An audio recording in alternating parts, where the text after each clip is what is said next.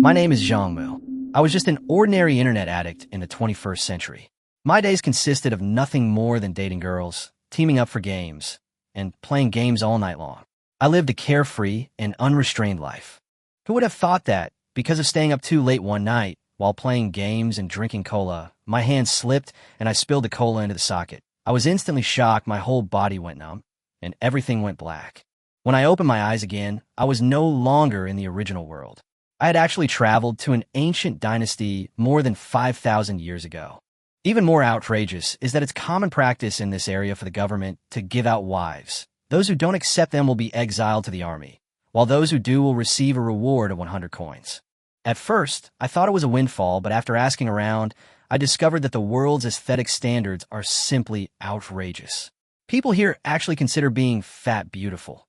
The fatter you are, the more popular and sought after you are. On the contrary, those fair-skinned, beautiful women with long legs were ignored and became the big problem that was disliked. Seeing this, I was overjoyed. How could I possibly miss such a good thing?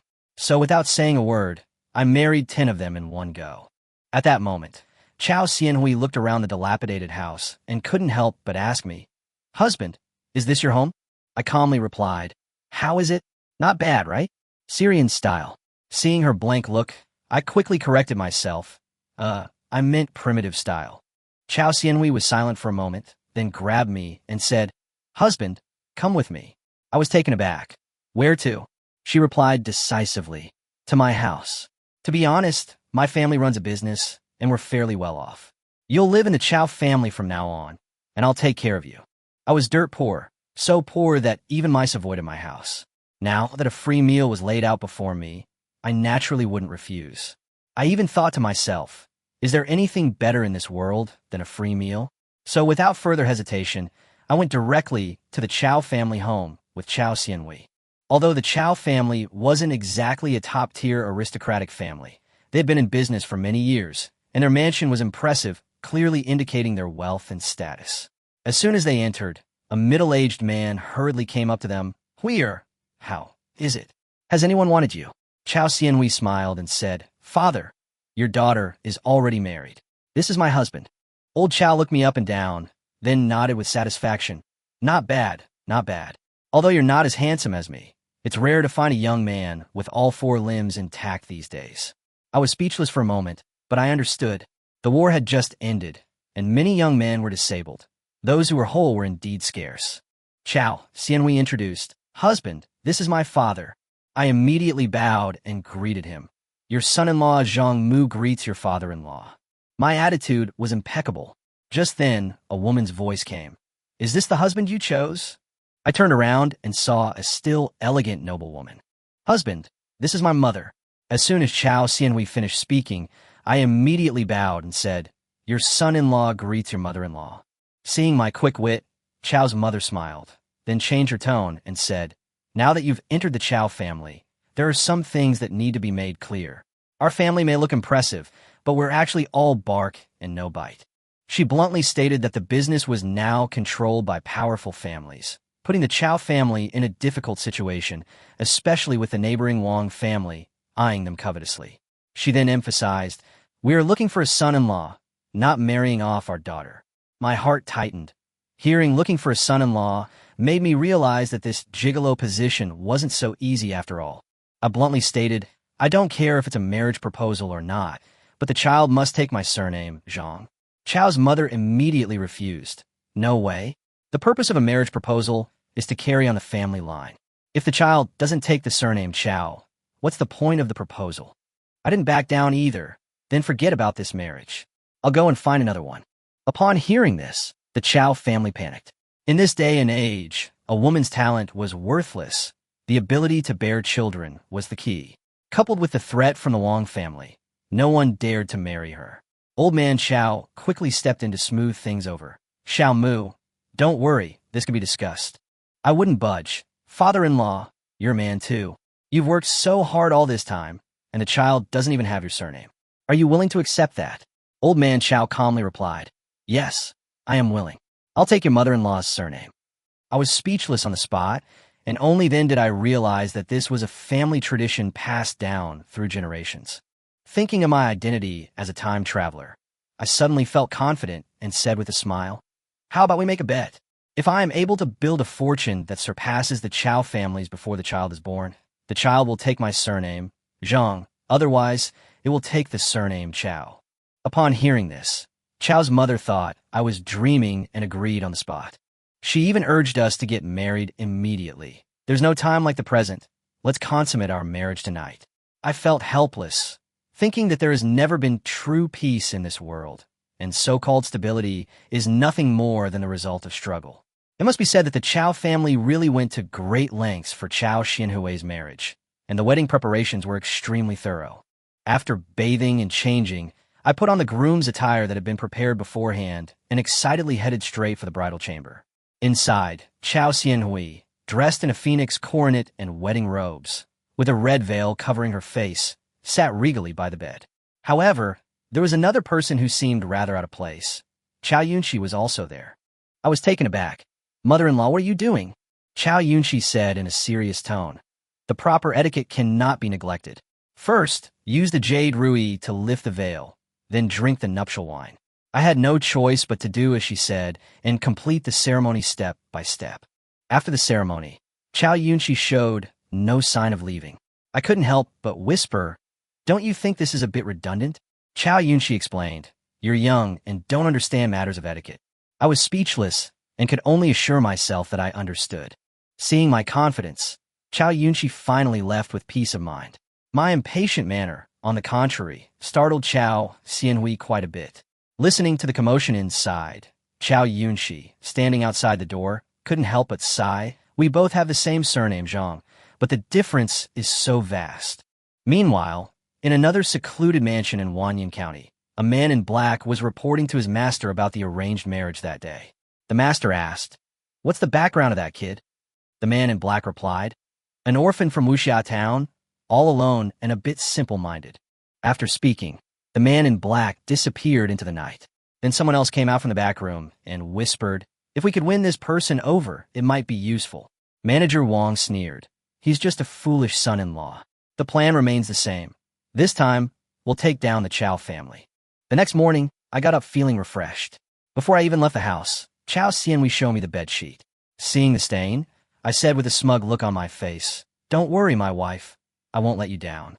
We tidied our clothes and stepped out of the room. Chiao Yunxi and Zhang Anquan were having breakfast in the living room. Chiao Xianhui reminded us, "Let's serve tea first." I picked up my teacup and said, "Father, have some tea. Mother, have some tea." The two of them took the teacups, beaming with joy. Chiao Yunxi said, "You must have worked hard last night. Eat quickly." I was stunned when I saw the table full of tonics. I glanced at Zhang Anquan's dark circles and immediately changed my mind. "I'm young, I don't need these, so how about—" Before I could finish speaking, Chiao Yunxi had already placed a large bowl of tonic soup in front of Zhang Anquan. Zhang Anquan looked utterly desperate. "Another one?" Chiao Yunxi urged. "Drink it quickly. This is a rare item that I got through connections." Under her pressure, Zhang Anquan had no choice but to force himself to drink it. Watching this scene, I sighed inwardly. Being a live-in son-in-law is really not easy. After dinner, we rode in old Zhao's carriage to the county government office to collect the marriage certificate and also received 100 coins as a reward. This money naturally went into my pocket. As soon as we got home, Chiao Yunxi snatched the marriage certificate away, holding it in his hands with a sigh of relief. After finishing all that, Chiao Xianhui went out to manage her business. I wasn't idle either. I went out alone to think about ways to make money. Thinking about the bet I made earlier, I had to earn money as soon as possible. But I only had 100 coins in my pocket, which was practically no capital in this era. Doing big business was unrealistic. I could only start with small businesses, but I couldn't think of a suitable direction for the time being. Just as I was worrying, I suddenly heard someone hawking rock candy on the street. Looking at the dark, unappetizing sugar, a thought suddenly struck me. That's it. We don't have white sugar yet. A thought flashed through my mind. If I could make white sugar that no one else had, scarcity would drive up the price, and I'd have no trouble making money. I recalled the sugar-making methods. Whether using yellow clay to decolorize or wood ash to remove color, I could turn brown sugar white. Thinking of this, my confidence soared, and I headed straight for the sugar stall. "Shopkeeper, how much is this rock honey?" I asked as soon as I entered the shop. The middle-aged shopkeeper immediately introduced with enthusiasm, "Sir, I have 3 kinds of rock honey. Black is 20 coins a caddy, red is 100 coins, and yellow is 200 coins. After hearing the price, a thought struck me. The lighter the color, the more valuable it is. If I could make a white one, wouldn't it fetch an astronomical price? The more I thought about it, the more excited I became, and I started figuring out how to get around it. Seeing my silence, the shopkeeper immediately advised, "Sir, the red and yellow ones actually taste quite similar. You can't tell the difference without tasting them carefully. Why don't you buy the red one, young man?" He clearly noticed that I thought the yellow one was too expensive. I was annoyed and cursed him for being shrewd. I immediately retorted, "Do you think I can't afford yellow?" The shopkeeper quickly smiled apologetically. "You've misunderstood. It's entirely up to you, sir." Without further ado, I said, "Then give me 5 caddies of the black kind." This left the shopkeeper completely bewildered. Soon, 100 coins were exchanged for 5 caddies of brown sugar, which I picked up and left. Just then, a maid from a wealthy family came to buy rock candy, immediately becoming picky. "The quality isn't good today. Do you have any whiter ones?" The shopkeeper said helplessly, "Yellow is already the best." The maid didn't argue anymore and bought 5 caddies of yellow rock honey. Seeing this, I immediately had an idea and quietly followed behind her. Reaching the entrance of a deserted alley, I called out to her, "Miss, wait a moment." The maid looked wary yet agitated. "What do you want to do? If you're going to rob someone, rob me instead. Don't touch Shermy." I was speechless for a moment and could only explain, "It's a misunderstanding. I'm not a bully. I wanted to ask if you wanted to buy white rock candy." Upon hearing this, the maid immediately showed a disappointed expression. She sighed, "Who wouldn't want white rock honey? If you have any, sir, send it to the Duke of Song's mansion in the eastern part of Chang'an. My young lady loves it the most. The whiter the better." Upon hearing the name of Duke Xiaoyu of Song, I was immediately struck by his name. He was a top-tier nobleman with immense wealth. I made up my mind right then and there that I had to make a big profit from this deal. The two exchanged a few pleasantries, and the maid introduced herself as Peach. I patted my chest and assured her, "Sister Peach, I'll bring you the white rock honey tomorrow." With that, I turned and ran, my face beaming with excitement. Back in my old home in Wuxia town, though dilapidated, I had no shortage of yellow mud and wood ash for bleaching. I simply divided the brown sugar into 2 portions and experimented with 2 different methods. I used the wood ash from the bottom of the pot for 1 portion and the yellow mud from the side of the wall for the other. And after a simple treatment, I waited for the results. Only after finishing all this did I remember to check if my brother had any money. A family without money is equally impoverished. The 2 families have been vying for the title of second to last for years, with no clear winner.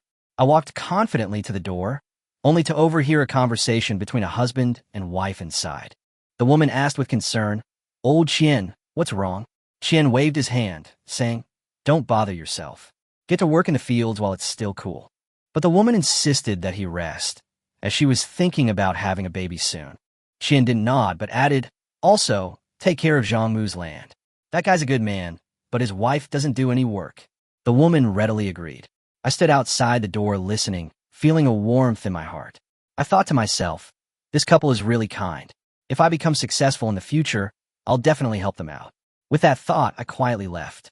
Back at the Chiao family home in the city, dinner was already prepared. My father-in-law, Zhang Anquan, invited me to drink, while my mother-in-law busied herself serving dishes. The atmosphere was quite lively. I had some concerns. Father, Huier hasn't returned yet. But my mother-in-law didn't seem to care. A man can't wait for a woman. "You all drink first, and I'll add a couple more dishes." I felt secretly pleased. Life was indeed comfortable.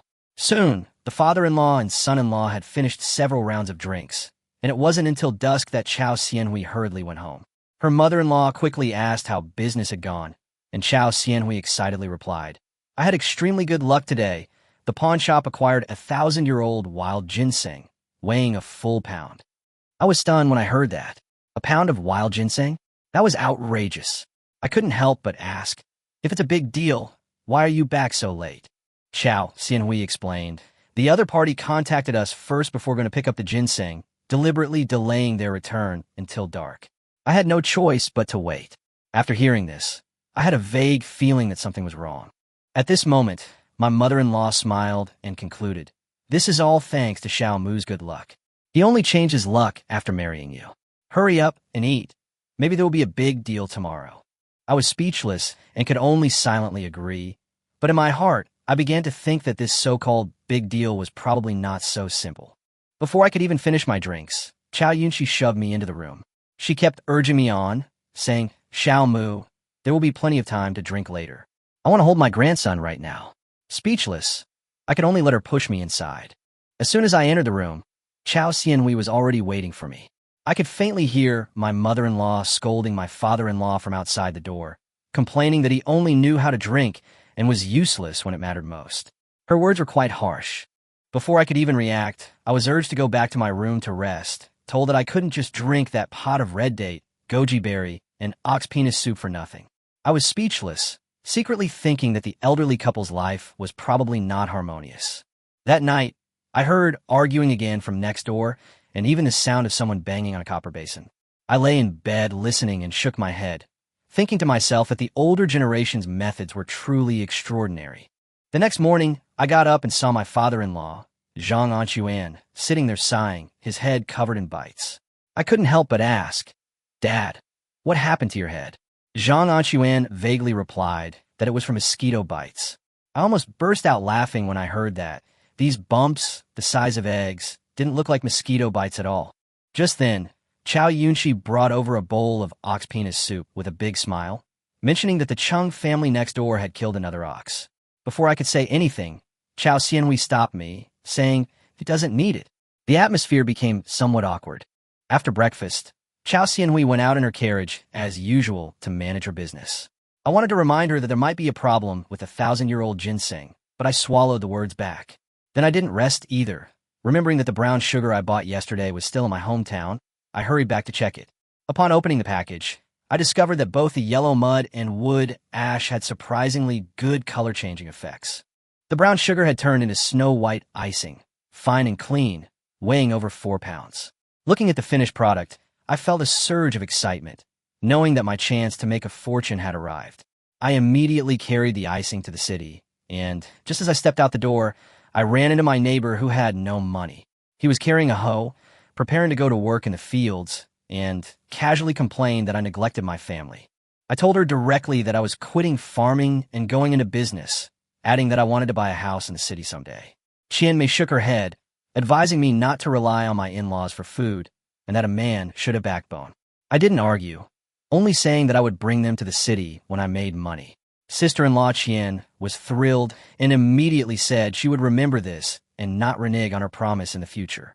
As the two chatted and laughed, Qianmei's face grew increasingly dark, urging his wife to hurry up and get to work. I watched them leave, then turned and headed straight for the Song State Duke's mansion in the east of the city. Upon arriving at the gate, I was indeed stopped by a servant who arrogantly demanded to know what I was doing there. I could only lower my stance and ask them to inform them that I was looking for Taozi. After waiting for a quarter of an hour, the servant brought Taozi out, his attitude noticeably better. I could tell at a glance that he held a high position in the household. When Taozi saw me, she smiled and asked, "Do you really have white sugar?" Without wasting any words, I directly opened the parchment paper and handed him the snow-white frosting. Peach took a bite. Her eyes immediately lit up, and she excitedly asked the price. I didn't rush to name a price, but just smiled and said, "Peach, you can decide." This pleased Peach greatly, and she immediately said she would go and ask the old lady. Watching her carry the icing sugar into the mansion, I already knew in my heart that this deal was basically secured. 15 minutes later, Peach returned with a money bag, smiling as she relayed the old lady's words. "This frosting is quite good. She likes it very much. Send it over whenever you have more, 1 string of cash per pound. Yours is 4.5 pounds, but we'll charge you 5 pounds for the first time. Are you satisfied?" My heart skipped a beat. This single order had yielded dozens of times the profit. Suppressing my excitement, I smiled and said, "I'm satisfied. Thank you for your help, Sister Peach." As I spoke, I took the money and handed over another 100 coins, saying, "Thank you for your hard work. It's nothing. Please take it and have some tea." Seeing how understanding I was, Peach's expression softened even more. "Come to me if you need any more goods." With that, she hurried away. I watched her walk away, knowing perfectly well that this connection had been established. As I turned around, I saw 2 servants at the door staring at me expectantly. Without hesitation, I took out 20 coins and handed them over.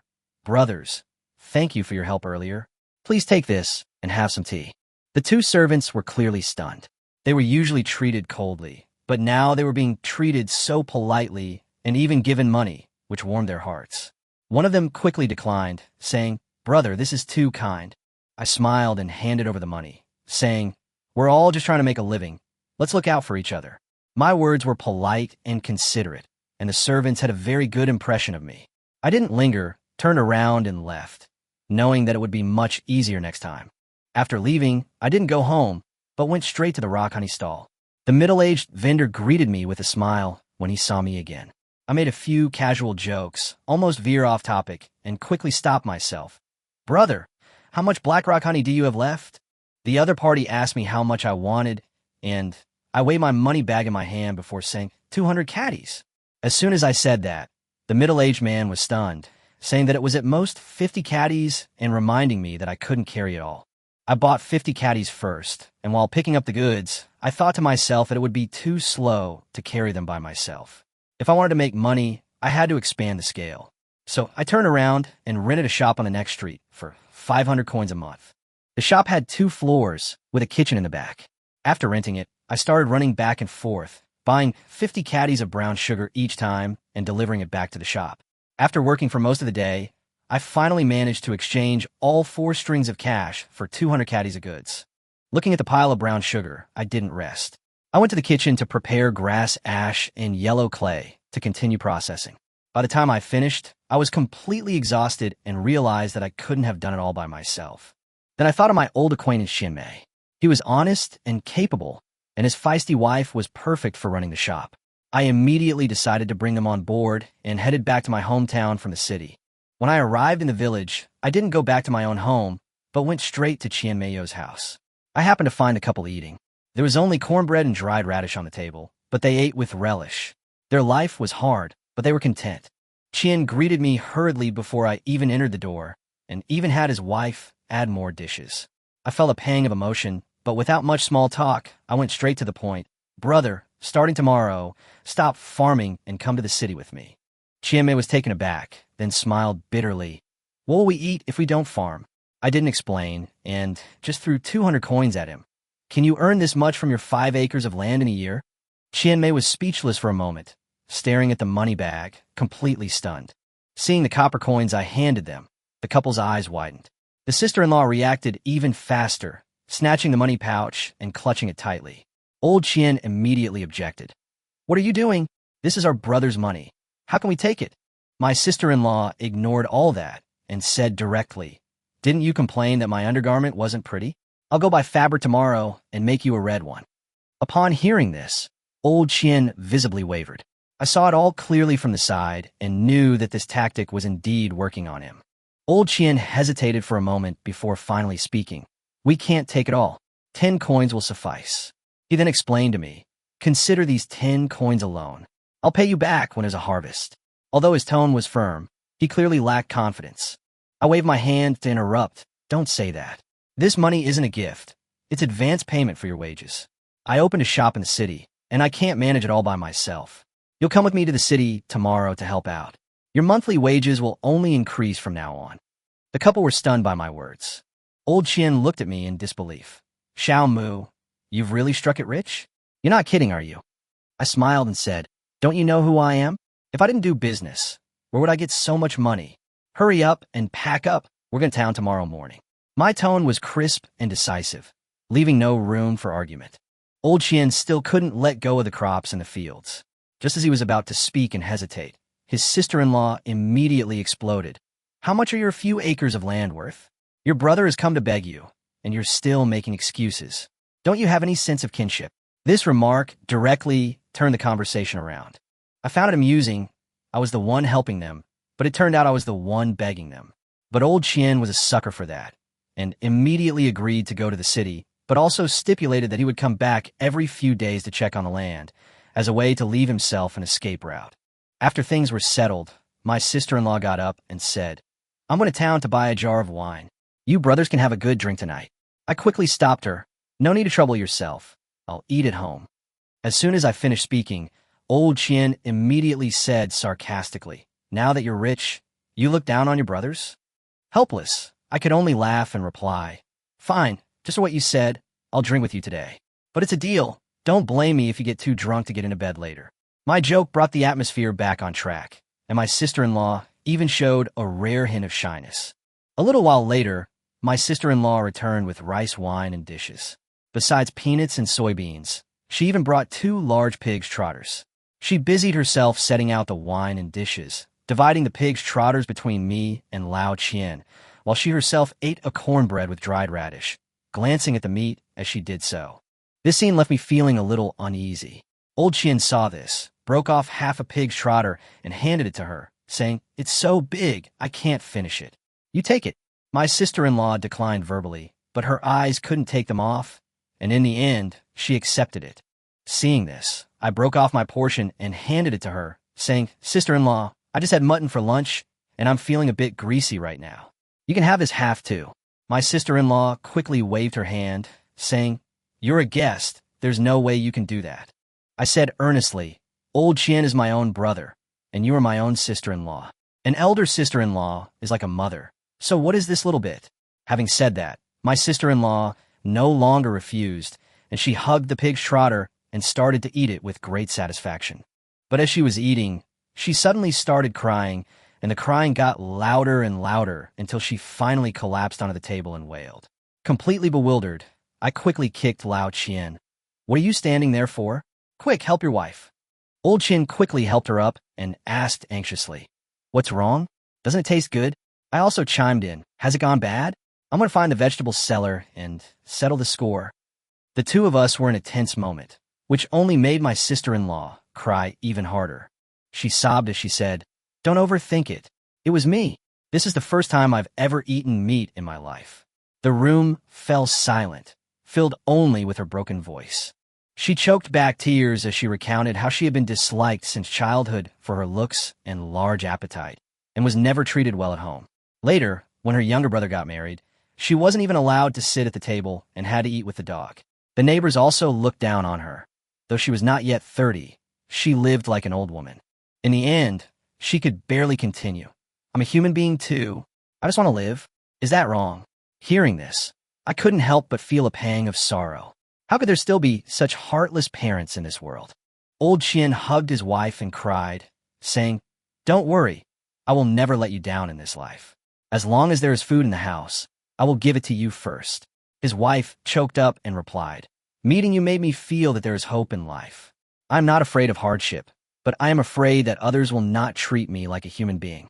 The two of them were inseparable, and I couldn't stand it anymore. I cleared my throat and said, all right, are you still going to drink? If you want to be all lovey-dovey, wait until I leave." The couple then separated, feeling embarrassed. Seeing them continue drinking, my sister-in-law watched longingly from the side. I immediately understood. "Sister-in-law, why don't you join us for a drink?" She readily agreed, but then turned around and went to buy more alcohol. As soon as she left, Lao Qian complained, "Why did you let her drink?" I grinned mischievously and said, "Isn't it good that she's drunk? After I leave, you'll be in charge anyway." Lao Qian immediately understood. My sister-in-law came back carrying 2 jars of wine. She immediately rolled up her sleeves, put her feet on a stool, and started fighting over the jars. I took a sip of the rice wine and frowned. It was so sour that I could hardly swallow it. I secretly thought to myself that I must go into the wine business in the future. I took another bite of the pig's trotter. The pungent smell made it even harder to eat. I then realized that pigs in this era weren't castrated, so naturally they didn't taste good. I also secretly decided to raise them myself. After several rounds, I was already dizzy and lightheaded, and Lao Qian had completely passed out under the table. I waved my hands and begged for mercy. "Sister-in-law, I can't take it anymore. I really can't drink anymore." But she wouldn't let it go. "If you're a man, you'll finish this whole jar." I quickly conceded defeat and prepared to leave, but my sister-in-law downed the wine jar in one gulp. In the setting sun, the way she drank with her head tilted back was particularly bold. After finishing, she threw the jar aside. Then she grabbed Old Qian's foot, dragged him out from under the table, and pulled him into the house like a chick. I was horrified and quickly slipped away. Before leaving, I made sure to close the courtyard gate before returning to the Chiao family home. I found the three of them looking unwell, the atmosphere heavy, and the dining table empty. I asked, "Huir, what happened?" Chiao Yunxi quickly replied, "It's business you wouldn't understand. Don't ask. I'll go cook for you." I didn't believe her and pressed for more information. Zhang Anchuan sighed. "It's nothing serious. You should go and rest. The important thing is for Xiao Wei to give us a grandson soon." This only made me more suspicious. I looked at Chiao Xianhui, but she whispered, "It's really nothing. You should rest." I assumed the two elders had a disagreement, so I didn't ask any further questions. The alcohol hit me hard, and I felt dizzy and nauseous. Without even taking a shower, I went straight to bed and slept until late the next morning. When I woke up, I found the house empty, but I didn't care. I remembered that I had arranged to meet Lao Qian and his wife to help out in the city, and I had overslept, so I quickly went out. I was munching on a steamed bun as I hurried along when I saw them wandering aimlessly in the street. I greeted them. "Brother and sister-in-law, have you eaten?" Old Qian immediately exploded. "You're so unreliable. You said you'd come into town early this morning, and we've been wandering around for ages, and we still don't know where your shop is." Only then did I realize that I had forgotten to tell them the location. I explained somewhat awkwardly, and then took them to eat steamed buns. The two of them, who usually only ate coarse grains, ate the white steamed buns with extra relish. After they finished eating, I took them to a shop, but as we walked, I became completely lost. We were lost and couldn't even remember where the shop was. Left with no other option, I used the stall where I bought raw candy yesterday as a reference point, trying to remember where I was going. After quite a while, we finally found the shop. Once inside, I immediately took them to see the icing. A pile of snow-white sugar was laid out before them, and they were both stunned. My sister-in-law couldn't help but ask, "Zhang Mu, is this what you do for a living?" I replied with a smile, "Sister-in-law, is that even a question? We'll make a living from this from now on. It's a highly profitable business." Her eyes lit up when she heard that, much more excited than Old Qian. Old Qian was usually carefree and idle, wandering around during the off-season, and occasionally he would help me make a little money. My sister-in-law, on the other hand, was always busy with the stove and farm work, and was most sensitive to the details of daily life. She stared at the hundreds of pounds of white sugar and sighed softly. She had rarely even had a taste of brown sugar since she was a child.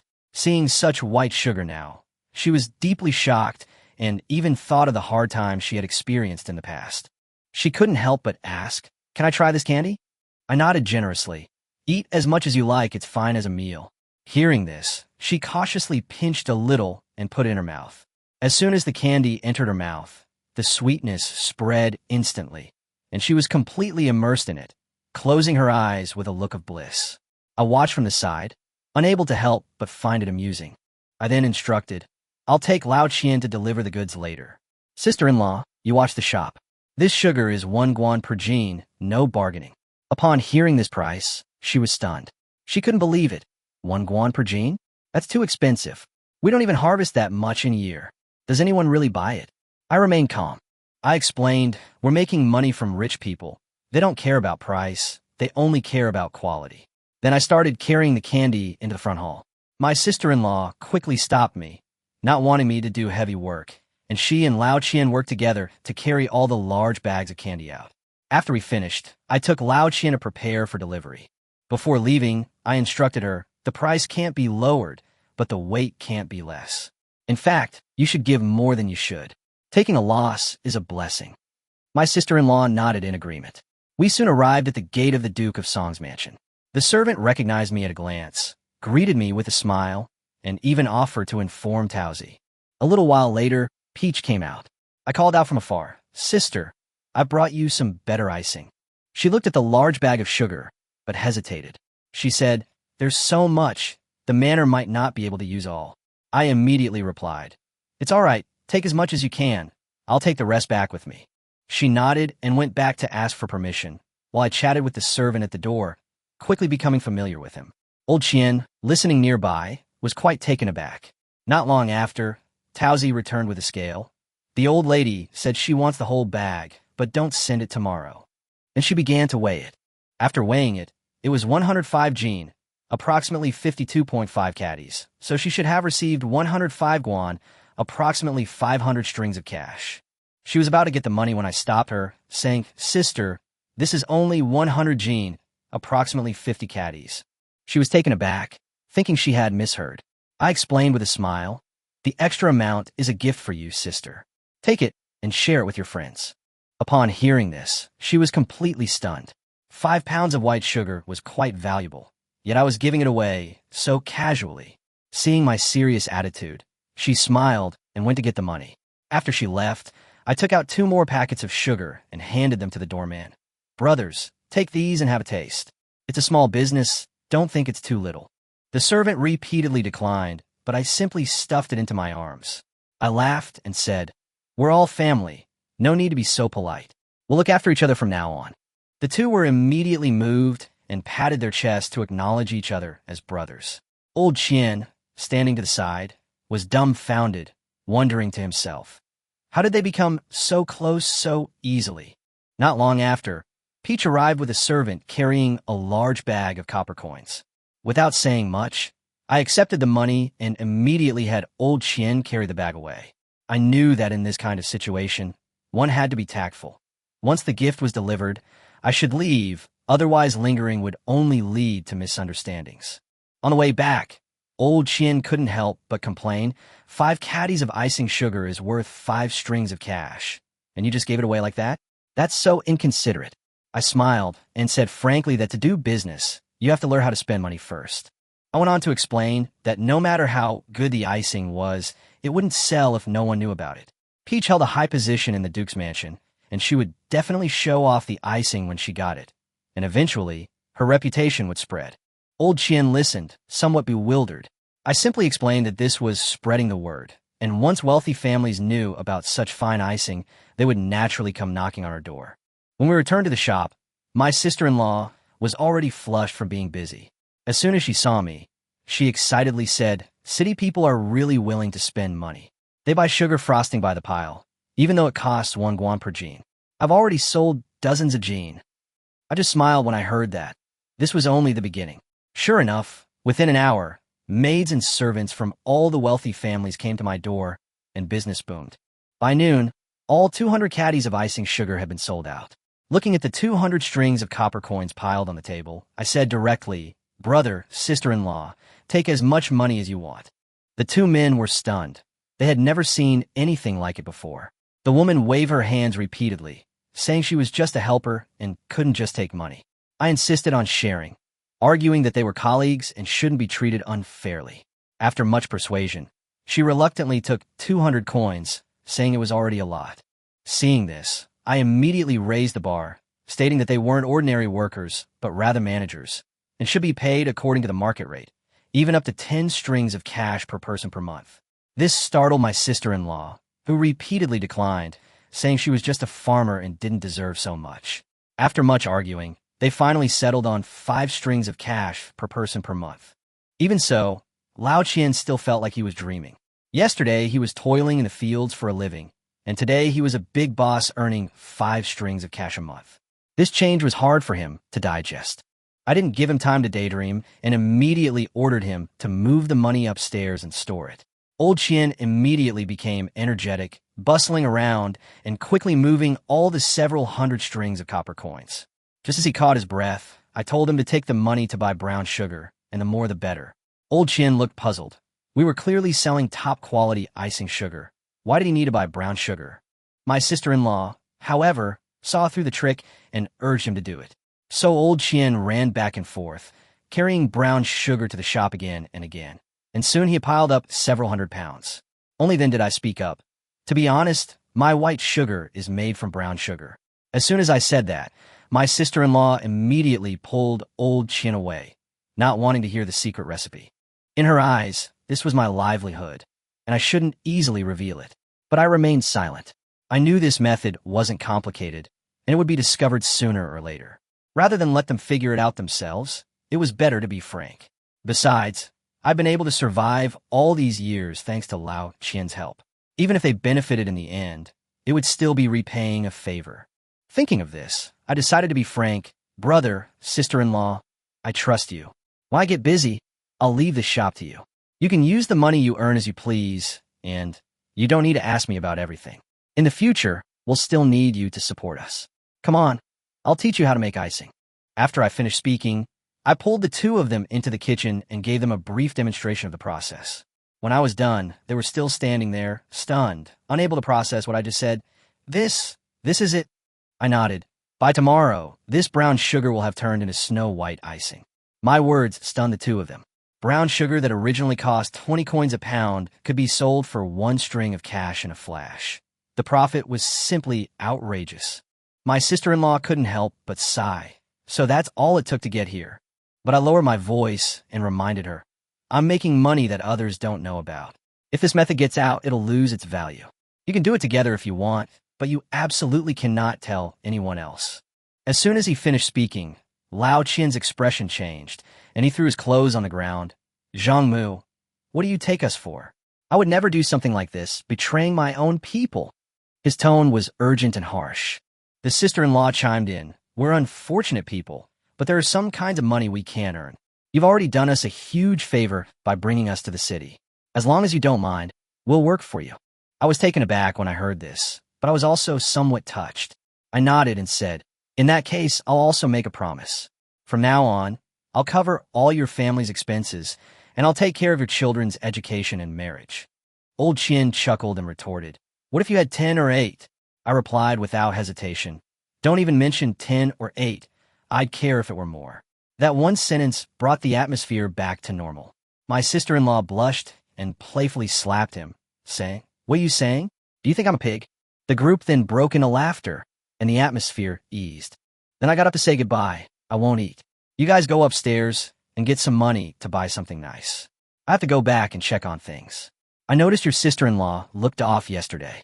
My sister-in-law immediately replied, go quickly, call us if anything happens. I may not be good at anything else, but I'm sure I can hold my own when it comes to insults. I was both amused and exasperated, and turned to leave. I bought some gifts first before heading home. On the way, I thought to myself, now that I have money, I can't just leave empty-handed like before. As soon as I entered, a strong smell of Chinese medicine hit me, and I was immediately taken aback. She was perfectly fine yesterday. Why is she suddenly taking medicine? A vague unease crept into my heart. Upon entering the courtyard, I saw my father-in-law squatting in the corner, looking worried. I casually asked, Father, what's with this medicine smell? Is my mother-in-law pregnant? Zhang Anquan looked up and glared at me. What nonsense are you talking about? This medicine is for your wife. His words left me stunned. I asked instinctively, pregnant? He replied irritably, we've only been married a few days. What pregnancy? She's the one who fell ill. My heart tightened. Wasn't she fine yesterday? He sighed. Something happened at the pawn shop. She was cheated. Upon hearing Zhang Anquan say that Chiao Xianhui was ill, I didn't bother with pleasantries and turned to run to my room. Before I even entered, I heard Chiao Yunxi comforting her daughter. There's no such thing as a business deal without losses. Just consider this a lesson learned and don't take it to heart. Chiao Xianhui cried and replied, Mother, this time is different. We invested 10,000 guan, which is our entire savings. If the creditors come knocking, we won't even be able to keep the house, and we'll be completely finished. As soon as she finished speaking, the room was filled with sobs. I couldn't hold back any longer and pushed the door open. What exactly happened?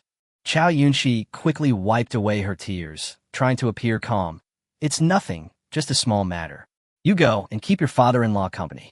But I didn't believe her at all. Even after all this, you still want to hide it from me? Seeing that she could no longer hide it, Chiao Xianhui choked up and said, Husband, I've been deceived. That 1 pound ginseng is fake. I was stunned and immediately asked, How are you sure?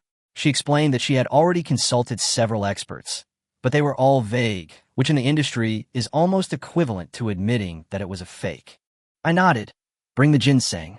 As soon as I finished speaking, Chiao Xianhui struggled to her feet and took out the beautifully packaged ginseng. I looked at it and saw that it was indeed huge and rare, but the more it was like that, the more suspicious it seemed. I took the ginseng to the yard for a closer look, recalling the counterfeiting methods I'd seen in my past life. Most of them were pieced together, but the craftsmanship was so sophisticated that they were hard to distinguish with the naked eye. Without the right tools, I had to find another way. I suddenly asked, Do you know anyone with exceptional knife skills? Chiao Xianhui was taken aback. My dad is one. I was a little skeptical at first, but Chiao Yunxi nodded in agreement, saying that Zhang Anquan was chosen as a son-in-law because of his knife skills.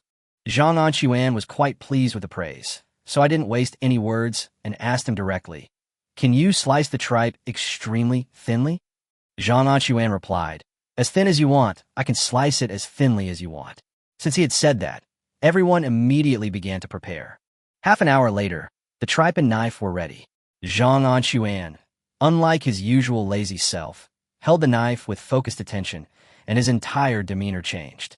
His knife skills were exquisite, and he quickly peeled off a layer of tripe as thin as a cicada's wing. I took the thin film and couldn't help but praise it. Then I filled it with water and sealed it to make a simple water mirror. When I brought the water ball close to the ginseng, the details were instantly magnified, and the previously indistinct seams became clear. I sighed and handed the water balloon to Chiao Xianhui. "See for yourself." Chiao Xianhui only glanced at it. Her face instantly turned deathly pale, and she fainted on the spot. I quickly carried her back to the room, my expression becoming serious. Chiao Yunxi and his wife then examined the ginseng with a water balloon, sighing repeatedly, clearly confirming that it was indeed fake. But I couldn't care less about that at that moment.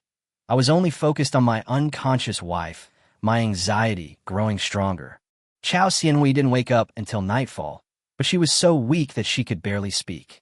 Chiao Yunxi was extremely anxious. "Quickly take her to see a doctor." I shook my head.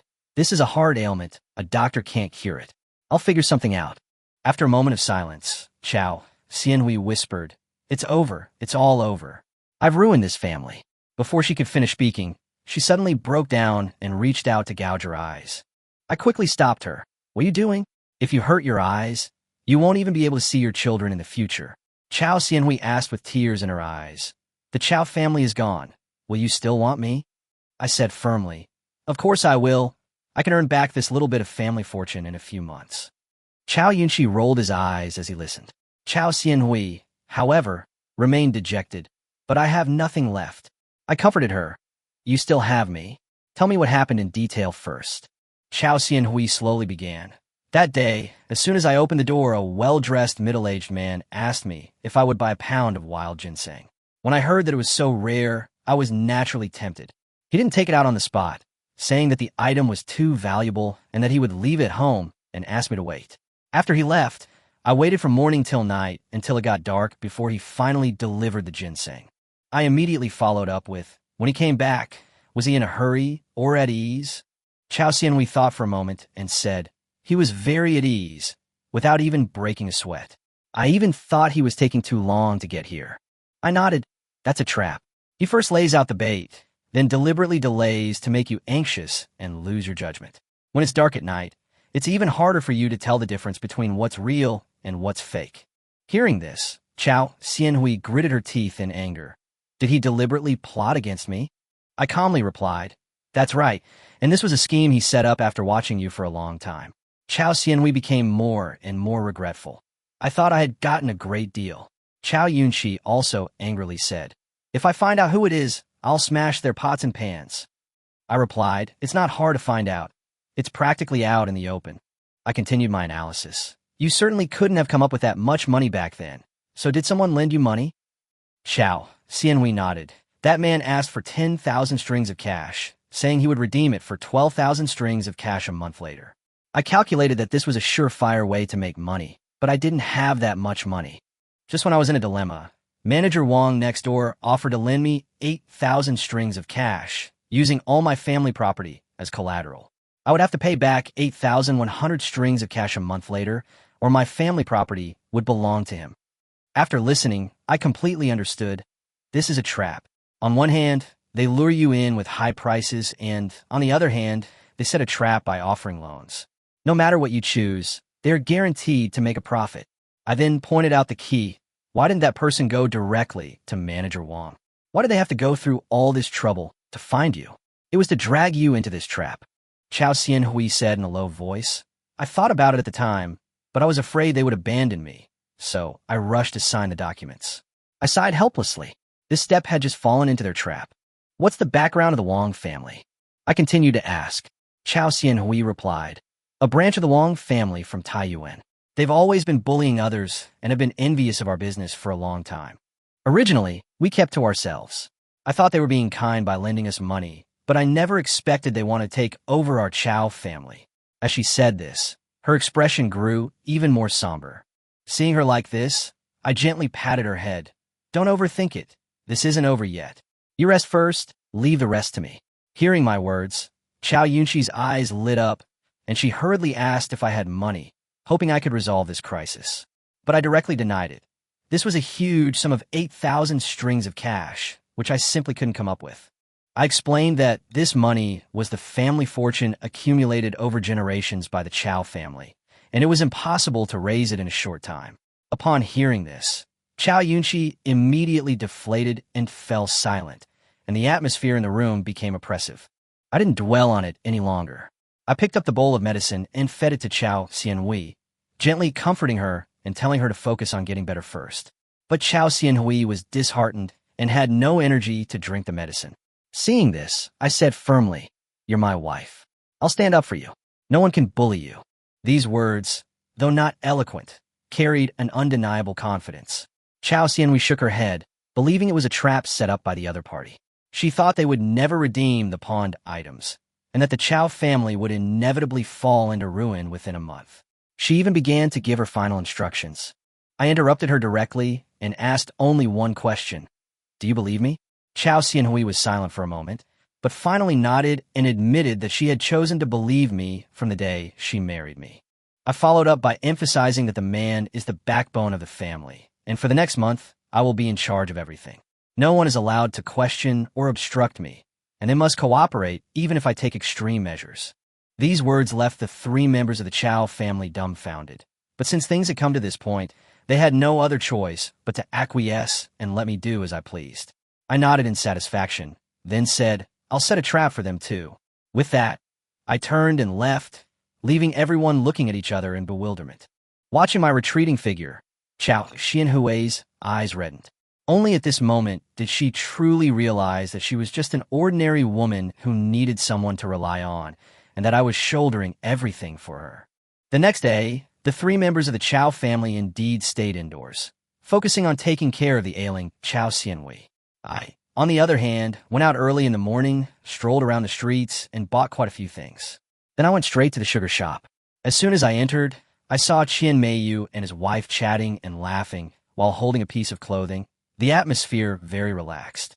I snatched the red garment from her and complained, "This cloak is too flashy, with 2 wild ducks embroidered on it. Who would wear that out in public?" Sister-in-law Qian blushed immediately and whispered that it wasn't a cloak, but rather her newly bought Mandarin duck-patterned undergarment. I was instantly embarrassed, quickly apologized, and handed the garment back. Sister-in-law Qian couldn't resist making a few teasing remarks, and Qian didn't interrupt her. The two of them bantered back and forth, creating a somewhat ambiguous atmosphere. I felt a chill run down my spine and just wanted to leave as soon as possible. I couldn't be bothered to get involved anymore, so I picked up my bag and went straight upstairs, my mind only on my own plans, and I had no time to pay attention to these trivial family matters. Meanwhile, in a private room of a restaurant across from the Chiao family's shop, 2 middle-aged men were drinking. One of them was none other than manager Wong, who was pulling the strings behind the scenes. He proudly praised his partner for his excellent work and promised that the man would enjoy a life of luxury with the Wong family in the future. The 2 men clinked glasses, the atmosphere quite relaxed. After several rounds of drinks, manager Wong sneered, saying that the Chiao family was nothing but a small, insignificant family without an heir, yet they dared to compete with the Wong family for business. This time, he would definitely swallow them up completely. His companions echoed his sentiments, praising his brilliant methods, saying that even wealthy families might not be able to withstand them. Manager Wong became even more smug upon hearing this. He also complained that he was born at the wrong time and failed to become a direct descendant. Otherwise, with his abilities, he would have long since allowed the Wong family to surpass other aristocratic families. The 2 men became more and more animated as they talked at the dinner table, even asserting that the position of head of the Wong family would eventually fall into the hands of manager Wong. Zhao Wuda's flattery pleased Wang Buren greatly. He was initially pleased with himself, but then feigned humility, saying that he still understood the rules of seniority and the distinction between legitimate and illegitimate children. Zhao Wuda, however, disagreed, directly citing the current emperor as an example, saying that although the emperor was born of the legitimate wife, but not the eldest son, he still ascended to a high position. If Lier could do it, why couldn't Wong Buren? His words carried a deeper meaning. Upon hearing this, Wong Buren's eyes lit up. After a moment of contemplation, he slowly replied that it was too early to discuss the matter, but no one could predict the future. It all depended on fate. Zhao Wuda immediately pledged that he would go through fire and water for him if needed in the future. Wong Buren was satisfied and promised on the spot that once he acquired the Chiao family's shop, he would entrust it to Zhao Wuda's management. Meanwhile, I was so busy on the second floor of the sugar shop that I didn't even have time for lunch. Sister-in-law Qian came up and knocked on the door to call me for lunch, but I only asked her to bring up 2 steamed buns and didn't even touch the wine. For several days in a row, I buried myself in work during the day and only went home to rest at night, my whereabouts appearing quite mysterious. Until this day, I went downstairs early, carrying a package, and my expression was noticeably more relaxed. Seeing this, sister-in-law Qian couldn't help but ask what I was busy with, excitedly saying that she had already earned 2,000 strings of cash in the past few days. I simply reminded them not to be too frugal. Since they were making money, they should improve their diet. Sister-in-law Qian, however, was reluctant to part with the pork, saying she was already very satisfied to be able to eat it, and also inquired about the Chiao family situation. I told her that the matter would be resolved soon, and I would treat them to a good meal in a few days. When I mentioned wanting to drink San Li Jiang, Qian Meima and his wife couldn't help but swallow hard. This wine was extremely rare in the Tang dynasty, and ordinary people simply couldn't afford it. Qian Meima tentatively asked if I needed any help, but I flatly refused, saying that everything was under control and that they should just keep an eye on the shop. After explaining the business details, I rushed back to the Chiao family home. As soon as I entered, I saw Chiao Yunxi wiping away tears, and Zhang Anquan also looked dejected. I learned that Chiao Xianhui was not doing well.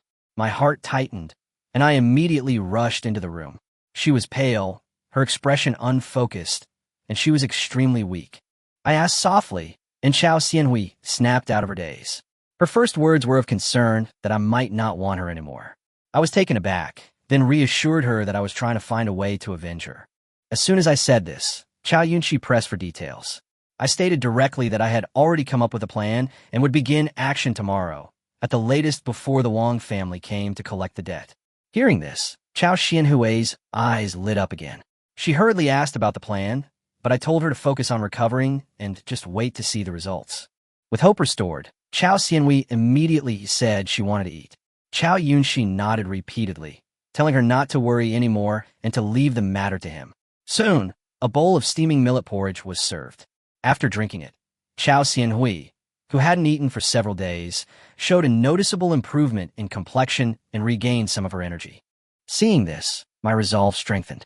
If I could get justice for her this time, she would be truly saved. Before going to bed, I arranged for everyone to go to the pawn shop tomorrow, and even said I would put on a good show. Chiao Xianhui was deeply moved by this, and drank another bowl of porridge, her spirits noticeably lifted. The next morning, before I even got out of bed, Chiao Xianhui woke me up. When I opened my eyes, I saw that she was already dressed and had a smile on her face, but her slightly pale complexion still couldn't hide the depression in her heart. I didn't say much and quickly got up. When we arrived at the hall, my mother-in-law had already prepared breakfast. After the 4 of us had a simple meal, we got into old Zhao's carriage and headed straight for the pawn shop. When they reached the street corner, all the other shops were already open, but the Chiao family shop remained closed. Chiao Xianhui pointed to a person in the distance and whispered, "Husband, that's Manager Wong. He's the one who offered to lend me money back then." I looked in the direction she pointed and saw a fat, greasy-faced man with a cold, sinister gaze. He seemed all smiles on the surface, but he was clearly no good person. I already made up my mind.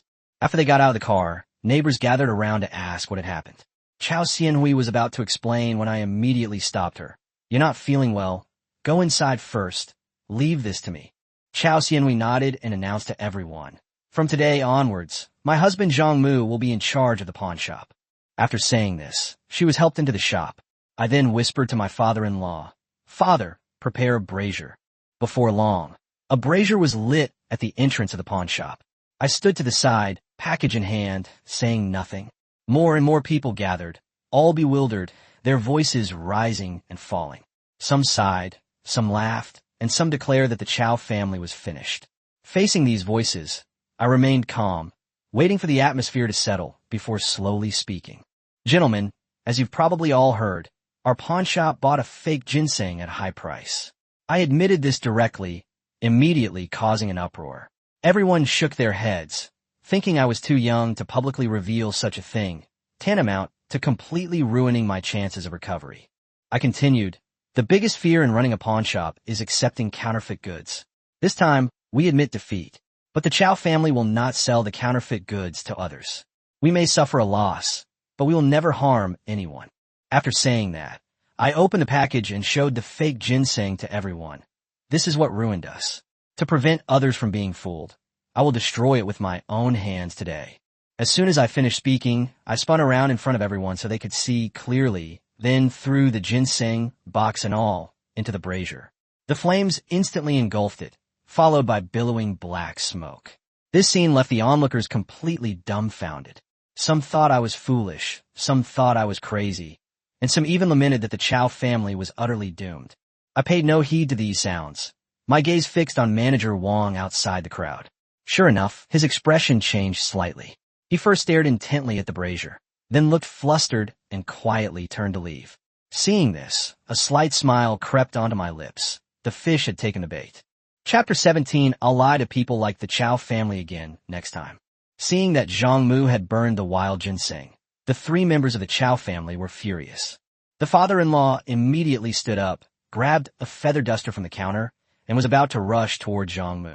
Seeing that no one was stopping him, he put the duster down, sat down, sighed, and kept muttering to himself. Alas, misfortunes never come singly. One should never associate with a son of a concubine. What a despicable person. To have chosen such a son-in-law, all the daughter I've raised for over a decade has been wasted. Chiao Xianhui was dumbfounded. Since yesterday, Zhang Mu had been constantly touting that he could help her get revenge. She was just waiting to see a good show. And then he burned the wild ginseng worth 10,000 strings of cash. Even though it was fake, it was still bought with real money worth 10,000 strings of cash. Seeing this, Chiao Xianhui's spirits immediately plummeted. Unable to sit still any longer, she struggled to her feet and walked outside. Seeing her daughter walk out, Chiao Yunqi quickly helped her up. Once outside, Chiao Xianhui said to Zhang Mu with dissatisfaction, "My lord, is this the revenge you spoke of?" "Yes, that's the first step. The second step is..." Before Zhang Mu could finish speaking, Chiao Xianhui suddenly felt dizzy and fell to the ground if her mother, Chiao Yunqi, hadn't been supporting her.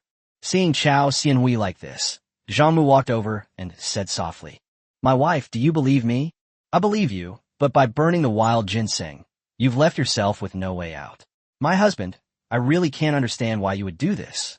Before Chiao Xianhui could finish speaking, Zhang Mu interrupted her and continued, "That's enough. You just need to trust me. We agreed that you'd listen to me today, and even if I burn the house down, you can't complain." Seeing Zhang Mu's confidence, Chiao Yunqi, his mother-in-law, comforted Chiao Xianhui, saying, Since we've chosen to believe Zhang Mu, let him go all the way. We have no other choice but to trust him. Our Chiao family has been subservient for decades, but today we're going all out." Upon hearing Chiao Yunqi's words, Chiao Xianhui lowered her head and remained silent for a moment before following her mother back home. Seeing Chiao Xianhui's unsteady steps, Zhang Mu knew that his cheap wife could no longer withstand any more torment. After leaving the crowd of onlookers, manager Wong didn't rest. He went straight to find Zhao Wuda. At this moment, Zhao Wuda was taking a nap with a prostitute on each his left and right sides. Since climbing the social ladder by associating with the Wong family, Zhao Wuda has enjoyed unparalleled power and influence.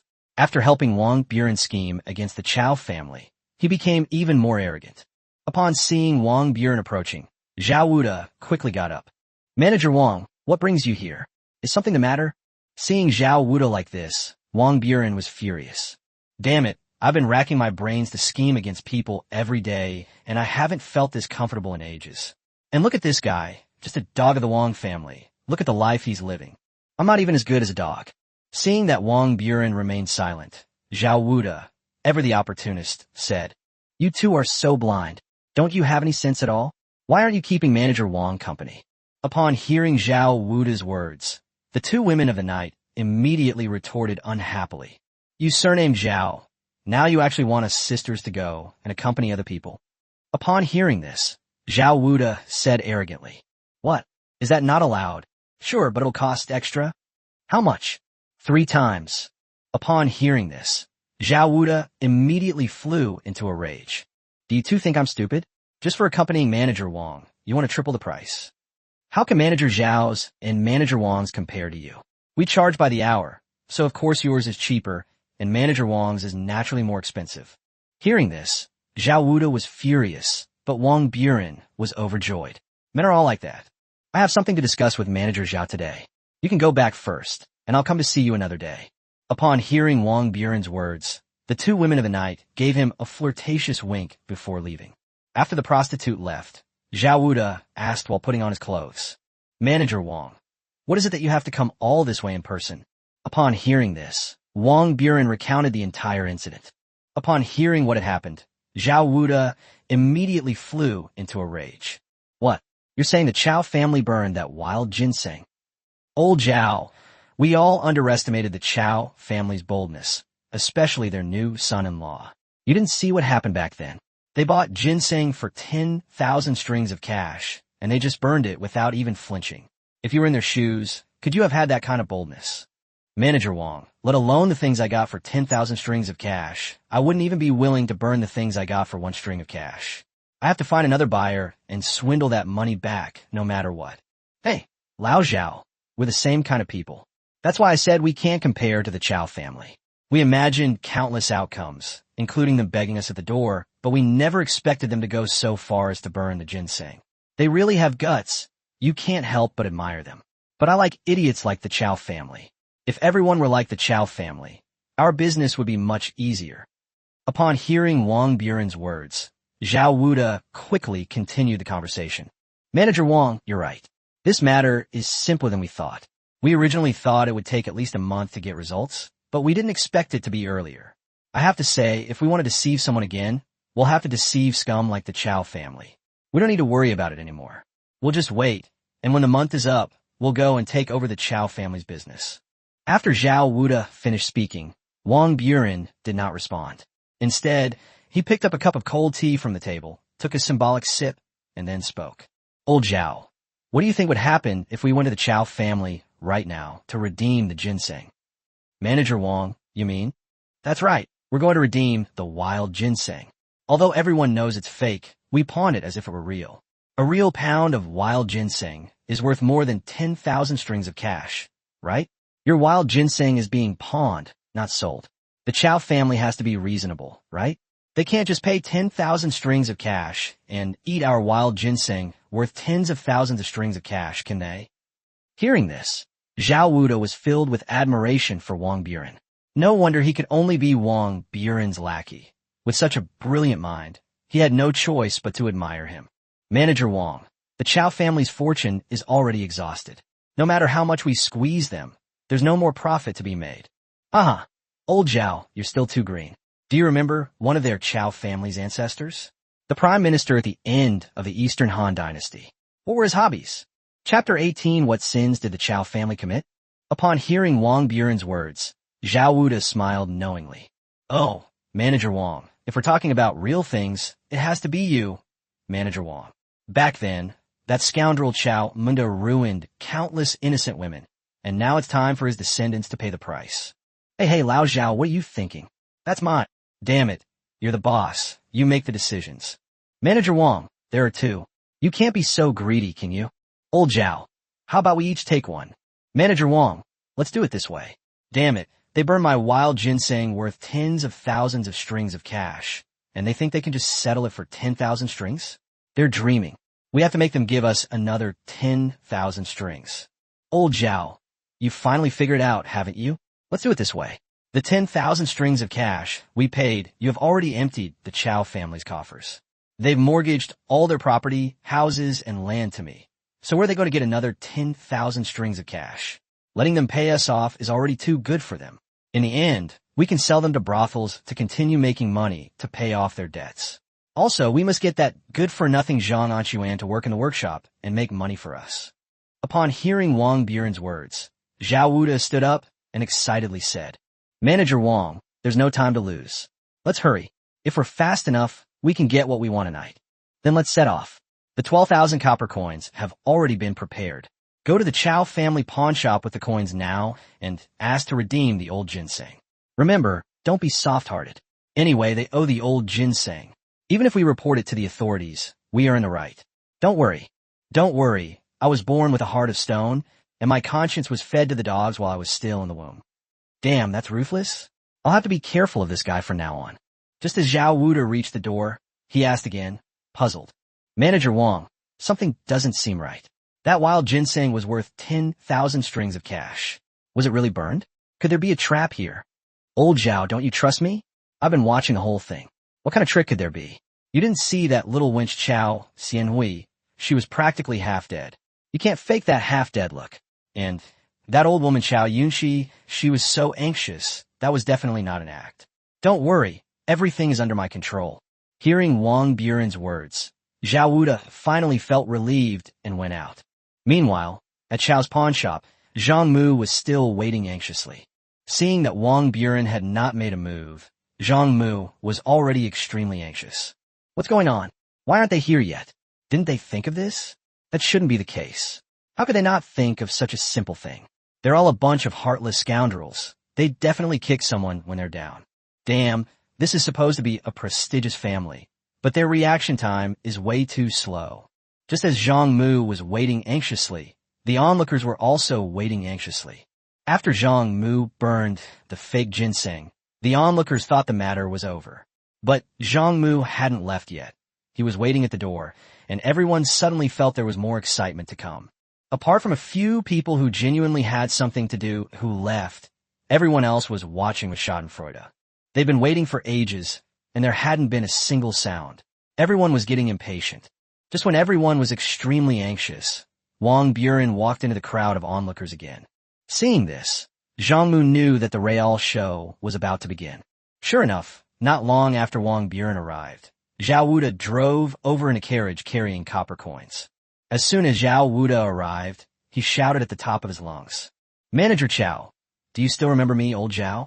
I've come to redeem my family's heirloom, wild ginseng. Upon hearing the noise outside, Chiao Xianhui immediately felt as if the sky had fallen. Was I wrong? Was that ginseng real? Good heavens, what did Zhao Mu just do? Seeing that no one was paying attention to him, Zhao Wuda continued to shout, Manager Chiao, speaking of which, I should thank you. You are truly a bodhisattva incarnate. The 10,000 strings of copper coins I pawned from you not only solved my Zhao family's urgent problem, but also made me quite a bit of money. I know that doing business requires working capital, so as soon as I had some spare cash, I came to redeem the pawned item. Manager Chiao, I brought 12,000 strings of copper coins, including principal and interest. Quickly, bring out my family's heirloom wild ginseng. Upon hearing Zhao Wuda's words, the onlookers were stunned. Oh dear, they've come to redeem their pawned goods. What are we going to do? They just burned their wild ginseng. That's right. What sins did the Chiao family commit to deserve such a spendthrift son-in-law? He's so impulsive.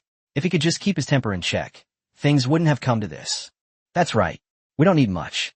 As long as they can wait for an hour, we'll get through this difficult time.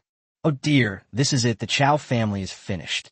Gentlemen, the Chiao family's affair also reminds us that we must be careful when choosing a son-in-law, and we can't choose a young one. As the saying goes, a young man with no beard is unreliable.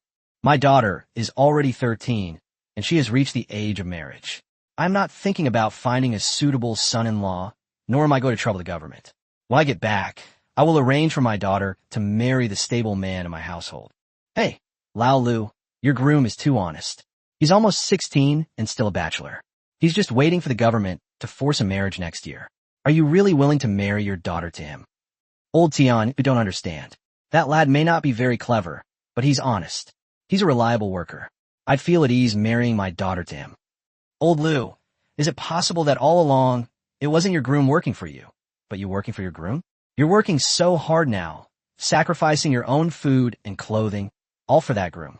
You only have one daughter, and after you pass away, Everything your family owns will belong to that groom. Don't you think that makes sense?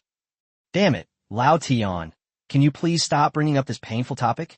I only have one daughter, and I'm already heartbroken enough. Why the hell do you have to bring it up again? Old Lou, don't be angry. I didn't mean any harm. I was just telling the truth. Come on, let's watch the Chiao family show together. Chapter 19, This is Human Nature. Hearing the commotion outside, Chiao Xianhui couldn't sit still any longer. Supported by Chiao Yunxi, she walked to the door. Manager Zhao, are you really here to redeem your pawned item? Upon hearing Chiao Xianhui's hesitant words, Zhao Wuda couldn't help but grin wickedly. Manager Chiao, what are you saying? We have to follow the rules in business. I pawned my family's heirloom, 1,000-year-old wild ginseng, at your Chiao family pawn shop for 10,000 strings of cash. I made it very clear then that it was a pawn, not a sale. I was to redeem it within a month. If I didn't, it would become a dead pawn. Everyone knows that a pound of wild ginseng is worth more than 10,000 strings of cash. I Zhao follow the rules. If I don't redeem it within a month, this 1,000-year-old wild ginseng is yours, Manager Chiao. No matter how much you sell it for, I, Zhao, won't be tempted. But it hasn't been a month yet, and according to the rules, I can redeem it. Look, I brought 12,000 strings of copper coins, including the principal and interest. Manager Chiao, where's my heirloom wild ginseng? Take it out. Upon hearing Zhao Wuda's words, Chiao Xianhui looked at Zhang Mu with resentment, wishing she could tear him apart alive. With so many people around, Chiao Xianhui still considered Zhang Mu's feelings and didn't say anything, only glaring at Zhang Mu with regret. Chiao Yunxi fell silent, looking up at Zhang Mu with a deep expression. Of course, Zhang Mu thought it was a lecherous look. Seeing the momentary silence, Zhang Mu knew his moment to shine had arrived. Zhang Mu, smug and with an air of arrogance, approached Zhao Wuda and said leisurely, Manager Zhao, to be honest, I'm now in charge of the Chiao family pawn shop. The manager Chiao you mentioned is my wife. She's not feeling well and no longer has the energy to manage the pawn shop. If you have any questions, just tell me. From now on, I'm in charge of this pawn shop. Upon hearing Zhang Mu's words, Zhao Wuda first gave a contemptuous laugh, then leisurely said, So you're the Chiao family's new son-in-law? You're quite the handsome young man. Look at your nose. It's just like a normal person's. And your legs, they're both two, not one more, not one less. Holy crap, this guy's name is so fitting. It's absolutely despicable. Seeing that Zhang Mu remained silent, Zhao Wuda continued. I do business with Manager Chiao. It has nothing to do with you. Manager Chiao was perfectly fine just a few days ago. How could he be unwell? Manager Zhao, it's because Manager Chiao and I got married. I was young and impetuous, and Manager Chiao got a little injured in the process. Bah, you scoundrel. Damn it, everyone says I'm shameless. But compared to this kid, I'm way too shameless. It's just a matter of who's more shameless, right? Starting tomorrow, I'm not washing my face. All right, you're the one. Since you say you're now in charge of the Chiao family pawn shop, do you accept the pawn ticket I signed with Manager Chiao a while ago? Yes, we must accept it. We accept all pawn tickets issued by the Chiao family pawn shop. Hearing Zhang Mu's words, Zhao Wuda felt much relieved. Although I'm not afraid of him playing dirty tricks, that would still be troublesome. Now it's fine, as long as he admits it. That's enough. It's all written down in black and white, so no one can renege on their promise. All right, you're not unreasonable, kid. This is the pawn ticket that Manager Chiao and I signed. Take a look. As he spoke, Zhao Wuda handed a pawn ticket to Zhang Mu. Zhang Mu took it, glanced at it symbolically, and then returned it to Zhao Wuda. That's right, this is a pawn ticket issued by the Chiao family pawn shop. All right, since the pawn ticket is correct, can I take out my ancestral 1,000-year-old ginseng? Upon hearing Zhao Wuda's words, Zhang Mu smiled. Manager Zhao, I wonder if you've ever been to school? Can you even read? The pawn ticket clearly states that it's cash on delivery. Look carefully, it's cash first, then delivery. You haven't even paid yet. How can I give you the goods? Zhao Wuda was dumbfounded when he saw how meticulous Zhang Mu was about the nuances of language. That's not how it is. Shouldn't you be the one crying and begging us?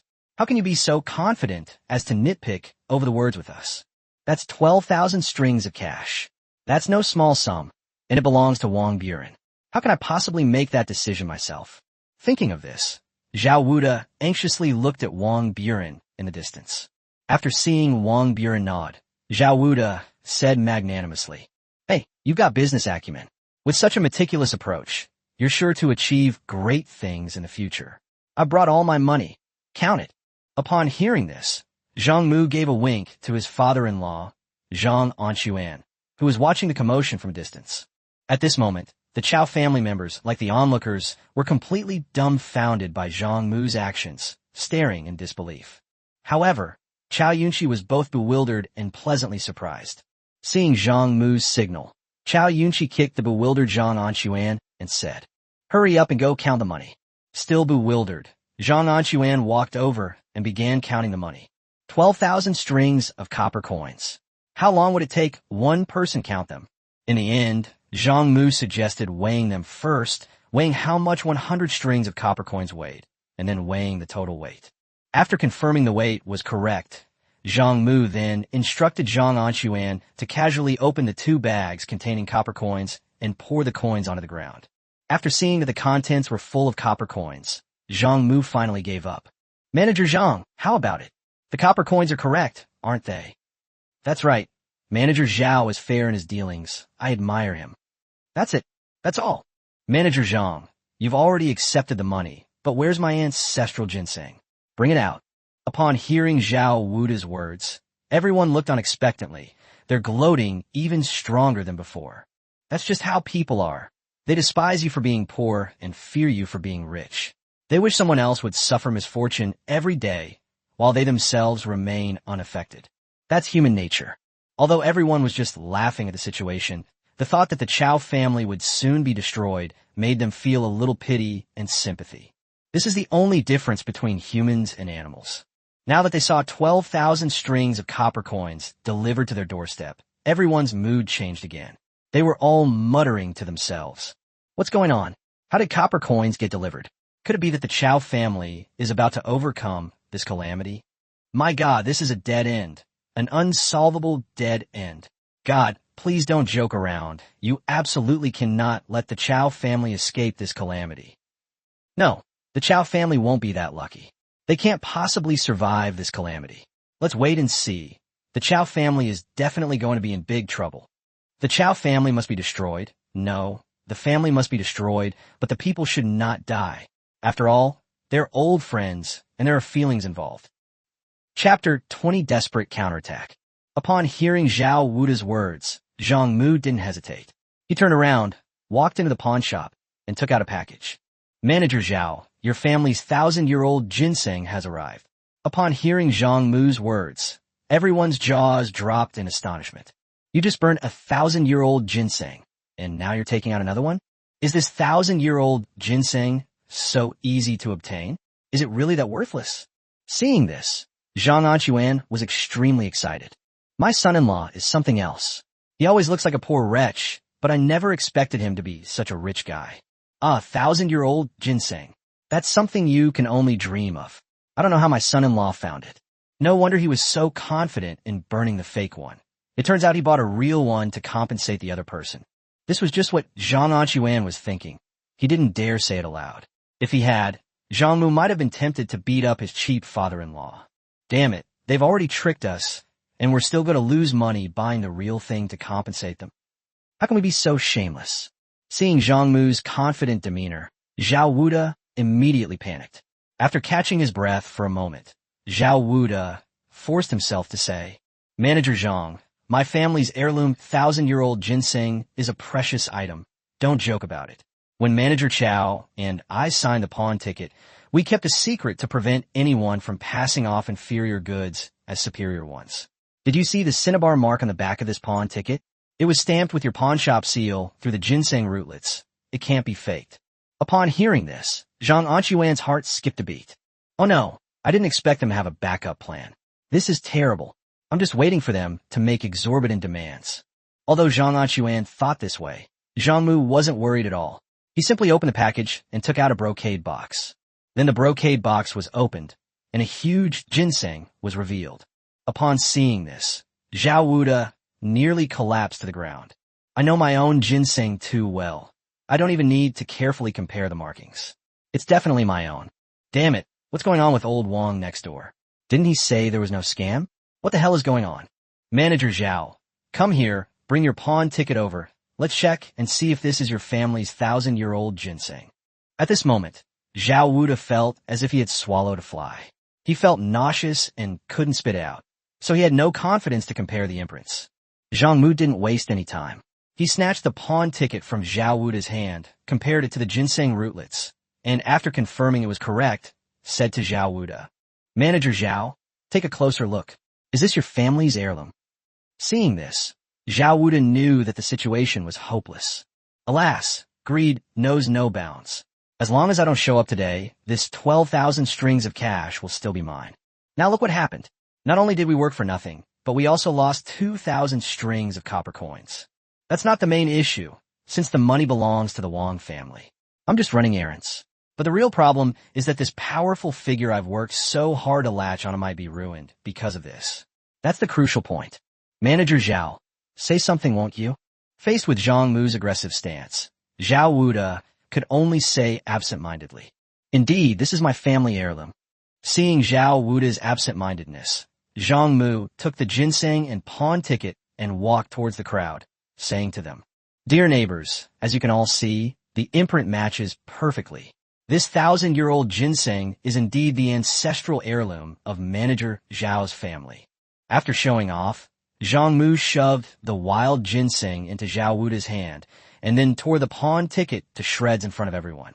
Seeing this, some astute people have already guessed why Zhang Mu did what he did today. Wow, that's amazing. A problem that has been unsolved for 1,000 years has been solved by a young boy. Truly, the younger generation surpasses the older, and heroes emerge from among the young. The Chiao family has had a stroke of good fortune, finding such a fine son-in-law, making others envious. Sigh, why does all the talent end up in the Chiao family?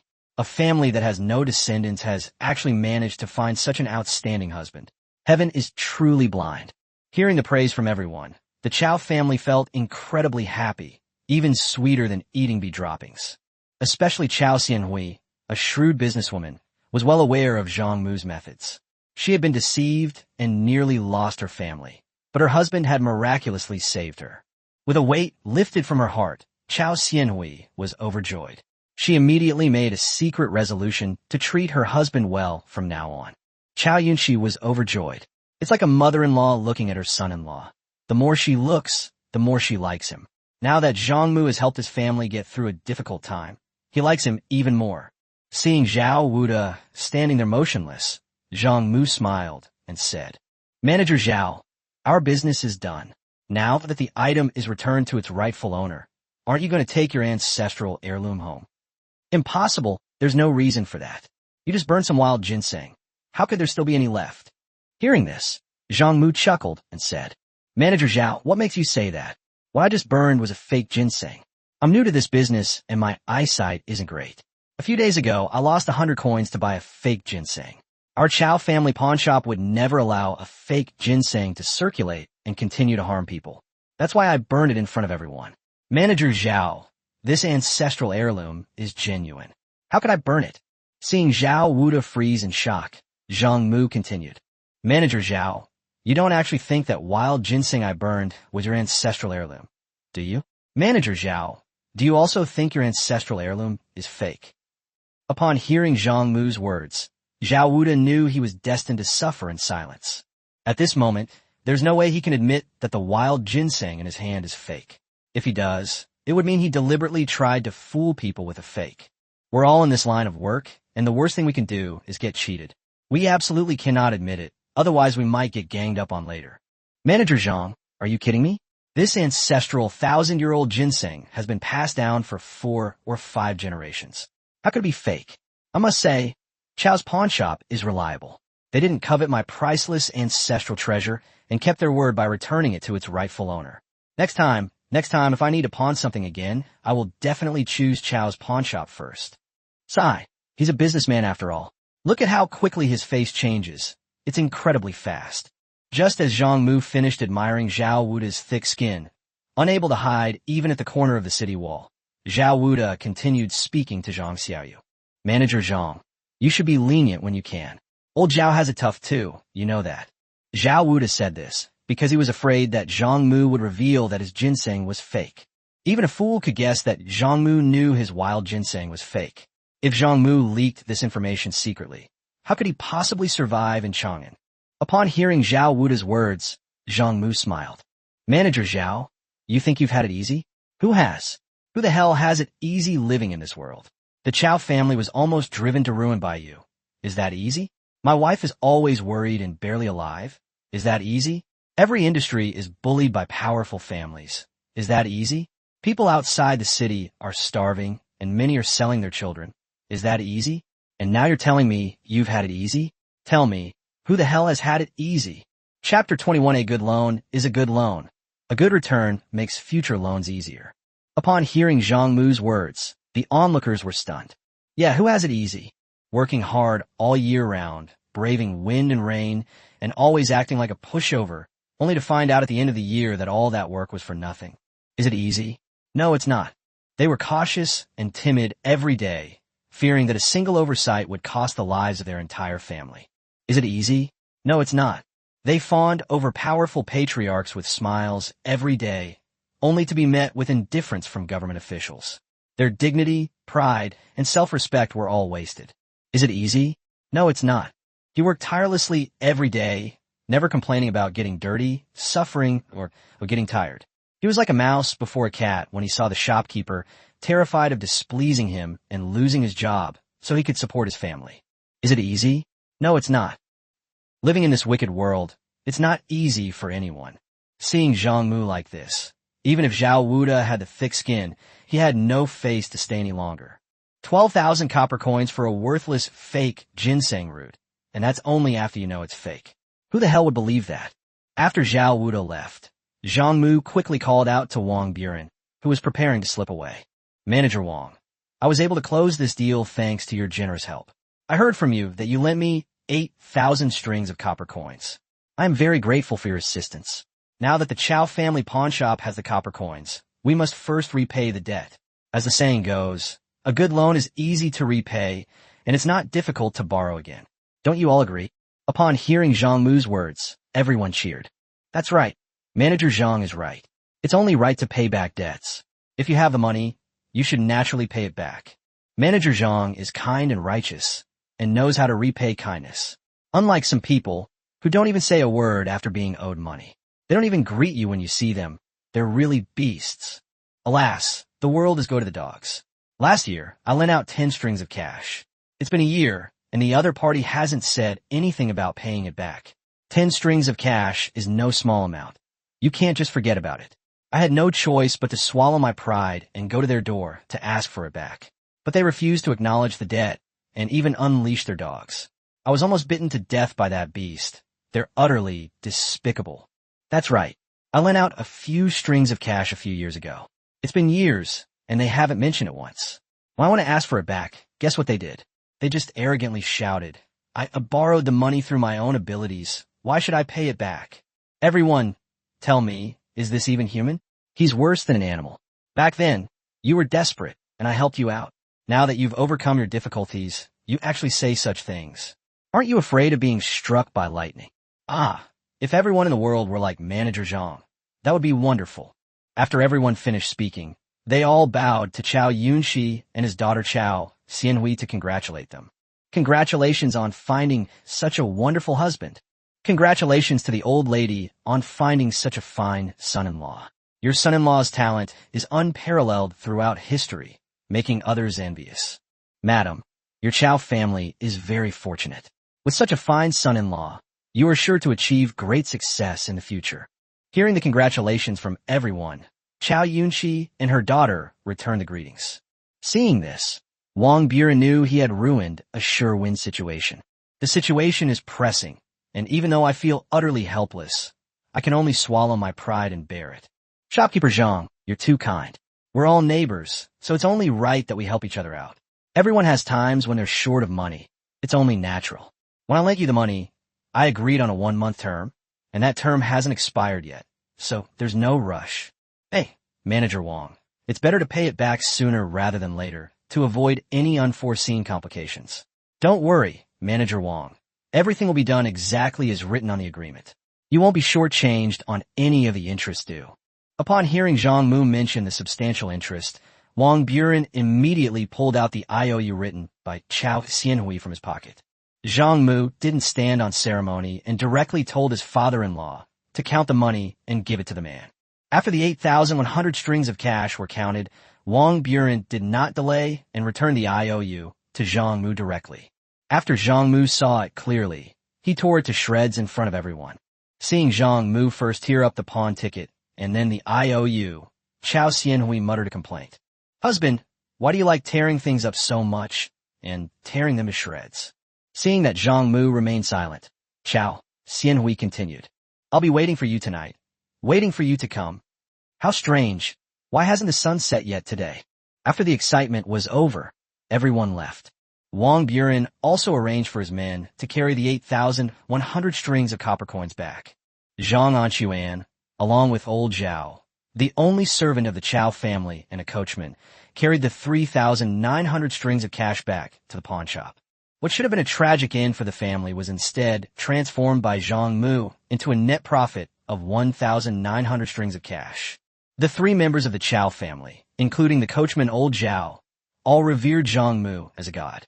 After the copper coins were moved, Zhang Anquan, the father-in-law, asked in confusion, "Chiao Mu, you clearly burned the ginseng just now. Where did you get the ginseng from after that?" "I watched the ginseng turn to ashes with my own eyes, and there were so many people watching. You couldn't have faked it in front of everyone."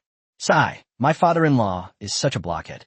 Father, I've been leaving early and coming home late every day for the past few days. Do you know what I've been doing? Visiting brothels, isn't that right? Holy crap, my wife's practically dead, and I still went to brothel? Am I that much of a beast?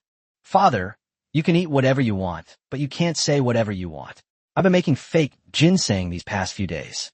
My skills aren't great, but as long as it looks like ginseng, it's fine. All I have to do is open the brocade box and let everyone see that it's fake ginseng. Then I'll just throw it into the fire pit and burn it to ashes, and that'll be the end of it." "Chiao Mu, how did you know the scammers would come? What if they didn't? Wouldn't you have wasted your time? Has my father-in-law's brain gone rusty? The swindlers can't possibly stay away. Think about it. Swindlers are always greedy. They're happy to have cheated us out of 10,000 strings of cash. But if they could cheat us out of more, why wouldn't they? I've burned the ginseng, so there's no way to prove anything. As long as they come with the pawn ticket and insist that the ginseng is real, what can we do? We can only pay them back. A pound of wild ginseng can't be bought with 10,000 strings of cash. They'll be asking for an exorbitant price then. I'm just using their greed to force them to show themselves." Upon hearing Zhang Mu's words, Zhang Anquan suddenly realized what was going on. "Oh, I see. You're even more cunning than a con man. It's not cunning, it's shrewdness. It's the same thing. The scammers are stupid. Our Chiao family's wealth has been completely drained, and they're still going to such lengths. I don't know what they're trying to do." Upon hearing Zhang Anquan's words, Zhang Mu looked at Chiao Yunxi and Chiao Xianhui. Both Chiao Yunxi and Chiao Xianhui are much smarter than Zhang Anquan. How could they not know what the swindler was up to? At this moment, Zhang Anquan was dumbfounded. "What's going on? Where am I? Where am I?" "Chiao Mu, through this incident, your mother has also come to understand. If it weren't for your help today, our Chiao family would have been destroyed long ago. You're a very capable person, and you definitely can't be our Chiao family son-in-law. So, our previous bet is null and void. Huier will marry you, and no matter how many children she has in the future, they will all take your surname, Zhang." Chiao Yunxi spoke with utmost sincerity. "So what if it's not void? Do you really think you can win?" Chapter 22's reputation was completely ruined. Hearing Chiao Yunxi's words, Zhang Mu said dismissively, "Mother, even if our bet isn't voided, you still can't win. You must have heard about the snow-white icing that's been appearing in Chang'an recently, right?" Upon hearing Zhang Mu mention icing sugar, Chiao Yunxi immediately perked up. "Yes, it's in the eastern part of Chang'an, within our Wanyan County. I heard that the rock honey there is as white as snow in the dead of winter. We haven't had time to buy any because of some trouble at home these past few days. So, Mother will go buy some later, and we can taste just how sweet this snow-white rock honey can be. Mother, you don't need to buy that snow-white icing sugar if you want to eat it. I run that business." Upon hearing Zhang Mu's words, the Chiao family's jaws immediately dropped to the floor. "Gao Xianhui's, my husband, you said you were in the icing business? Is that true?" "It's true, I really did it. I've already earned several thousand won yesterday, and by the end of the month, I'll definitely have 10,000 won. Not to mention when our child is born. Even in 2 months, I'll have earned more than your family's entire fortune. So, I'm not worried about this bet at all. Upon hearing Zhang Mu's words, Chiao Yunxi quickly asked, Zhang Mu, you're busy with the pawn shop every day. Where do you find the time to manage the candy shop business? My brother manages it. He's my neighbor from Wuxia Town, my hometown. I'm an orphan, and if it weren't for my brother's help, I wouldn't be alive today. I handed over the candy shop business to them. Oh, and I also know my sister-in-law, Huir. She's the same dark-skinned woman who was sent by the government to be betrothed with me. Oh, it's her. She and I are both notorious for being unmarriageable. I was unwanted because I was too thin, so I went with the government for a year. She was even worse. Because she was too dark-skinned, she went with the government to arrange marriages for many years, but no one wanted her. In her words, she couldn't even remember how many years it had been. Seeing Zhang Mu chatting enthusiastically with his daughter, Chiao Yunxi quickly asked, Zhang Mu, are they reliable? This icing is extremely profitable. We can't let it end up benefiting outsiders. Mother, don't worry. They're absolutely reliable. We're all friends who've risked our lives for each other. Hearing Zhang Mu's words, Chiao Yunxi was still uneasy. No, Zhang Mu is still young and his judgment of people is unreliable. I have to keep an eye on him. Thinking of this, Chiao Yunxi continued. Zhang Mu, look, you don't have any family. You only have your neighbor, the older brother and sister-in-law. Although they're not blood relatives, they're still family. They've come all the way from the countryside to the city, which is like coming to our doorstep. We should invite them over for a meal so they can get acquainted with us. Otherwise, people will say that the Chiao family doesn't know how to behave, and the gossip from the neighbors won't sound good. Hearing this, Zhang Mu also thought it made sense. Logically speaking, he should have invited Lao Qian and his wife over for dinner long ago, but he had been too busy and had delayed it. First the sugar shop, which had just stabilized, then we were busy with the pawn shop. Now that everything is finally settled, let's invite you over for a meal. Mother, you're right. I'll go invite them now, and they can come to our house for lunch tomorrow at noon. Zhang Mu said, then turned and left. Just as Zhang Mu was rushing to the sugar shop, the big swindler Zhao Wuda was also extremely anxious. What was supposed to be a perfectly good plan was completely ruined. Zhao Wuda was anxious. This wouldn't do. He had to hold on tightly to the Wong family. In order to curry favor with the Wong family, Zhao Wuda suddenly thought, why not try finding a pawn shop? As long as he could swindle the money back, that would be fine. Did manager Wong even care whose money he had cheated out of? Besides, as long as I can swindle back 10,000 strings of cash, what need do I have for a powerful backer? I'm a powerful backer myself. As for whether I can actually swindle it, I'm not worried. Does every pawn shop have to be as troublesome as the Chiao family? With this in mind, Zhao Wuda carried his ancestral 1,000-year-old ginseng and walked into the largest pawn shop. Upon entering, Zhao Wuda exuded an imposing aura and arrogantly stated, which of you is the manager?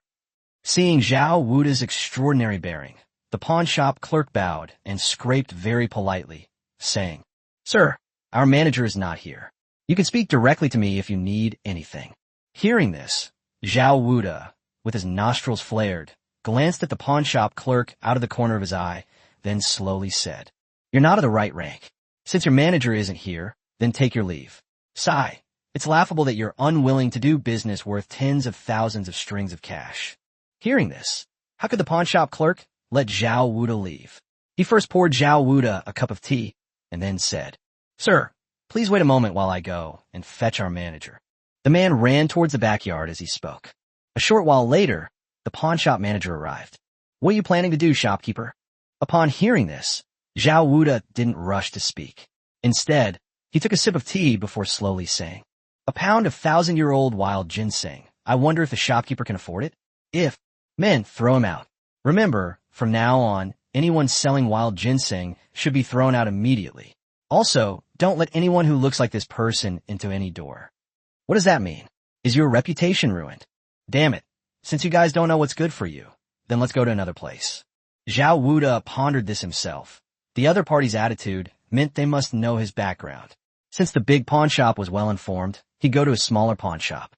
The price might not be high, but every little bit helps. Thinking of this, Zhao Wuda went straight into a small pawn shop. Before Zhao Wuda could even open his mouth to show off, the staff started kicking him out. Sir, I'm sorry, but our manager said you're not welcome. Our pawn shop has rules that people and dogs like you're not allowed to enter. Undeterred, Zhao Wuda went to an even smaller pawn shop.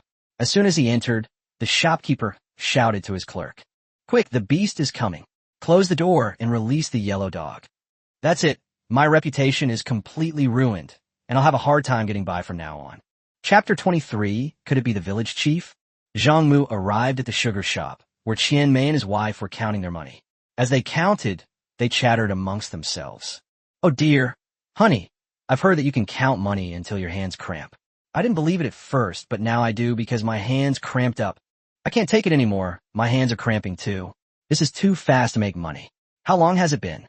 I've already made 10,000 strings of cash. Hey, this brother of ours is something else. Putting everything else aside, I admire his courage. So much money. Even if you gave it to me for free, I wouldn't dare take it. Don't you know what you're made of? Even if I gave you 100,000 strings of cash, you wouldn't be able to eat or sleep." Wife, you're absolutely right. A few days ago, my brother gave us 10 strings of cash, and I was so happy that I stayed up until the wee hours of the morning for several days in a row. I even lost several pounds during those days. Look at you. So pathetic, you're a disgrace. Others can say that, but can you? Don't you also stay up until the early hours of the morning? Wow, this couple is something else. They're a real stunner. Upon hearing this, Zhang Mu walked in with a smile. "Brother and sister-in-law, you shouldn't count money like that. We should weigh it directly. It'll be faster that way." Weighing yourself? That's incredibly extravagant. But thinking about it, it makes sense. Just weigh it. That would be much simpler. No wonder they make so much money while I'm stuck doing odd jobs. Based on that mindset alone, they deserve to earn more than me. Chiao Mu, has your father-in-law's matter been settled? It's all settled. My mother-in-law just said she'd like to invite you over for a casual meal. So, I was sent here to invite you. Hearing Zhang Mu's words, sister-in-law Qian didn't hesitate or say no at all, and directly said, "Okay, we'll definitely be there tomorrow. Tell us where your father-in-law's house is, and we'll go there when the shop closes for lunch tomorrow." Upon hearing the news, Zhang Mu hurriedly rushed home. When Zhang Mu arrived home, his father-in-law, Zhang Anquan, was drinking while holding a sheep's hoof. He was humming a little tune as he drank, looking quite content. Upon seeing Zhang Mu return, Zhang Anquan said politely, "Chiao Mu, come on, have a couple of drinks. We've been busy enough lately. Let's treat ourselves to a good meal." "Zhang Mu, who has time to drink with you right now?" "Well, you drink first. I need to talk to Huier." "Sai still so young, huh? Still stuck in that low-level stage. When will I be able to be like this old man, free from desires and ambitions, and detached from those base interests?" "Oh well, you just have to wait and see." Zhang Mu didn't have time to care what his father-in-law thought. He rushed straight into his bridal chamber. When they arrived at the door of the bridal chamber, Zhang Mu peeked through the crack in the door and saw his mother-in-law, Chiao Yunxi, whispering something in Chao Xianhui's ear with a shy expression. Chao Xianhui's face turned bright red, and she lowered her head so much that she wished she could disappear into the ground. That night, Zhang Mu was incredibly happy. The feeling was indescribable. The next day, Zhang Mu was still in bed when the sun was high in the sky. Seeing Chao Xianhui get up, Chao Yunxi asked with a smile, "Where's Xiao Mu? Why isn't he up yet?" "Mother, he's too tired. Let him sleep a little longer." "What time is it? Aren't you up yet?" "Huier, you are still young, but you have to take it easy." After Chao Yunxi finished speaking, she rushed into the room to check on Zhang Mu's condition.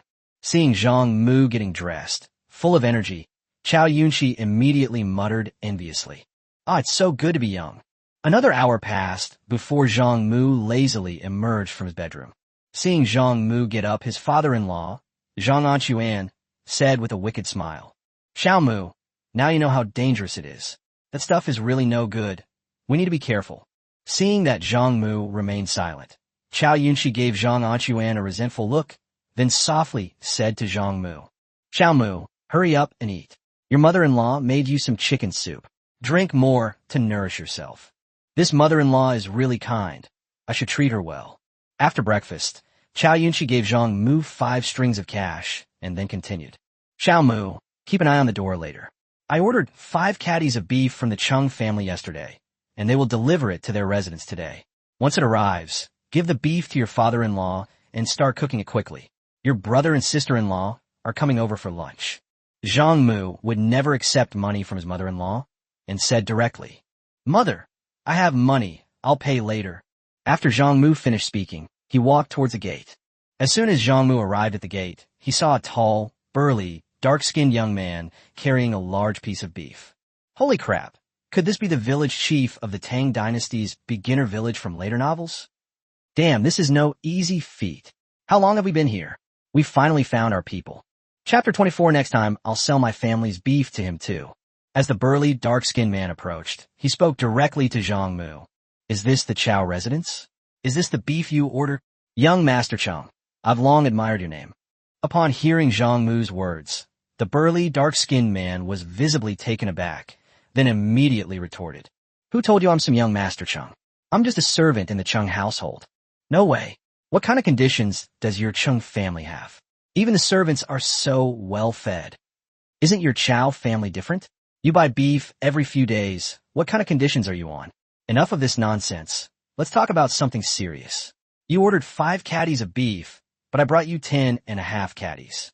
You pay for 10 caddies later, and the half caddy is a free gift. This is too much. We can't finish 10 pounds of beef." Seeing that Zhang Mu didn't want so much, the burly man became anxious. "Brother, no. I'll give you another discount. You only need to pay 9 strings of cash. This beef is a rare commodity. If it weren't for my cow choking on water this morning, you wouldn't be able to buy it even if you had the money.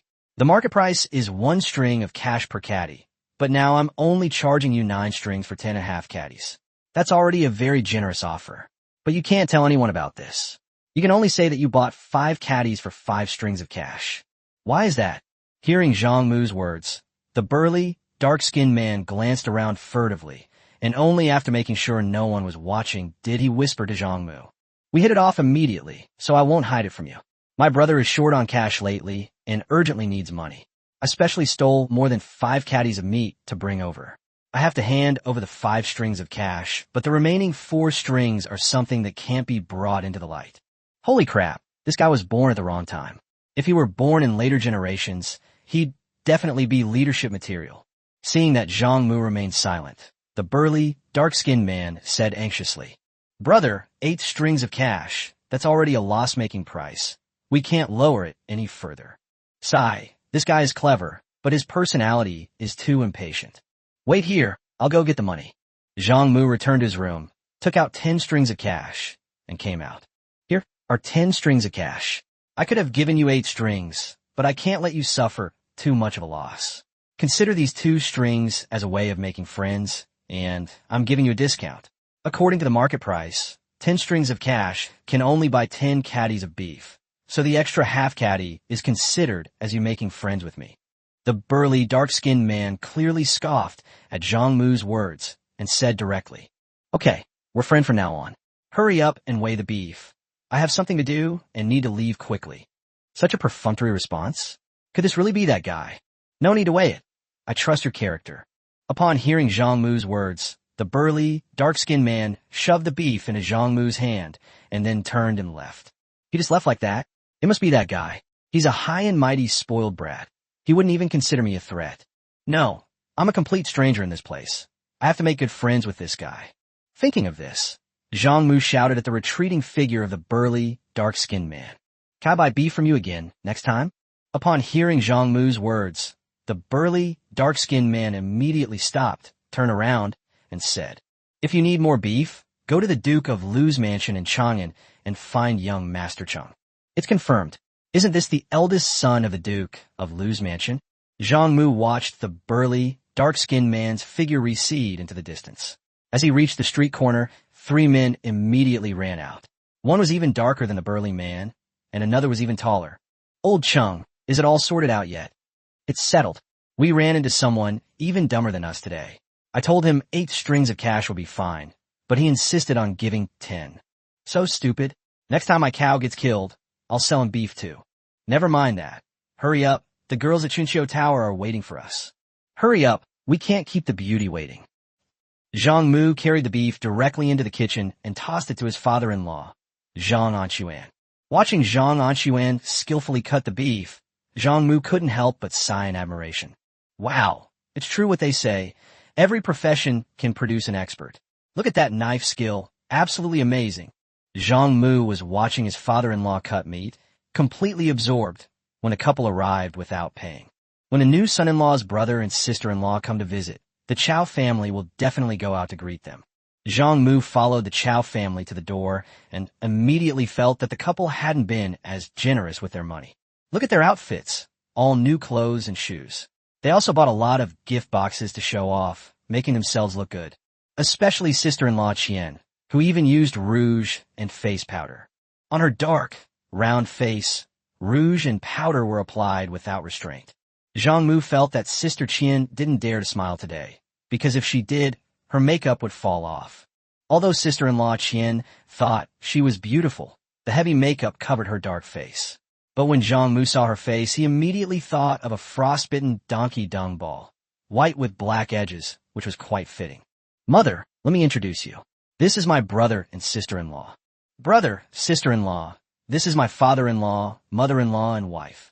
Upon hearing Zhang Mu's introduction, both sides immediately began to flatter him. It was mainly the mother-in-law, Chiao Yunxi, and sister-in-law Qian who were complimenting each other. Sister-in-law Qian praised Chiao Yunxi for being young and beautiful, saying she didn't look like a mother-in-law, but rather like a sister-in-law. Chiao Yunxi praised Sister Qian for being kind-hearted and generous. After flattering her, Chiao Xianhui pulled Sister Qian inside. Sister-in-law, we were both notorious for being unlucky in marriage, but I never expected that we would both get married at the same time. Sister, now that you mention it, we really are destined to meet. We were sisters before, and now we're sisters-in-law. We should keep in touch often. Sister-in-law, of course. Sister-in-law, come, let's talk in my room. Watching Chiao Yunxi and her daughter enter the room with Sister Qian, they chatted enthusiastically. Zhang Mu and Qian were both staring at each other, their eyes wide open, which was quite boring. Zhang Mu originally wanted to talk about something lowbrow to liven things up, but he didn't say anything when he thought about his father-in-law being there. Just as Zhang Mu was thinking about how to liven up the atmosphere, his father-in-law, Zhang Anquan, asked a surprising question. Have you got any money? Xiao Qian, how many times a day do you do this? And for how long each time? Once every 2 days, 15 minutes each time. It's all right, about the same as me. Little Qian, you're not up to par. It's all right for me because I'm old, but you're still young. You need to work harder. That's it. My reputation is ruined. Sigh, not having money means you're still too young. Little did they know that in such matters, whoever speaks first loses. Chapter 25, Starting Your Own Business. A full hour passed before sister-in-law Qian and the others finally came out of the room. Seeing the 3 women come out blushing and looking shy, Zhang Mu knew what they had talked about. Next, Chiao Yunxi and Zhang Anquan went into the kitchen to get busy, while Zhang Mu and Chiao Xianhui chatted with Qian Meiyu and his wife. Zhang Mu noticed that Qian Meiyu and his wife rarely spoke. Qian's usually outspoken sister-in-law was also quiet, and Qian Meiyu, who was not talkative to begin with, remained completely silent. Zhang Mu knew this was stage fright. They had just entered the city and hadn't had time to adapt to the environment before arriving at the Chiao family's residence. How could they not be stage fright? The scene was even more deserted at lunchtime. The entire atmosphere was made more awkward by Chiao Yunxi's mother-in-law, finding topics to talk about, with Zhang Mu also providing support. Otherwise, the atmosphere would have been even more awkward. After finishing their meal, the 3 members of the Chiao family saw Qian Mei and her husband to the door, because the money came with gifts, and quite a lot of them. They say the poor are generous, and that's absolutely true. For the sake of saving face, the couple really went all out today. In China, gift giving is quite troublesome. If you visit someone's home, you have to bring a gift, otherwise it's considered impolite. Although the host may say, "Oh dear, we're all family, why be so polite? That's too formal. Don't do that next time. If you do it again, don't come again." But if you really don't bring it, their faces will immediately turn as cold as ice on a river in the dead of winter. Not only will they give you attitude at every turn, but they'll also spread rumors about you afterwards, saying you're spineless and don't know any manners. Everyone was happy that you brought a gift, but trouble arose when you left. You should return the favor. It's only proper etiquette. The neighbors are all watching. When they come, they bring lots of gifts. If they leave empty-handed, the neighbors will start talking. Years later, people might still be talking about you. Look at how Qian Deseo and Chiao Yunxi are arguing like they're fighting over a return gift. Sister-in-law Qian insisted on not giving a return gift, But Chiao Yunxi would never agree. Later, sister-in-law Qian brought 2 gift boxes as a token gesture, but Chiao Yunxi still disagreed and insisted that sister-in-law Qian take half of the 4 boxes back with her. The two of them were pushing and shoving each other, making quite a scene. It took almost an hour for the matter to be completed. The Qian couple left with the gifts, and the Chiao family had already done enough by seeing them to the door. Naturally, they wouldn't go any further. Zhang Mu was different. These were his older brother and sister-in-law, so he had to continue delivering them. On the way, Qian said leisurely, "Zhang Mu, you can't keep living in the Chiao family's house. Although you said you're not looking for a son-in-law, the neighbors don't see it that way. If you live in the Chiao family's house, you're essentially helping them find a son-in-law. It was fine when we didn't have money, but now that we have money, we can't continue living there. We need to buy a house and move out. Otherwise, no matter how big your business becomes, it's all for the Chiao family to profit from." That makes sense. I'm still too young. It's such a basic principle that I had to be reminded of it by a clueless old man like Qian. What a failure. Old Qian, you're right. That's exactly right. Here's what we'll do. I'll go out and look for a yard tomorrow. Once I find one, you and your wife can move there. Upon hearing Zhang Mu's words, sister-in-law Qian immediately objected. "No, that's your yard. How can we live there? Besides, what kind of brothers live together? Sister-in-law, what's the big deal? The yard I'm buying will definitely be huge. If you don't move in, it'll just be me and your sister-in-law in the house. Where will we fit? Zhang Mu, you're great at business and big things, but you're not up to the task when it comes to small things like this. You agree to let us move in, but will your wife agree? Even if she does, what about your mother-in-law and father-in-law? Won't they have objections?" Hearing what Sister Qian said, Zhang Mu didn't say anything more. After all, what Sister Qian said made sense. Over the next few days, Zhang Mu kept looking at houses everywhere. After several days of looking, he finally found a 3-courtyard house in the main city of Chang'an.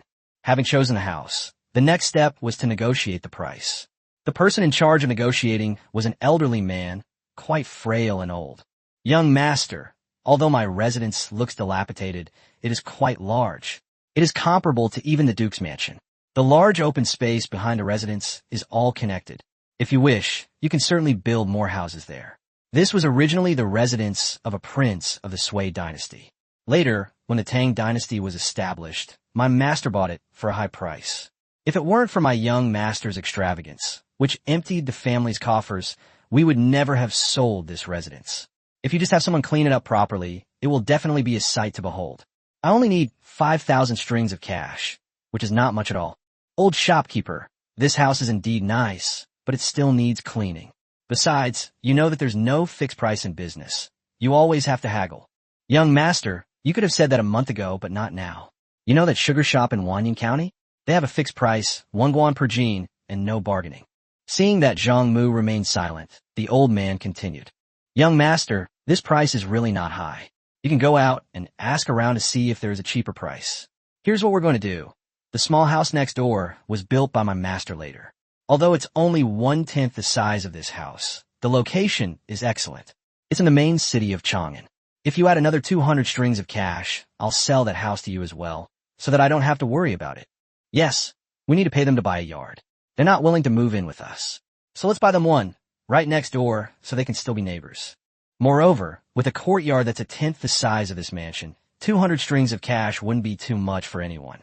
All right, since you're so generous, I won't be coy either. 5,200 strings of cash. I'll take both the adult and the child." After reaching an agreement, the old man handed over 2 property deeds to Zhang Mu on the spot.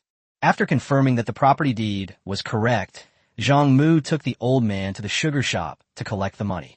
The old man was completely bewildered when he saw Zhang Mu take money out of the sugar shop. No wonder they were so straightforward.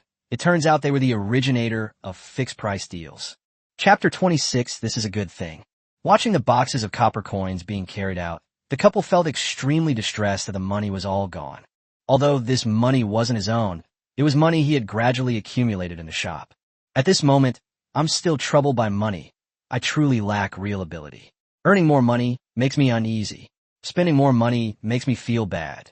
This is hardly the kind of person who can accomplish great things. At this moment, Qian had made up his mind to follow Zhang Mu for the rest of his life. After paying, Zhang Mu handed the property deed to Qian Mei and said, "Old Qian, When I was buying the house, I accidentally bought an extra one.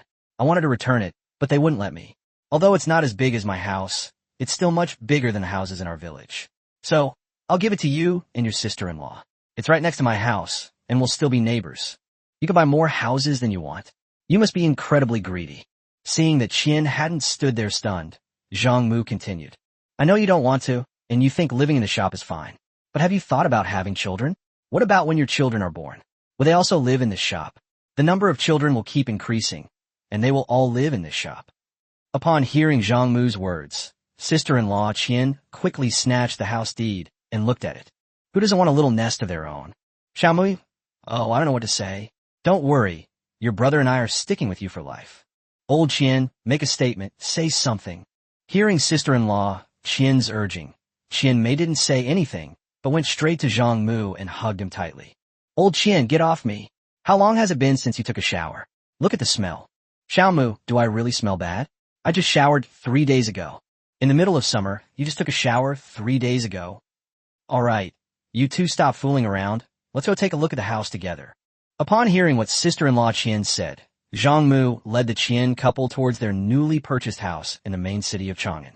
For Qian and his wife, who had always lived in Wuxia town, this house in the main city of Chang'an was beyond their imagination. The couple didn't have any money. They just symbolically accompanied Zhang Mu for a walk around the mansion before heading straight into their own small courtyard next door. The new courtyard was nice, but it became rather dull after a while. Zhang Mu looked at his own courtyard for a while, then went next door to say goodbye to the Qian couple and headed home. Upon arriving at the Chiao family's residence, Zhang Mu explained his plan to buy a courtyard and move out. Hearing Zhang Mu's words, the Chiao family of 3 were stunned, especially the mother-in-law, Chiao Yunxi, who was extremely anxious. Chiao Mu, is it because your mother-in-law and father-in-law haven't done enough? Tell us what's wrong, and we'll change it. Mother, that's not true. You treat me like your own child, so how could there be anything wrong with me? Then why do you want to move out? Isn't it better for our family to live together? Do you think Huir can't take care of you by herself? Tomorrow your mother-in-law will go and buy 2 maids to come and serve you. Mother, what are you thinking? That's not what I meant. What kind of son-in-law lives at his father-in-law's house all the time?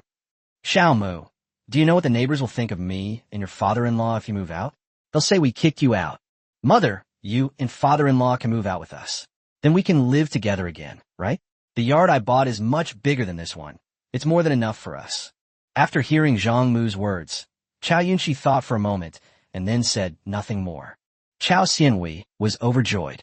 Her husband had bought a new house and was even willing to let her parents move in with him. He was definitely the best husband in the world. Chiao Mu, how big is the house you bought? Shall we go take a look together? Upon hearing Chiao Xianhui's words, Chiao Yunxi and his wife also looked at Zhang Mu expectantly. Okay, let's go now. The allure of the new house was too great, and without lingering, they had old Zhao prepare the car and headed straight for it. When Zhang Mu and the others arrived, Qian Mei and his wife were already cleaning their new home. Seeing this, Chiao Yunxi asked in confusion, Chiao Mu, what's going on with them? Seeing Chiao Yunxi's expression, Zhang Mu knew that Qian was right not to remind him. Mother, that small house is attached to this house. We can't live in all of it, so we'll give that room to them. Hearing Zhang Mu's words, Chiao Yunxi didn't say anything, but her expression clearly showed her displeasure. Although Chiao Yunxi was unhappy, the house belonged to the Zhang family, and they could let whoever wanted to live there. As an outsider, what right did he have to interfere? Next, Zhang Mu took his mother-in-law and her family to inspect the new house. Zhang Mu was fine. He had already seen it. But his mother-in-law and the others were too excited, very enthusiastic, and were even discussing which room they would stay in. After visiting the front yard, the group moved on to the backyard. Zhang Mu wasn't interested in any of that, so he walked at the very back. Just as Zhang Mu was walking leisurely, Chiao Xianhui's surprised voice came from the backyard. Ah, there are also white butterfly flowers here. White butterfly flower. Isn't that just cotton from later generations? This is a valuable resource. Historically, cotton didn't exist in the Tang dynasty. Everyone wore linen and silk. The frequent appearance of mulberry and hemp in ancient poems refers to silkworm rearing and hemp cultivation. In this era, the rich wore silk, while the poor wore coarse linen. But neither silk nor linen could keep you warm. So people often froze to death in ancient times. If cotton could be grown now, how much money could be made? No, how many lives could be saved? Just as Zhang Mu was rushing to the backyard, Chiao Yunqi's voice came over. That's right. This is the white butterfly flower. It has always grown in the western regions. I saw it once when I was a child, and I haven't seen it since.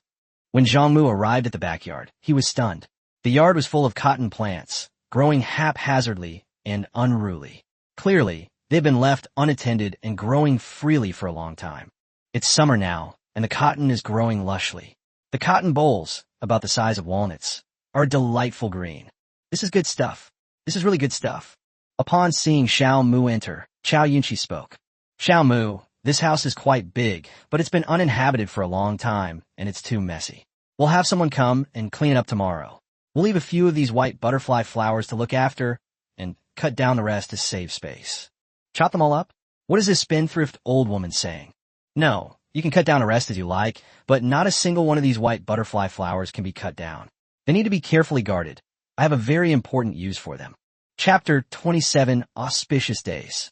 The next day, Chiao Yunqi hired dozens of people to tidy up the new courtyard, because Zhang Mu had instructed that none of the white butterfly flowers in the backyard be cut down. Chiao Yunqi also asked the cleaning staff to pull out all the weeds around the butterfly flowers and even thoughtfully applied farmyard manure. After several days of cleaning by dozens of people, the new house was finally transformed. Next came the busy work of moving. Zhang Mu suggested that they find a day when the sun was as big as a wash basin, but his mother-in-law, Chiao Yunqi, absolutely refused to agree. Zhang Mu, moving is a big deal, just like getting married. We must choose an auspicious day. Mother, is it really necessary? Huir and I didn't have a wedding, and we're doing just fine. It's different. Huir is too thin. No one wants her, and she's getting on in years, so we can't delay. To prevent you from changing your mind, we have no choice but to move as soon as possible. We're not in a rush to move now, so we need to choose a good day. Don't worry about it. I'll go find Aunt Sun next door to calculate a good day. Fine. Whatever makes you happy. We're too lazy to care. Seeing that Zhang Mu no longer objected, Chiao Yunqi first picked up a bag of copper coins, then grabbed 2 gift boxes and excitedly went out. An hour later, it's settled. Aunt Sun has checked, and the day after tomorrow is an auspicious day. Everything will go smoothly, and it's perfect for moving.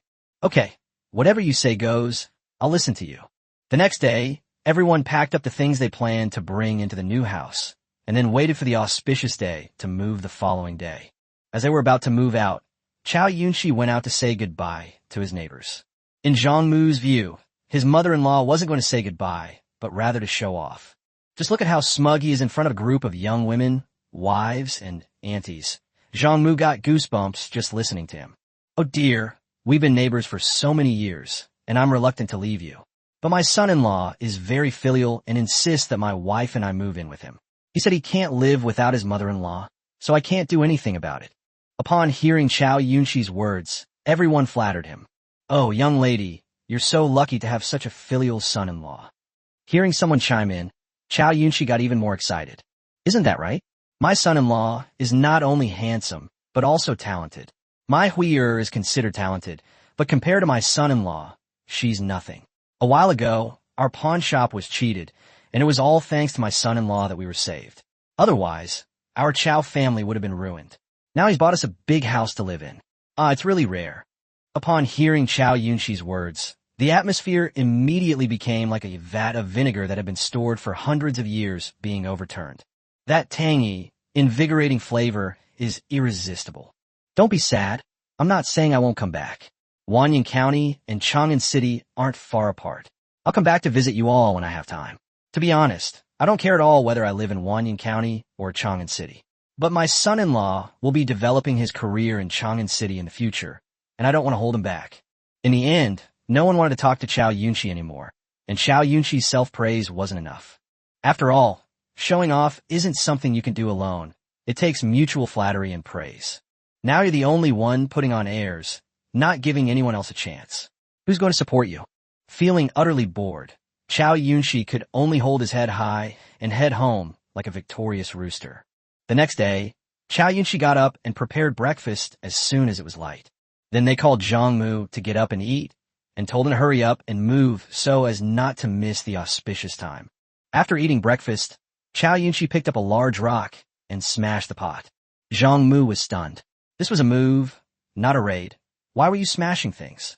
Seeing Zhang Mu's bewildered expression, Chiao Yunshi said in a serious tone, Zhang Mu, this is what Aunt Sun calculated. We must smash the pots and pans in our old house before moving, so that our lives will become smoother and smoother in the future. Fine, do whatever you want. This is your home. Do as you please. Just as Chiao Yunshi had smashed the pot to pieces and the family was getting ready to leave, the sky, which had been clear and sunny just moments before, suddenly seemed to have a hole in it, and the rain poured down like it was free. Seeing this, Chiao Yunshi was dumbfounded.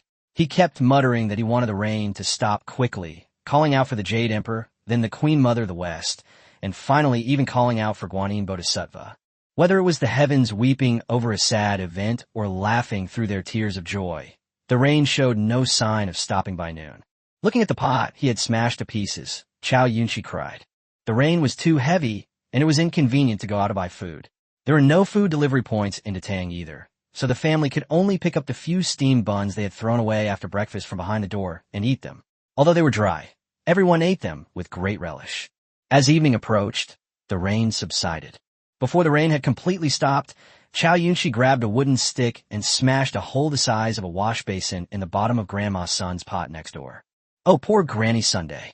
She lives all alone, making a living by telling fortunes for her neighbors. Who would have thought that even her cooking utensils would be smashed? When Chiao Yunshi returned, Zhang Mu advised her, Mother, don't bother. We'll just move on a day when the sun is as big as a wash basin. No, this is a big deal. We can't be hasty. I'll go find Master Jia in the east of the city to do some divination. He's a highly accomplished master. Go ahead and do whatever you want. As dusk fell, Chiao Yunshi washed up and dressed before heading out, carrying a large bag of copper coins. Seeing this, Zhang Mu knew that this Jia Banxian was a formidable figure, at least much more formidable than Granny's son, as could be seen from his pricing standards. Chapter 2 2 hours later, Chiao Yunshi returned, or rather, he returned looking disheveled. Chiao Yunshi's hair was disheveled, and his clothes were half undone. Seeing this, Zhang Mu was dumbfounded. What's going on? My father-in-law got cheated on. That fortune teller Jia wants both money and sex. Mother, what happened? Why do you look like this? Xiao Chun, something's happened. Something really bad has happened. Seeing Chiao Yunshi trembling with fear, Zhang Mu quickly gestured to Chiao Xianhui to pour her a cup of hot water. Mother, what happened? Zhang Mu, Jia Banxian is in trouble. He was eaten by wolves. Holy crap, what's going on? It was just an auspicious day. How could it have been eaten by wolves? Seeing Zhang Mu's bewildered expression, Chiao Yunshi said with a tearful voice, When I arrived at Jia Banxian's house with money, he was drinking with some friends. After I explained my purpose, he said that the divination at home was inaccurate, and that it could only be accurate if one went to an open area to gather the spiritual energy of heaven and earth and the essence of the sun and moon. And then, you left the city. We left the city, and once we were outside, Master Jia said that we had to climb up that small hill south of the city to get an accurate reading. It's a high place close to the sky, so we climbed up that small hill together. Holy crap, in the middle of the night, you two, a man and a woman, went out of town to climb a dirt slope just to calculate the days. And then what happened? After climbing up the earthen slope, Master Jia said that yin and yang needed to be in harmony in order to make accurate predictions. Before I could even figure out what he meant, a big gray wolf jumped out of the nearby grove and pounced on Master Jia. I was so scared that I fell down the hillside. Look, my clothes are all torn. Holy crap, that charlatan Jia the fortune teller deserves to die. I must say, the big bad wolf has done a service to the people this time. Mother, has Master Jia been killed by the big bad wolf? Upon hearing Zhang Mu's question, Chiao Yunshi visibly flinched, indicating that the following scene was likely to be terrifying. After Jia Banxian was pounced on by the big gray wolf, 3 more big gray wolves sprang out from the grove. They fought and tore at each other, and in no time they had eaten Jia Banxian clean. I was terrified and didn't dare to move. I only dared to come back after the big gray wolves had eaten their fill and left. Zhang Mu, do you think the authorities will come to arrest me? So you're scared now, huh? Look how cocky you've been these past few days. That guy with that swagger, he got struck by lightning, huh? Mother, don't worry. Jia Banxian was eaten by the big bad wolf. What does it have to do with you? Besides, Jia Banxian is just a charlatan. The Tang dynasty won't miss him. The government won't care too much. Even if they do care, they'll just see the bloodstains and torn clothes on the small mound and conclude that the big bad wolf ate them. Don't worry, it's all right. That evening, Zhang Mu noticed that there were no discordant sounds coming from his father-in-law's side. This was the first time this had happened since he moved into the Chiao family's house. The next day, when the sun was high in the sky, Zhang Mu got up. Chiao Yunxi didn't cook breakfast either, mainly because they didn't have a pot. He also didn't have any steamed buns to eat, mainly because he finished the rest last night. Seeing Zhang Mu and Chiao Xianhui get up, Chiao Yunxi stopped acting up and immediately started moving things and moving house. The group loaded their valuables into the carriage, and old Zhao drove it towards the new house. Zhang Mu looked through the carriage curtain and saw that the sun was particularly large today, as big as a wash basin. Upon arriving at the new house, Chiao Yunxi quickly began preparing a meal. Yesterday we ate nothing but dry steamed buns all day, and this morning we didn't eat anything either, so everyone is starving. Just as Zhang Anquan was busy starting a fire, Sister Qian came over with millet porridge, cornbread, and dried radish. You're only starting a fire to cook now? You'll be waiting forever to eat. If you don't mind, you can eat ours. Upon hearing this, no one dared to be polite anymore. Although Chiao Yunxi said she didn't need it, the rumbling in her stomach had already betrayed her. After finishing their meal, Zhang Mu took the money and went to work at the sugar shop with his wife. On the way, Qian said leisurely, Xiao Mu, we're not short of money right now. Why don't we buy that sugar shop too? It's not good to keep renting it out. We have to pay rent every month. It's too much of a loss. That makes sense. Qian doesn't seem like a fool, but he always gets to the point. Based on that alone, the couple's life shouldn't be too bad. Brother, you take care of this. Xiao Mu, this won't do, will it? This is a property transaction, so you, as the owner, should be the one to handle it. Besides, I've never done this before. Old Qian, you have to believe in yourself. You can do it. I'll be very busy from now on, and you'll gradually have to take on more responsibility. Upon hearing Zhang Mu's words, sister-in-law Qian quickly said, Old Qian, since you trust us, let's give it a try. Just like Zhang Mu and his group were busy acquiring sugar shops, Chiao Yunxi and her daughter were also extremely busy. Come here. Your mother has something to tell you. Mother, what's wrong? I still need to go to the pawn shop. There's no rush with the pawn shop business. We women shouldn't be too career-oriented. Family is the most important thing. As long as you manage the household well, that's enough. If you can't manage the household well, it's useless no matter how big your business is. Our courtyard is too big. Your father and I simply can't keep up with it. Besides, we're now a large and prestigious household, so we need maids to maintain appearances. Mother, is that all? If you can handle this, then I won't get involved. I'm busy at the pawn shop, so I'll be going now. We're not short of money right now, so we'll just buy a few more maids. Oh, what a silly daughter she is. Don't you think our family is too small? Mother, my husband and I are busy having children every day, but this can't be rushed. Why don't you and father try harder? Give me a little brother or sister. You silly girl, how old am I? How can I still have children? What I mean is, shouldn't you find some sisters? Xiao Mu is so capable, he definitely can't just have you as his only wife. It's normal for men to have 3 wives and 4 concubines. We only have 1 daughter, and Xiao Mu only has 1 son. There aren't enough people. We can't do without people. We need to have more children, otherwise we'll be bullied by others. Upon hearing Chiao Yunxi's words, Chiao Xianhui was visibly taken aback, and then said sourly, Mother, it's not that I'm intolerant. It's just that Xiao Mu doesn't want to find someone. Silly girl, what man doesn't stray? Rather than letting him go out and find someone else, it's better for us to find one for him and bring him home. That way, your mother can keep an eye on things for you, so that Xiao Mu doesn't end up with someone powerful who threatens your position. This time, when we recruit maids, we'll only hire pretty ones. They'll be around Xiao Mu every day. How could he not be tempted? Once Xiao Mu is tempted, you could take her in for him. That way, won't that concubine remember you, his mistress, for your kindness? Think about it, isn't that right? Hearing Chiao Yunxi's words, Chiao Xianhui thought for a moment, then said in a whisper, That makes sense. It's all up to mother to decide. Chapter 29, I Struck Gold. Seeing Chiao Xianhui nod in agreement, Chiao Yunxi instructed old Zhao to spread the word that the Zhang family was recruiting maids. These days, there are plenty of girls who can't get married. It's not good for them to just stay at home all day eating. Their older brothers and sisters-in-law and younger brothers and their wives will definitely have complaints. Upon hearing that the Zhang family was recruiting maids, a large group of them arrived in no time. After careful selection by Chiao Yunxi and Chiao Xianwei, 10 lucky individuals were shortlisted.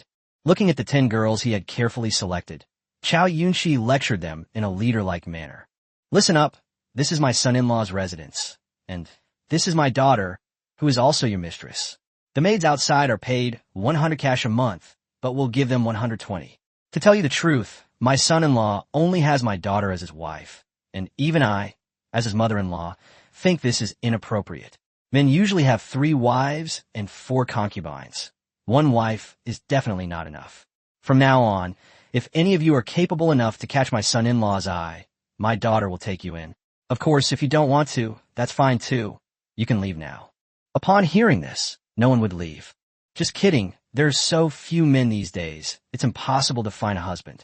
I'm practically the kind of person who's extremely difficult to marry. If I could be taken in by a rich and powerful family like this, it would be like my ancestors' graves were emitting auspicious smoke. Another point is that they're all girls in their teens or early 20s. Which young girl doesn't dream of romance? Seeing that none of the 10 maids made a sound, Chiao Yunxi was very satisfied.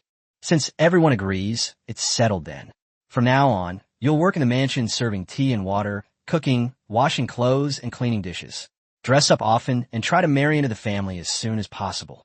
When Zhang Mu returned home that evening, he found that there were many more maids in his house.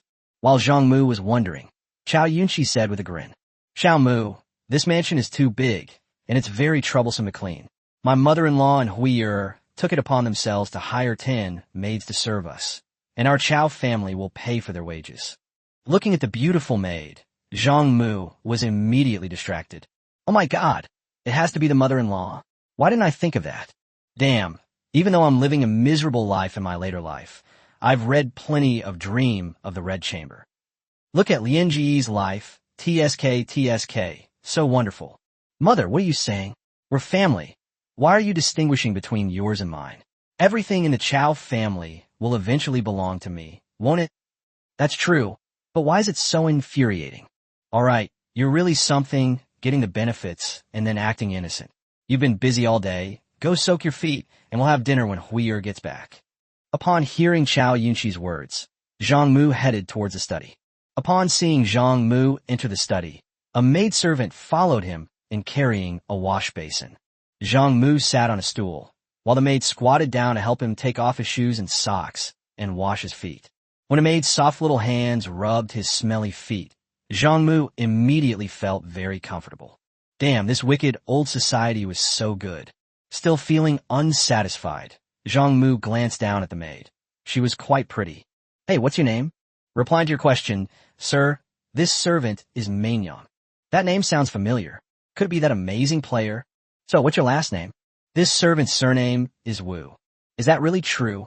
Thinking of this, Zhang Mu faintly heard someone retching and shouting.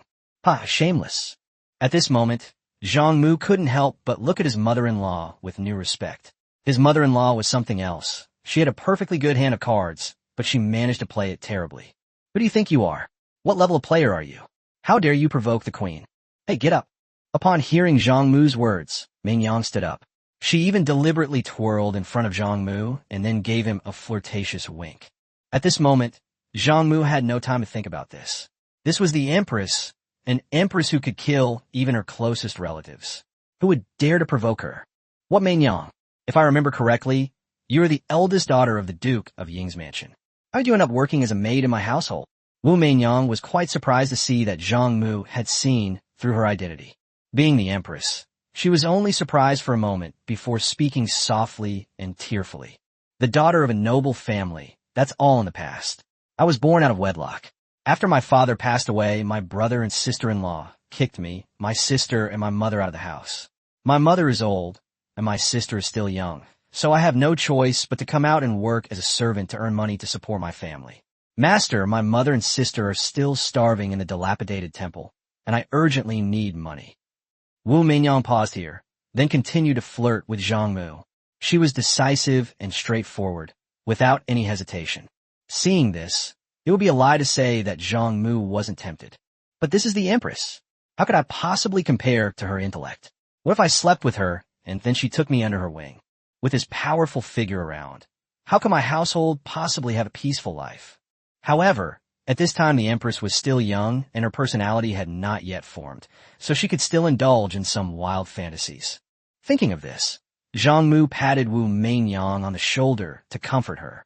As soon as Zhang Mu touched her, Wu Meinyang feigned pain and said shyly, like a mosquito, "Sir, you are too strong." Hearing this, Zhang Mu looked at Wu Meinyang, who stood before him with tears streaming down her face, seemingly resigned to her fate and ready to be taken advantage of, and couldn't help but sigh. Damn, no wonder Emperor Gaozong of Tang, Li Ji, in history, even though he knew Wu Zetian was his father's woman, still tried every means to bring her into the palace. "Meinyang, you will stay in the manor from now on. I'll give you some money first. Go back and buy some food for your mother and sister, and then rent a place to live. There's still a long way to go, and things will get better slowly."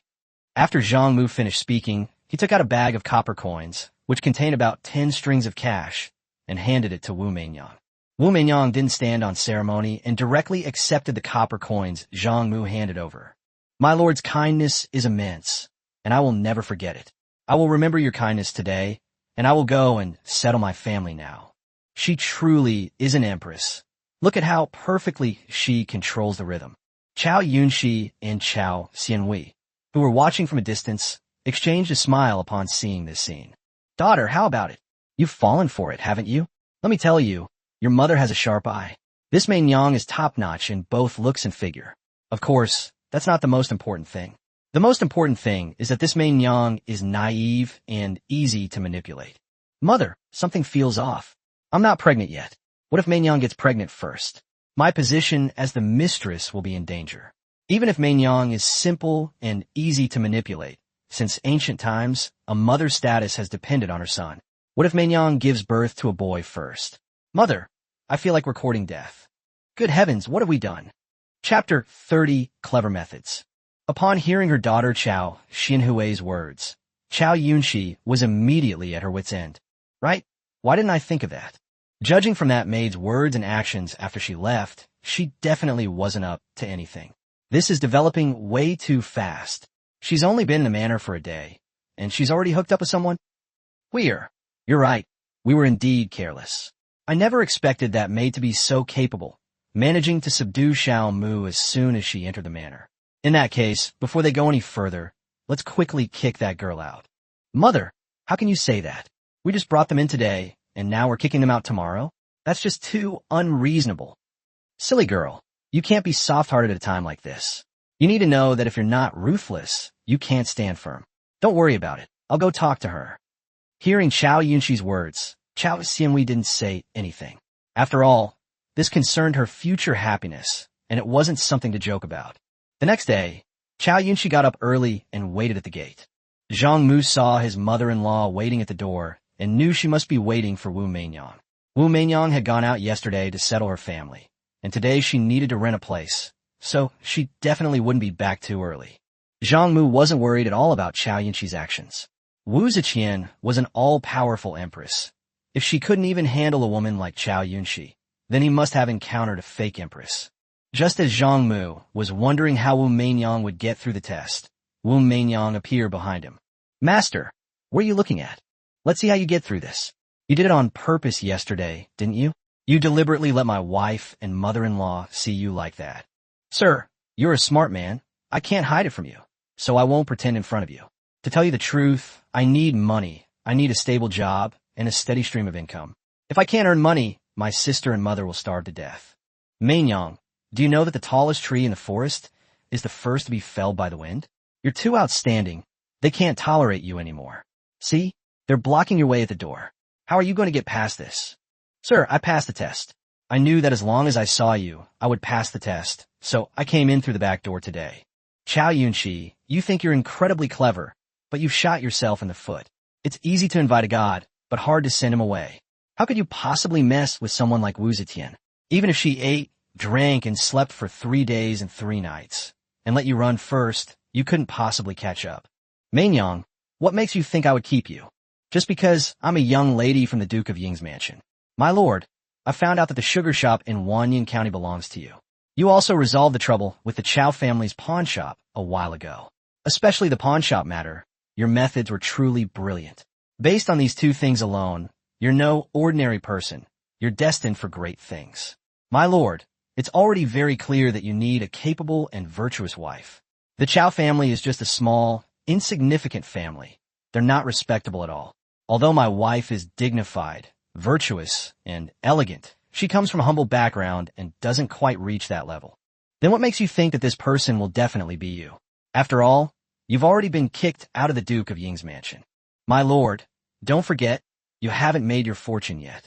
Moreover, your background is even more humble, and it's impossible for you to find a wife of higher status than me for the time being.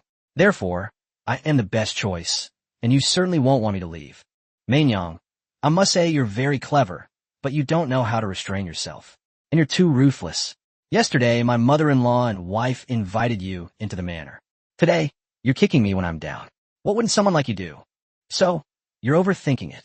Go back. I don't want the money I gave you yesterday. What's going on? Am I overthinking things? That's impossible. My stunning beauty isn't just for show. Yes, it must be because I spoke ill of the Chiao family earlier that I angered him. I deserve to die. How could I have gotten so carried away?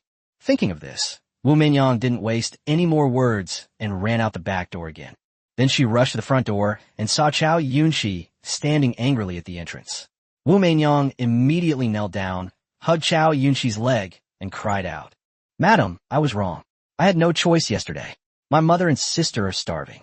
I needed money, or they would starve to death. Madam, yesterday after buying cornbread for my mother and sister, there was some money left over. I know he doesn't want it, so I took it upon myself to get a statue of Guanyin Bodhisattva for you. I've heard that Guanyin Bodhisattva is also the one who grants children. From now on, I will pray for you from dawn till dusk, wishing you a son soon." After Wu Zetian finished speaking, she carefully took out a statue of Guanyin Bodhisattva from her bosom. Holy crap, the Empress's methods are brilliant. If he could truly tame this kind of woman, then everything would go smoothly for him and all his endeavors would be successful. Conversely, if you do that, you might end up with sheep grazing on your own head. Even worse, you might face the destruction of your family and the loss of your home. No one can guess what Wu Zetian is thinking right now. We need to observe her for a while before making a decision. Just as Zhang Mu was lost in thought, Chiao Xianhui arrived at the door. Seeing Chiao Xianhui approach, Wu Mingyang quickly knelt down before her, holding the Guanyin Bodhisattva statue with utmost humility, and said, "The merciful and compassionate Guanyin Bodhisattva, who saves us from suffering, is this my mistress. I beg the merciful and compassionate Guanyin Bodhisattva to grant my mistress a son. In the future, I will surely eat vegetarian food, chant Buddhist prayers, and thank the Bodhisattva for her great kindness and virtue every day." Upon hearing Wu Mingyang's words, Chiao Xianhui quickly helped Wu Mingyang up and then looked at Chiao Yunshi expectantly. Chiao Yunshi was also moved by Wu Mingyang's words, and at this moment, he had no resentment left. "Mingyang, you can stay here, but I'm warning you, until your mistress gives birth to a son, you stay away from your master. If I see anything like what happened last night again, you'll be in big trouble. It's done. Don't worry, madam. Mingyang knows her own status. From now on, Mingyang will be the mistress's maid. Whatever the mistress asks Mingyang to do, Mingyang will do. If the mistress forbids Mingyang to do something, Mingyang would rather die than do it. You're a smart girl. At least you know what's good for you. Go get to work. You've already wasted a whole morning, and you'll miss out on so much work." Upon hearing Chiao Yunshi's words, Wu Mingyang quickly ran into the courtyard to get to work. Seeing Zhang Mu still there, Wu Mingyang even waved her fist at him, looking smug. Chapter 31, let's give it a try. Seeing this, Zhang Mu knew that the Wu Mingyang in front of him was the real empress. Even if Chiao Yunshi and her daughter were together, let alone the 9 maids, they would still be no match for the empress. In the days that followed, Chiao Yunshi did nothing but guard against Wu Mingyang like a thief. But how could she possibly keep an eye on the empress? In just one day, the empress had figured out Chiao Yunshi's daily routine perfectly. The empress knew exactly when to use the outhouse, when to summon the maids for a meeting, and when to take a nap. After figuring out Chiao Yunshi's daily routine, Wu Mingyang would occasionally take time to chat with Zhang Mu. When Chiao Yunshi arrived, she would always leave immediately. It has to be said that these days, if you want to do something big, you have to be thick-skinned. What? The Wong family is going too far. They just finished scheming against our shop last time, and now they're trying to steal our business with high prices. It's obvious they're trying to take advantage of us. Hearing his mother-in-law Chiao Yunshi shouting outside, Zhang Mu knew that something must have happened to the Chiao family pawnshop.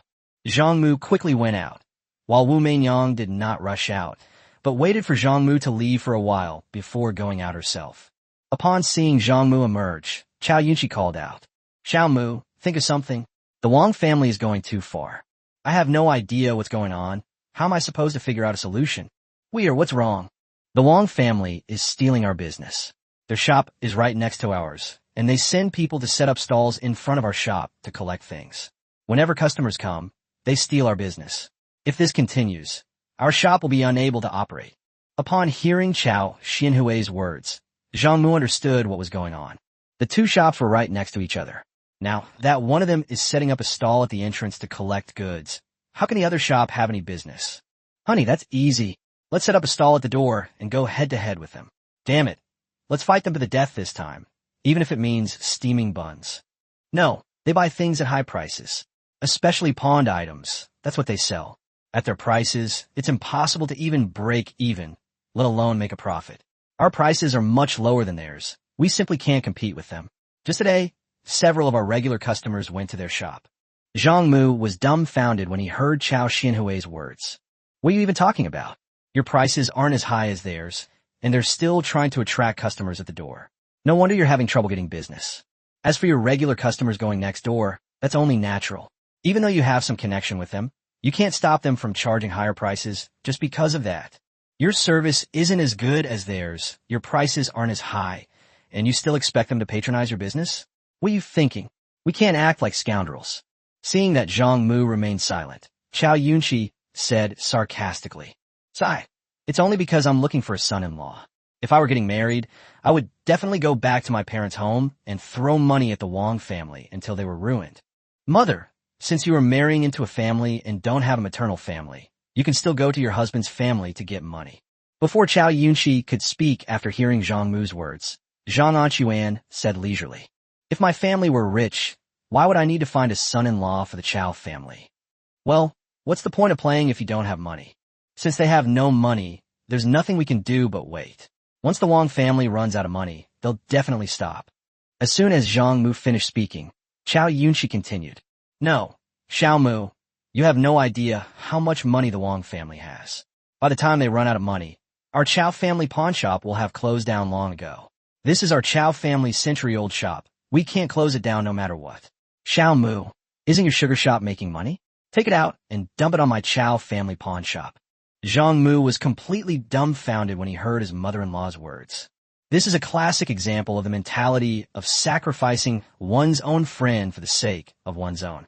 "Mother, my sugar shop is making money, but we just bought a house, and then we had to hire people to clean and tidy it up, which costs money. As you can see, I don't have much money to spare right now. Besides, the pawn shop is clearly a losing business, so why should we continue?" Hearing Zhang Mu's words, Chiao Yunshi was very disappointed. In Chiao Yunshi's view, the Chiao family pawn shop was everything, destiny itself. "Mother, why don't we just give up? We can't fight the Wong family. Anyway, the pawn shop doesn't make any money. Why don't we just sell it off?" Upon hearing her daughter's words, Chiao Yunshi lost her temper. What nonsense are you talking about? That pawn shop is our Chiao family's ancestral business. How can it just close down like that? Tomorrow, we'll sell our Chiao family's house and throw money at it. I don't believe the Wong family can turn the world upside down. Selling a house to support a pawn shop. Has this person lost their mind or been kicked by a donkey? The pawn shop might be an heirloom, but isn't the house also family property?" Just as everyone was arguing and unable to make up their minds, Wu Meinyang arrived. Madam, Master, I have a way to save the shop without throwing money into it, and even make a profit." Chiao Yunshi was very disdainful when he heard Wu Meinyang's words. "Meinyang, do you know what you're saying? When I was your age, I started taking on the family business. My Huier was about the same age when she took over, and we couldn't do anything about it. So what can you do?" "Madam, I have a foolproof plan as long as—" Before Wu Zetian could finish speaking, Chiao Yunshi interrupted her. Stop. Go to your own work. Mop the floor, Do the laundry, that's enough. What do you know about business? Besides, with your brains, you think you can play with the Wong family? Do you think everyone in the Wong family is a pig? Wu Meinyang, always good-natured, wasn't annoyed by Chiao Yunqi's words. She simply looked at Zhang Mu with confidence. Although Chiao Yunqi thought Wu Meinyang was useless and just a show-off maid, Zhang Mu knew all too well Wu Meinyang's abilities. She wasn't afraid of the Wong family or even the entire 5 clans and 7 noble families. Historically, the powerful clans that neither Li Shimin nor his son Li Ji could completely subdue were ultimately eliminated by Empress Wu Zetian. At that time, Empress Wu heavily relied on the famous Prime Minister Di Renjia and the cruel official Lai Junshin. These 2 guys played the good cop and the bad cop respectively, which directly caused the 5 clans and 7 noble families to collapse. Thinking of this, Zhang Mu spoke up. Since no one else can do it, why don't we let Meinyang give it a try? Chapter 32, The Empress's Schemes. The next day, Chiao Yunqi and his wife, Zhang Mu and his wife, Wu Meinyang and her maids arrived at the Chiao family pawnshop early. Although Chiao Yunqi was a million times unwilling, Zhang Mu had already agreed to let Wu Meinyang give it a try, so Chiao Yunqi couldn't say anything. Upon entering the pawnshop, Chiao Yunqi arrogantly declared, "Meinyang, have you thought this through? The other side is the Wong family. They're not so easy to deal with. Besides, they're a large and powerful family. We have to follow the rules. Madam, please rest assured. I'm just a maid. Even if you gave me 2 lives, I wouldn't dare to break the rules of the Wong family." After Wu Zetian finished speaking, she personally moved a table to the doorway to set up a stall and began collecting goods. Seeing that Wu Meinyang was struggling to carry it all by herself, Zhang Mu quickly went to help. Seeing Zhang Mu and Wu Meinyang moving a table together so affectionately, Chiao Yunqi kicked Zhang Anquan. "What are you doing? All you do is eat for free all day. Hurry up and go help. Chiao Mu, come back and rest for a bit." Sigh, they're both sons-in-law of the Chiao family. How come there's such a huge difference? With the tables set up at the entrance, Chiao, Xianhui, and Wu Meinyang went to the front to start collecting the items. Seeing that the Chiao family had started to challenge him, Wong Buren, who had been watching the situation closely, immediately got excited. "Old Zhao, did you see that? The Chiao family has taken the bait. They're really stupid. Don't they realize why we're doing this losing business? Isn't it to crush the Chiao family? If they hadn't joined in, they could have held out a little longer. Now that they've made their move, their demise is not far off." Upon hearing his elder brother's words, Zhao Wuda naturally showered him with flattery. "Manager Wong, how could the Chiao family be a match for our Wong family? Actually, you didn't need to take action. Just sending someone to keep an eye on them would have been enough. But you've personally intervened. I must say, that's giving the Chiao family too much face. Hey, old Zhao, we have to have a conscience. We can't let them die without knowing why. But then again, I really enjoy personally torturing my opponents. That feeling, TSK. Everything was also ready at the Chiao family shop. Wu Meinyang asked Chiao, Xianhui, "Madam, do you want to make money, vent your anger, or make money and vent your anger at the same time? How dare a mere maid say such a thing? Isn't she afraid of biting off more than she can chew?" "Meinyang, what do you mean by that?" "Madam, if you want to make money, then we'll charge the Wong family's price. If you want to vent your anger, then we'll charge 10% more than the Wong family's price." Before Wu Zetian could finish speaking, Chiao Xianhui interrupted. "How can I make money and vent my anger at the same time? Then we'll offer double the price the Wong family is willing to pay." Seeing Chiao Xianhui's bewildered expression, Zhang Mu quickly spoke up. "Queer, do as Meinyang says. My husband, I believe in Meinyang too, but will my mother believe me? If the pawn shop loses money today, I'll make up for all the losses. Is that all right?" Upon hearing Zhang Mu's words, Chiao Xianhui had nothing more to say. At the Wong family's shop, Wong Buren and Zhao Wuda were happily flattering each other. Mainly Wong Buren was praising, and Zhao Wuda was complimenting. Suddenly, a servant from the Wong family pawnshop came running over in a hurry, shouting from afar, "Master, something terrible has happened. The Chiao family has raised their prices. Impossible. Our prices are already at a loss, just trying to gain market share. If they raise prices, they'll definitely lose money. Besides, where would the Chiao family get the resources to wage a price war with the Wong family?" "Sir, it's true. The Chiao family's purchase price is twice ours." Upon hearing the waiter's words, Wong Buren's teacup, clang. With a thud, it fell to the ground and smashed to pieces. How was that possible? Double the price? We'd lose everything, not even our underwear.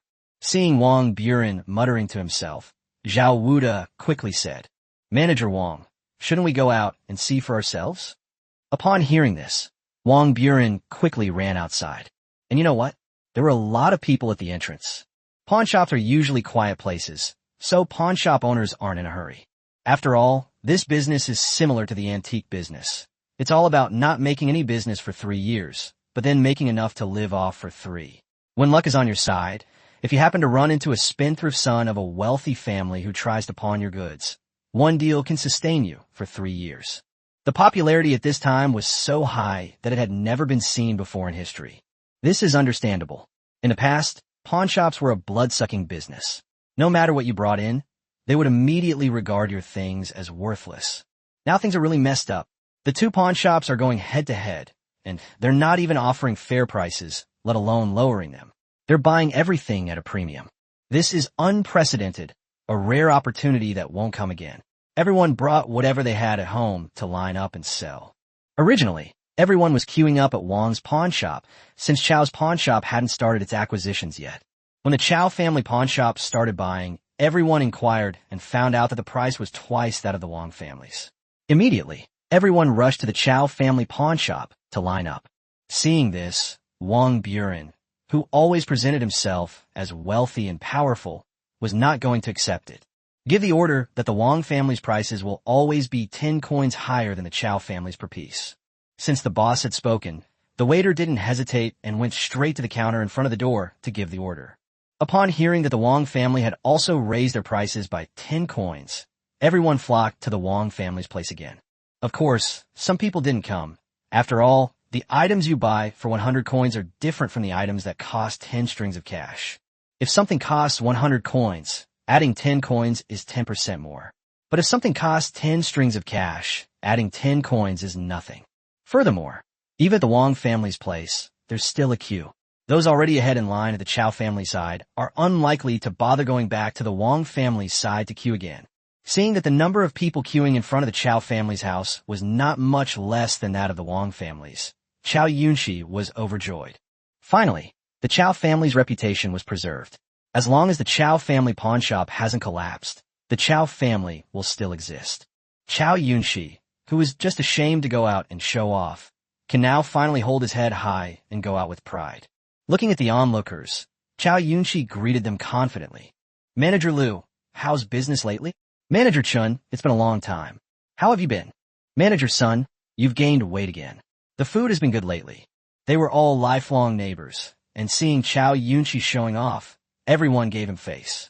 Oh dear, Manager Chiao, it has to be you. On this street, besides you, who dares to fight against the Wong family? That's right. The Wong family is so wealthy and powerful that only Manager Chiao's Chiao family can rival them.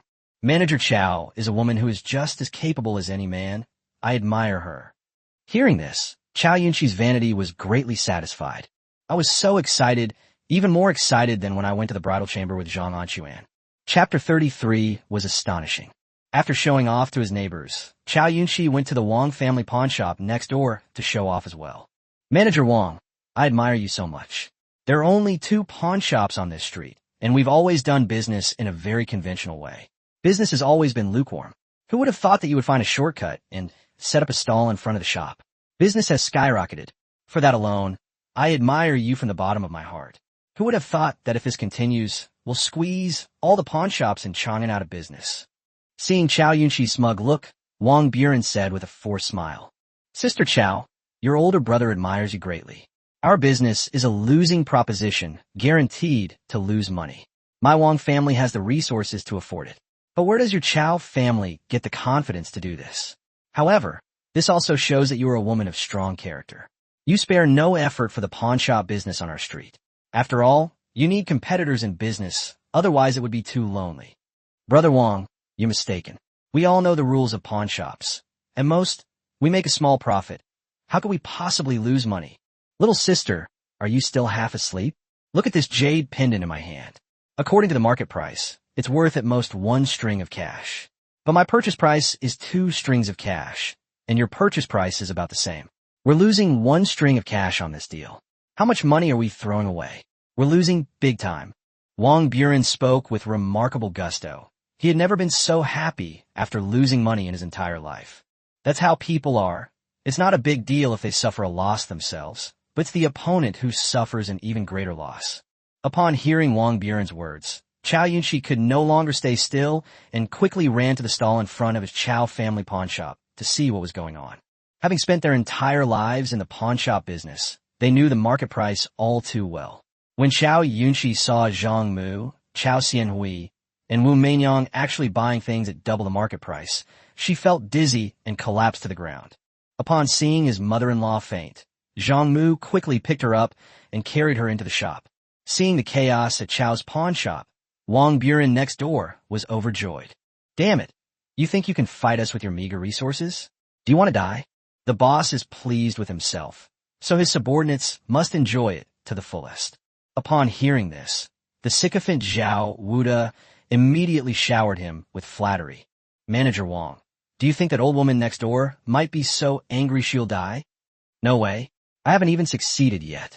Damn it, for so many years, I've only had one dream, to see what's inside that woman's clothes. Manager Wong, if I get the chance, I'll definitely help you tear off her clothes. Bullshit. I can handle this little thing myself. At this moment, at the Chiao family pawn shop, after Zhang Mu sprayed several mouthfuls of cold water on Chiao Yunshi's delicate and lovely face, Chiao Yunshi still did not wake up.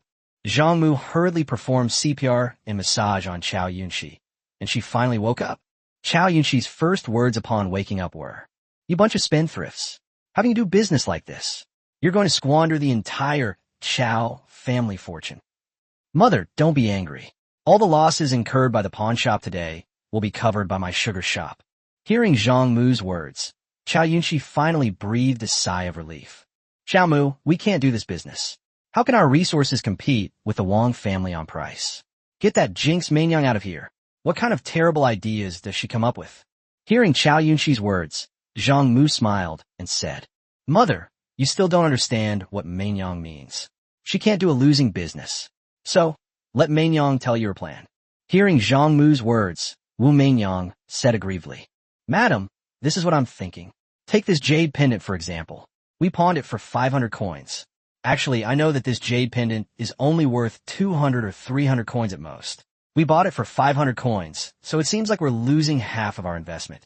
But I immediately had my maid take the jade pendant to the Wong family and sell it for 510 coins. By reselling it like this, we not only didn't lose money, but we also made 10 coins. Chiao Yunshi was stunned when he heard Wu Meinyang's words. Could a mere maidservant have done this? She's run a pawn shop her whole life. How come she never thought of this? With this trick, what do I have to worry about? Isn't the Wong family a large and wealthy family with deep pockets? Aren't they confident enough to use this to squeeze out and destroy the Chiao family? Let's do it this way and play this game to the end. Let alone playing for a year or two, even if it lasts until the end of time, until the seas dry up and the rocks crumble, until the mountains crumble and the heavens and earth unite, I'll still play along to the very end. Not only was Chiao Yunshi stunned, but Zhang Mu was also stunned. Yes, how come I didn't think of such a simple truth? As a time traveler, I had heard of such things in the future. Even so, I couldn't have come up with this idea in a short time. The Empress, on the other hand, came up with it herself. Just for that reason alone, her mind was far superior to mine. Chao Xianhui and Zhang Anquan, father and daughter, also looked at Wu Meinyang in surprise. After all, this move was beyond their expectations. After a moment of silence, Chiao Yunshi spoke. Meinyang, this kind of thing must be kept secret. Have the maids change their clothes after each trip and bring different items to the Wong family to queue up. Also, don't mistreat them. Give them a coin for every item they sell at the Wong family to shut them up. Upon hearing Chiao Yunshi's words, Wu Meinyang smiled and said, Madam, we'll do as you say. You've been in business all your life. You definitely know more than I do.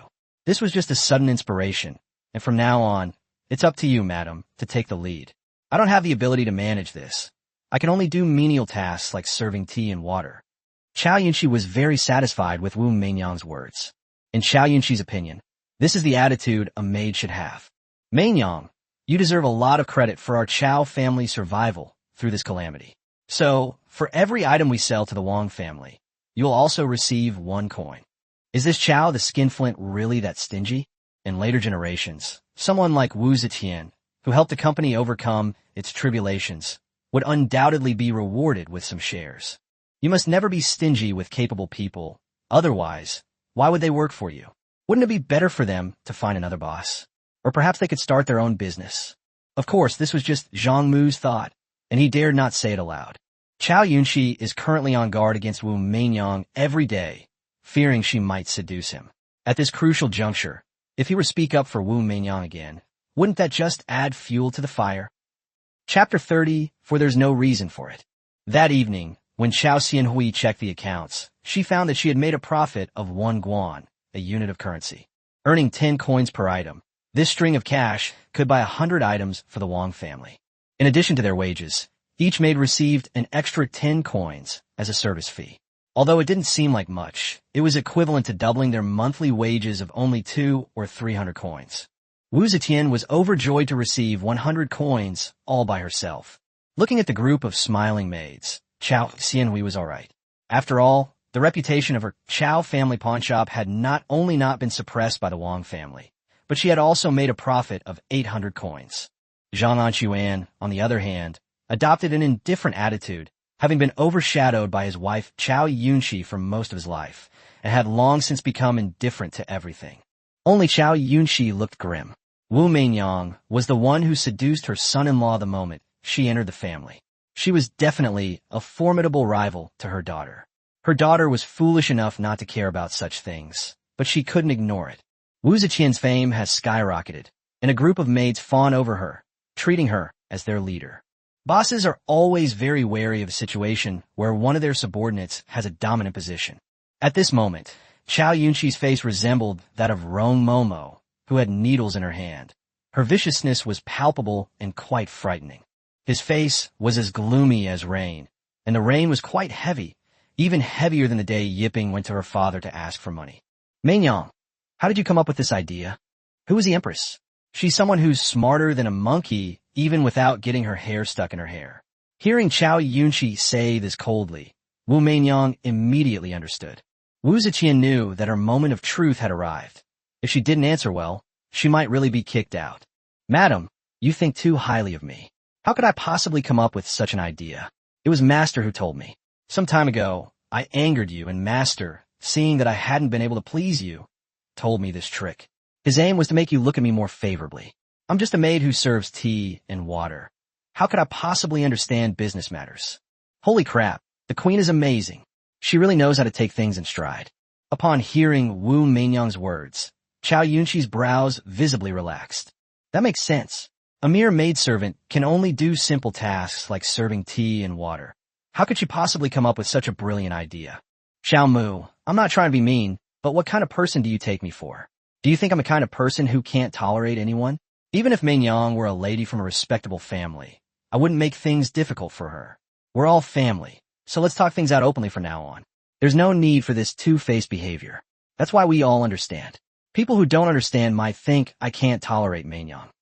After Chiao Yunxi finished speaking to Zhang Mu, he turned to Wu Meinyang and said, Meinyang, I heard that you have an elderly mother and a younger sister who are homeless. So, I will personally give you a string of cash to buy new clothes for your mother and the young girl. Also, when your younger sister grows up, send her to our mansion to be a maid. I will not mistreat you sisters.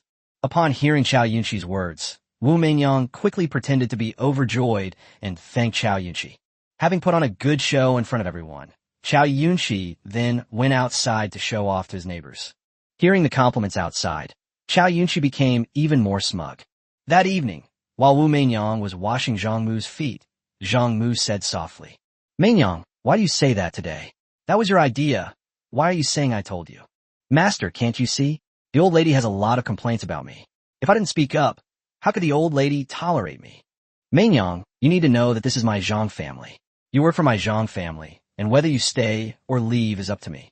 The reason I listen to the old lady now is because she is an elder, and she hasn't gone too far yet. Once she goes too far, I won't listen to her anymore. You can work for me with peace of mind from now on. You are a talented person, and I will not mistreat you. Wu Meinyang was quite surprised to hear Zhang Mu's words. Now, Chiao Yunxi is in charge of everything in the mansion, so no one would think this is the Zhang mansion. It's practically the Chiao mansion. Sir, The old lady is very strong-willed. You can't disregard her feelings, or she will definitely not agree. Mainyang, a man, can't always be suppressed by a woman. Look at my father-in-law. What kind of life does he lead every day? You didn't see his knife skills. They were truly divine. Back then, he was a capable man, but because he married into the Chiao family, he was completely ruined. My mother-in-law thinks she has suppressed my father-in-law and preserved the reputation of her Chiao family. But she doesn't know that although she has suppressed her husband, she has lost everything. Master, you can't say that. If a man can't even control his own woman, I don't think he can be anything special. Damn, it's not easy to brainwash the queen. Mainyang, this is why capable women often don't live happy lives. Look at my mother-in-law. She's always complaining about this and that. Does she ever think about whether she herself is disliked or not? Does my father-in-law have any complaints about her? Women don't need to be too capable, otherwise they won't be happy. Wu Mainyang was very disdainful upon hearing Zhang Mu's words. Master, if a man's abilities are not as great as a woman's, then why should a woman listen to him? I think the old lady is right. It is no easy feat for a woman to support the Chiao family. Damn it, this conversation is ruined. He still has a long way to go if he wants to conquer the queen. For the next 2 days, the Chiao family followed the same method, making easy profits with their left hand and right hand, using the same trick to devour all the delicacies in the world. That day, Wong Buren finally realized that something was wrong. Puzzled, Wong Buren summoned his steward and asked, "How much have we lost in the past few days?" "Sir, that's quite a lot. For every 2 strings of cash we receive, we lose 1 string. We've received goods worth about 20,000 strings now, so we've lost about 10,000 strings. What about the Chiao family next door? How are they doing?" Upon hearing Wong Buren's words, the steward thought for a moment and timidly said, "Master, this is the strange thing. Last time they bought wild ginseng, they could only come up with 2,000 strings of cash. Now they're waging a price war with us. Although they may not be buying as much as we are, they're not buying too little either. Logically speaking, they should have run out of money by now, but their buying is still continuing. This doesn't make sense. According to our initial plan, the Chiao family should have emptied their coffers by now." Upon hearing the steward's words, Wong Buren was bewildered. Chapter 35, Taking the Initiative. Puzzled, Wong Buren went outside and looked at the front of the Chiao family pawn shop next door. Looking at the Chiao family pawn shop, which was still under acquisition, Wong Buren was completely puzzled. Where did the Chiao family get their money? We're barely hanging on. Where do they get their confidence? Could the Chiao family really be wealthier than ours? Just as Wong Buren was in a daze, he suddenly noticed that one of his shop assistants was staring at the people queuing up to buy things. It's fine if you slack off at work. After all, we're all being exploited by capitalists. There's no need to take it too seriously. But if your boss is in a bad mood and is right next to you, and you're still slacking off at work, that's like a dung beetle on patrol. You're asking for trouble. Seeing this, Wong Buren walked over and kicked the young waiter to the ground. "You little brat, what are you doing?" The young waiter was just watching the girls in line with great interest when he was suddenly kicked to the ground. Before he could even react, he was being questioned by his boss, leaving him completely stunned. Seeing the boss's fierce gaze, the young waiter quickly stammered, Manager, I'm looking at the girl. Look at you, so pathetic. If you want a woman, go to the yamen and get one. What kind of nonsense is this, sneaking around like this? If others see you like this, they'll think our Wong family pawn shop is a den of hooligans. If you fancy any girl, have the steward check her background and see if she's married. These days, 3-legged toads are hard to find, but 2-legged women are everywhere. Don't embarrass me every day, acting like the shop assistants in my Wong family shop can't find wives. Shopkeeper, I've taken a liking to that girl. The one in the red dress. She comes every day, several times a day. She must be the daughter of a wealthy family. Otherwise, where would she get so many things to exchange for copper coins? Upon hearing the waiter's words, Wong Buren was stunned. What did you say? She comes every day, several times a day. Yes, I noticed her the first time she came. She even smiled at me yesterday, and that smile was so sweet. What does she pawn every time she comes? Is it a dead pawn? She always pawns jade pendants and other jewelry. She always pawns them without hesitation. Upon hearing this, Wong Buren felt a wave of dizziness and nearly collapsed. Fortunately, the young waiter caught him, and after regaining his balance, Wong Buren felt as if the sky had fallen. At this point, the cunning Wong Buren was well aware that he had been tricked. They come every day, sometimes several times a day, and they always pawned valuable items like jade pendants and jewelry. Looking at that girl again, she didn't seem like a rich family's daughter. Besides, even if she were a rich family's daughter, she wouldn't have so much jewelry to pawn. Considering the Chiao family's unfathomable confidence, it goes without saying that this must have been the Chiao family's doing. Damn it, why didn't I think of that? What a clever scheme. They buy it over there, then resell it to themselves. It looks like both families are going all out to fight each other to the bitter end, but in reality, the Wong family is just being taken advantage of. After figuring it out, Wong Buren immediately summoned his lackey Zhao Wuda. Upon hearing Wong Buren's words, Zhao Wuda said in horror, "What? Shopkeeper, you mean the Chiao family is using a feint to deceive us while secretly plotting something else? That must be it. Otherwise, how could the Chiao family have survived until now? Our acquisition price is beyond their means." As soon as Wong Buren finished speaking, the steward quickly said, "Sir, what are we waiting for? Quickly notify the front to stop the acquisition. This is clearly a losing proposition. We can't continue." After the steward finished speaking, Zhao Wuda stopped him, saying, "No, if we stop the acquisition now, we're guaranteed to suffer a loss. We need to continue the acquisition discreetly and act as if nothing's wrong." Seeing the butler's puzzled expression, Zhao Wuda continued, "I wonder if the steward has ever heard the saying, an eye for an eye? If the Chiao family can do that, why can't we?" "Mr. Zhao, you mean we also—" "That's right. Let's do it this way. We'll make the Chiao family pay back what we lost."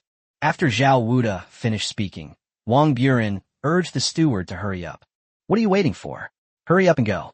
Also, tell the front to lower the acquisition price a bit, so we can still make some profit."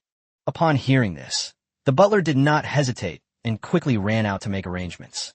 On the Chiao family side, Zhang Mu saw that there were suddenly many more people queuing up, and he knew that the Wong family had seen through the scheme. "We're send someone to inquire whether the Wong family has lowered their purchase price." After these incidents, Chiao Xianhui realized that she and Zhang Mu were not on the same level in business at all. Hearing Zhang Mu's words, she didn't hesitate any longer and quickly made arrangements. And so, the Chiao and Wong families began to compete and lower their prices, and the pace of the price cuts accelerated. This presented a challenge for the people queuing to buy things. After queuing for ages, I finally got to the front of the line, only to find out the price had actually gone down. Who would do something that would put them at a disadvantage? They stopped selling anything and went straight to the other side to queue up. After waiting in line for ages on the other side, it was finally my turn, only to find that the price wasn't even as high as the price I'd inquired about on the other side. Oh well, I had to go back to the other side and wait in line again. And so the people in line went from one side to the other, and then from the other side back to this side. In less than half a day, the price had dropped to the level before the two companies started their price war. At this point, both the Chiao family and the Wong family were fully aware of the situation. What was originally a clandestine affair has now been brought into the open. There's no possibility of it continuing. The price war, which lasted for half a month, ended with the Wong family suffering heavy losses, and everything returned to calm. That night, Wong Buren was so angry that he smashed everything he could in the house to pieces. The entire Wong family suffered as a result. It's said that everyone's wages were reduced by 20%. On the other hand, the Chiao family was as happy as if it were New Year's Day. That evening, the Zhang family held a grand banquet to celebrate this momentous occasion. Wine and meat were plentiful, and even maids like Wu Meinyang were entitled to drink and eat. Seeing everyone bustling about and praising each other, Zhang Mu thought to himself that the Wong family would definitely not let this go. As members of the Wong family, who never give up until they gain an advantage, they would not stand idly by and watch themselves suffer a loss. They would certainly retaliate.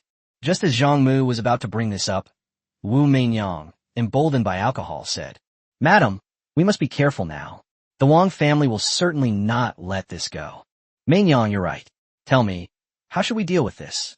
Upon hearing Chiao Yunxi's words, Wu Meinyang thought for a moment and then said, "Instead of letting the Wong family cause us trouble, why can't we take the initiative and cause them trouble?" Upon hearing Wu Meinyang's words, Chiao Yunxi immediately perked up. "Yes, why must the Chiao family be forced to take action and be attacked? That won't do." Chapter 36 Partners. Upon hearing Wu Meinyang's words, Chiao Yunxi was immediately overwhelmed with excitement. For a long time, the Chiao family had been suppressed by the Wong family. Now that the Chiao family was in their own hands, they could finally hold their heads high. At this point, Chiao Yunshi was even thinking of finding an auspicious day to worship his ancestors and tell them about how he had brought glory to the Chiao family.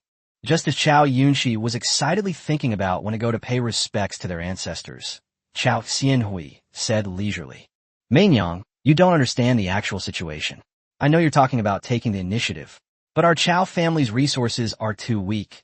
We simply don't have the strength to confront the Wong family. Over the years, I've been proceeding cautiously, walking on thin ice, just to manage to pull the Chiao family out of this predicament. The Wong family is a mountain to our Chiao family, an insurmountable mountain." Upon hearing Chiao Xianhui's words, the previously lively scene fell completely silent.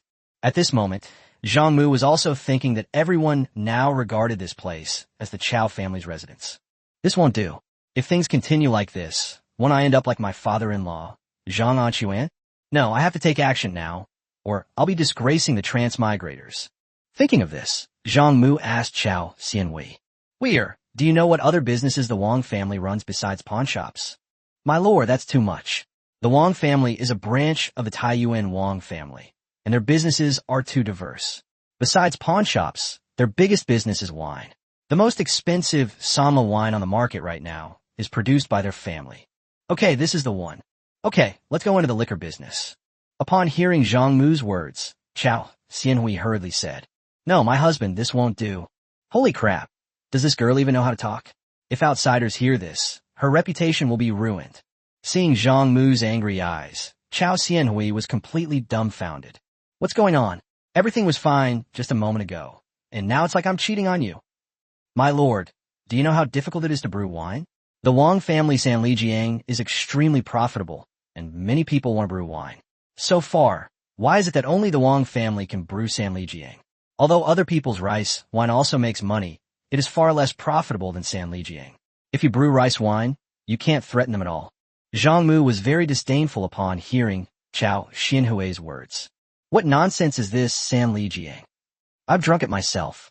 Actually, Sanlijiang is similar to the yellow wine of later generations. The reason it was popular among the people of the Tang dynasty was mainly because it had a high alcohol content and was quite potent. Putting everything else aside, just look at the alcohol content. No matter how well you brew it, it can't compare to the alcohol content of distilled spirits." In later generations, Zhang Mu learned that there was a type of wine in Jiangnan called Shashajujiu, which was distilled from rice wine. Although I don't know how to brew wine, the distillation technique is no problem for me. As long as I buy rice wine and distill it, I can produce high-proof liquor. Don't worry, this wine is no problem for me. I can brew a stronger liquor than Sanlijiang. I'll definitely catch the Wong family off guard." Seeing that Zhang Mu was determined to brew wine, Chiao Yunshi quickly stopped him, saying, "Zhang Mu, stop fooling around. Do you know that the Imperial court has banned brewing wine? The people are starving. How can you expect them to use their grain to brew wine? Don't drag our Chiao family down with you before you've even brought down the Wong family." "Your Chiao family? What does this have to do with your Chiao family?" "Mother, don't worry. This brewing is a matter for our Zhang family, and has nothing to do with your Chiao family." Upon hearing Zhang Mu's words, the maids looked at him in horror.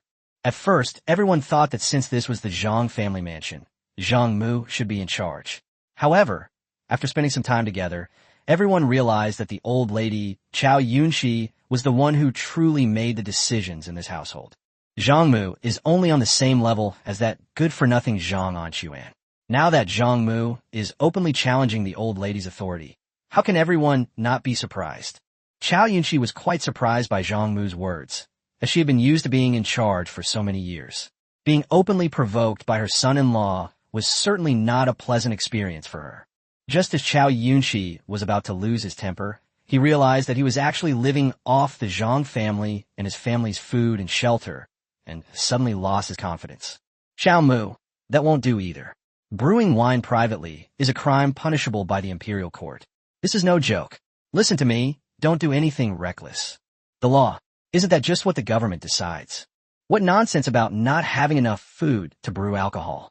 Where do all those government officials get their alcohol from every day? Does it fall from the sky? Mother, it's nothing. As long as we maintain good relations with the government, they will definitely turn a blind eye. Besides, I'm not brewing wine to avenge your Chiao family. I'm doing it to make money. Upon hearing Zhang Mu's words, Chiao Yunxi opened her mouth, but ultimately said nothing. At this moment, Wu Mingyang spoke again. Sir, dealing with government officials isn't easy. You might be able to do other businesses, but brewing wine is definitely out of the question. The Wong family is a powerful clan, with many members serving as officials in the court. Sanlijiang is their highly profitable business. How could they allow anyone to steal their business? No matter how much money you offer, they won't accept it. After all, no amount of money is as valuable as one's own official position. Upon hearing Wu Mingyang's words, Zhang Mu fell silent. Yes, it's the early years of the Jingguan era of the Tang dynasty. The blood at Xuanwu Gate hasn't even dried yet. Emperor Taizong, Lier, has only recently ascended the throne and has to be mindful of the powerful family's wishes in everything he does. If officials from powerful families want to frame me, then I have no way to survive. Seeing that Zhang Mu remained silent, everyone assumed that he'd back down and continued eating and drinking. In fact, Zhang Mu was not about to back down and was constantly thinking about how to make the best of the liquor business. As the saying goes, if you want to start a small business, all you need to do is be able to endure hardship. If you want to do big business, you have to build good relationships with the local thugs and hooligans. If you want to do the kind of business that's respectable, you have to have good relations with the government. Don't be fooled by those bastards who seem harmless, all smiles and doing nothing all day, like the landlord's stupid sons. But those beasts' ability to nitpick is absolutely ruthless, with no limit to how vicious they can get. Once they've got their eye on you, you'll be badly hurt, if not killed, and you won't even have a chance to get justice. They are the embodiment of justice, the rule makers. What can you do about them? Rebellion? Is rebellion so easy to start? Countless people have rebelled throughout history, and how many of them have met a good end? As the saying goes, if I can't beat you, I'll support you. If you want to do this business, you have to find someone who dares to go against the powerful families to cooperate with. During the Jingguan era, there were only a handful of people who dared to oppose the powerful families. You could count them on your fingers. Chapitre 37 Corruption. After figuring it out, Zhang Mu stopped wasting words with the others. In any case, given the current situation, no one at the scene understands his thoughts. Those who understand themselves need no explanation. Those who don't understand themselves, why bother explaining? The next day, Zhang Mu neither went to the sugar shop nor to Chiao's pawn shop. The sugar shop is safe as long as the couple is around, even if they have money. There's no need to worry about the Chiao family pawn shop. The price war the past 2 weeks has already crippled the Wong family. Without a few months to cool down, the Wong family certainly won't be in the mood to launch another attack. Zhang Mu went to a small house behind the courtyard to keep busy. Zhang Mu first poured several large jars of rice wine into a large iron pot, and then covered it with copper coins he had bought at a high price. After finishing these tasks, Zhang Mu started to heat the pot over a large fire. As the rice wine boils, steam rises and presses against the copper plate on top of the pot. The steaming water vapor condensed into water droplets upon contact with the cool copper plate, and then dripped into the copper basin that Zhang Mu had prepared in advance. Zhang Mu just kept burning it, pushing the big wooden stick inside, pushing the big tree roots inside. Zhang Mu worked from sunrise to sunset all day and finally collected a jar of high-proof distilled liquor. Zhang Mu took a sip. It was not bad, although the taste couldn't compare to the blended liquors of later generations. But it was potent, extremely strong. Based on Zhang Mu's experience, it was probably around 50 degrees. Although it lacked the aroma of the blended liquors of later generations, its potency alone would absolutely crush Sanlijiang. Looking at the jar of high-proof distilled liquor in his hand, Zhang Mu smiled knowingly. With this, do you think he won't take the bait? The next day, Zhang Mu was thinking about how to find those fearless leaders of the Tang Dynasty beginner village. Go there in person. That's definitely not going to do. Those people are all top-tier wealthy families in the Tang Dynasty. Given my status, I certainly wouldn't even be able to get through the door. Although he couldn't even get into people's homes, Zhang Mu wasn't worried at all. In later generations, if you wanted to find a spoiled rich kid, you'd definitely go to a nightclub. Those rich kids, born with a silver spoon in their mouths, are known for always being either in nightclubs or on their way to nightclubs. Although the Tang Dynasty didn't have nightclubs, it did have the pioneers of nightclubs. With that in mind, Zhang Mu packed his things and headed straight for Chunxiu Tower, the largest nightclub in Chang'an.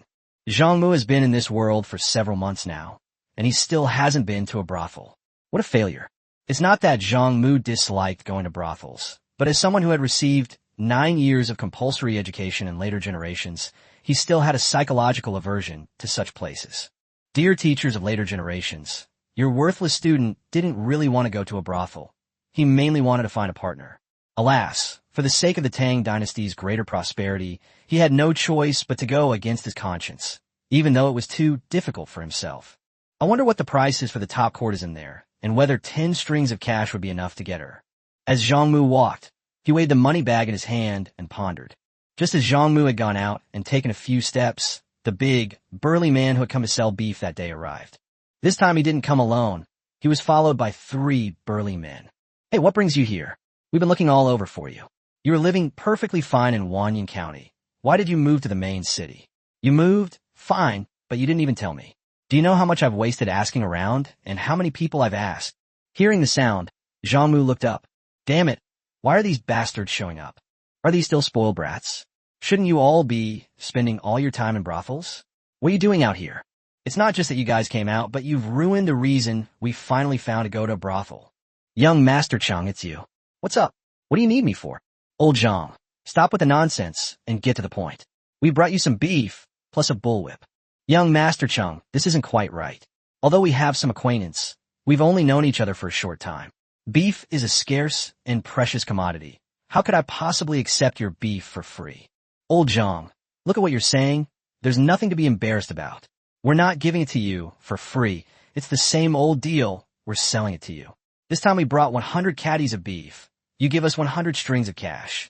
There's also a bull's penis for 10 strings of cash. So that's 110 strings of cash. But you can't tell anyone that you bought 100 caddies of beef. You can only say that you bought 5 caddies and only spent 5 strings of cash. After he finished speaking, the 3 boys behind him placed 3 large cloth bags containing beef in front of Zhang Mu. We weighed it several times, and it was definitely more than 100 Gene. Holy crap, that's some serious kickbacks. The first time I brought about 10 pounds, I could only say it was 5 pounds. This time I brought 100 pounds, and I can still only say it was 5 pounds. If I sell another 5 Gene next time, won't I have to bring back a whole cow?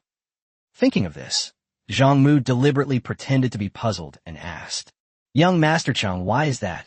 Hearing Zhang Mu ask this, the other guy, whose skin was even darker, said impatiently, Is that even a question? We need the money urgently. We've already made appointments with the girls at the brothel, and we're just waiting to get the money from you. Hurry up and pay us, so we can go to the brothel for our appointments. You can't keep stealing beef like this. You'll get caught eventually, and then I'll be in trouble too. No, we won't expose you. We still have that much loyalty. Even if we get a little whipping, we won't reveal your identity. But that little whipping doesn't taste good, so remember to give us some compensation later. Do these idiots think I'm even dumber than them? Come on, let's go to my house for a drink. I have something to talk to you about. Upon hearing Zhang Mu's words, the dark-faced man immediately became displeased. Why would we go to your house for drinks? We're waiting to go to a brothel to drink with girls. Hurry up and pay the bill. We're in a hurry. Here's what we'll do. Consider the bullwhip a gift and just give us 100 strings of cash. Seeing Zhang Mu looking at him with ill intent, the guy realized that what he had just said was beneath him. So he continued, We are all people of integrity, and we value our reputation more than our lives. If you don't believe me, go around Chang'an and ask around.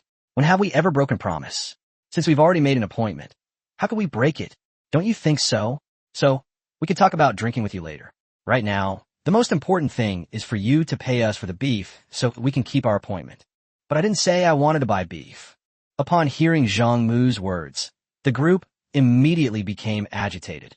Old Zhang, the beef is so delicious. Don't you want to eat it? Kid, don't be stubborn. I told you you wanted beef, so you want it now. Hurry up and buy all the beef. To tell you the truth, selling you beef is already giving you plenty of face. Even if we didn't give you the beef, we could borrow 100 or 2 strings of cash from you to play around with. Would you dare refuse? Do you know who we are? Listening to the 4 guys getting increasingly outrageous and domineering, Zhang Mu couldn't help but sigh. Sigh, what kind of world is this? The leadership team of the Tang dynasty's newbie village was corrupted by a group of time travelers. Chapter 38, Why Are You So Stingy? Hearing this, Zhang Mu said slowly, Do you want to do business and make money? Upon hearing this, the four guys quickly shouted in unison. Yes, I want to. I want to so much. If you want to, come in with me for a drink, and bring the beef and bull penis too. Upon hearing this, the four men quickly carried the beef and bullwhip and followed Zhang Mu inside. At this point, they no longer mentioned their appointment with the beauty, nor did they say that they kept their word. We should treat all those words they just said with absolute certainty as utter nonsense. Upon entering the mansion, Zhang Mu instructed the maids to begin preparing the dishes. The beef and bull penis that these fellows had brought were naturally to be served. While the maids were busy preparing the meal, Zhang Mu chatted with a few young men. Unsurprisingly, these were the very young men he had been thinking of. The dark-faced man surnamed Chung is Chung Chumo, the eldest son of Chung Yaojin, the Duke of Lu. The guy with the darker face was Yuchi Baolin, the eldest son of Duke Yuchi Gong of Yi. That pale-faced scholar-like fellow was Qin Huaidao, the eldest son of Duke Qin Shu Bao of the state of Yi. What surprised Zhang Mu the most was that the tallest and strongest guy was actually Fong Eai, the second son of Fong Xianling, the Duke of Han. It's a mystery how Fong Xianling, such a gentle and refined gentleman, could have fathered a fierce man like Fong Eai, who was even more powerful than the sons of the brute Chung Yaojin and the charcoal-faced Yuchi Gong. Of course, it must be said that Fong Eai is the most famous person in later generations. Anyone who likes historical time travel novels knows his name. Seeing that Zhang Mu had said he had a profitable business, but now he had backed down, the guys got anxious. Old Zhang, can you be a little more reliable? Do you even have any profitable business to do? We have a limit to how much patience we can have. Balin, don't worry. I'm just wondering, with your family background, you shouldn't be short of money. Upon hearing Zhang Mu's words, the group of guys immediately fell silent, looking dejected.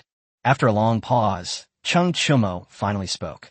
Hey, Lao Zhang, I'm not afraid to tell you this, but everyone thinks we have mountains of copper coins at home. But little do they know, we're so poor we don't even have any pocket money. Impossible. Your Duke's mansion doesn't have any money? Then wouldn't we common people all starve to death? Upon hearing Zhang Mu's words, Qin Huaidao hurriedly said, Old Zhang, don't you believe me? We really have no money. Although my old man has made outstanding contributions in battle and deserves to be rewarded, His Majesty is poor too. Don't be fooled by His Majesty's talk of rewarding so much gold. Where's there any gold? It's all copper. That's right.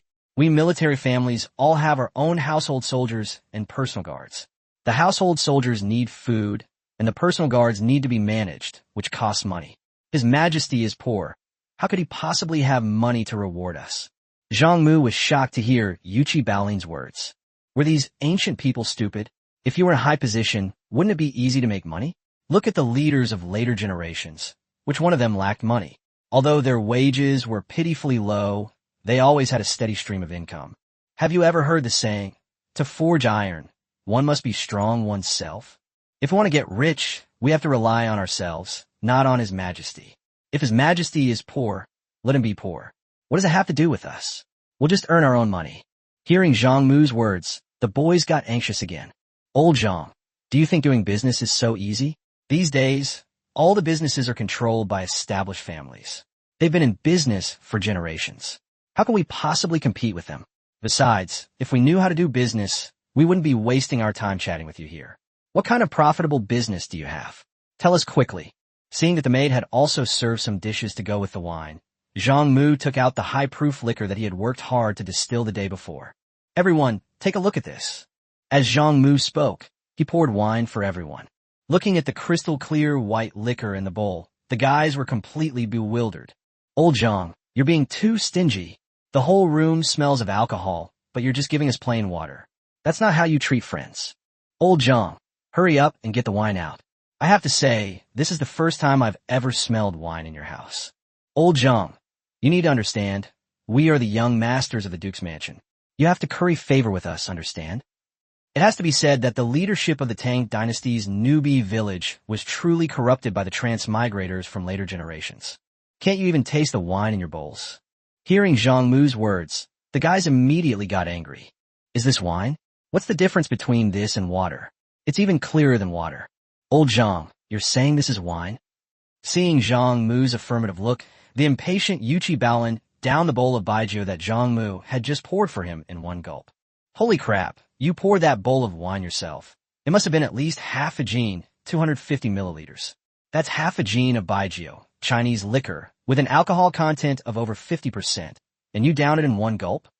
Looking at Yuchi Baolin, who had been drinking and had no expression, Zhang Mu felt genuine admiration. This liquor is not rice wine. My 2 ounces of liquor is considered a high capacity in later generations, enough to dominate my social circle. Unexpectedly, he downed half a gene, 250 milliliters, of liquor in one gulp without even changing his expression. You have to admire the drinking capacity of the ancients. You really can't compare.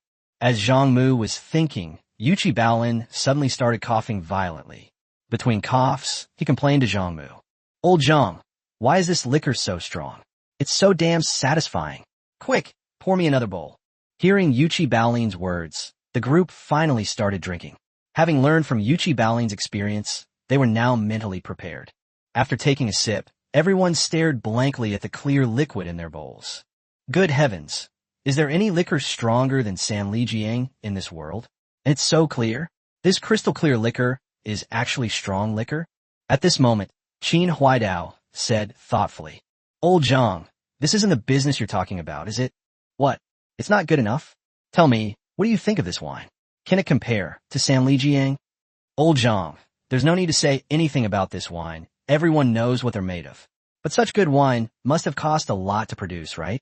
Damn, Qin Shubao's son really thinks ahead. The other guys just know how to drink, only he knows to ask about the cost. It's understandable that people are worried. No matter how good your wine is, what's the use if the cost is too high? If you sell it too cheaply, you won't make any money. If you sell it too expensively, no one will buy it. Upon hearing Qin Huaidao's words, Zhang Mu was also quickly thinking about it in his mind. Based on yesterday's distillation, Zhang Mu knew that 5 caddies of rice wine could be distilled into about 1 caddy of liquor. The price of rice wine was 10 coins per caddy, so the cost of 1 caddy of liquor was 50 coins. Adding labor and firewood, it would be over 60 coins. Old Qin, the cost of a pound of this kind of liquor is about 60 coins. 60 coins? The cost of this wine is only 60 coins. Chapter 39, Finding the Right Person, is very important. Upon hearing Zhang Mu say that the cost of this wine was only 60 coins per pound, Qin Huaidao quickly spoke up. Old Zhang, is this really true? Really? Hearing Zhang Mu's confident tone, the group looked at each other, then said in unison, Old Zhang, you're about to strike it rich. Congratulations. Old Zhang, with our relationship, you'll have to give me a discount when I buy wine from you next time. Hearing this, Zhang Mu knew that these kids weren't too thick-skinned and still knew how to pretend to be polite. Sure. From now on, when you buy wine, I'll sell it to you at cost price. How about that? Pretty generous, right? Upon hearing Zhang Mu's words, the group of guys were immediately bewildered. What's going on? What's wrong with this kid? How come he can't even understand polite words? Old Zhang, you just said you want to do this business with us, and you've already forgotten? Seeing Yuchi Baolin scratching his head in frustration, Zhang Mu felt a surge of secret delight.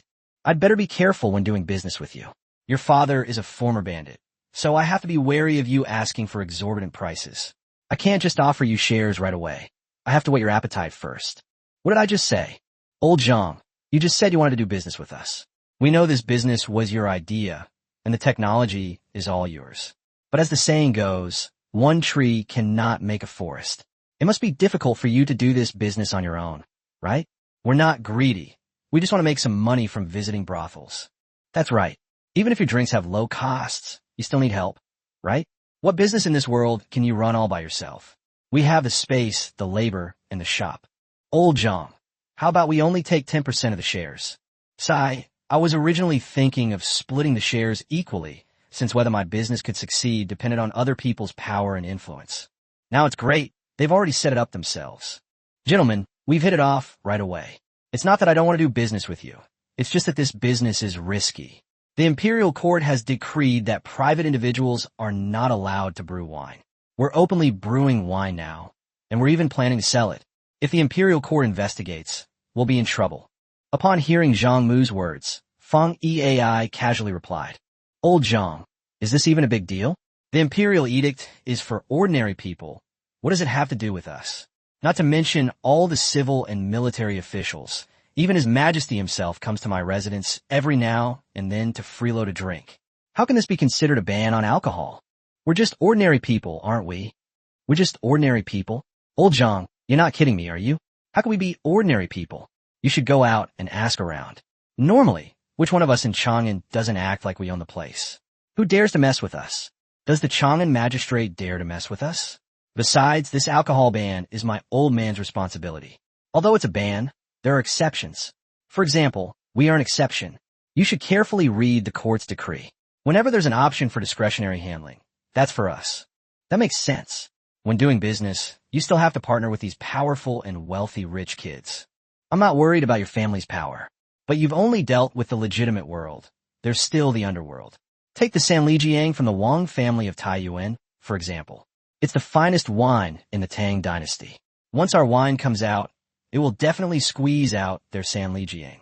If we anger the Wong family, do you think they'll let us off the hook? Hearing Zhang Mu's words, the group laughed, a very arrogant laugh. Especially Cheng Chumo and Yuchi Baolin. These two spoiled brats practically shouted. Who else? Old Zhang. When you have nothing to do, don't just stay at home all the time. Go out and ask around, find out what kind of background my old man has. Don't even mention the Wong family causing us trouble. If they dare to say anything sarcastic about our drinks, our family will be rich. That's right, my old man has been grumbling about it in private. We used to live a miserable life, and we had no choice but to risk our lives to fight alongside His Majesty for the throne.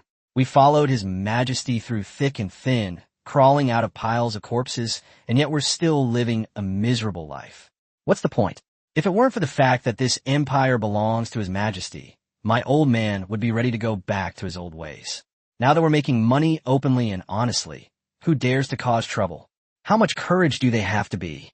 All right, with these guys around, who would dare to cause us trouble? When the officials arrive, they'll have Fong EAI handle it. All that's needed is for this kid to step forward and say something. Do you no longer want your official hat? That would probably scare the other person to death. If the powerful families dare to send people to cause trouble, it's even simpler. Yuchi Baolin, Cheng Chumo, and Qin Huaidao all have their own personal guards. Although the powerful families are influential, they don't have soldiers. While they may have household servants, those arrogant bullies are only good for harassing ordinary people. Would they dare fight a regular army? They'd be scared to death. All right, since you brothers have all thought it through, let's make a fortune together. Here's the deal. I'll give each of you a 10% share. Then, you brothers need to look after our shops and workshops on a regular basis and make sure no one comes to cause trouble. Of course, you can't just look after them for free. You have to pay them wages. Even close brothers should keep clear accounts. Profit sharing is profit sharing, and wages are wages. Hearing Zhang Mu's words, the guys were incredibly excited. It was like a windfall. They had originally come to sell beef, but ended up with this lucrative business. Damn. Let's see who dares to say we're useless now. We've made money. Seeing that the others had no objections, Zhang Mu continued. Now I need to prepare a brewery, a shop to sell the wine, and labor. There are no special requirements for the workers, as long as they can do the work. However, they must be trustworthy. Otherwise, if they leak our technology, we'll be left with nothing. As you know, I'm from the countryside and don't have any connections in these areas, so you'll have to prepare that. But it won't be free.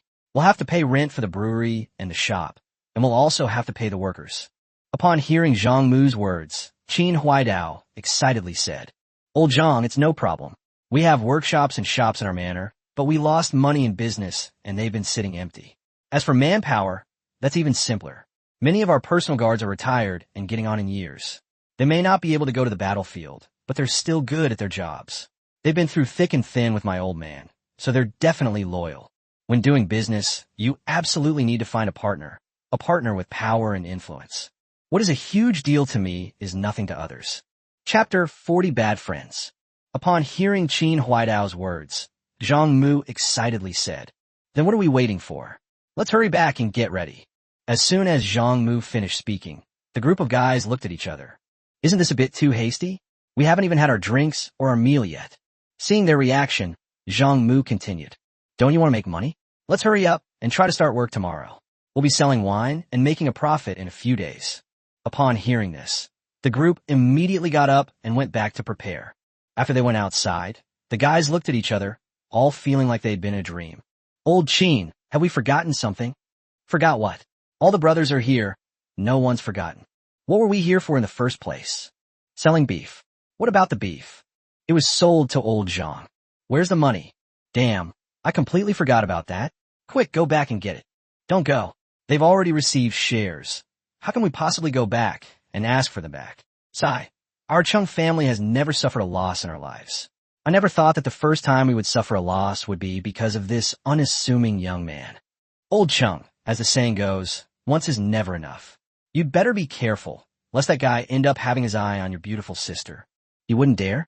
If he dares to covet my sister, I'll kill him. Wait a minute, Baolin. What do you mean by this? Why do you keep mentioning my sister? You wouldn't happen to have your eye on her, would you? You'd better give up on that idea. Look at you. Do you think you're good enough for my sister? Old Chung, what do you mean? Do you want to fight? Baolin, even a pig isn't angry. Why are you so angry? Ching Chumo, I'll fight you to the death. Can you two stop messing around? What time is it? A great business opportunity is right in front of us. Aren't you worried? Upon hearing Qin Huaidao's words, Chung Chumo and Yuchi Baolin, who had just been at odds, immediately reconciled and chatted and laughed as they hurried home together. Looking at the large chunks of beef and bull penis, Zhang Mu immediately felt that today's harvest was quite good. He had acquired the hard currency of the Tang dynasty without spending a single penny, a cause for celebration. Just as Zhang Mu was overjoyed, Wu Mingyang walked over and said, Master, do you know who those 4 guys were? How dare you provoke them? They're the 5 biggest fools in Chang'an City. And who's the last one? The 5 fools of Zhang Liang, the Duke of Yun, have become the talk of the town in Chang'an. They've been the subject of more than half of the gossip among the people. Zan Liang est stupide son? Where's that kid? Why didn't I see him come along? That kid has disappeared. Those 4 guys who just arrived are either beating up Zhang Liang's mentally challenged son or on their way to beat him up. But that was a couple of years ago. I haven't seen Zhang Liang's mentally challenged son recently. Mainyang, I'm planning to do business with him. Upon hearing Zhang Mu's words, Wu Mainyang quickly replied, Sir, are you crazy? Do you know who they are?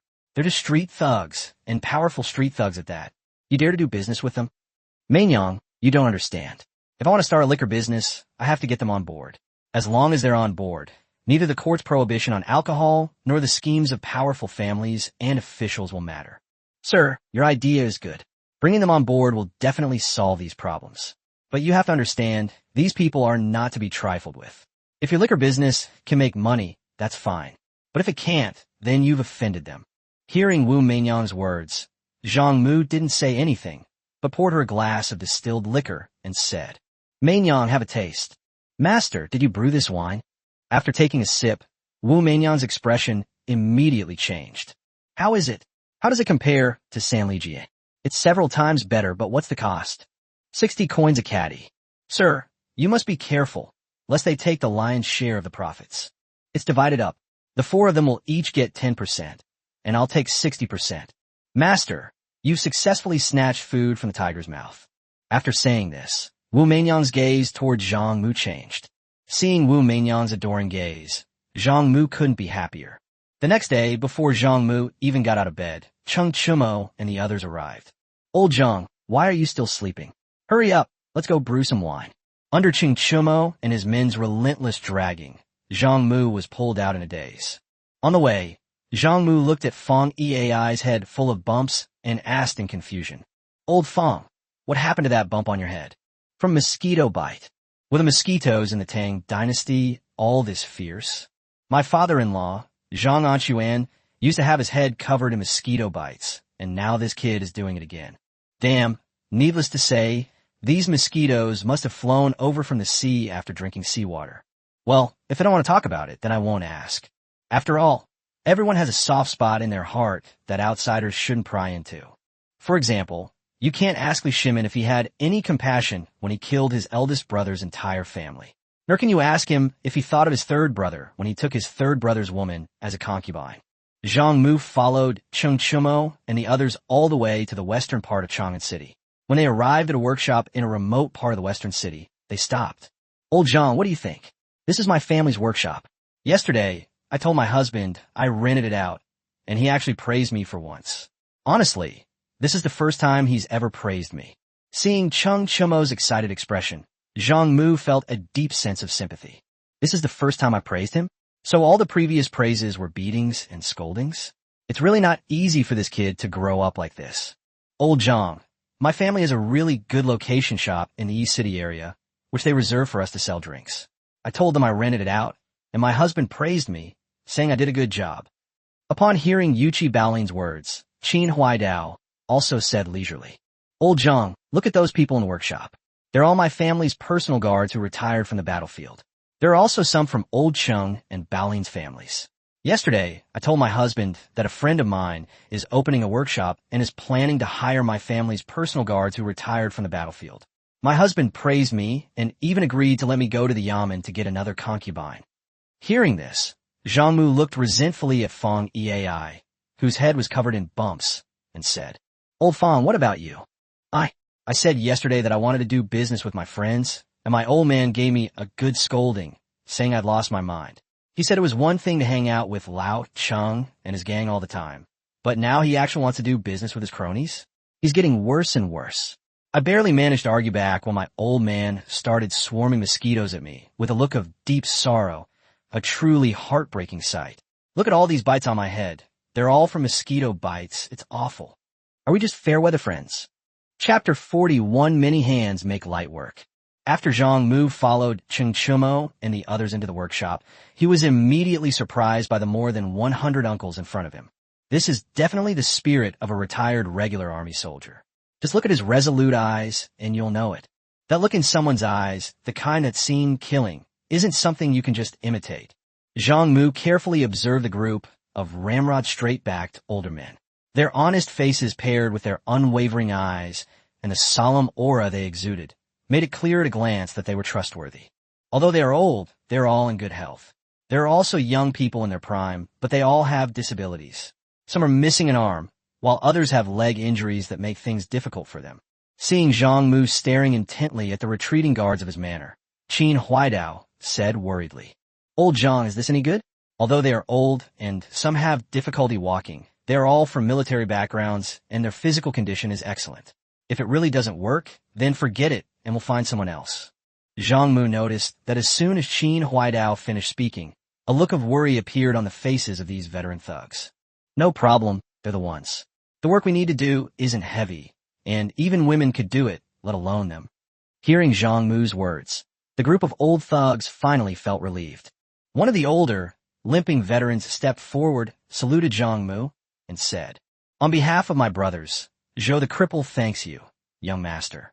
To be honest, you have no idea how difficult things have been for us good-for-nothings. We know nothing but fighting, and we can't work in workshops either. First, we're too old, and our legs aren't strong enough. Second, the workshops of noble families don't want good-for-nothings like us who have been discharged from the battlefield. Our family did run a workshop, but it never made ends meet, and we had to close it down in the end. Sigh. If only we had died on the battlefield. Ugh, what kind of world is this? That bastardly Lao heir is no good. How could he let these meritorious officials not even be able to make a living? You have all made great contributions to the Tang dynasty. Without you, where would the Tang dynasty be? It is only because I'm now of low status that I have any influence. If I had any official position, I would definitely write to His Majesty to speak out for you. Upon hearing Zhang Mu's words, Zhou the cripple immediately stopped him, saying, Young master, we can't blame the court for this. They're in a difficult position too. We're considered lucky. At least we're not starving. Compared to the disaster victims, we're fortunate. Young master, what should we do next? What a lovely group of people. Our job is very simple. To light the fire and start the pot. We have no other requirements for you, except one thing. You must keep a secret. Everything in this workshop must be kept secret. Not a single word can be leaked out.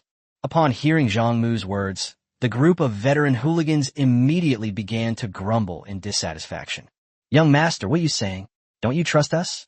Even if this workshop had a mountain of gold, we brothers wouldn't be tempted, let alone this small business. That's right.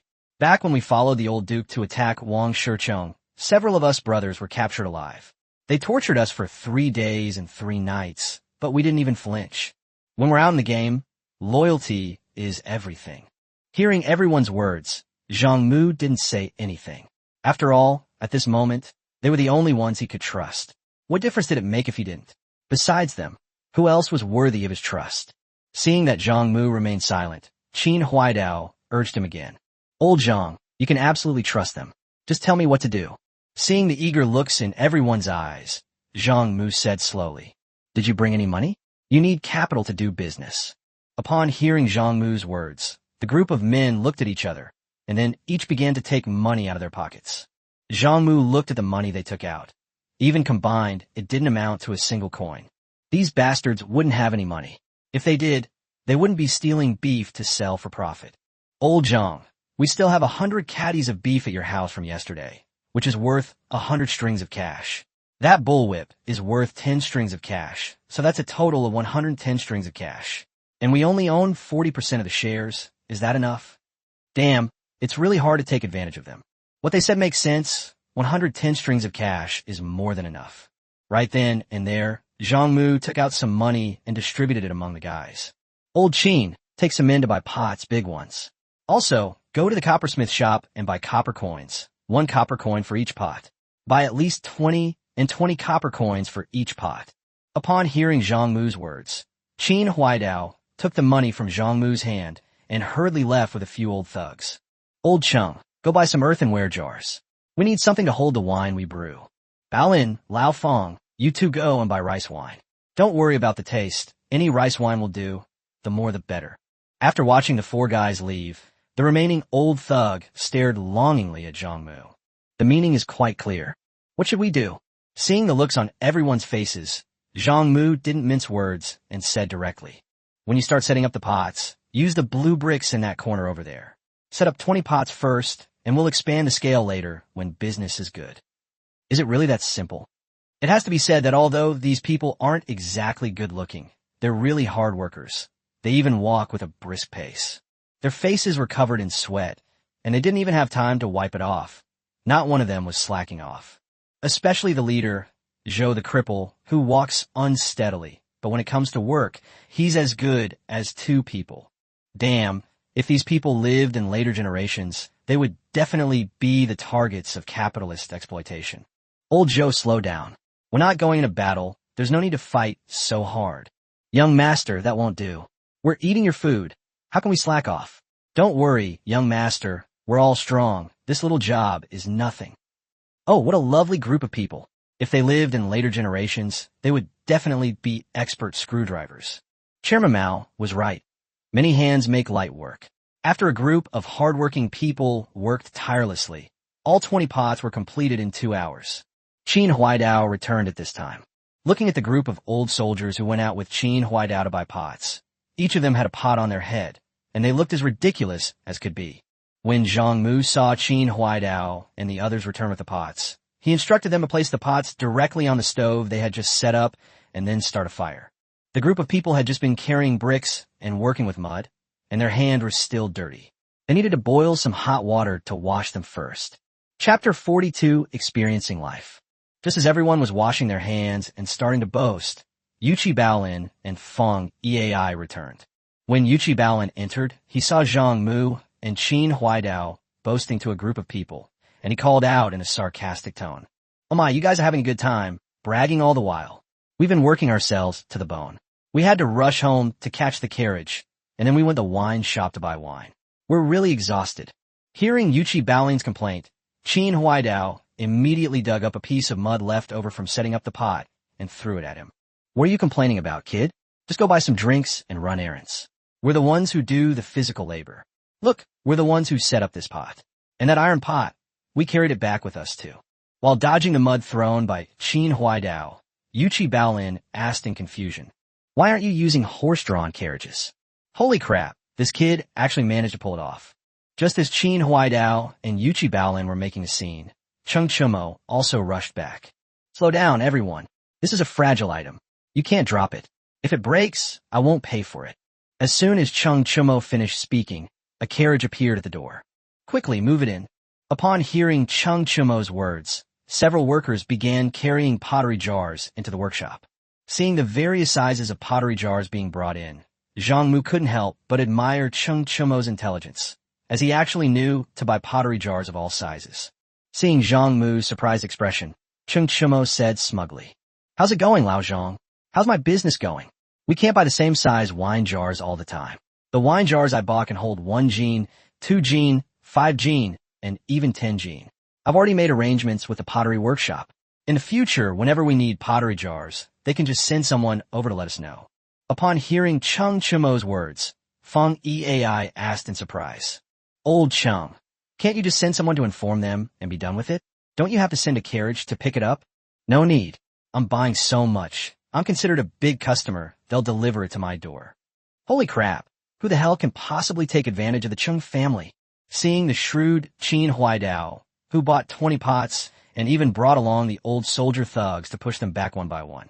Feng Eai, that self-proclaimed scholar, bought a whole cartload of rice wine, yet he insisted on going home first to catch the cart.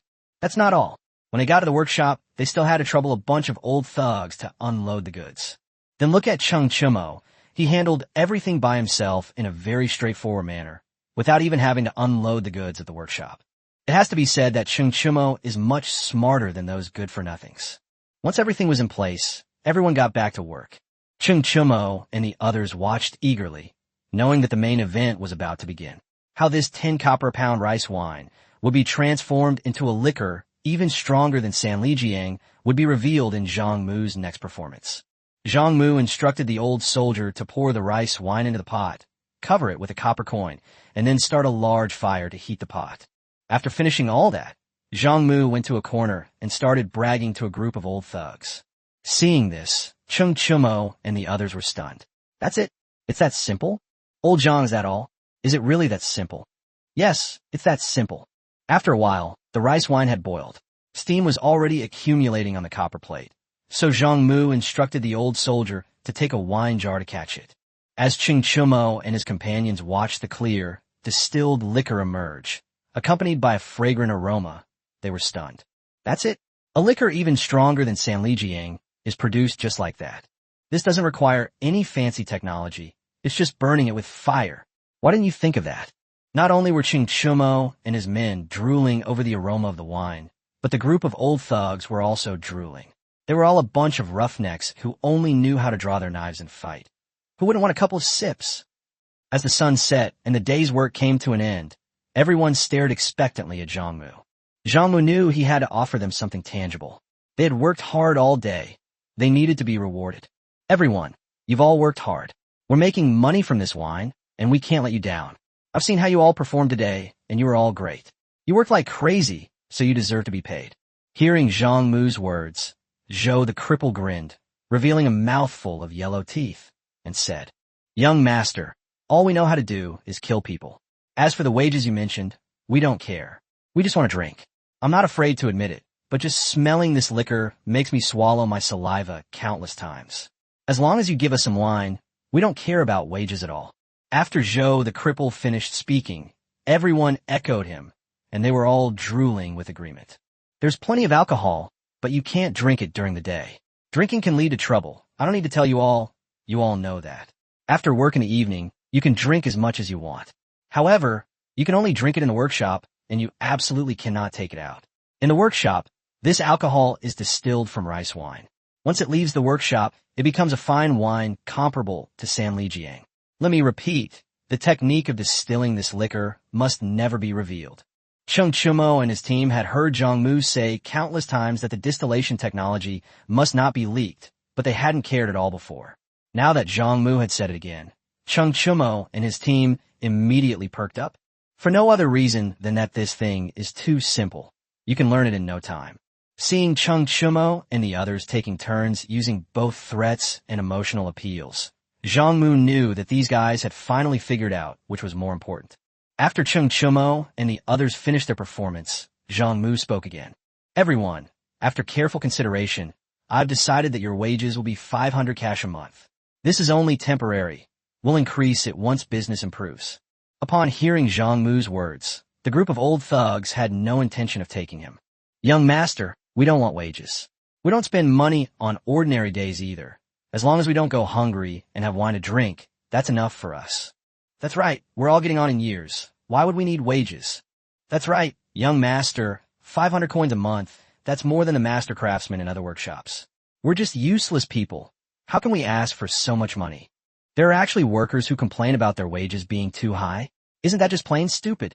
Gentlemen, I understand what you mean, but we should have some aspirations, shouldn't we? We've worked hard for a month, and at the end of the month, we have a little spare cash.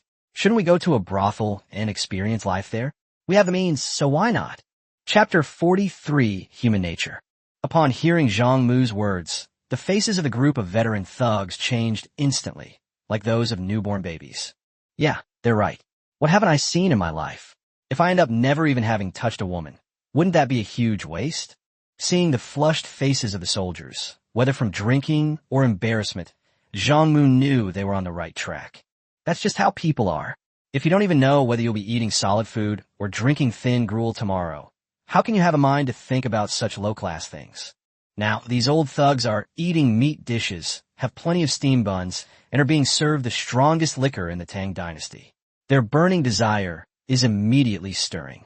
Seeing this, Zhang Mu pressed his advantage and said, "Everyone think about it. Even you who have made contributions are struggling to make ends meet. How can those girls who have to work in brothels have an easy life? It's not easy for them. They have to entertain guests every day with thousands riding on their backs. It's so hard. They're desperately short of men.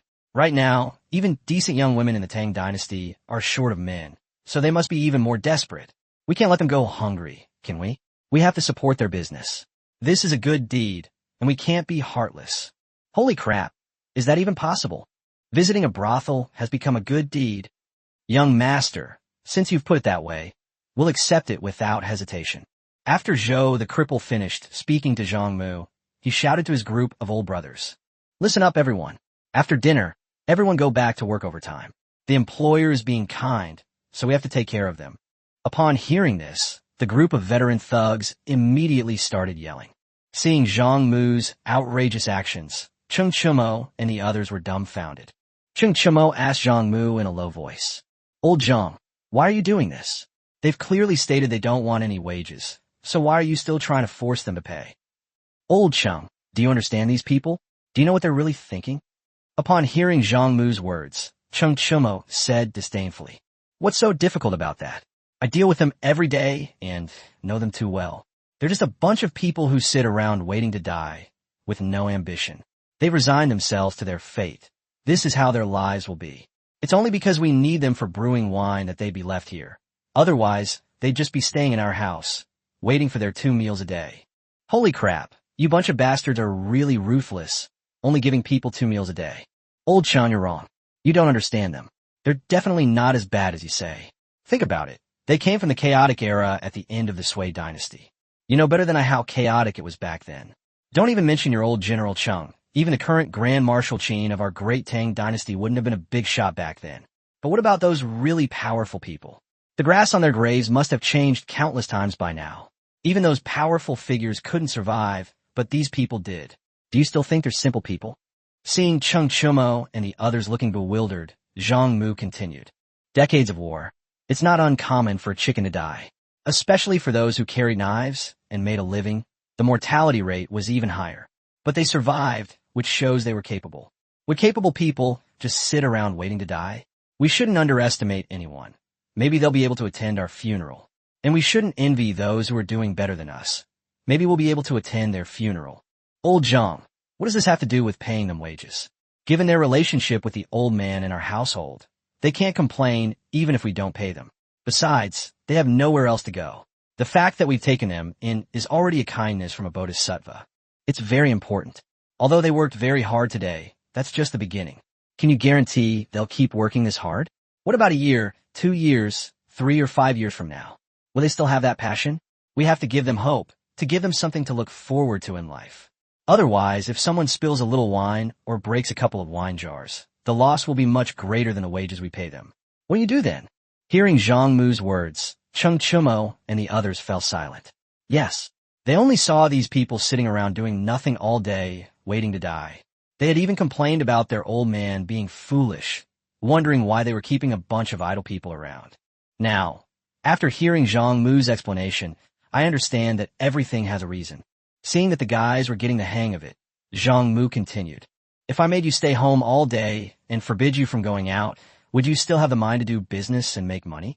As far as I know, the reason you stole beef to sell to me was to go to brothels, right? If I didn't let you go to brothels, Would you still go to such lengths to steal beef? They're the same. You can't just look at them with your eyes. You have to look at them with your heart. Don't just talk about people. Even cows need hope. Cows work hard every day. Isn't it just so they can have food after they finish their work? We can make cows work, but you have to give them grass. How much is grass worth? If you can't even spare some grass, why should they work for you? Old Zhang, you're too ruthless. You understand human nature perfectly. You seem to be generous with the wages, but you actually want people to work more. They're just about to rest after a long day of work, but as soon as you offer them this much pay, they immediately ask to work overtime. What's so special about this? You haven't seen the capitalists of later generations. They were ruthless. They give you the entire production bonus, but out of so many people, only one person with connections gets it. And what happens? Everyone just works like an idiot, doing their jobs without complaint. Zhang Mu ignored Qin Huaidao's words. This was human nature. This was life. Even the air itself reeked of human exploitation and oppression. At this point, the group of old soldiers and hooligans had drunk their fill and started bragging. You have no idea what it was like when I followed General Qin to fight against Wong Shichong. The battle was at a stalemate, and His Majesty was helpless. In the end, we still had to rely on our General Qin, who single-handedly charged into Wong Shichong's central camp with his double maces. I fought alongside General Qin, and it was incredibly satisfying. Taking the enemy general's head from among thousands of soldiers was as easy as taking something out of a bag. That's right, brother. General Qin's bravery is known to all, but our General Yuqi is no less formidable. His steel whip leaves nothing but desolation in its wake. Back when I was charging into battle with General Yuqi, who dared to face us head-on, would they be courting death? Our General Cheng isn't just bragging. Back in the day, Yang Lin, the prince of Kaoshan of the Sui dynasty, was considered a big shot, right? But in General Cheng's eyes, he was just a chicken or a dog, a nobody. General Cheng led me to stand in the middle of the road. This tree is mine. This road is mine. If you want to pass, leave your toll. That's quite something. That's the aura of that scene. Sai, what is the purpose of life? Isn't it to do a couple of awesome things while you're young, so you can brag about them when you're old? After all, it's very painful if everyone else is showing off and you're the only one who has nothing to show off. Chapitre 44 Feuilles Persistance. The next day, Zhang Mu followed Yuqi Baolin and the others to the shops in the main city of Chang'an to check the situation. It must be said that the store has a good location, on a street corner, with a lot of foot traffic. Baolin, your shop is in such a good location. Why has it been sitting idle all this time? Upon hearing Zhang Mu's words, Yuqi Baolin said disdainfully, "What's so good about it? I tried several different businesses, but I lost money on them all. I had no choice but to close down and leave them idle. How could you possibly lose money doing business in such a prime location? That would be incredibly stupid. Baolin, what kind of business have you been doing?" The first business I ever did was a pawn shop, but I ended up buying counterfeit goods and losing money, so I had to close down. The second business I did was selling silk, but because I kindly helped people take measurements, I was accused of being a pervert, and I ended up closing down. Baolin, this shouldn't be happening, right? With your wealth, you closed down just because you accepted counterfeit goods? It's not just one, it's several. It's really strange.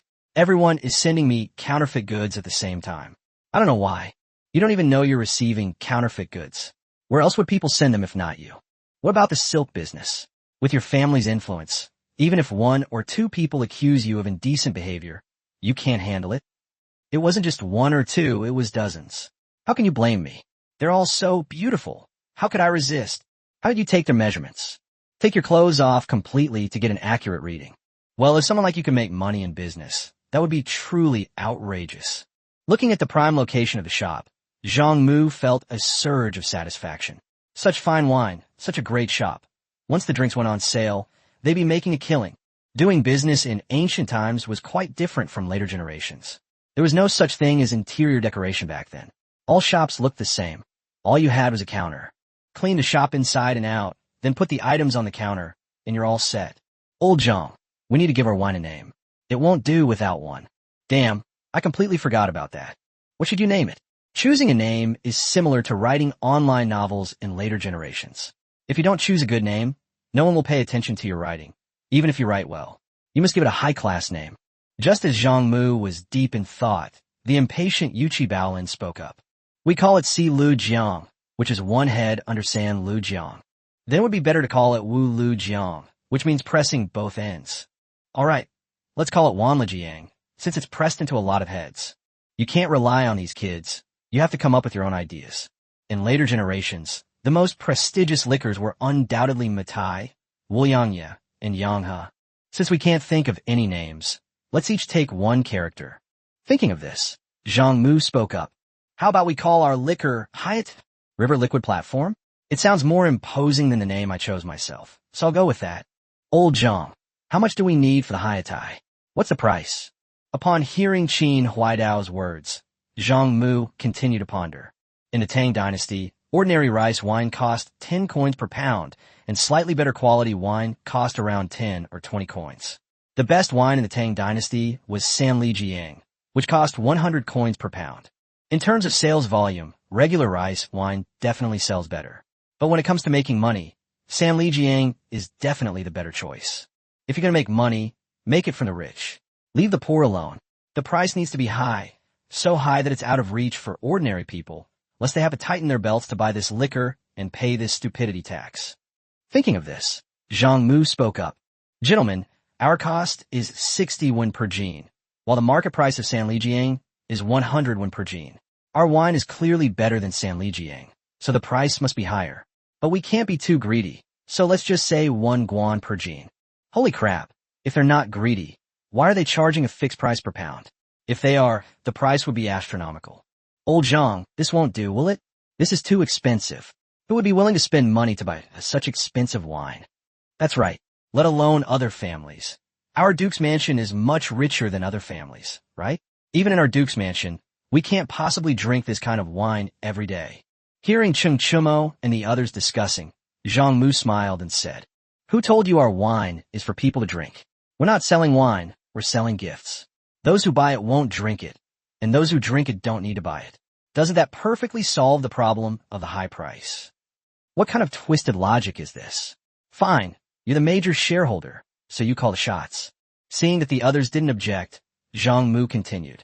We will start selling wine tomorrow. You will need to send some maids and servants from your mansions to help.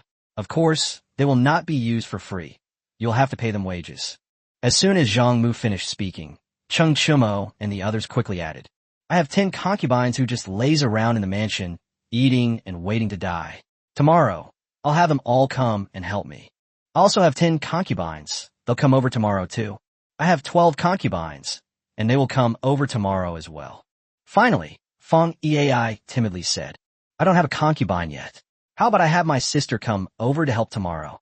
As soon as Fong Eai finished speaking, Cheng Chumo scolded him. Old Fong, are you itching for a beating again? Your sister is a lady from a respectable family, and she's not married yet. How can she be out in public doing chores?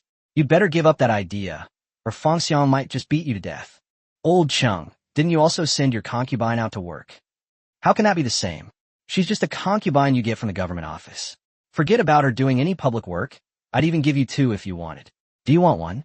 No, my old man said he plans to ask His Majesty to let me marry Princess Gaoyang. That's why I don't have a concubine yet. Princess Gaoyang? The one who conspired with Bianji to put that hat on this guy. No, I need to give this guy a heads up. Old Fong, I think you shouldn't marry a princess, especially Princess Gaoyang. You absolutely shouldn't marry her. Fong Eai was clearly taken aback when he heard Zhang Mu's words. Old Zhang, you have no idea how beautiful Princess Gaoyang is. She's incredibly beautiful. In this life, I'm determined to marry no one but her. Oh well, let be. Let history take its course.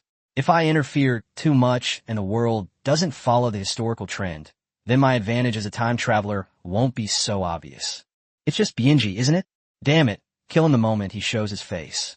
Seeing that Zhang Mu remained silent, Cheng Chumo said slyly, Old Zhang, look, we're opening tomorrow. Shouldn't we go to the brothel to celebrate? If you're not going, lend us some money, we'll go. We'll pay you back as soon as we get our share of the profits from the wine sales tomorrow. He already has 10 concubines at home. Why would he go to a brothel? Old Cheng, don't you have 10 concubines? Why are you going to brothels? That won't do. My husband couldn't resist the officials' requests, so he got the money at the yamen. They're just a bunch of young girls. It's no fun. Chapter 45, This is too much. Hearing Cheng Chumo's words, Zhang Mu was speechless. There are people like this? Why would someone who's a pure an innocent young girl like a prostitute. Seeing that Zhang Mu remained silent, Cheng Chumo continued. Old Zhang, you've never been to a brothel, have you? You have no idea how good the girls there are. There's nothing you don't know, only things you can't imagine. How about we go together? Upon hearing Cheng Chumo's words, Zhang Mu said it would be a lie to say he wasn't tempted. Just as Zhang Mu was hesitating, he suddenly saw his father-in-law, Zhang Anquan, rushing over in a hurry. Chiao Mu, I finally found you. You have no idea how much effort I put into finding this place. Come home with me quickly. Something's happened at the pawn shop. The Wong family is causing trouble again. Damn it, old Wong next door is going way too far. It's only been a few days, and he's already causing trouble again. Hearing Zhang Anquan's words, Zhang Mu had no choice but to follow him home. Before leaving, Zhang Mu left the money pouch behind. Seeing Zhang Mu's action, Cheng Chumo quickly gave Zhang Mu a thumbs up and said, Old Zhang, you're a man of principle. If anything happens at home, just let us know, and the brothers will support you. Zhang Mu had no time to worry about this. His father-in-law was looking for him everywhere, and he had no idea what had happened. Zhang Anquan took Zhang Mu directly to Chiao's pawn shop, where a crowd had gathered again. It must be said that the neighbors were quite grateful to the Chiao and Wong families. The Tang dynasty had virtually no entertainment, and everyone was incredibly bored. Even a shrew's public squabble could be the talk of the town for days, let alone the feud between the Chiao and Wong families. In the eyes of the neighbors, this was even more entertaining than watching a grand opera during the New Year. The onlookers were all saying, Oh dear, we're all neighbors. We see each other all the time. Why make things so tense? It's not worth it. That's right. We're all in business. Harmony brings wealth, and we can't fight every day. Everyone says that competitors are enemies, but we have to be reasonable, right? We can't fight every time we meet. That's not good. Although everyone said that, they secretly hoped that the Chiao family and the Wong family could quarrel every day. Otherwise, how could they endure these incredibly boring days? When Zhang Mu arrived, Wang Buren, along with his lackey Zhao Wuda and a group of servants, were blocking the Chiao family's shop. On the Chiao family side, only Chiao Yunxi and her daughter Chiao Xianhui were at the forefront, arguing with Wang Buren. The remaining maids were no match for them, and were already trembling with fear. Upon seeing this, Zhang Mu was instantly enraged. Damn it, this is blatant bullying. Seeing Zhang Mu arrive, Chiao Yunxi and her daughter Chiao Xianhui immediately felt reassured. Seeing the rapid rise in their status as mother and daughter, the group of maids finally realized who was in charge of the household. Seeing Zhao Wuda pointing at Chiao Xianhui and cursing, Zhang Mu didn't waste any words. He raised his right foot, mustered all his strength, and kicked Zhao Wuda between the legs from behind. Oops! That tangy, invigorating flavor is irresistible. Hearing Zhao Wuda's screams, everyone turned to look at Zhang Mu. They merely watched. No one rashly went to cause trouble for Zhang Mu. For no other reason than that Zhang Mu's kick to Zhao Wuda was absolutely terrifying. Every guy there, even a man, felt a chill run down his spine. What are you bastards doing? Get him! Seeing Zhao Wuda, who was hunched over like a shrimp, still daring to spout such arrogant words, Zhang Mu walked over with a smile. Seeing Zhang Mu closing in, Zhao Wuda quickly hid behind Wang Buren. Wang Buren also shouted loudly, Manager Zhang, killing someone is just a matter of a head falling to the ground. What do you want to do? Are you trying to wipe them out completely? You should show mercy when you can. Don't go too far in your actions. Damn it, you dare to challenge my moral high ground? I've seen all sorts of toxic motivational quotes on TikTok in my past life. Manager Wong, you brought people to block the door? Who's really going too far here? You're a grown man. How can you do things that even women wouldn't do? Whatever the problem, let men handle it. Come to me. What kind of person are you, harassing my wife and mother-in-law? Hearing Zhang Mu's words, Wang Buren stared at Zhang Mu with a forced smile and whispered, Listen up, kid. I'm taking over the Chiao family pawn shop. You're quite a handsome young man. It would be a shame if you died. I'm in a good mood today, so I'll give you two choices. First, quickly divorce that stupid woman from the Chiao family and sever all ties with them. Second, quickly persuade your mother-in-law to sell the shop to me. There can only be one pawn shop on this street, and that's my Wong family pawn shop. Damn it, so all that work was for the shop? If you had spoken politely and humbled yourself, we might have actually persuaded your mother-in-law to sell the shop to you. After all, we have so many other profitable businesses, none of which are better than running a pawn shop. But if you force your way in with an air of certainty, that won't work. Forget about opening a pawn shop. I wouldn't even sell you my outhouse. You bastard, listen up, you can forget about this shop. I'd rather be your outhouse than give it to you. Wong Buren was clearly surprised to hear Zhang Mu's words. Boy, are you stupid? Do you know my background? Do you know who you're talking to? It doesn't matter if you don't know. I'll tell you now. I'm from the Wong family of Taiyuan. I bet she's born out of wedlock. Out of wedlock means born to a concubine. Maybe even born to a girl from brothel. Is that something to brag about? Zhang Mu, is that it? You're finished. There's no possibility of negotiation. Buy your coffin and wait at home. Today was just an appetizer. The road ahead is long. We'll see. Oh, and let me remind you one more time. You still have one option. Report me to the authorities. After Wong Buren finished speaking, he led his gang of lackeys back, walking with a swagger that was even more arrogant than a hairy crab. Seeing that Wong Buren and the others had left, Chiao Xianhui quickly came out.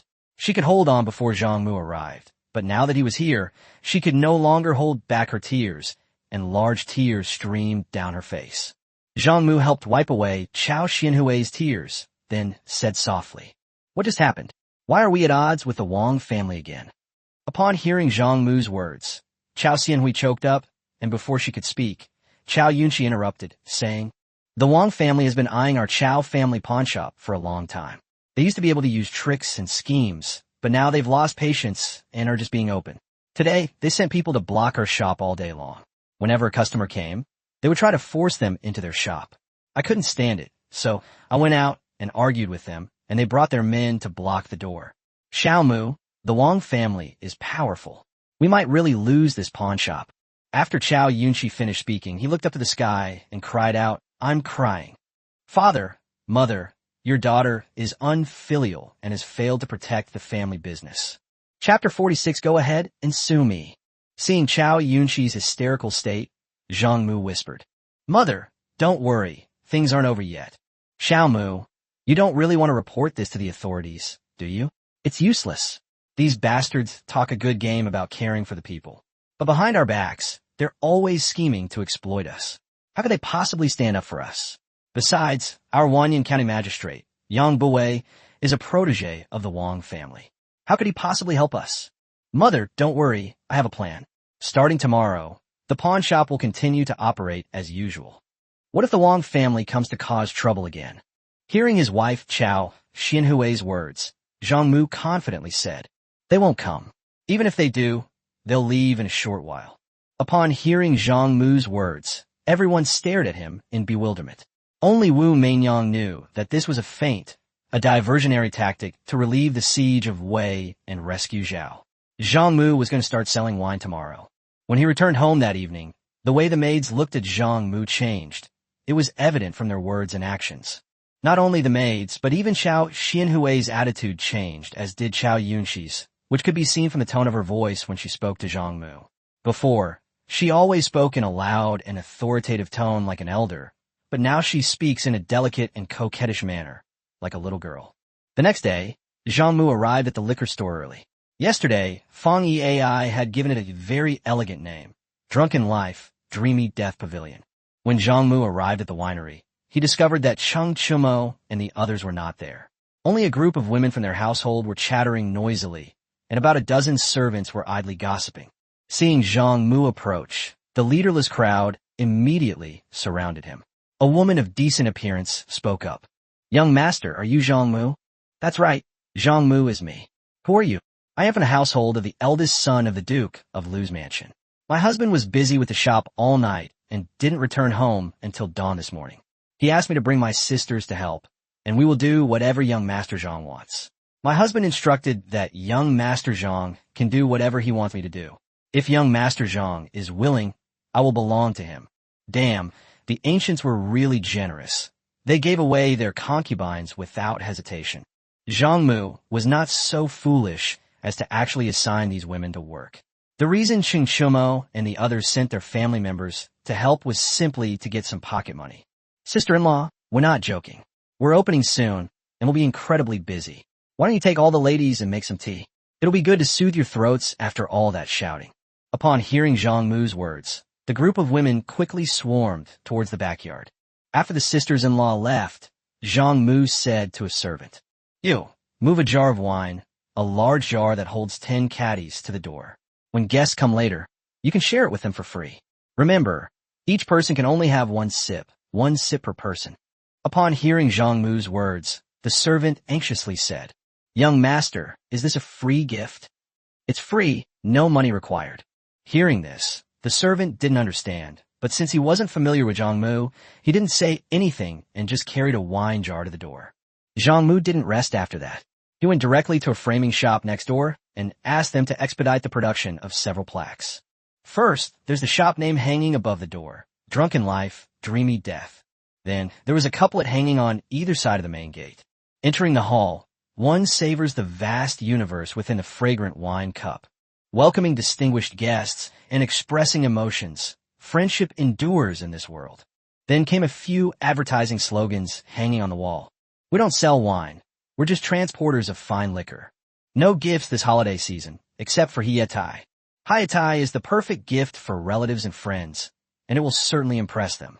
After giving his instructions, Zhang Mu returned to the drunken dreamland to wait. It must be said that people in ancient times were quite fortunate, especially those in the city. The sun was high in the sky, yet there was still no one on the streets.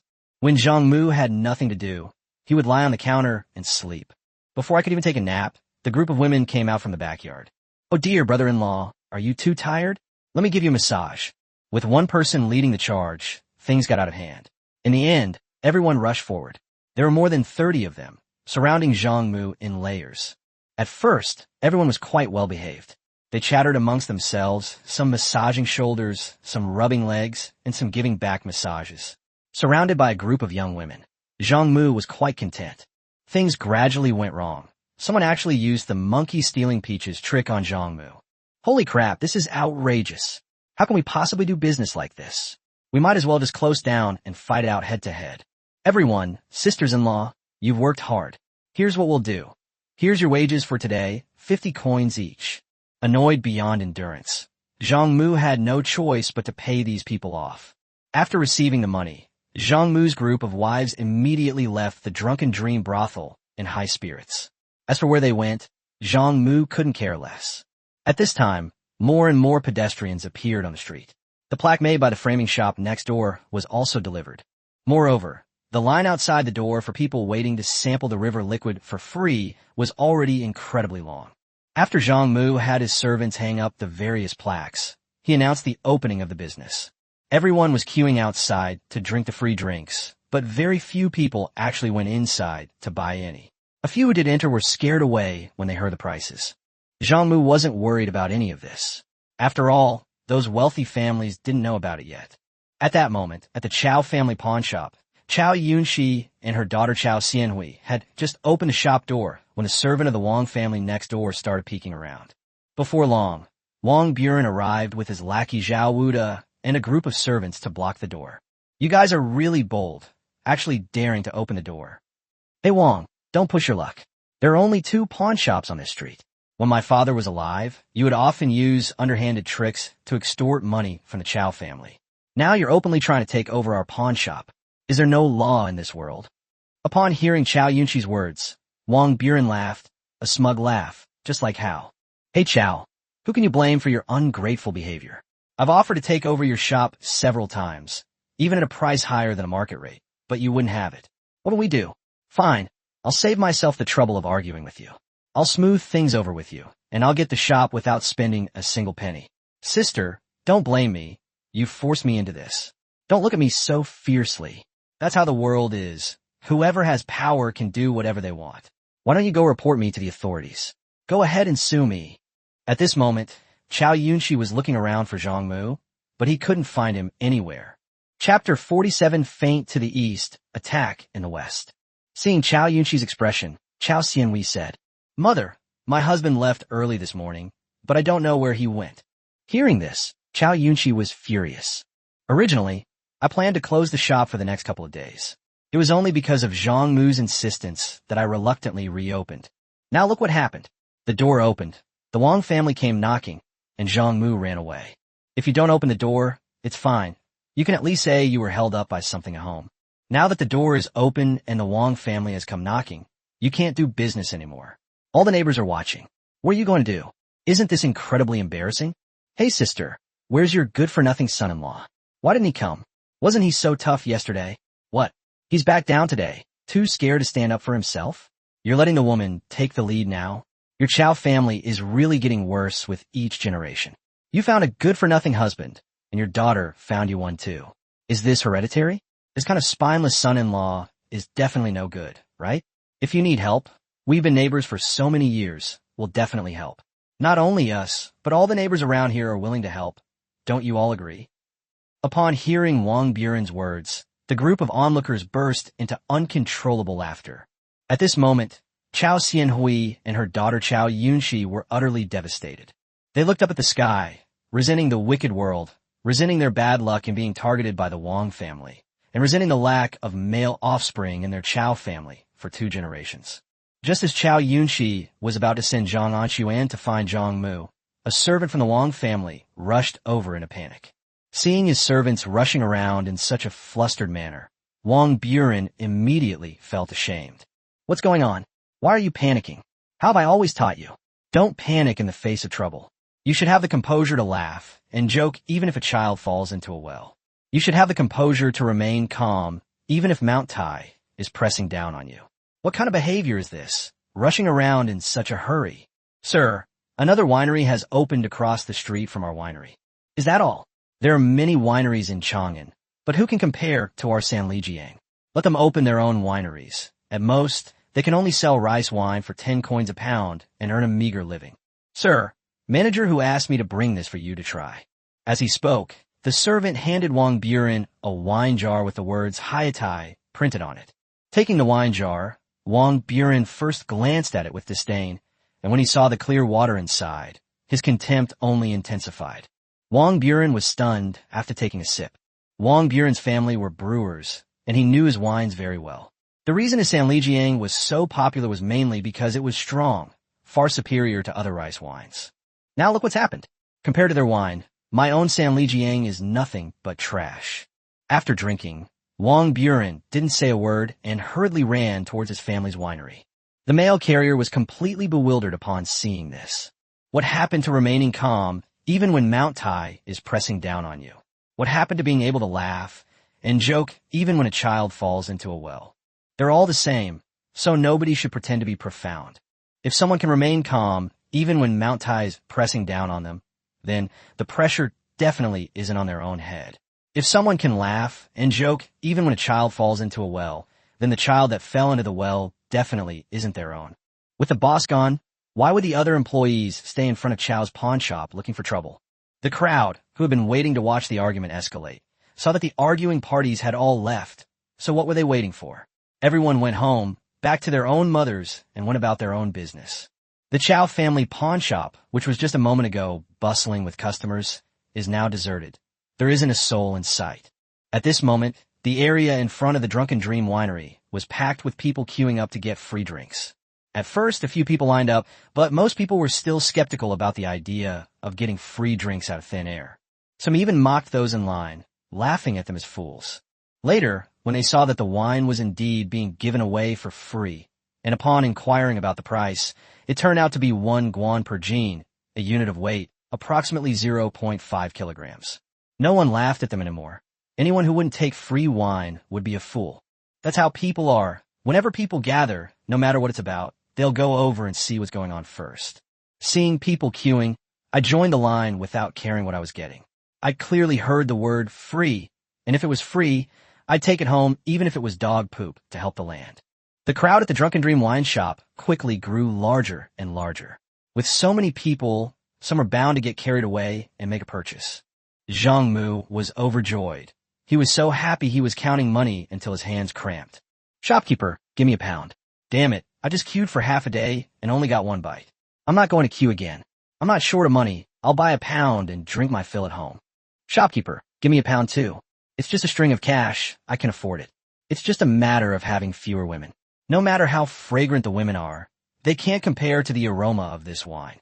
Shopkeeper, give me 10 caddies. My master is hosting a dinner party tomorrow, and we need some high-end liquor to make a good impression. Shopkeeper, give me 5 caddies. I'm inviting my son-in-law tomorrow. My daughter has finally married.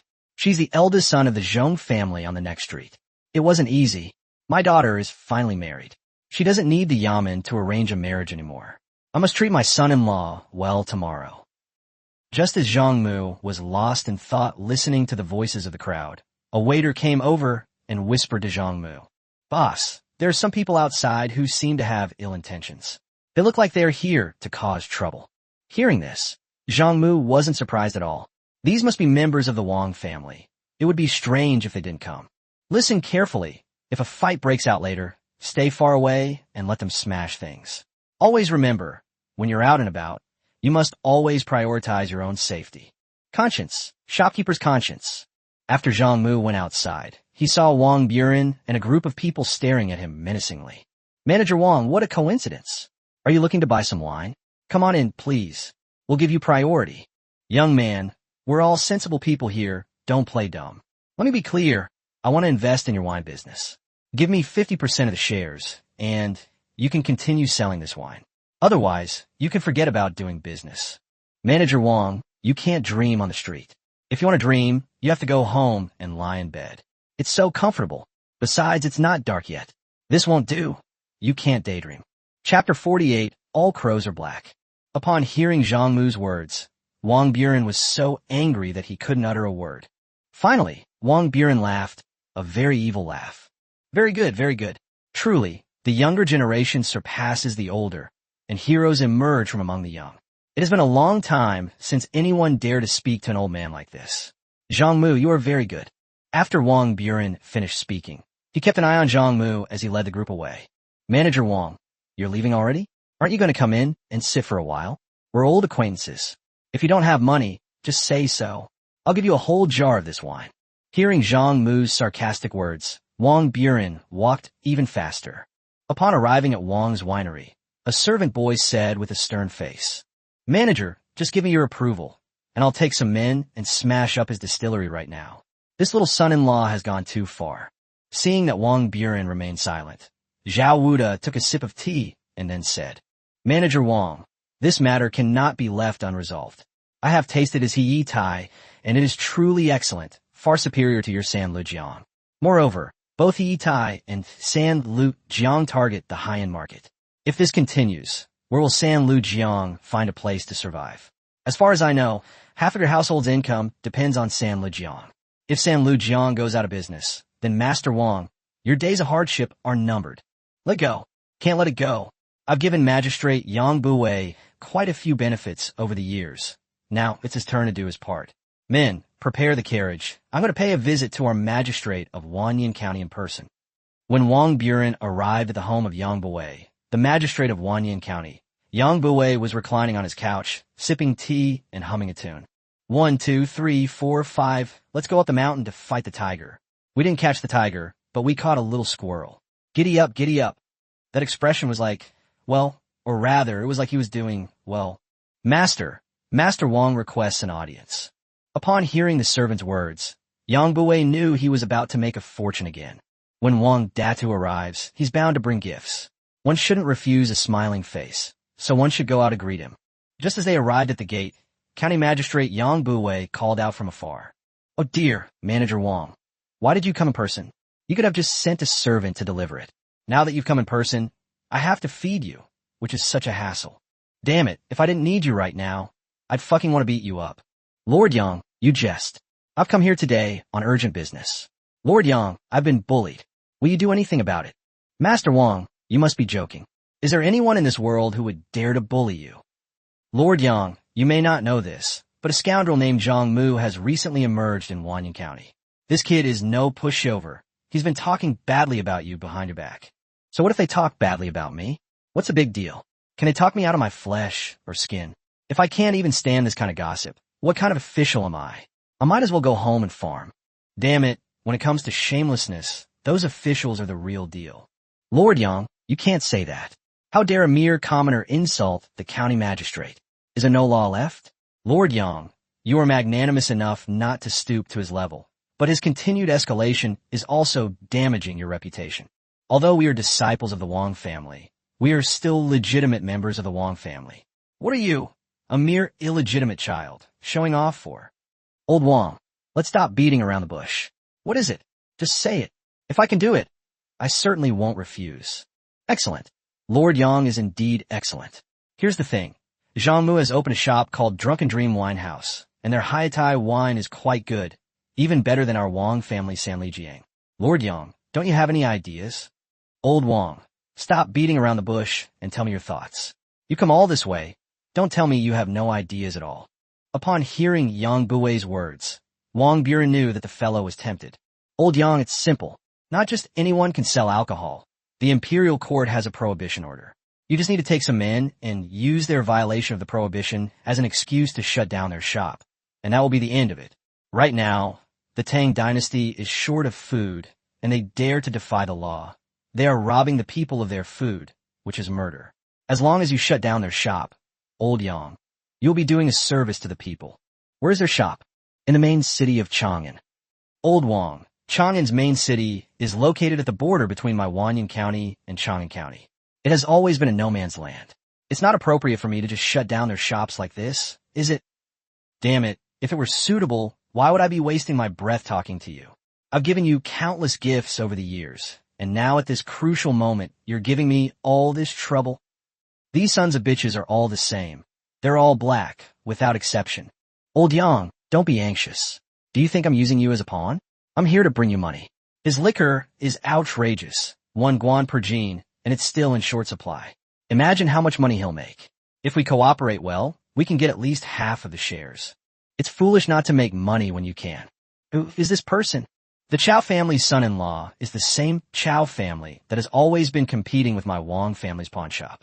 They have no powerful backing, so what kind of formidable character could their son-in-law be? All right, we love picking on these easy targets the most. I want 30% of the shares. That guy's really ruthless, demanding 30% of the shares right off the bat. Why don't you just rob someone? Fine, you want it. I don't want a single cent. I just want their liquor recipe. Then we'll make it ourselves. Thinking of this, Wong Buren said with a sinister smile, make a deal. At this moment, Zhang Mu was still wondering why Wong Buren, that bastard, hadn't sent anyone to cause trouble yet. You better hurry up and come over here. If you dare to send someone to cause trouble, you're in for a lot of fun. Chung Chumo and his fellow spoiled rich kids are desperate for money. They're all respectable rich kids, and they definitely wouldn't lower themselves to work for someone else. If you want to make money without working, then starting a business is the only option.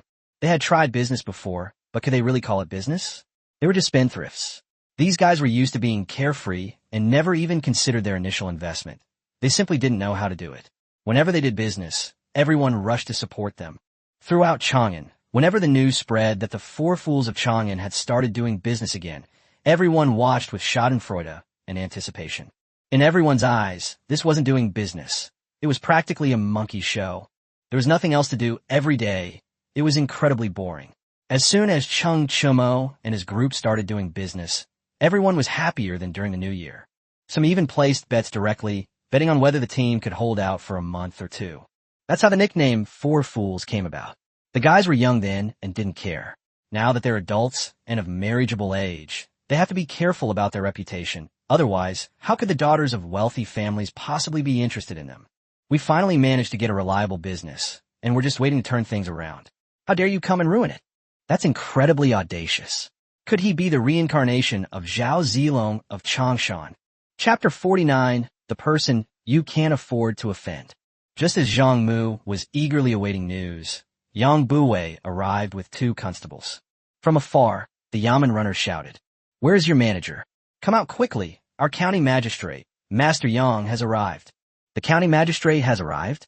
Damn, I really underestimated Wong Buren.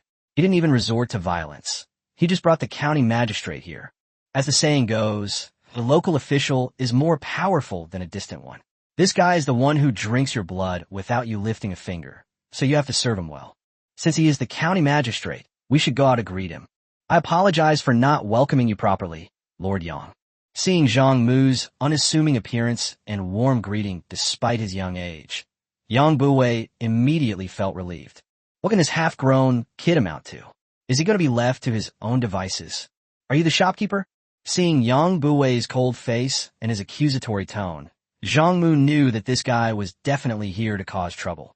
Upon hearing Yang Buwei's words, Zhang Mu quickly whispered to a servant.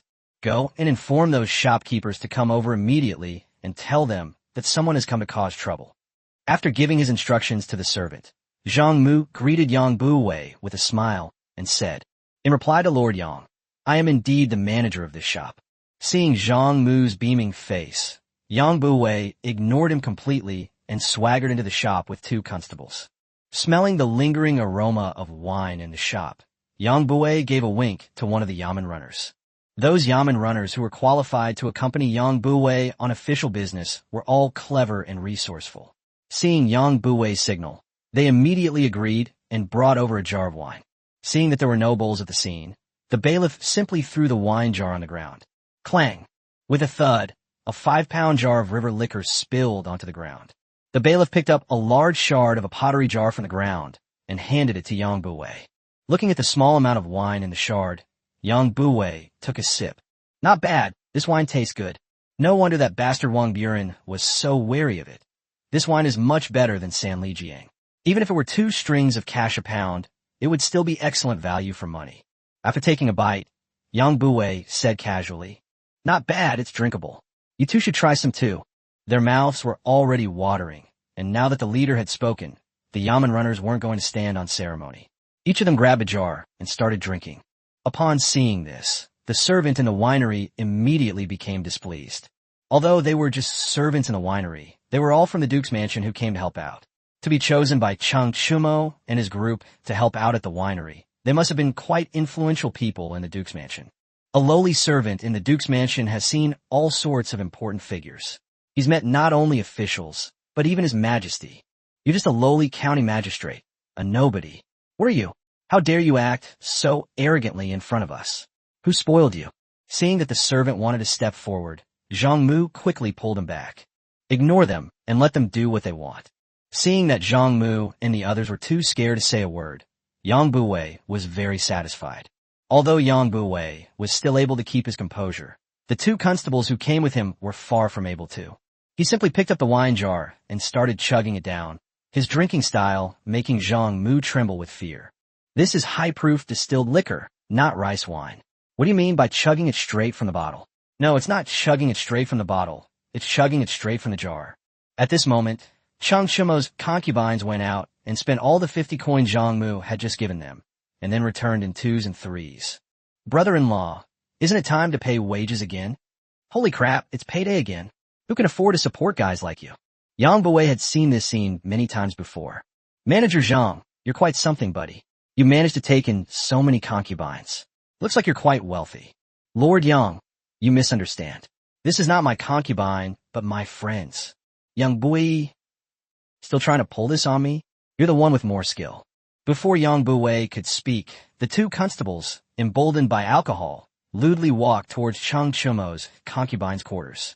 Seeing the drunken Yamen runners, the women, who usually stayed indoors, could hardly contain themselves and quickly hid behind Zhang Mu.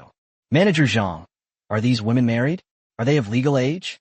Take out the fish tally and let us see. If they are of legal age but not married, then they will come with us to the county government office. The fish-shaped tally was a type of identification document in the Tang dynasty, usually carved from wood. It was called a fish tally because its shape resembled a fish. Upon hearing this, Zhang Mu feigned nervousness and said, Lord Yang, no. These women are all married. They're all concubines of my friends. You must not be violent towards them. Your friend's concubine? Don't you dare tell me that this winery also belongs to your friend. Lord Yang, I must say you are very astute. You truly are a magistrate, recognizing at a glance that this distillery also belongs to my friend. That's really true. The winery belongs to a friend, and the concubine is also a friend. Do you have any more friends like this? Give me a whole stack. Zhang Mu. Seeing that Zhang Mu remained silent, Yang Buwei continued. Manager Zhang, why are you so quiet? Keep talking. Who is your friend? Someone you can't afford to mess with. Seeing that Zhang Mu still dared to be aggressive, Yang Buwei immediately changed his tune and said in a more serious tone. The Imperial Court has a prohibition on alcohol. No alcohol can be sold without a permit. Where's your permit? Show it to us. Hearing this, Zhang Mu was not worried. Fang Xianling was in charge of this.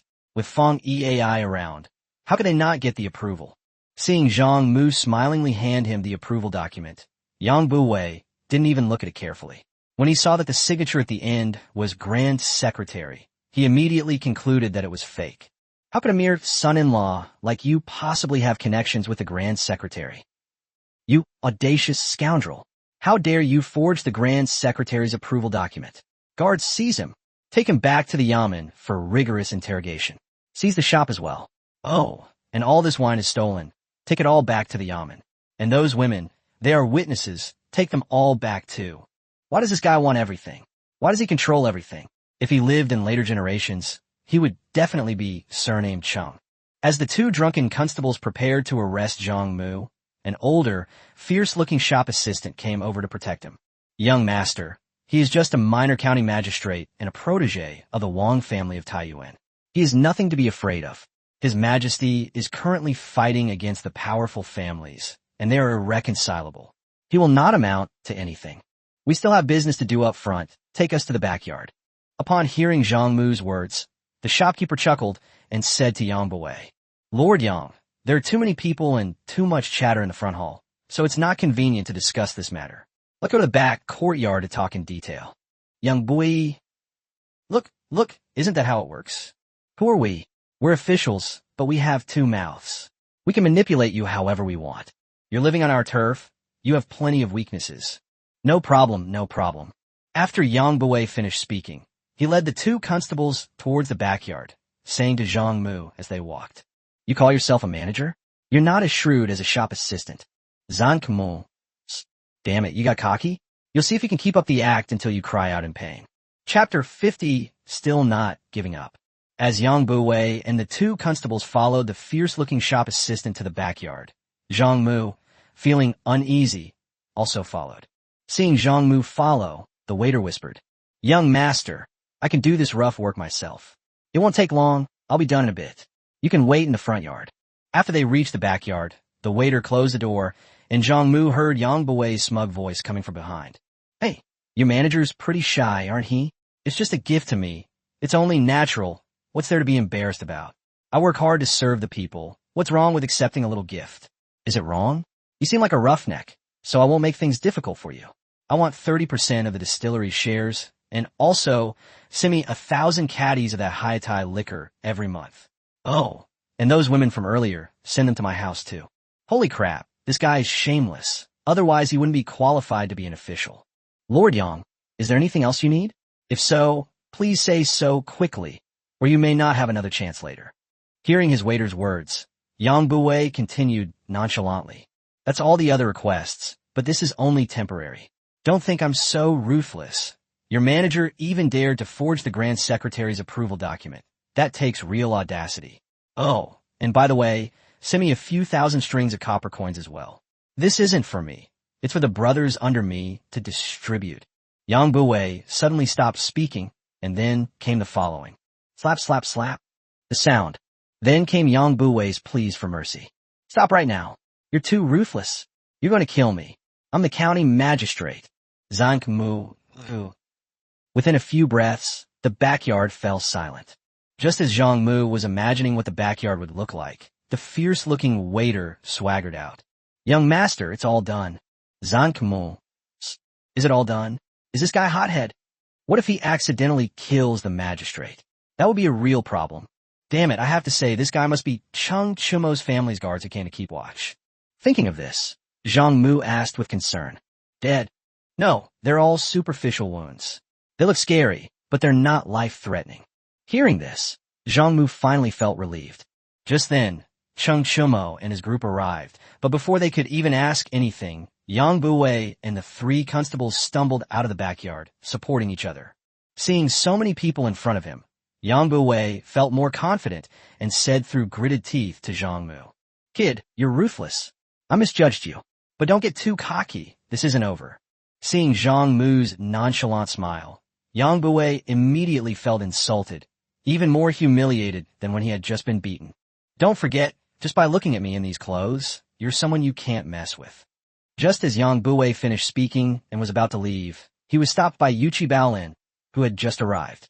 Just as Yang Buwei was getting a bruised and swollen beating and was trying to figure out who was so blind as to stop him, Cheng Chumo's concubines rushed to their respective men, tearfully recounting what had just happened. My lord, it was these 3 bastards who just harassed me. If it weren't for Brother Zhang stopping them, I would have been too ashamed to show my face. My lord, they say they want me to bear their children. Didn't you mention your man's name? Yu Chi Baolin gritted his teeth in anger. They did mention it. It was because I mentioned your name, sir, that they harassed me. They even said you were all good-for-nothings, useless, all show and no substance. Upon hearing this, Zhang Mu couldn't help but give a thumbs up to all the sisters-in-law. That's fucking awesome. At this moment, how could Cheng Chumo and the others possibly hold back?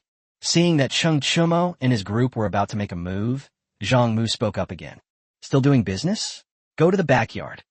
After the back gate closed, Zhang Mu heard Yang Buwei crying again. You are too audacious. Not only did you forge the Grand Secretary's approval, but you also dared to beat up an official appointed by the Imperial Court. A forged document from the Grand Secretary. Old Fawn, what's going on? Did your old man forge documents to frame his son? No sooner had Cheng Chumo finished speaking than Zhang Mu heard Yang Buwei say in a panic. Misunderstanding. I didn't know this property belonged to you gentlemen. Now that things have come to this, I admit defeat. I just hope you gentlemen will go easy on me, and also, please don't hit my face. It has to be said that Cheng Chumo and his gang were very unscrupulous in their beatings. Look at that guy just now, he was quick and decisive, and it was over in no time. Looking at Cheng Chumo and the others, it's been a quarter of an hour, and the backyard is still like a pig being slaughtered. Half an hour later, Cheng Chumo and the others came out. 15 minutes later, Yang Buwei and the other 2 came out with their faces, which were already swollen like pig heads, covered with clothes. Yang Buwei, as expected of someone who's been through the motions in officialdom, knows how to get things done. Before leaving, he greeted Cheng Chumo and the others as if nothing had happened. Gentlemen, I apologize for my rudeness today. Another day I will treat you all to a feast until we're drunk. By the way, I accidentally broke a jar of your fine wine just now.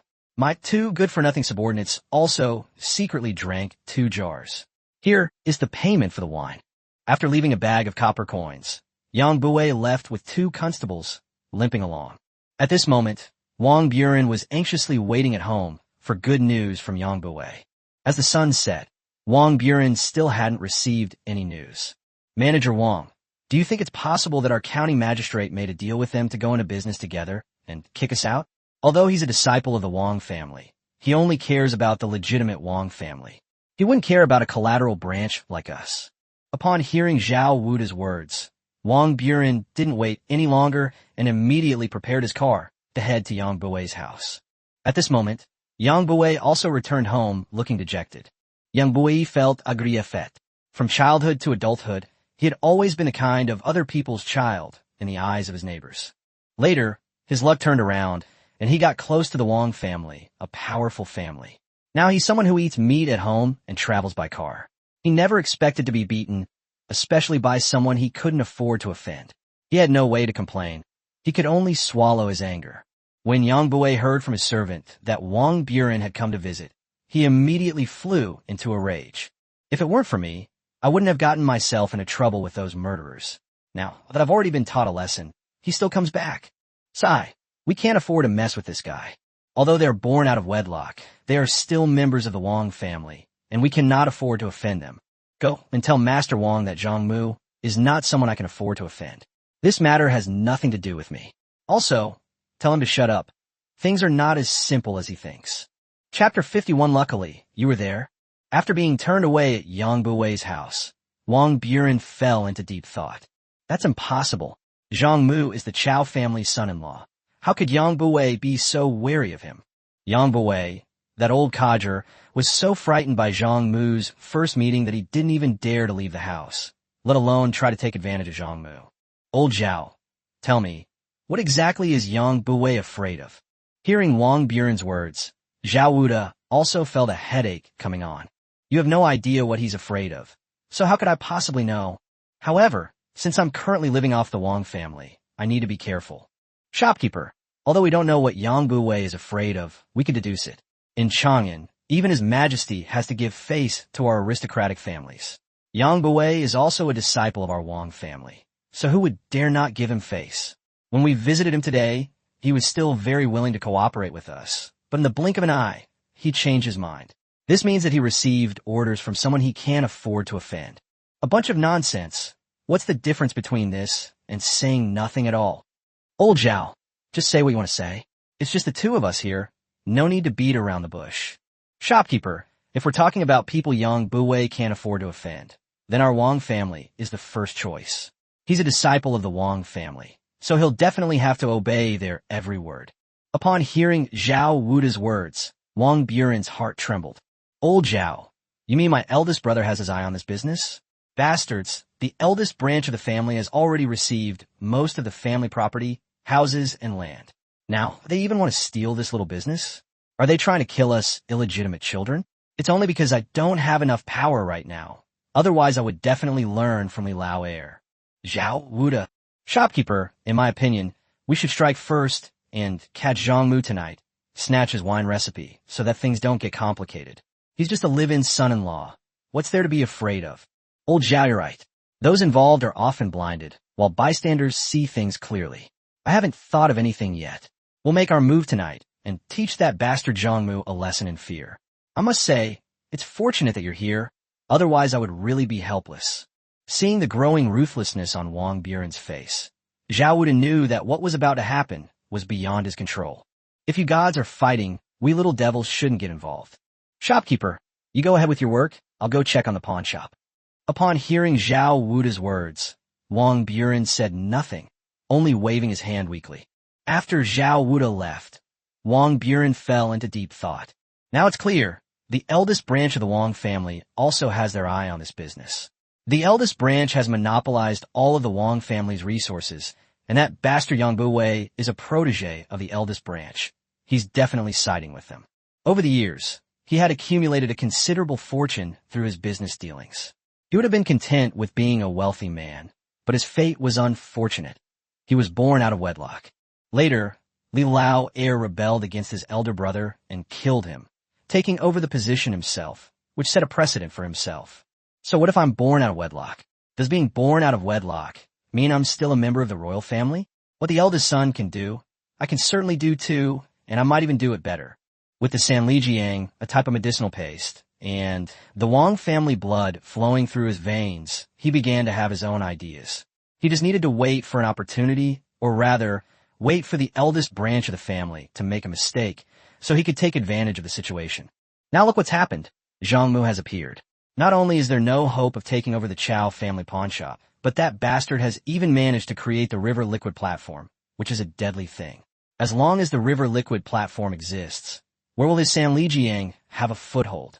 If the Haitai were to fall into the hands of the eldest son's family again, what chance would I have left? Thinking of this, Wong Buren summoned his trusted confidant, a burly man with a centipede-like scar across his face. Master, is there any work to be done? Okay, get ready. We're going to take care of something tonight. Bring all the brothers with us. Sir, should we bring some weapons? It's just asking a few questions. It shouldn't involve any bloodshed.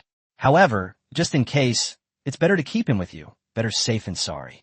Send someone to keep an eye on Zhang Mu now, and find an opportunity to intercept him. Clear. The Drunken Dream Winery had already closed for the day, and Zhang Mu was having tea with Cheng Chumo and the others, while the waiter was collecting the bills. Fong Eai sat half reclined in a chair, raising his left leg onto the table and his right leg over his left.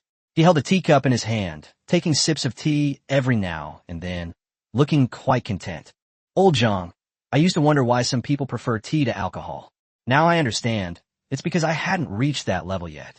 Look, now that we've just achieved some success in our careers, we've come to enjoy drinking tea. This was something I never dared to dream of before.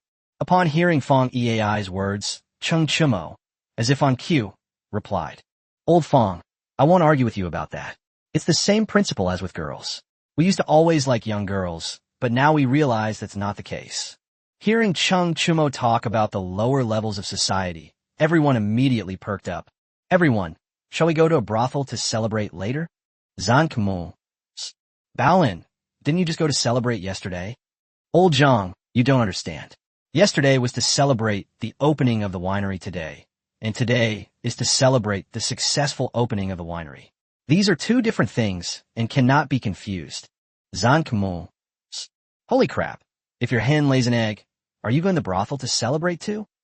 Just as Zhang Mu was speechless, a waiter ran over and said, Gentlemen, the accounts are in. Today we sold a total of 3,650 caddies of wine and liquor, which brought in 3,650 strings of cash. Here is the ledger. Please take a look. Upon hearing this, Cheng Chumo took the ledger, glanced at it, and tossed it to Zhang Mu, saying, Old Zhang, you're the major shareholder. Take a look. Zhang Mu wasn't stupid. He wouldn't check the accounts in front of the employees. He simply threw the ledger on the table and said casually, No need to look. They're all your employees. I trust them. Here's what we'll do. We'll share 3,000 strings of cash as profits, and the rest will be put into the public account as capital to expand our operations. Upon hearing Zhang Mu mention sharing profits, the guys immediately perked up. Of the 3,000 strings of cash, Cheng Chumo and his group each received 300 strings as a 10% share, while Zhang Mu received 1,800 strings all to himself. Seeing that Zhang Mu received so much money, it would be a lie to say that Cheng Chumo and the others weren't envious. Looking at the pile of copper coins in front of Zhang Mu, Cheng Chumo said to the group of women chatting idly nearby, What are you doing? Don't you have any sense of propriety? My brother's made a fortune, and you don't even congratulate him? After Cheng Chumo finished speaking, he turned to Zhang Mu and said, Old Zhang, how are your wives? There's a saying that the eldest sister-in-law is like a mother. It's only because we're not particular about it. Otherwise, you'd have to kowtow to each of them. Just as Zhang Mu hesitated, a group of women swarmed around him, congratulating him. Cheng Chumo, meanwhile, was still making sarcastic remarks from the side. Old Zhang, they're all my sisters-in-law. No need to be so polite, and absolutely no need for red envelopes. Even if you do give one, it doesn't have to be much, just 10 strings of cash each will do. Chapter 52, Hourly Merit. Upon hearing Cheng Chumo's words, Zhang Mu didn't stand on ceremony and directly took money from the public account to distribute to the sisters-in-law. Then each of the shop assistants who came to help was given 1 string of cash, and the shop assistant who hit Yang Buwei was given 2 strings of cash.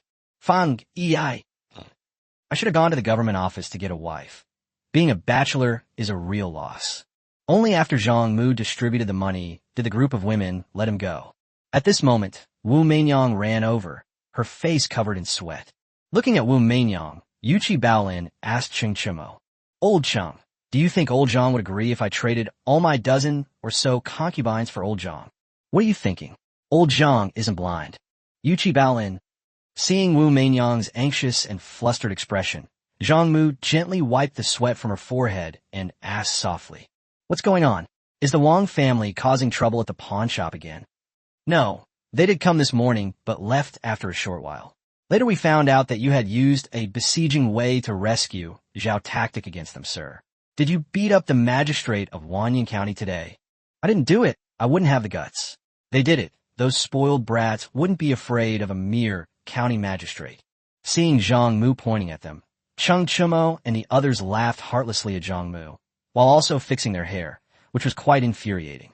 Master, I rushed over here because of this. The Yamen runners coming to our door today are definitely related to the Wong family. They didn't succeed, and the Wong family will certainly not let it go. If I'm not mistaken, they will cause trouble for you tonight. Master, this is no joke. You must be careful. Meinyang, really? They wouldn't dare to openly cause me trouble, would they? Sir, do you think the magistrate of Wanyan County came to inspect you because of the alcohol ban? According to their regulations, they usually wait until the shops have been open for a few days and have made money before they come to inspect. Otherwise, how would they know how much money you have made? Now that you have just opened, they have come. Why is that? This must be the work of the Wong family. Upon hearing Wu Meinyang's words, Zhang Mu fell into deep thought. Yeah, if open tactics don't work, they'll resort to underhanded methods. They don't necessarily want to invest in your distillery. They just want to capture you, leak your recipe, and brew their own wine. Isn't that the same result? Although Zhang Mu understood everything, he wasn't worried at all. Not for any other reason than that Cheng Chumo and the others were there. That bastard Wang Buren has repeatedly messed with me. Today I'll settle all the old and new scores together. Meinyang, go back first. Tell the madam and the others not to go out tonight. Don't worry about the rest. Master, the Wong family is a branch of the distant Wong family. They are a large and powerful family with many servants in their mansion. Mainyang, do you see those 4 people over there? You've lived in Chang'an for years. You should know them. With them around, what can the Wong family do to me? Hearing Zhang Mu's words, Wu Mainyang finally felt relieved. Master, this is an opportunity. Wong Buren has been making trouble for us every now and then. Today is the perfect chance to use someone else to do our dirty work. We must not let this opportunity slip by. The Empress truly lived up to her reputation for being able to say, those who aspire to great things are ruthless enough to kill even their closest relatives. The patriarch of a collateral branch of the Wong family in Taiyuan was killed just like that. Since it was someone else's knife, then it's nothing. After Wu Mingyang left, Chung Chumo and the others came over with smiles and joked. Old Zhang, no wonder you never go to brothels. Turns out there are such beautiful women in the rooms. You've got a way with women. They all come to you. Men get really excited when they talk about lewd things.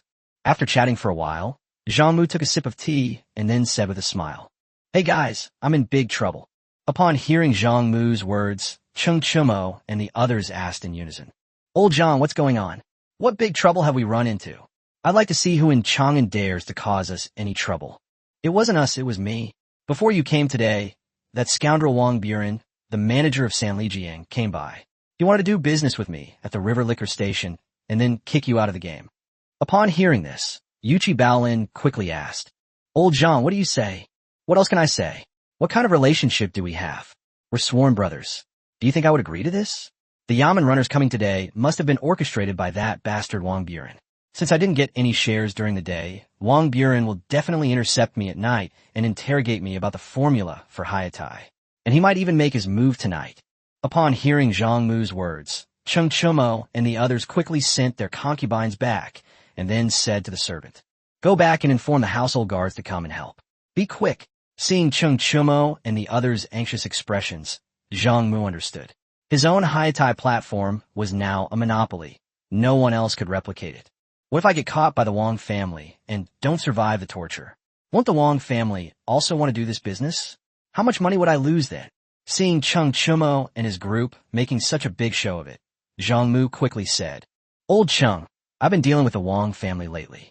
I'm very familiar with their situation. They only have a few dozen servants. Don't bring too many people. You won't need that many. Chung Chumo, Old Zhang, I'm not trying to be mean, but you're still too young. Do you think you're bringing a lot of people just to fight? If it were just about fighting, the few of us would be enough. Why would we need help? With our skills, we could take the enemy general's head from the middle of the massive army as easily as taking something out of a bag. Zhang Mu. Where does this guy get his confidence? Taking the enemy general's head from among 10,000 troops is as easy as taking something out of a bag? You guys, your confidence is completely unfounded. Old Chung is right. We bring a lot of men, which is good for our reputation, and it will also help our soldiers get some credit. It's not easy for them to get any credit these past year or two without fighting. Chapter 53, who else? Zhang Mu remained silent after hearing what Chung Chumo and Qin Huaidao said. Since it's a matter of face, then it's a big deal. Since I don't need to worry about it, I'll just let them do what they want. As darkness fell, Zhang Mu emerged from the Drunken Dream winery. At this moment, Zhang Mu was in a panic. He knew that Wong Buren was likely to make a move tonight, and he had to pretend to be nonchalant as he set off. How could he not be flustered? As Zhang Mu walked home, he muttered to himself, Wong Buren, you mustn't be foolish enough to launch a sneak attack. You should come out and talk things over with us, then soften your stance and lure us into revealing the formula for the Hayatai. That's what a smart person would do. When watching television in his later years, Zhang Mu used to not understand those people who knew they were being followed, but still wandered around aimlessly as if nothing was wrong. Now, he finally realized that it was all fake. Damn, these days are truly agonizing. Just as Zhang Mu felt he was losing control of his walking posture, a figure appeared at a corner ahead. It's pitch black, almost curfew. Anyone still wandering the streets at this critical juncture is either powerful and influential or completely out of their mind. Of course, there is another situation, which is that they have to go out at night to do things they dare not do during the day. For example, what Wong Buren is going to do tonight. By the dim moonlight, Zhang Mu, with his 5.0 vision, immediately recognized the person in front of him as Wong Buren. But what's the meaning of you coming alone? You were planning to intercept us, and now only an old man like you is showing up. Isn't that a bit disrespectful? As he approached, Zhang forced himself to speak. Manager Wong, what a coincidence. Zhang Mu, this is no coincidence. I've been waiting for you for a long time. Wait for me. Old Wong, do you have any daughters who are of marriageable age, but still unmarried? Are you looking for help? It's not impossible, but you have to prepare some delicious food for me, since this is physical work. Zhang Mu, we're both sensible people, so there's no need to beat around the bush. To tell you the truth, I'm determined to get your He Tai. I'm here today to find out how your He Tai is brewed. Let's make money together. I can't keep it all to myself. Old Wong, you're right. It's true that you can't hog all the profits, but I haven't hogged them either. I have shareholders. They're all people you can't afford to offend. I advise you to leave quickly and let this matter rest. Otherwise, this won't end well. Just as Zhang Mu finished speaking, Wang Buren's henchman Zhao Wuda swaggered out of the alley next door with a dozen or so thugs. Seeing that his side had a large number of people, Wang Buren's momentum surged. Boy, still dare to talk big? Didn't you say you have a shareholder I can't afford to offend? Come out and let me see for myself. In this Chang'an city, is there anyone I can't afford to mess with? As soon as Wang Buren finished speaking, Cheng Chumo and the others came out. Wang Buren, you old codger, you're not much to look at, but you've got quite the big mouth. Wang Buren was a man of the world, so how could he not recognize the four fools of Chang'an? Wang Buren was very puzzled at this moment. How did these four guys end up getting involved with Zhang Mu? These four guys were notorious for their arrogance and disdain for everyone in Chang'an. Of course, they have the resources to back it up. There are very few people in Chang'an who can afford to offend them. At this point, Wang Buren also knew that he had no hope of succeeding at the River Liquid platform. Although Wang Buren recognized Cheng Chumo and his group, his thugs did not. Seeing that Cheng Chumo and his companions were even more arrogant than he was, Centipede Face staggered over, carrying a large cleaver. As he approached Cheng Chumo, he tilted his head towards him, cupped his left hand around his ear, and then brandished the large cleaver in his right hand, speaking slowly and casually. What did you just say? I didn't hear you. Why don't you do me the trouble and say it again? Seeing that his subordinates were capable and had suppressed Cheng Chumo with their aura, Wang Buren suddenly felt that Hayatai was still worth considering. What if the four fools of Chang'an are just idiots in name only? There's always a chance of something going wrong. Before Wang Buren could even utter a few polite words to intimidate Zhang Mu, a cold arrow shot out. Base! It flew over with a whoosh and pierced straight into the centipede's face and chest. A refreshing coolness, a feeling of exhilaration. Upon seeing this, Wang Buren was stunned. The words of that dead, centipede-faced fellow had completely enraged Cheng Chumo. He was a man of standing and status in Chang'an City, yet he had been humiliated by a petty hooligan. How could he ever face anyone again? Although Centipede Face has returned to his hometown, Cheng Chumo is still furious. Who else? Upon hearing Cheng Chumo's words, the dozen or so servants of the Wong family were completely bewildered. What's going on? Where's this? What am I doing? Why not play by the rules? Isn't it just about coming out to explore, returning home with a full load of goods and a reward, then celebrating with drinks? That's how it's always been done. So why is the script different this time? Just as everyone hesitated, thousands of strong men emerged from all directions. They were all ruthless characters from Cheng Chumo's family who had been on the battlefield and killed people. The fierce look in their eyes was not something you could fake. Wang Buren and his men had never seen anything like this before, and they were all trembling with fear, almost wanting to run away. Just then, several patrolling constables happened to pass by. Upon seeing the Yamen runners, Wang Buren felt as if he had seen a savior. Sir, this way. Help! The patrolling constables were all clever enough to know they had seen something they shouldn't have. Upon hearing Wang Buren's words, the constables exchanged glances and then walked away. Come back in 15 minutes. Upon hearing Qin Huaidao's words, the constables didn't say anything and walked into the alley next door. Who knows what they were going to do? At this moment, even if Wang Buren were stupid, he would know that he had kicked a steel plate. Human instinct is to save one's own life, and without a doubt, Wang Buren and his men immediately knelt before Zhang Mu and his group. At this point, Wang Buren dragged out all of Yang Bui's ancestors for 18 generations and gave them a thorough dressing down. Damn it, you kicked a steel plate. At least say something. Your silence is really getting us into trouble. Wong Buren wasn't familiar with Chingchumo and the others, so he couldn't speak to them and could only ask Zhang Mu for help. Brother Zhang, it's a misunderstanding, a misunderstanding. I was just joking with you. Why did you take it so seriously? Really? Here's what we'll do. I'll set up a table tomorrow to apologize to everyone. It'll be at my Wong family's Tianxiang restaurant, and the wine will be your haitai.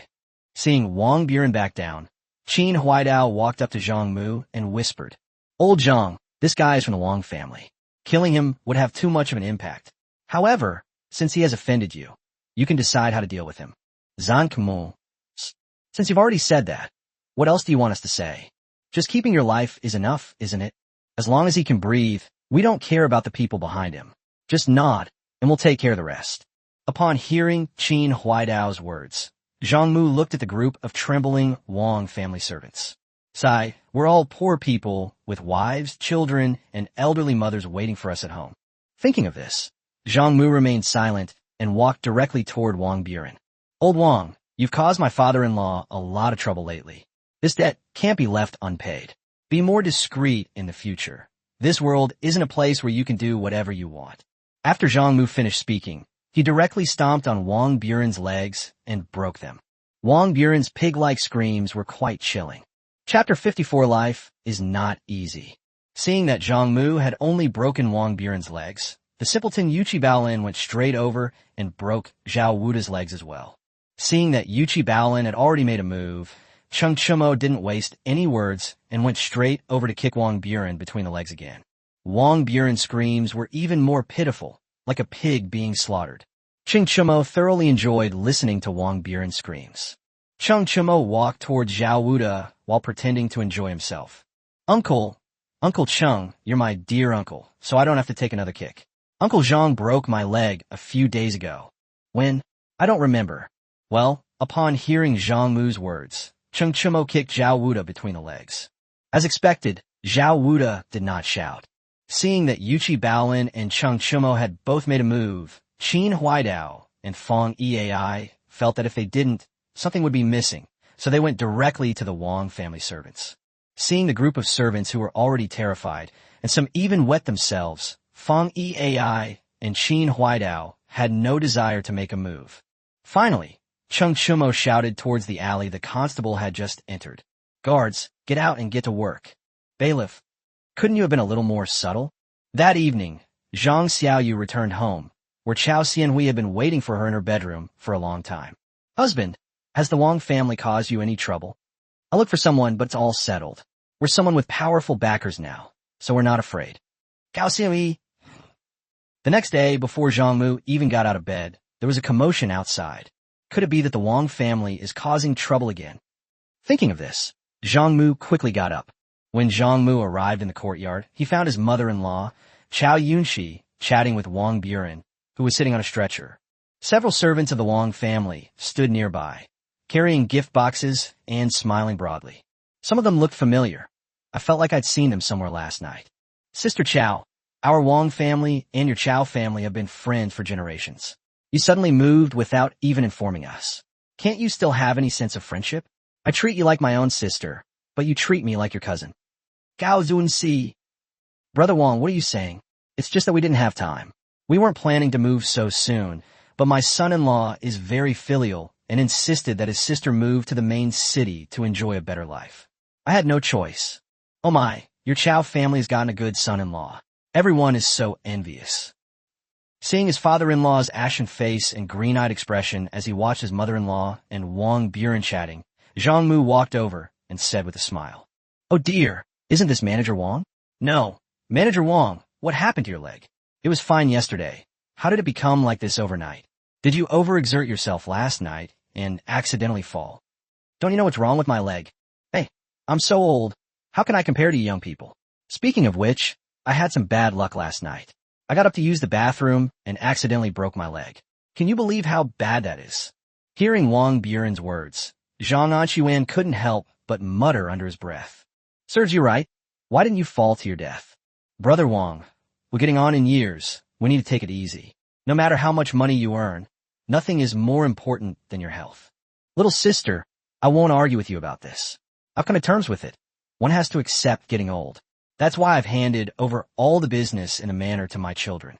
By the way, I've handed over the Wong family pawn shop to my daughter. Speaking of which, my daughter will be 16 after the new year, and she's really quite pretty. At this age, it's time to find her a husband. As for my son-in-law, I don't have any requirements. If he's half as good as your son-in-law, I'll be satisfied. Chiao Mu, come visit my Wong family pawn shop more often and give your sister some pointers. You're both young. You should have plenty to talk about. Hearing Wang Buren's words, Zhang Mu was very excited, but Chao Yunqi was far from pleased. She dismissed Wang Buren with just a few words, without even offering him a sip of water.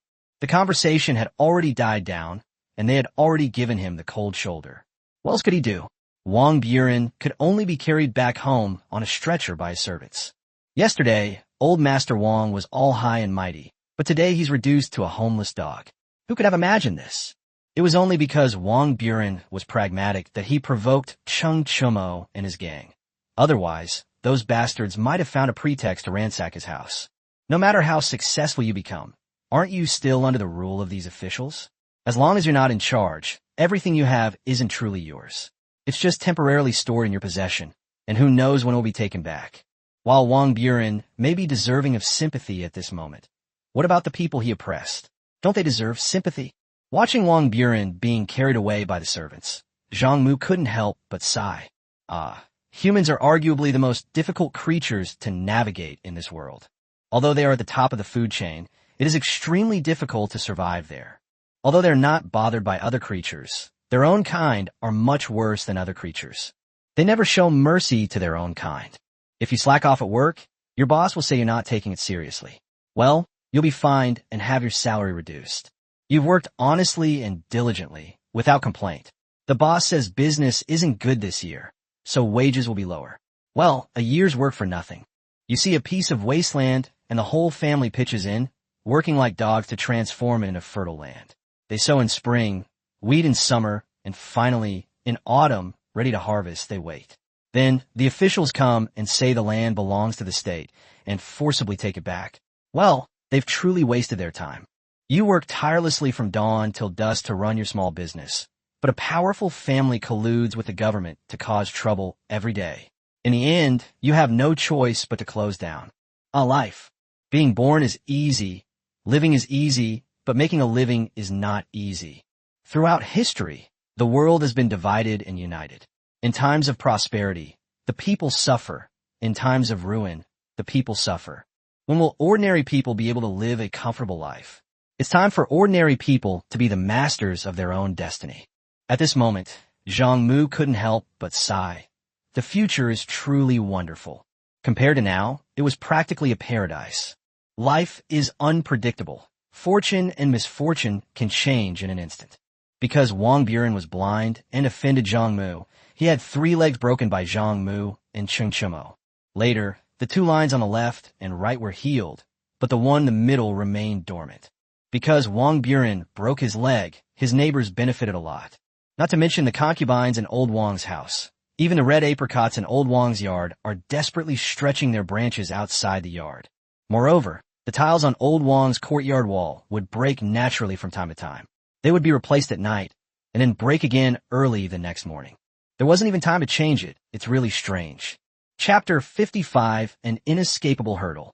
Just as Zhang Mu was lost in thought, the money didn't arrive. Chiao Mu, let's go have a drink. Old friends are always the best. Look, this drinking party is already arranged. Old Qian, what's going on? Why did you suddenly want to buy me a drink? Chiao Mu, stop asking. Hurry up and bring 2 jars of Yi Tai to my house. People from our hometown are here. You're considered a big shot in Wuxia town now. Don't you want to return home in glory? Zhang Mu, why should I bring my own drinks when you invite me for a drink? It seems this old friend isn't so appealing after all.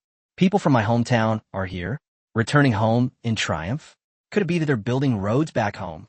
Zhang Mu carried 2 jars of river liquor to the neighboring Qianyomei's house, and immediately saw Ren Kongying, the town granary chief of his hometown Wuxia town, sitting in the main seat of Qianyomei's house drinking tea. The Tang dynasty was nothing like later dynasties, which had populations of over 1 billion. The Tang dynasty only had around 10 million people, and the lowest ranking official was a county magistrate. A town granary like this was actually similar to a village head in later times, or even less so, since village heads in later times were proper officials. This granary garrison commander? He's just a nobody in the grand scheme of things. Although Rinkonging's official rank isn't high, his authority is considerable. At this moment, Rinkonging, a man of medium build and in his 40s, sat in the main hall of Qian Youmei's house with an air of officialdom, looking quite proper. The only problem was that Qian Youmei's house had no maids. If Rinkonging had a maid to flirt with, it would be perfect. Seeing that Qian hadn't brought Zhang Mu along, Rinkonging was completely oblivious, as if she were blind. Jinsong, Chiao Mu is here. Upon hearing Qian Yu's words, Rinkonging raised his proud head and glanced at Zhang Mu casually, as if to say hello. Seeing Rinkonging's imposing demeanor, staring blankly out the window, Zhang Mu knew that this was just putting on airs, an essential skill for navigating the officialdom. At this moment, you can't ask him what he's looking at, otherwise he'll definitely tell you with a look of utter despair that he's looking at all the common people in the world. Zhang Mu ignored him and sat there drinking tea. It was only because he felt he had no face to pay him that Zhang Mu made a run for it. Otherwise, he would have slipped away long ago. After staring out the window for a long while, Rinkonging's eyes grew sore from looking out, and finally, in a condescending tone, he spoke. Chiao Mu, you're something else. You've really made our Wuxia town proud. Out of all the men in Wuxia town, young and old, you're the only one who's made it big. I always thought you were destined for greatness. And look, sure enough, you've already established yourself in Chang'an City. You've really made something of yourself. Your meaning is quite obvious. If you want to take advantage of the rich, just say so. Why beat around the bush? Sigh. This is an insurmountable hurdle for anyone who has achieved some success away from home. If you don't do well back in your hometown, you're treated like a rat in the street. Everyone wants to beat you up. If you can't make a living at home and have to leave your hometown to make a living elsewhere, they might even applaud you and wish you would die out there. If they hear that you're doing well outside, they'll be incredibly envious and would love for you to be swindled out of everything. That's just how people are. They despise you for being poor and fear you for being rich. If you've truly made a fortune through some extraordinary stroke of luck, things will get interesting. Not only will all sorts of relatives suddenly appear, but they'll all be reaching out their hands. Jinsong?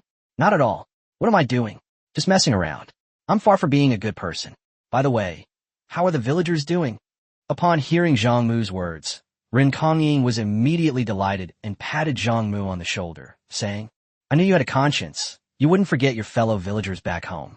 As the saying goes, a tree may grow 1,000 feet tall, but it never forgets its roots. You mustn't be like Zhou Laowu from our hometown. That kid was a scoundrel since he was little.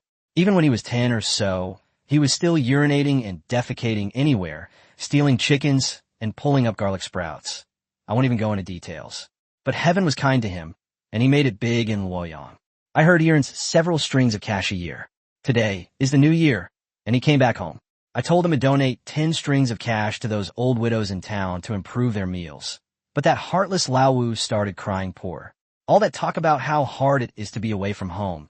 It's all just empty talk. He's dirt poor himself. Ugh, what a piece of trash. If it weren't for the villagers of Wuxia town protecting him, would he be where he is today? He's eaten his conscience. Zhang Mu. They only earn a few strings of cash a year, and you want them to donate 10 strings of cash all at once. If they found out about my family's assets, what would happen? They'd probably confiscate my property. Qian Mei, that bastard knows his own background. What if he doesn't keep a tight tongue? Holy crap. Thinking of this, Zhang Mu asked with concern. Jinsong, how much money do the villagers think I can earn in a year? Rinkonging was visibly taken aback by Zhang Mu's words. He never dreamed that Zhang Mu would be so direct, actually bringing up money so readily. If we don't demand an exorbitant amount now, when will we? Chiao Mu, you're amazing. The villagers are all talking about it, saying you can earn hundreds of strings of cash a year. Although there's some exaggeration involved, it's probably not far off. Hundreds of strings of cash a year. Who the hell is this guy looking down on? If this weren't later times, I'd fight you all to the death. How am I supposed to get married if you portray me as so poor? To be honest, I only earn about 50 or 60 strings of cash a year in Jinsong. Upon hearing Zhang Mu's words, Qian Meima immediately opened his mouth to speak. However, seeing Zhang Mu glaring at him, Qian Meima shut up. Not bad. You're honest enough, just like I thought. You can earn 50 or 60 strings of cash a year, so you're quite capable. From now on, don't call me governor anymore. Just call me uncle. At this moment, Sister Qian had already prepared the meal and was carrying it into the main hall with a young woman she didn't recognize. Jinsang, Chiao Mu, let's go have a drink. Upon hearing that there was no money, Ren Kongying slowly got up and walked towards the dining table with the air of an official. Ren Kongying, being such a powerful figure, naturally deserved to take the main seat, with Zhang Mu and Qian accompanying him on either side. Sister-in-law Qian and the young woman were also sitting at the lower end of the table. Seeing that sister-in-law Qian and the young woman had sat down for a moment, Ren Kongying, his beard bristling and eyes wide, said, "What kind of behavior is this? What kind of behavior is this? The world is going to the dogs. It's only because we're in the Tang dynasty now that we don't care about these things. If this were the Sui dynasty, I would have dragged you all through the streets." Zhang Mu, what's gotten into this guy now? Uncleing, why is that? Why? There's no place for a woman at a men's drinking table. It's only at old Qian's house that this is possible. If it were at my house, humph. Upon hearing son Kongying say this, Sister Qian's fiery temper immediately flared up, and Qian couldn't stop her even if she tried. You, surnamed Ren, your mother, and Ying have been busy preparing food and drinks for you all day, and now it's wrong for us to even eat. I'm telling you right now, we're not only going to sit down and eat, we're going to drink too. If you can stand it, then sit down and eat. If you can't, then go outside and close the door from the outside. Hey, Xiao Qian, how have you managed to get through all these years? No money. Jin Song, it hasn't been many years. I've only been married for 2 months at most. Chapter 56 Capabilities. Seeing the tall and strong sister-in-law, Qian, lose her temper, Ren Kongying was stunned and didn't know what to do. Seeing this, Zhang Mu quickly said, "Sister-in-law, Uncleing didn't mean that. It's all right, it's all right. Let's drink and try my newly brewed Hai-Tai." Hey, he's definitely someone who's good at making money. His words are always pleasing to the ear. Just as Ren Kongying was about to say a few polite words to ease the tension, Zhang Mu continued, "Sister-in-law, why bother arguing with him? He's getting on in years. Just think of him as senile." Hey, Kongying. Shady merchants. It's true what they say. No merchant is without cunning. Hey, Xiao Mu, do you still know Ying? She's my daughter. Zhang Mu. Ying? Ren Kongying's daughter? Hey, Ying. Seeing Ren Kongying's gaze fixed on the young woman, Zhang Mu racked his brains for a long time, but couldn't recall her. Uncleing, I don't remember much about what happened before. Hey, used to peep at Ying while she was bathing quite a few times back then. If it weren't for the fact that the blacksmith in town was rich and offered a lot of dowry, I was going to marry Ying off to you. Zhang Mu. Peeping at someone taking a shower? Holy crap. How much of a hooligan must I have been before I transmigrated here? Seeing Zhang Mu's puzzled expression, Qian Mei said leisurely, "Xiao Mu, it's true, I can testify. You not only peeped at people taking a bath, but you also peeped at them going to the outhouse." Ouch, ouch, ouch. Honey, why are you pinching me? Before sister-in-law Qian had finished counting the money, she tried to smooth things over by saying, Come on, let's not talk about the past. Xiao Mu and Ying have both started their own families. Why bring up the past? Come on, let's drink. I've heard that He Tai's food is exceptional, and today I finally get to drink it. After downing a glass of wine, even someone with Qian's incredible tolerance for alcohol was choked terribly.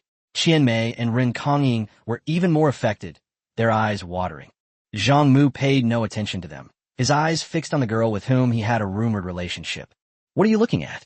Haven't you seen enough before? Hey, there's definitely a difference between being married and not being married. I used to be a total single dog, and you dare to tell me dirty jokes? That's way too bold of you. Well, I didn't pay attention when I watched it before. I've forgotten about it. Upon hearing Zhang Mu's words, Ying's face immediately turned bright red with embarrassment. She just had a baby. Zhang Mu. No wonder it smelled so good. Don't talk nonsense. That's not fragrant, it's sweet. My husband tasted it, that's what he said. Are you competing with children for food? Ugh, what a scumbag.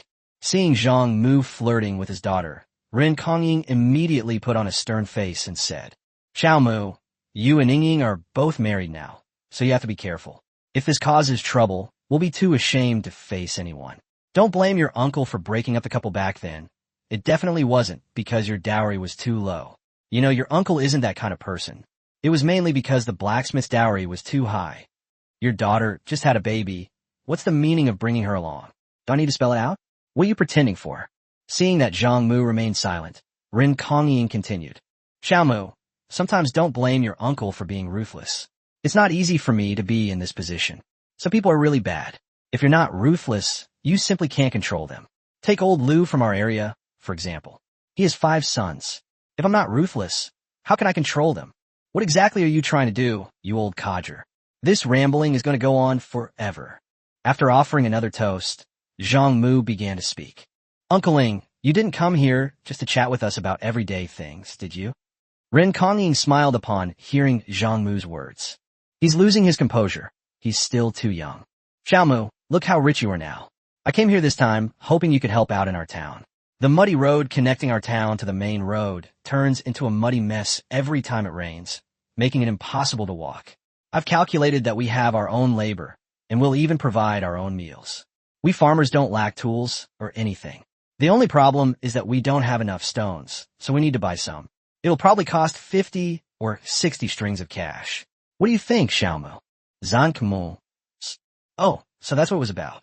At first, I thought this guy was here to ask for money. Turns out he was just trying to do something practical for the villagers. That's good. For that kind of intention, I can get along with him. Seeing that Zhang Mu remained silent, Rin Kongying continued. All right, Chiao Mu. You may have forgotten, but the last meal your father ate before he died was delivered by your uncle. Zhang Mu. Is that true? Seeing Zhang Mu's puzzled expression, Qin quickly said. Chiao Mu, it's true. You were too young to remember back then. I took you to the town granary to get a cornbread for your father. Sigh, your father died, such a tragic death, starving to death.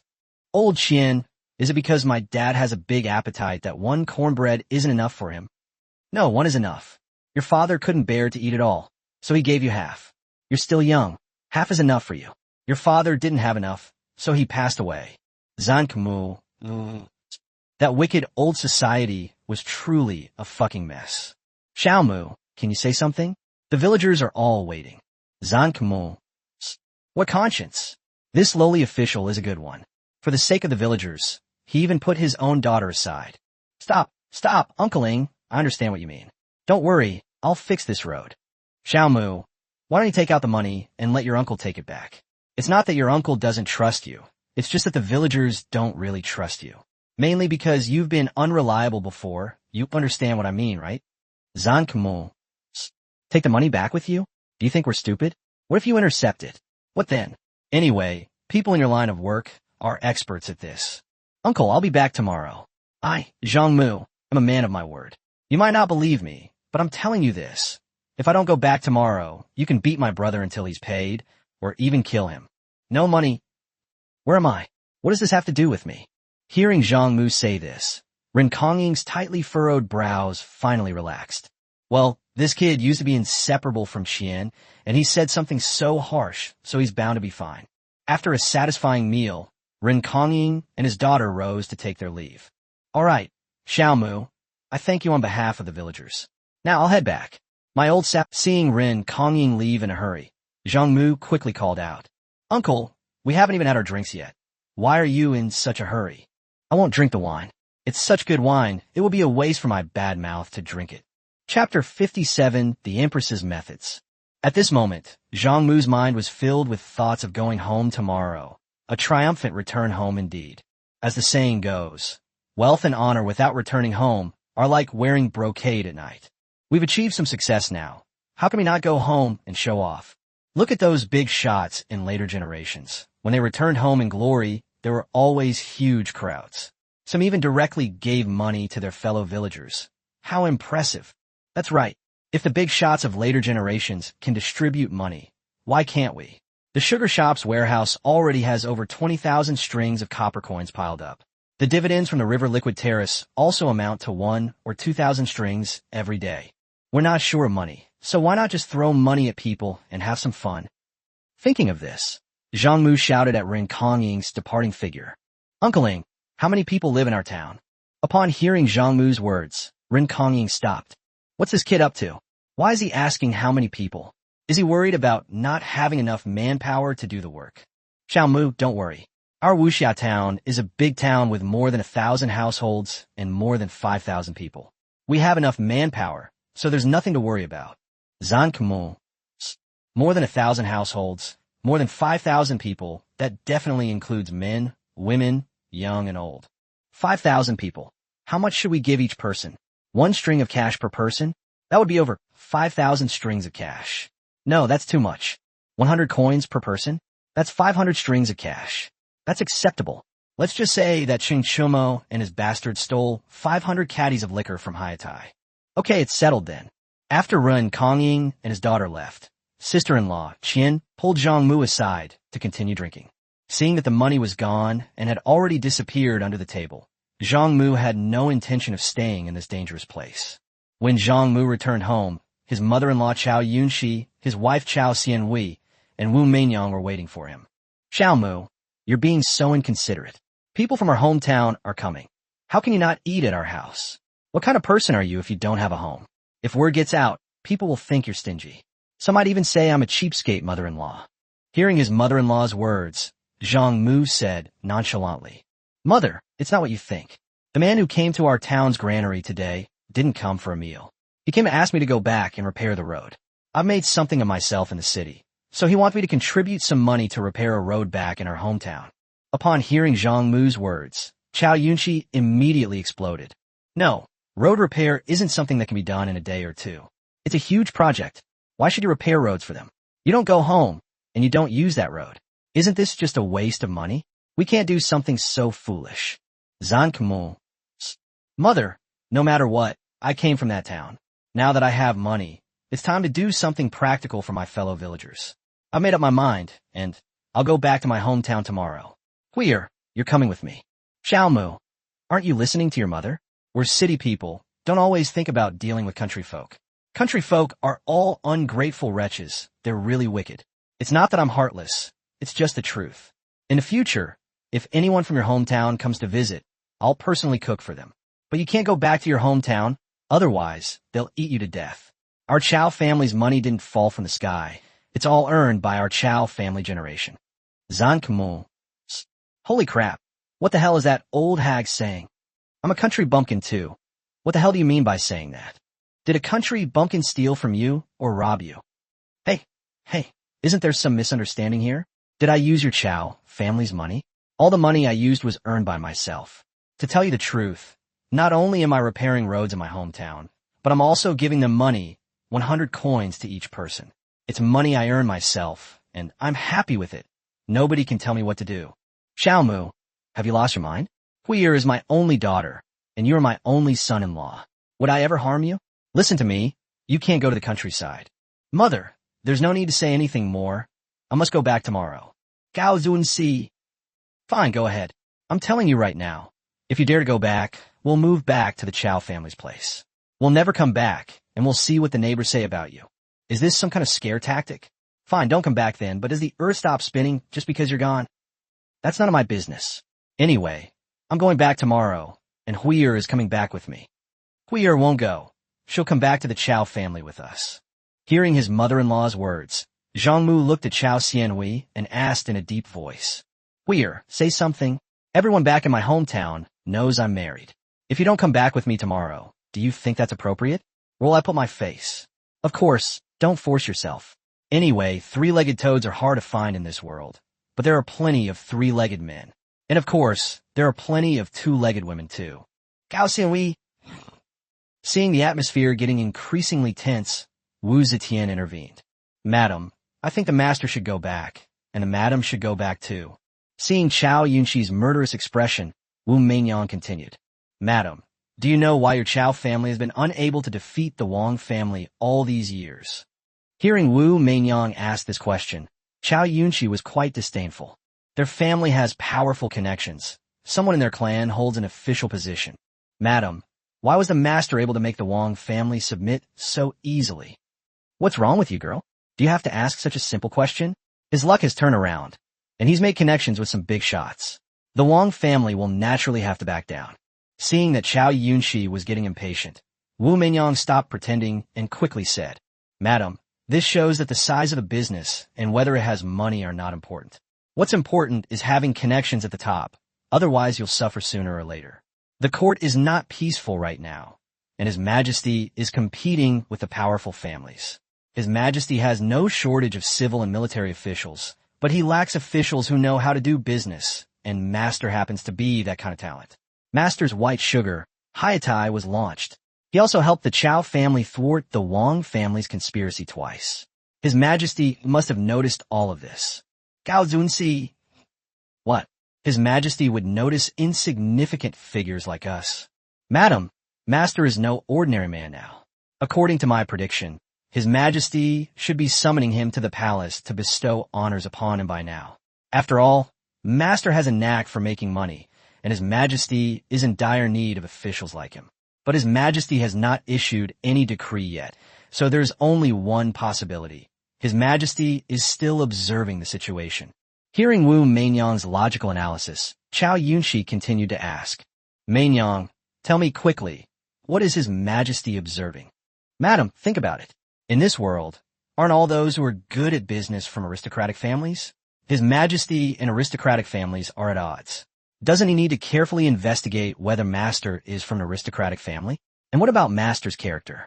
He needs to investigate that as well. All of this takes time, but we can't wait any longer. We don't have anyone in power.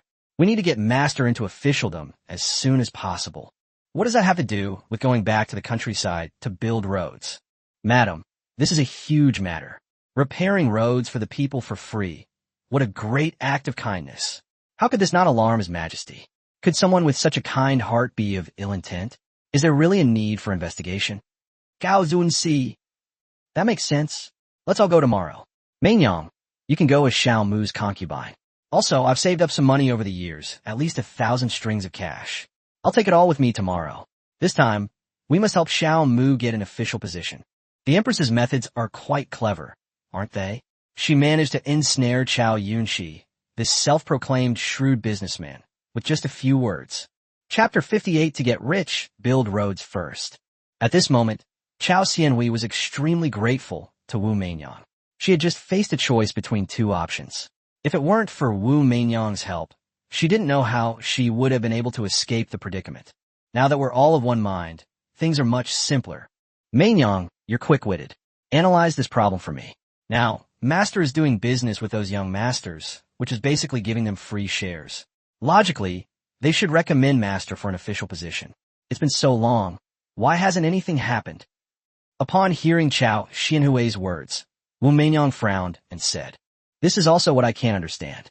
Logically, they should recommend the Master for an official position. After all, the Master's businesses are extremely profitable, and his family couldn't possibly be indifferent. Their first reaction upon discovering the gold mine should have been to keep it, not to ignore it. With their family's influence, they could easily secure a good official position for the Master. But so far, there's been no movement. There can only be one explanation.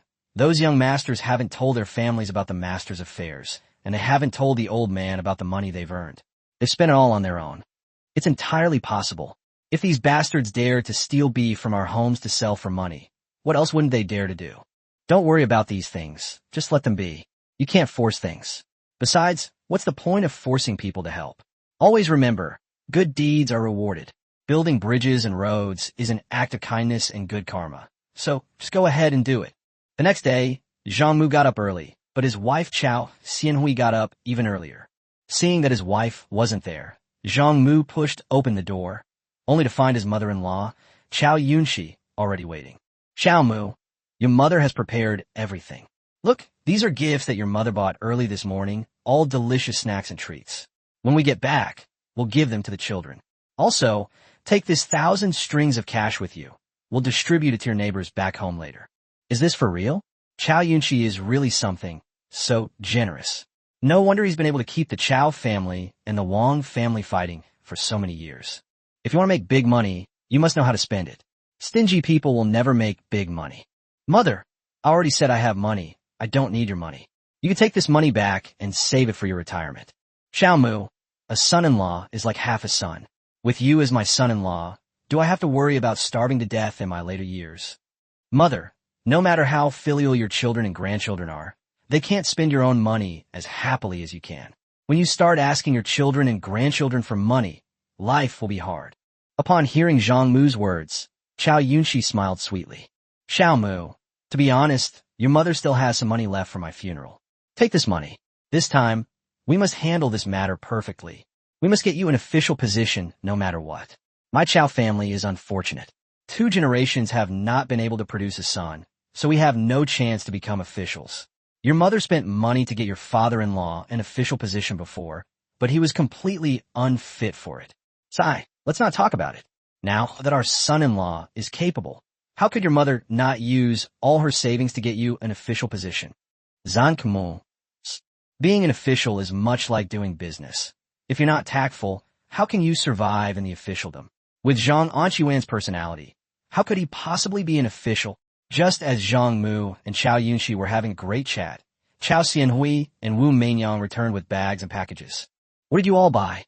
As Zhang Mu spoke, he reached out and opened the packages in Chao Xianhui and Wu Meinyang's hands. Master, please don't look at these. These are all our daughter's things. Sister-in-law Qian first greeted Chao Yunxi and Chao Xianhui, then urged them on. Zhang Mu, it's getting late. We should hurry up and go. Upon hearing sister-in-law Qian's words, everyone began loading the cart and then rode the horse-drawn carriage towards Wuxia town. This time, it wasn't Chao's old servant, old Zhao, who was driving the carriage, and there was no money. Mother, isn't father going? Don't mention him. Ever since your Hayatai went on sale, he's been drinking himself into a stupor every day. He threw up all night last night and is sleeping right now. Old Zhao is watching over him, so he's fine. Sai, my mother-in-law has had a tough time these past few years. My father-in-law can't help much either. She's the only one supporting the family. At this point, Zhang Mu couldn't help but complain that without Qian, that bastard wouldn't know how to drive a carriage at all. His skills were far inferior to old Zhao's. Old Zhao drives his carriage with such steady, unwavering skill, like a 1,000-year-old tortoise. But Qian's carriage ride is like a roller coaster in modern times, completely unsettling. As the jolt intensified, Zhang Mu knew they were almost at Wuxia town. The road that Sun Kongying mentioned yesterday that he wanted to repair should be this section. Zhang Mu drew back the curtain of the carriage and saw the bumpy dirt road outside, his brows furrowing in dismay. It was all mud, and there were no drainage ditches on either side of the road. Moreover, there were farmlands on both sides of the road, and it was unclear whose land they were, but they had raised the land higher than the road. Zhang Mu even thought it was soil dug up from the road to fill in the gaps. When it rains, the entire road surface becomes a puddle of water. It's impossible for cars to drive on it, and even pedestrians could drown. Yesterday, Sun Kongying said that you could raise mud dogs after it rained, and I didn't believe it. Now it seems that you could raise not only mud dogs, but even eels. If you want to get rich, build roads first. These roads are essential. Chapter 59, Returning Home in Glory. Just when Zhang Mu's stomach was about to churn, Qian Meiyou's voice finally came through. Zhang Mu, we've arrived. Upon hearing that there was no money, Zhang Mu, who was sitting at the back of the carriage, quickly got off. After getting off the car, Zhang Mu first helped Chao Xianhui down, and then Wu Meinyang down. When it was Chiao Yunxi's turn, his legs went numb from sitting in the carriage, so Zhang Mu carried him down. Even Zhang Mu, who was thick-skinned, blushed when he saw Chiao Yunxi so close to him. Mother, your makeup has come off. Gao Zunxi. You're the one who lost followers. Your whole family lost followers. Impossible. I've been holding back my laugh the whole time. How could it have fallen? Mother, is it possible that the carriage was jolted too much and we got thrown off? It seems this road really needs to be repaired, otherwise we'll lose followers. After helping Chao Xianhui, Wu Meinyang, and Chiao Yunxi off the carriage, Zhang Mu turned and left. Sister-in-law Qian, is that brat blind? Seeing that Zhang Mu wouldn't help her up, sister-in-law Qian, whose legs had just gone numb, jumped out of the carriage. When Zhang Mu walked from the back of the carriage to the front, he was immediately stunned by the scene before him. Sun Kongying, that old fellow, did a good job. Look at the arrangement. It was a scene of deafening drums and gongs, fluttering red flags, and a sea of people, a truly spectacular sight. The scene was absolutely incredible. Zhang Mu, you finally arrived. We've been waiting for so long. Upon seeing Zhang Mu approach, Zhensong Renkongying led Zhang Mu toward the town square while speaking to him. At this time, pots and dishes had already been set up in the town center square. Zhang Mu, look at these villagers. They all came to welcome you spontaneously. Uncle came back yesterday, and said you were going to repair the road for us. Everyone was overjoyed and insisted on coming to welcome you. Originally, Uncle wanted to send a few young women and wives, but I couldn't persuade them otherwise, so they all came. Zhang Mu, don't you recognize them anymore? This is Aunt Wu, you stole eggs from her. That's Sister Feng, you stole duck eggs from her. That's Sister Li, you stole cornbread from her. And that's Grandma Wong, you harassed her granddaughter. How awful was I before I transmigrated here? However, none of this mattered, since judging from their appearances, they seemed quite welcoming. Ren Kongying led Zhang Mu and his group to a table in the square to prepare for a meal. There wasn't much to eat, just millet porridge and pickled vegetables. The most precious thing was the eggs. A plate of boiled eggs was just sitting there, making the children watching drool. The golden yellow millet porridge is absolutely all natural. The round eggs must have been laid by the hen. The pickled vegetables must have been made by hand by young women and wives. Zhang Mu had no appetite at all. Although eggs weren't a rare commodity in the countryside, people seldom ate them. The family's eggs were usually sold to supplement their income. The shrewd Chiao Yunxi and Wu Meinyang understood the intricacies of the situation, so they simply drank millet porridge with pickled vegetables, while only the silly Chiao Yunxi peeled eggs. The couple didn't even sit at the table. Instead, they went straight into the crowd and chatted with everyone. Seeing the children's expectant eyes, Chiao Xianhui realized she had been too impulsive. Eggs! There was something she ate at home every day. Why had she suddenly decided to peel other people's eggs? If everyone else peels it, that's fine. The problem is that only I peeled it. Seeing his wife's embarrassment, Zhang Mu quickly pulled a little boy over. Seeing Zhang Mu's action, Chiao Xianhui quickly handed the peeled egg to the little boy. The little boy held the egg in his dirty little hands, his mouth watering, but he just wouldn't eat it. Seeing this, Zhang Mu asked in confusion, "Eat up, why aren't you eating? Don't you like eggs? I'll save it for my younger sister to eat when I get home." Upon hearing this, Zhang Mu looked closely at a 5- or 6-year-old boy, who in later generations would be in the senior class of kindergarten. To understand sharing at such a young age, what kind of sentiment is that? It's a man's sentiment. Everyone knows the story of Kong Rong sharing pears, but few know that there are countless others with even greater sentiments. It's just that Kong Rong came from a prominent family and was thus recorded in history. At this moment, Zhang Mu looked at the little boy and became more and more satisfied. Among all the children, why was it only this child who moved Zhang Mu? Most handsome? No. The cutest? Not really. What touched Zhang Mu about this little boy was his pure heart. Just one encounter was enough to move him deeply. It's like reading books in the future. In the future, Zhang Mu was also a bookworm. There are many online articles in later generations, and their quality varies greatly. Walk down the street, and you could easily kill an online novelist by throwing a brick at them. Among many writers, Zhang Mu's favorite works are still those by the little snail chasing time, which reveal genuine emotions. Sometimes you like a book just because of a single passage. Sometimes a touching scene in a book is enough to keep you reading the whole thing. People are like that too. Sometimes just a small gesture can touch your heart and move you deeply. Upon hearing the little boy's words, Chiao Xianhui's tears immediately began to flow uncontrollably. He pulled the little boy from Zhang Mu's arms closer and asked softly, "What's your name?" "My name is Cat Egg." "Gao Xianhui." How could parents be so inconsiderate? How could they choose such a name? Sen Gao Sen Gun Fu Xin, Gao Dun Si Et Lai. There's a saying among us common people. If an older child dies young, the younger ones will be called cats and dogs. The more humble the name, the easier it is to raise them. When you were first born, your mother named you Zhaodi, hoping that you would bring back a younger brother. Later, your father gave up hope, and your mother also gave up. That's why we changed your name to Xianhui, hoping that you would be virtuous, kind, and good at supporting your husband and raising children. Zhang Mu. Hearing his mother-in-law's words, Zhang Mu understood.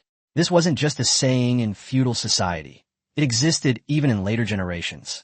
In his previous life, Zhang Mu had a classmate whose childhood nickname was Wolfhound. She's incredibly smart, always ranking first in her class, the kind of child parents always talk about. Thinking of this, Zhang Mu said to the little boy, "Your dad is really something. Why didn't he name you Dog Egg? It means the same thing, and it sounds more powerful." "My dad's name is Godan Dog Egg." Seeing that the cat had gotten an egg, the children watching couldn't resist any longer and rushed over to grab the egg. There were only so many eggs, not enough for the children to fight over. They were all gone in no time, and even the bowl that held the eggs disappeared. Some children were shy and slow, so they had to walk back empty-handed. Their parents were still scolding them angrily. "You worthless piece of trash. How could you be so stupid? Everyone else is rushing to steal it. Why don't you go and do it too? What good are you? All you do is eat. You can't even get an egg. How could I have given birth to such a good-for-nothing? You're tall and strong, yet you can't even compete with those little kids. You're too slow. Can't you fight back? Anyone who dares to take from you, just beat them up. Beat them until they're scared. Beat them until they don't dare utter a sound." Zhang Mu. Chapter 60, The Four Fools of Wuxia Town. Seeing the children who hadn't gotten any eggs being scolded by their parents, Chiao Xianhui, who was crying and sobbing, couldn't hold back any longer and quickly took out the snacks she had bought with Wu Mengyan. Seeing the food that Chiao Xianhui had never seen before, a group of children quickly gathered around. Sister-in-law Qian and Chao Yunxi also took out the food they bought and distributed it to the children together with Chiao Xianhui. The Empress is indeed the Empress. She truly possesses a brilliant and insightful mind. The children who didn't get any eggs will receive more, while the children who did get some will receive less. Seeing this, the child who had just grabbed the eggs immediately became unhappy. "Why should we get these eggs? We got them through our own skill. If others didn't get any, it's because they weren't good enough and they deserve it. Why are you giving us less food now?" Seeing this, Zhang Mu didn't intervene. Although this world is unfair and there's an atmosphere of bullying everywhere, the children are still young and need to be educated early. They need to know that society isn't a place where you can do whatever you want. Whether they will listen to you or not is not something you should worry about. Society will teach you a lesson later. What's going on? What gives you the right to treat us differently and them more? These are just children. Do you have any conscience? You're animals. Holy crap, what's going on? When Zhang Mu looked over at Chiao Xianhui, 5 grown men were surrounding her and her companions. Several frail women were suddenly surrounded by 5 burly men, and they were immediately terrified. "What are you doing? What are you doing?" Upon hearing Zhang Mu's words, the 5 burly men looked at him with disdain and said, "Zhang Hanzi, what are you so smug about making a little money? Look at your smug act. What are you pretending for? Why does my son get less food than the other kids? Who do you think you are? That's right. Don't you even know who we 5 Lu brothers are afraid of? We're not bragging, but if you don't treat us well, you can forget about fixing this road." Upon hearing this, Wu Mengyan quickly said, "Sir, each of their children just grabbed 2 eggs. They were given the same amount of food as the children who grabbed 1 egg. They've already taken care of them, and they're still not satisfied." As soon as Wu Zetian finished speaking, Boss Lu angrily cursed. "You bitch, what the hell are you saying? It's none of your business if my son is capable. Those little bastards are all cowards who couldn't beat us. So who's to blame? Anyone have a problem with that? Step forward." Now I finally understand why Dongji's front door was splashed with red paint in later generations. No matter how sincere you are, there will always be someone who takes your kindness for granted. So you're the eldest son of a Lu family, huh? Listen up. I admit I was showing off, but I used real money to do it. If you're so capable, go ahead and show off too. Nobody's stopping you. If you showed off like me, the villagers would definitely welcome you. What I hate most are people like you, who are stingy misers who feel worse than if their fathers had died when they see others getting a good deal. Seeing the 5 Lu brothers causing trouble again, Sun Kongying quickly ran over and shouted, "You 5 bastard from old Lu's family. What the hell are you doing now? You think you could do anything? Xiao Mu repaired the road for us because he's taking care of us. You little brats, listen up. If you dare to cause trouble again, I won't let you off the hook." It must be said that Sun Kongying was indeed prestigious. Upon hearing Sun Kongying's words, the 5 Lu brothers walked into the crowd, grumbling and cursing. Zhang Mu observed that wherever they went, nothing grew. Not to mention people, even dogs kept their distance, unwilling to stand with them. After standing in the crowd, Boss Lu continued to curse and shout at Zhang Mu. "Zhang Hanzi, who the hell are you trying to fool with this food? Do you think we're all 3-year-olds? If you're so capable, then give out money. You're rich, aren't you? If you dare to give out money, I'll admire you. You're absolutely right. I'll be handing out the money soon. Everyone will get 100 coins. But you 5 brothers won't get any." Upon hearing Zhang Mu's words, Old Man Lu was so angry that he immediately prepared to make a move. If Ren Kongying hadn't been watching nearby, this guy might have actually dared to attack. Seeing this, Zhang Mu felt he should hire a bodyguard. Damn, these days, How could a wealthy person with a fortune not have a bodyguard? Just as Zhang Mu was wondering where to find a bodyguard, his wife Chiao Xianhui's voice came over again. How can you be like this? It's so rude of you. Hearing the sound, Zhang Mu turned his head and saw that it was the children of the 5 Lu brothers who were complaining that Chiao Xianhui and her friends didn't give them as much food as others, so they spat at Chiao Xianhui and her friends. One of the children even took off his big shorts, exposing his bare bottom, and swayed toward Chiao Xianhui and the others. When the children returned to the 5 Lu brothers, grumbling and cursing, with the food given to them by Chiao Xianhui and the others, the 5 Lu brothers praised their children for doing a good job. Zhang Mu. Damn, the old saying is true. Like begets like, a rat's son knows how to dig holes. It's really not right to argue with a bunch of kids. Next, Chiao Xianhui and Wu Meinyang took out the belly bands they had bought early that morning and distributed them to the women in Wuxia town. The wives of the 5 Lu brothers actually had the nerve to go over and demand it with such confidence, and even rushed ahead of them. Finally, Zhang Mu began distributing money, 100 coins to each person, counting them one by one. For businessmen, 100 coins might not mean much. But for ordinary people who toil in the fields every day, 100 coins is a fortune. Even if you work hard all year, you might not be able to save 100 coins. When they heard that they were really going to give out money, everyone went crazy. After all, this is real money. It feels heavy in my pocket, and it gives me peace of mind. The 5 Lu brothers were naturally ranked first, but Zhang Mu would never give them any money. Even if Zhang Mu threw the money into the river to hear the sound, he would not give money to the 5 brothers. Seeing that Zhang Mu was indeed skipping over his 5 brothers and distributing money to others, Ren Kongying was right there, and the 5 Lu brothers didn't dare to cause any trouble. They could only angrily say, Zhang Hanzi, you just wait, you'll be begging me for help someday. After finishing his sentence, Boss Lu stormed off with his brothers. He even took his wife and children with him when he left. Do you think I'm afraid of you? If you piss me off, I'll have Chung Chumo and his men bring their personal guards to arrest your whole family and send them to jail. They can take down the collateral branches of the Wong family in Taiyuan like it's nothing. We're you few village bullies. After Zhang Mu finished distributing the money, he noticed that Ren Kongying was still looking around, searching for people. Uncleing, are there any villagers who haven't arrived yet? Yes, the 4 idiots from Wuxia town haven't come yet.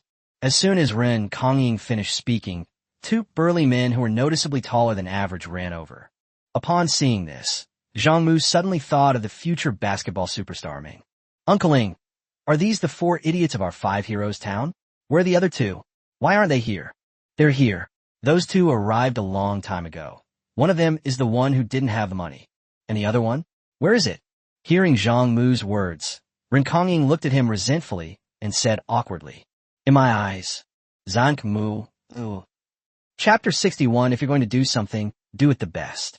Seeing Zhang Mu's dumbfounded expression, Ren Kongying said with a smile, Chiao Mu, don't you remember the past?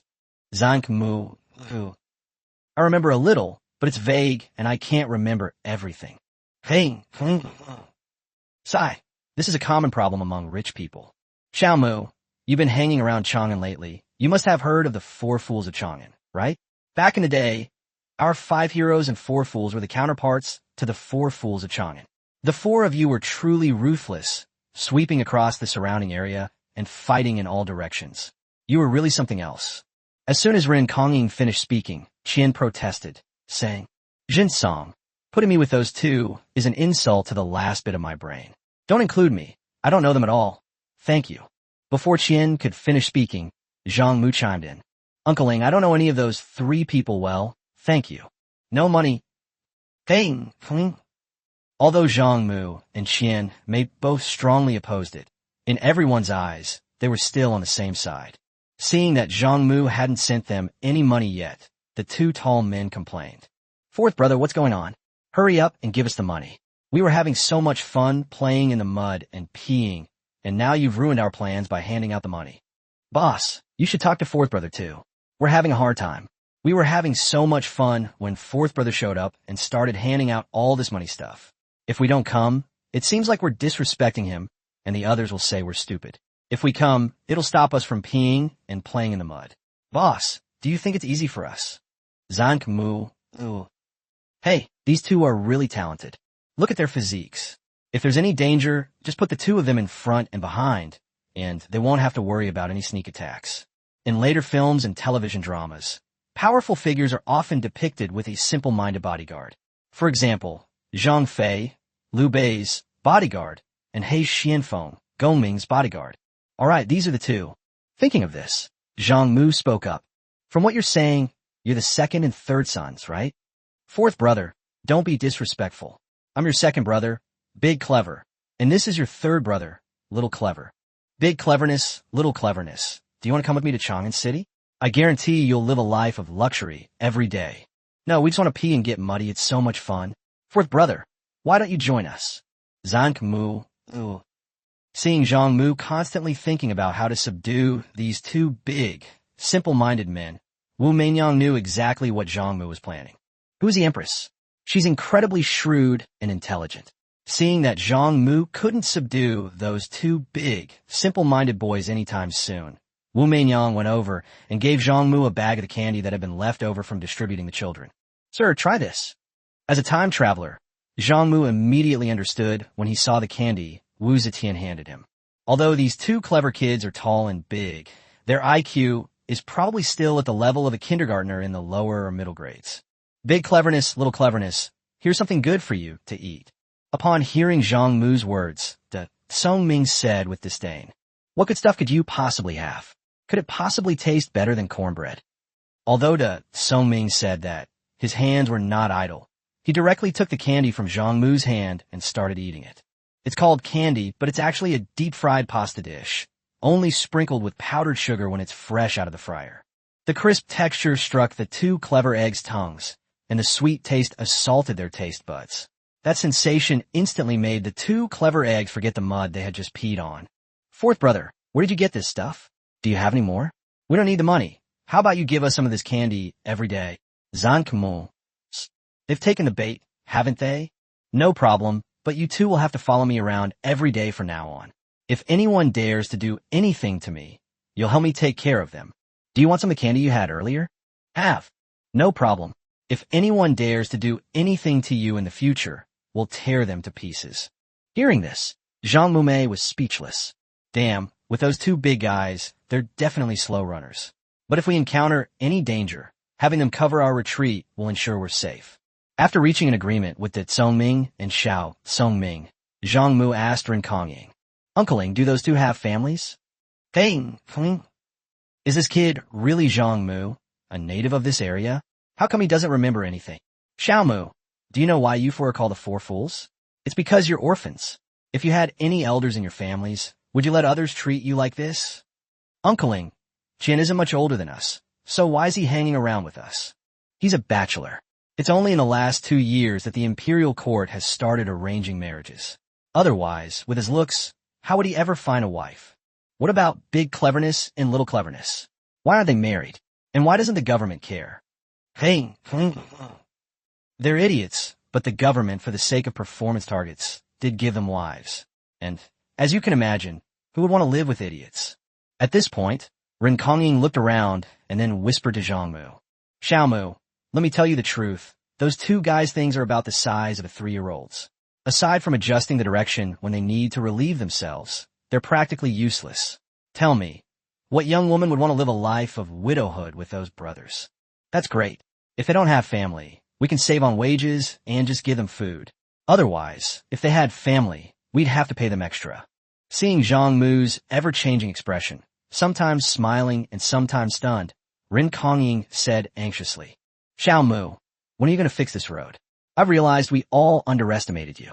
You've made a fortune, but don't tell me you gave all your money to the villagers and aren't going to fix the road. Uncling, don't worry. This road will definitely be repaired. Come on, let's go take a look at that road. Upon hearing Zhang Mu's words, everyone followed him toward the edge of town. Zhang Mu estimated that the road leading from the town to the pipeline was about 5 kilometers long. The road was quite wide, but it was in a terrible state. Because the road surface hadn't dried completely after the rain, horse-drawn carriages had driven over it, leaving the entire surface riddled with potholes and deep ruts. Seeing Zhang Mu's furrowed brows, Ren Kongying spoke up. Xiao Mu, don't be fooled by the poor road surface. We just need to buy stones to pave it. It doesn't need to be too wide, just enough for one carriage to pass. We have manpower, so all we need to do is buy stones. It won't cost much in total. Who do you think you are? Do you think we can repair that kind of garbage road? We either don't repair it, or we repair it with the best possible quality. Chapter 62, This is a big business. Thinking of this, Zhang Mu said disdainfully, Uncle Ing, this road must be repaired to be as wide as the old one. Don't worry about the cost. Even if I go bankrupt, I will help the villagers repair this road. Upon hearing Zhang Mu's words, an old man with a goatee said tremblingly, Brother Mu, within 100 miles of us, only Lu Laonian's 5 sons know how to quarry stones. Lu Laonian used to be a renowned stonemason, and his 5 sons are also skilled stonemasons. If we want to repair the road, we need to buy stones, quarry them, and pave the road with slabs. Brother Mu just had a falling out with the 5 Lu brothers, so it will be difficult to get them to quarry stones now. Upon hearing this, everyone was immediately shocked. Yes, I only thought about how unreasonable the 5 Lu brothers were, but I never imagined that they were the only ones in the whole town who knew how to quarry stones. We just distributed the money, but haven't given it to them yet. Besides, they said that without their approval, you could forget about paving the road. Hearing the whispers of the crowd, Zhang Mu finally understood why the 5 Lu brothers were so confident. They thought he had to beg them to pave the road. Carving stones to pave a flagstone road? That would take forever. Seeing Zhang Mu remain silent, Ren Kongying comforted him, saying, Chiao Mu, don't worry, I'll just go and beg them. I have some connections with their father, Lu Laonian. I'm practically a man on my deathbed. I don't care about face. I'll kneel down and beg them to help me. Our 5 heroes town is in trouble. Whenever it rains, we lose all contact with the outside world. This road must be repaired. Upon hearing Ren Kongying's words, Zhang Mu quickly replied, Uncle Ing, there's no need to beg them. I refuse to believe that without Butcher Zhang, we can still eat hairy pigs. Chiao Mu, now is not the time to be angry. Don't underestimate stone breaking. It's a skilled job. Without the skill, no matter how strong you are, it's all for nothing. It's all about finesse. I'm old enough to ask them for help. Don't worry. Uncle, the road I'm paving this time doesn't require cutting stones. By the way, Uncle, doesn't our wuxia town have any stones? Why do we need to buy stones? Upon hearing Zhang Mu's question, Ren Kongying began to speak. Chiao Mu, this is why the people of wuxia town don't live as well as those in the neighboring Qixia town. Our 2 towns are adjacent, each with a stone mountain, so they should be about the same size. But the stones in wuxia town are all broken stones, unsuitable for slab carving. Qixia town stone mountains are full of solid stones, and they've made a fortune selling slabs. The young men in Qixia town don't need government-arranged marriages. Girls from all around want to marry into their town. Because they're rich and can pay taxes, they can all get married, and many at that. Even many girls from wuxia town have married there. We in wuxia town are different. We have to rely on government-arranged marriages. Because we're too poor to pay taxes, the government doesn't dare arrange marriages for us, so we have to run around. You and Qianmeiyu are prime examples of this. You're already on the government's blacklist. If it weren't for the government's double dealing this time, you and Qianmeiyu would still be living carefree. Zhang Mu. Uncle Ing, do you mean we need to buy stones from Qixia town next door to pave the road? That's right. Otherwise, how will we pave the roads? Damn it, how infuriating. You spend money to buy someone else's stones, and then that money is used to marry a girl from your area. So, they're just trading stones for your girls? Damn, what a sucker. Uncle Ing, come on, take me to see the stone mountain in our wuxia town. Upon hearing Zhang Mu's words, Ren Kongying initially didn't want to go. However, considering that he was still counting on Zhang Mu to pay for the road, Ren Kongying reluctantly led Zhang Mu towards Shirshan. The distance wasn't too far.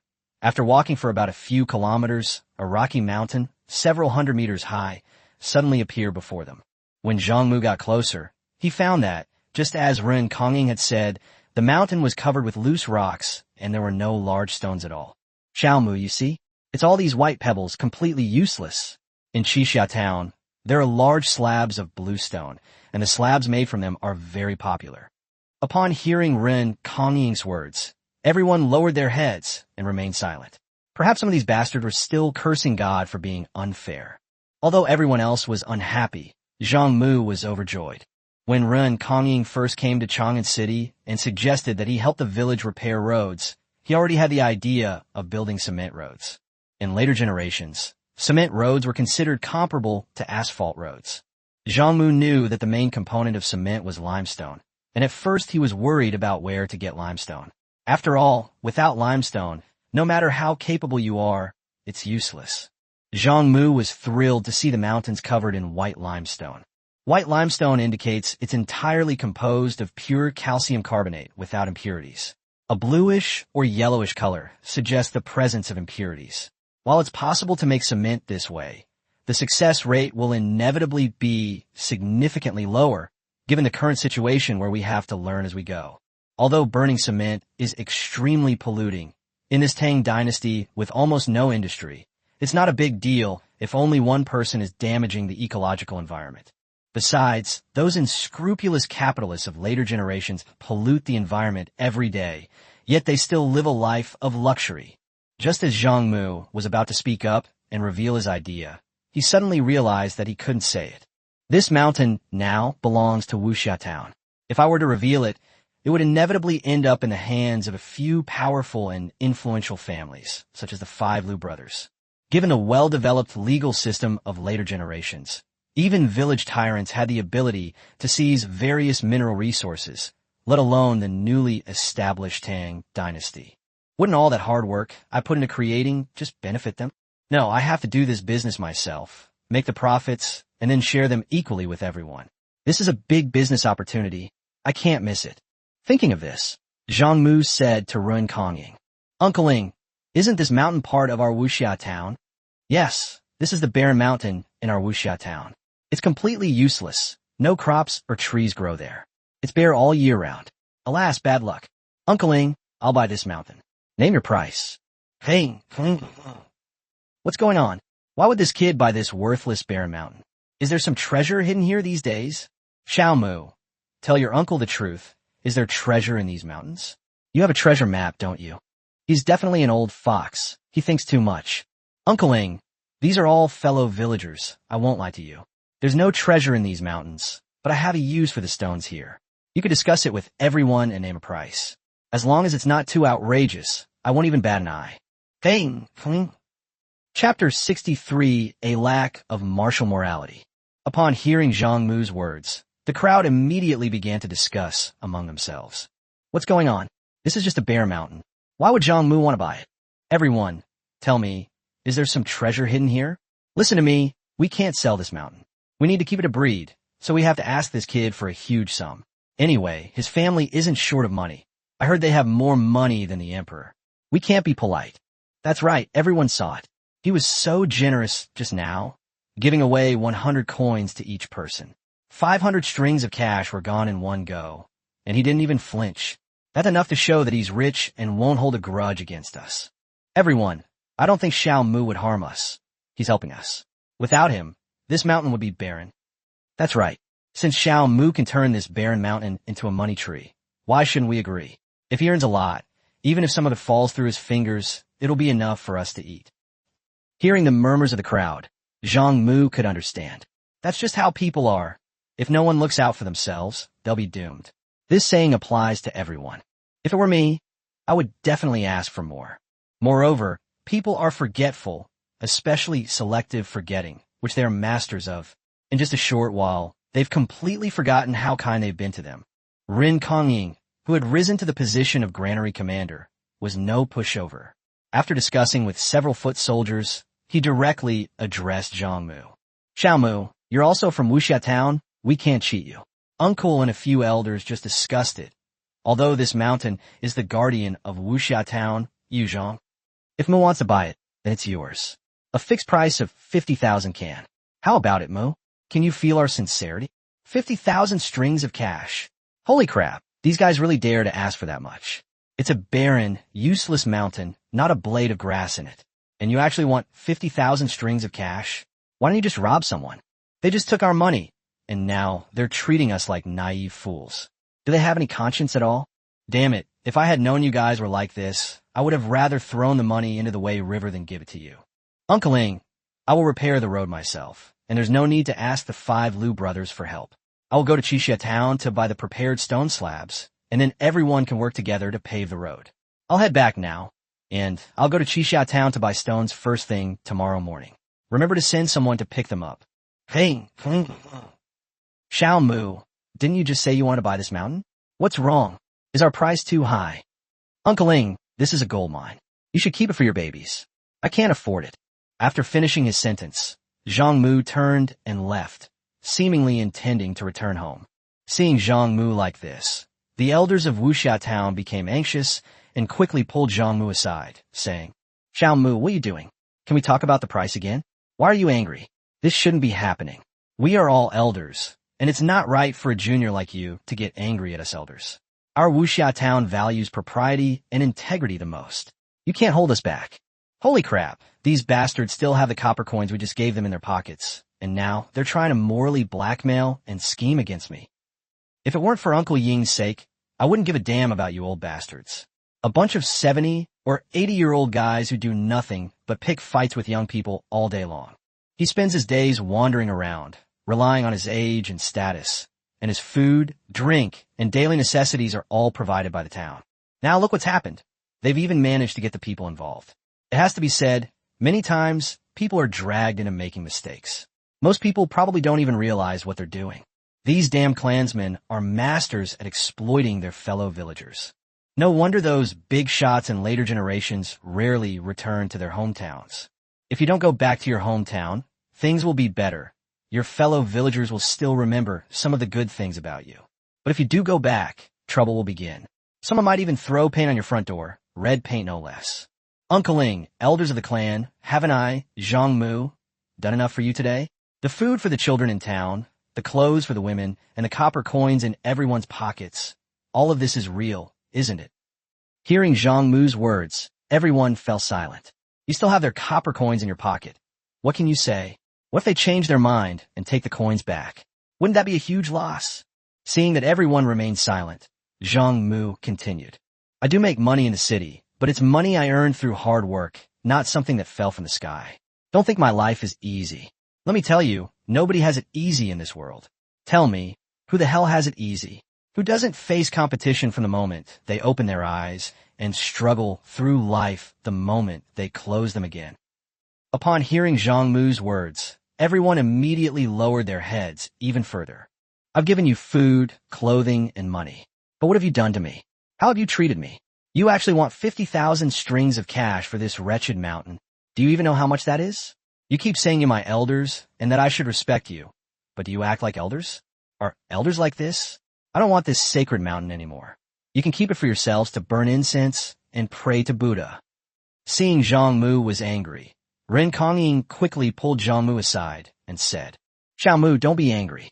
We just said 50,000 yuan casually. If you think it's too high, we can lower it, right? And what's the use of burning incense and praying to Buddha? Does burning incense and praying to Buddha give us copper coins? Does it give us food? Does it give us clothes? It's all a bunch of scams. Chiao Mu, name your price. Hearing Ren Kongying's words, Zhang Mu also thought about it carefully. Damn it, given my generous nature, I was initially prepared to give you 5,000 strings of cash. Now you're actually asking for 50,000? Sorry, I'm angry, and I can't be appeased. Let's give them 500 strings of cash, so that each of them can get another 100 coins. That's fine too.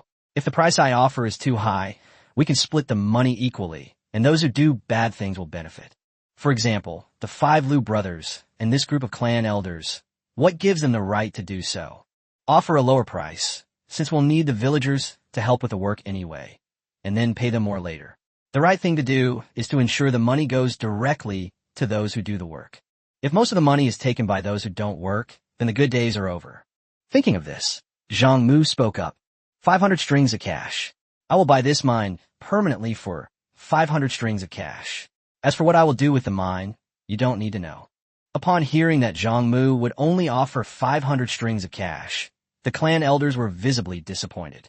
After all, you've already given away 500 strings of cash for free, while buying such a huge mine only yields 500 strings of cash. The contrast is too great. Seeing the old men's pained expressions, Zhang Mu continued. As long as you sell this mountain to me for 500 yuan, I will cover everything for road construction, and all the workers who come to do the work will be paid. Also, I plan to develop this mine later, which will require a lot of workers. I assure you that I will give priority to the workers from Wuxia town. Dang, Fling. Seeing the clan elders nod, Rin Kongying said to Zhang Mu. Make a deal. Chapter 64, Don't Eat Alone. After everyone reached an agreement, Zhang Mu followed Rin Kongying and several clan elders to sign the documents. Seeing the black and white text on the paper and the bright red seal, Zhang Mu knew that the matter had been settled. Zhang Mu didn't stand on ceremony and immediately ordered Qian Meibu to quickly send a horse to the sugar shop to fetch 500 strings of cash. Seeing that the money had disappeared into the distance, Chiao Yunshi complained. Xiao Mu, I told you to take the 1,000 strings of cash from your mother this morning, but you wouldn't listen. Now look what's happened. You have to go home to get it. Mother, I didn't give them these 500 strings of cash. I bought a mountain from them. Upon hearing Zhang Mu's words, Wu Meinyang was greatly surprised and asked, Sir, you didn't use 500 strings of cash to buy that barren mountain east of town, did you? Yes, that's the barren mountain. What's the difference between that and giving it away? It's just giving it away in a different way. Meinyang, you don't understand. Just wait and see. I will turn this barren mountain into a gold mine. Then I will show you what real business is all about. Seeing Zhang Mu's confident demeanor, Chao Xianhui took his hand and said, My lord, I will support you no matter what you do, and I will listen to you from now on. Honey, are you sure? Sure. Just as Zhang Mu and Chao Xianhui were having a pleasant conversation, Qian returned in his carriage. After Zhang Mu personally handed over 500 strings of cash to Rin Kongying, Rin Kongying did not dawdle and immediately began distributing the money to everyone. We can't leave it undisclosed. The news of the mountain sale has spread far and wide, and everyone in town, young and old, is watching with bated breath. Just as Rin Kongying was busy distributing money to everyone, the clan elders stealthily approached Zhang Mu and whispered, Xiao Mu, how about it? This deal was made possible entirely by our efforts. Shouldn't you show your appreciation? Holy crap, what did you guys even do? This is utter nonsense. Seeing that Zhang Mu remained silent, the clan elders exchanged glances, then spoke to Zhang Mu without any politeness. Xiao Mu, you should know how much prestige we have in the town. Without our support, it would be extremely difficult for you to get anything done in Wuxia town. For example, the quarrying of that rocky mountain you mentioned requires manpower, right? Believe it or not, if we say a word, no one will work for you, no matter how much money you offer. Sai, people, once they have a little more power, they'll turn around and stab those who support them in the back. Relying on the villagers' trust, these old bastards turn around and use the villagers for personal gain. They are utterly shameless. Elders, this is not right. We elders should act like elders. Xiao Mu, do you think we're doing this for ourselves? We're all old. What hardships haven't we endured? Why would we be interested in money? We're doing this entirely for the sake of the young people. Zhang Mu, for the sake of young people? You guys. Seeing Zhang Mu's disbelieving look, the oldest elder of the clan quickly said, Xiao Mu, don't disbelieve us. We're telling the truth. Although we've made our money, we still don't have enough for our children. We have to think about them, is that wrong? Saving money for the young is a noble virtue, isn't it? The greatest tragedy in life is trying to reason with unreasonable people. Is it noble to sacrifice the interests of others to protect the interests of your children and descendants? Are your children the only human beings, while everyone else's children are inhuman? Elders, since you've all said so, I'll give you the real answer. The road is being built for everyone's benefit, and the people in the town certainly can't object. I won't need any people from the town to work on my rocky mountain. I'll find people from other towns to do the work. As long as we pay them, people will definitely come. Upon hearing Zhang Mu's words, the old men were dumbfounded. They're all old enough to know that secrets can't stay hidden forever, and that nothing stays hidden forever. If everyone finds out that I was the one who sabotaged their livelihood, not only will I be in trouble, but my family's ancestral graves might not even be safe. After all, cutting off someone's livelihood is like killing their parents. Such hatred is irreconcilable. Xiao Mu, why are you so impatient? You've misunderstood. As clan elders, how can we not work for the benefit of everyone? If you give everyone a chance to make money, would we stop you? Would we even be human? It turns out I'm misunderstood. I knew it. These respected elders couldn't possibly be without a conscience. Xiao Mu, what are you planning to pay everyone, and how much? Hearing the clan elders begin discussing wages, Zhang Mu immediately felt relieved. This clan elder is quite something. He knows how to advocate for the villagers' interests. Even though it's taking a cut from our own flesh, we accept it, since we earn more and the villagers are too poor. Elder, whether it's road construction or stone quarrying, it's all heavy physical labor, so the wages can't be low.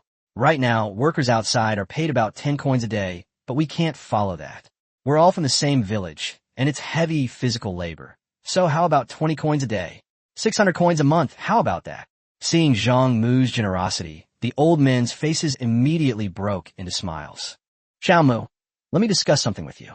We're confident we can help you reduce the wage to 10 coins per person, but you'll have to pay 15 coins. After all, we can't help for nothing. Although we get 5 coins per person, you'll save 5 coins too. We should all make money together, not keep it all to ourselves. Don't blame us for being greedy, though. If you set the wage so high, the other workshops won't be able to keep up. Zhang Mu. Chapter 65 Daydreaming. Zhang Mu was stunned when he heard the elder's words. Holy crap, is this even human? Even real estate agents in later generations weren't this ruthless. Others work hard all day and only get 10 coins, while you do nothing and get 5 coins. The town has a population of over 5,000, of which at least 2,000 are young, strong, and capable of working. If you take a 5-coin kickback, then those 2,000 people will earn 10 coins a day. You 5 do nothing, and each of you will get 2 coins a day. Those who work themselves to the bone only get 10 coins a day. Is there no justice left? Is there no law left? Is there no humanity left? And you're worried about whether other workshops can handle it? Is that your business? You old bastards. Are you born from that good-for-nothing Wong who lives near my mother-in-law's house? Seeing that Zhang Mu remained silent, the elder urged him again. Chiao Mu, give me a straight answer. To be honest, as long as you get along well with us, no matter how much you pay everyone, we can make them think you're a great philanthropist. If you offend us, no matter how much you pay, we have the ability to make everyone think you're a great villain. Do you believe me? I don't believe it.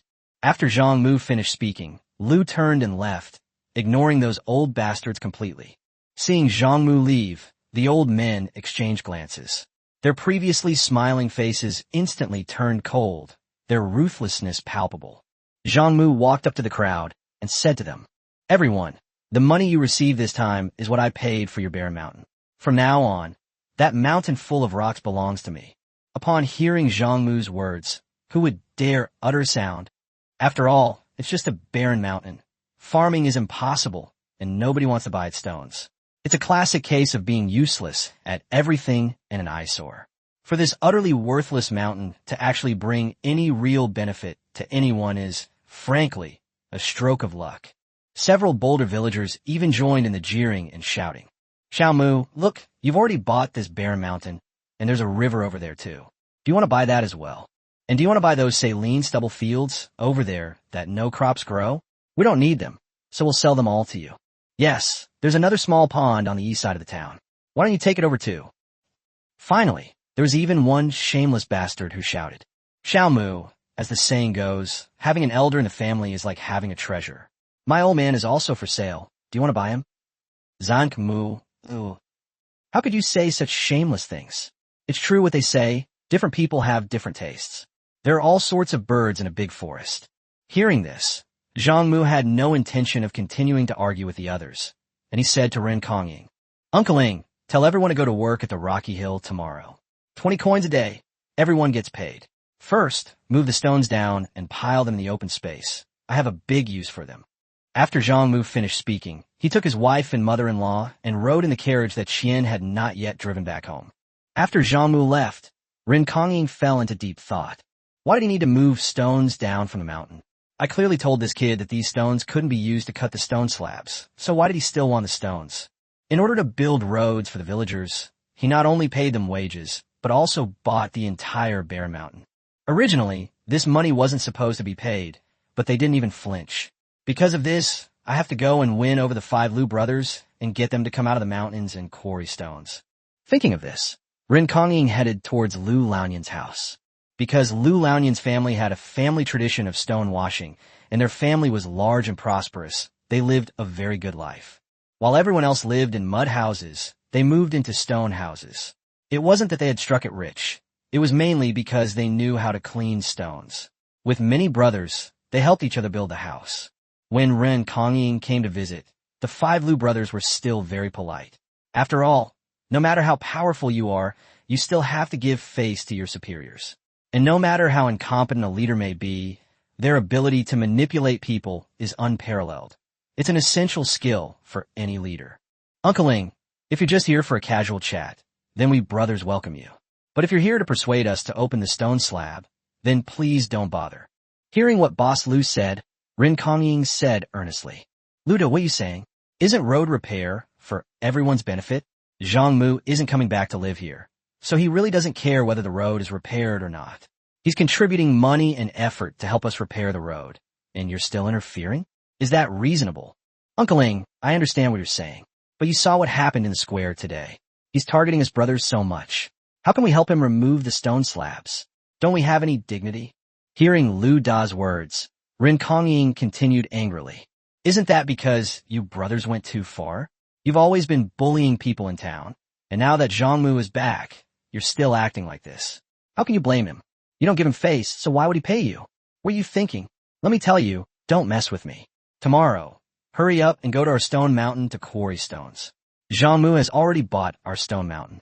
Everyone go quarry stones tomorrow. Zhang Mu said it's 20 coins a day for each person. Oh, and the money from selling the stone mountain is divided among everyone. This is your family's money. After Rin Kongying finished speaking, he took out a money bag and handed it to Lu Da. Uncleing, since you put it that way, I'll be frank with you. It's not impossible for us brothers to come out of the mountains and quarry stone. But Zhang Mu will have to come personally to invite us, and with great fanfare. We brothers are skilled craftsmen, so our wages will be double that of others. Hey, Luda, do you know what he just said? You're daydreaming. Go ahead and do whatever you want, go all out. Enraged, Rin Kongying turned and left after speaking. After Rin Kongying left, the 5 Lu brothers looked at each other, and finally Lu Da spoke up. Listen up, everyone. No one is allowed to go to work at Stone Mountain tomorrow. We'll just stay home and wait for Zhang Dehanzi to come and beg us. Hearing his eldest brother's words, Lu Laowu said worriedly, Brother, what if that simpleton is stubborn and doesn't come begging us? 20 coins a day is an astronomical sum. Even if we brothers are master craftsmen, we only get this much for other jobs. And this kind of work isn't available every day. Even when it is, most of the time, we have to leave our hometowns. Now we're just guarding the house right here at our doorstep.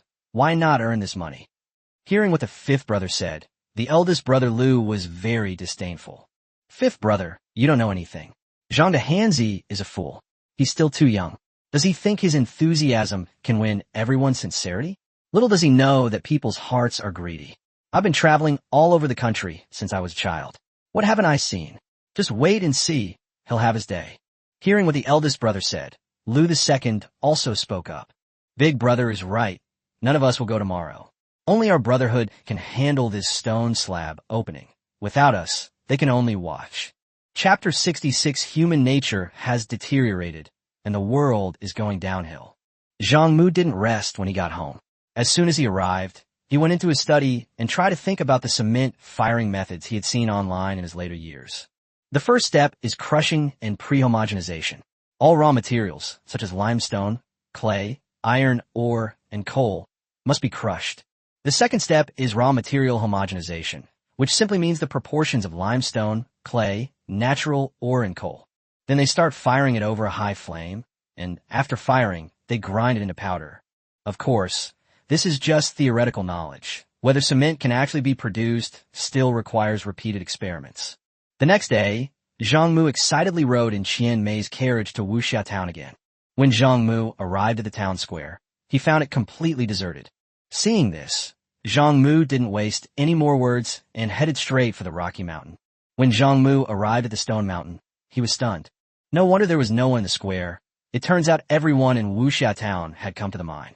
Upon seeing Zhang Mu approaching, Rin Kongying and the 5 clan elders hurriedly ran overexcitedly. Chiao Mu, you finally arrived. Look how supportive we all are of your work. The whole town has come. Chiao Mu, everyone was overjoyed when they heard yesterday that you could pay 20 coins a day. Men, women, young and old, all came, and we couldn't stop them. Zhang Mu, don't just call yourself a great philanthropist. It wouldn't be an exaggeration to say that you are the second parent of everyone in Wuxia town. 20 coins a day, and you can earn it right here at your doorstep. Isn't that a great thing? Hearing Rin Kongying and the clan elders' words, Zhang Mu carefully observed the group of people. The oldest were in their 70s or 80s, some even using canes. The youngest were just children, walking with a wobbly gait. As Zhang Mu watched, he felt a chill run down his spine. Just then, he saw an older woman holding a child in her arms, looking at him with an excited expression. Xiao Mu, don't you recognize me? I'm your Aunt Wu. I heard you're doing something big, and since I just had a baby, I had to come and support you. There are 2 of you here, so you'll have to pay me twice. As soon as Aunt Wu finished speaking, her older sister-in-law, who was heavily pregnant, at least 5 months along, chimed in. Xiao Mu, I'm your neighbor, Aunt Zhou. Your family and my family have been friends for generations. If your parents hadn't died young, I might have married you. Although I'm single, I'm pregnant, so I should get double the wages. Completely bewildered, Zhang Mu found Ren Kongying and pointed to the group of old and young people, saying, Uncleing, you don't mean you want me to pay them each 20 coins a day, do you? Xiao Mu, these are all from our village.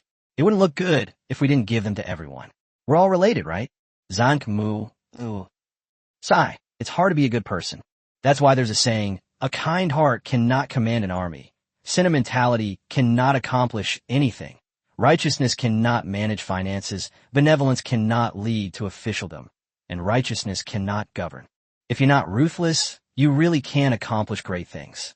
If all these people are involved in this, and a workplace accident happens, then they'll be in for a lot of trouble. Uncleing, pass the word down. Only men, and those between 16 and 50 years old, are allowed to go back.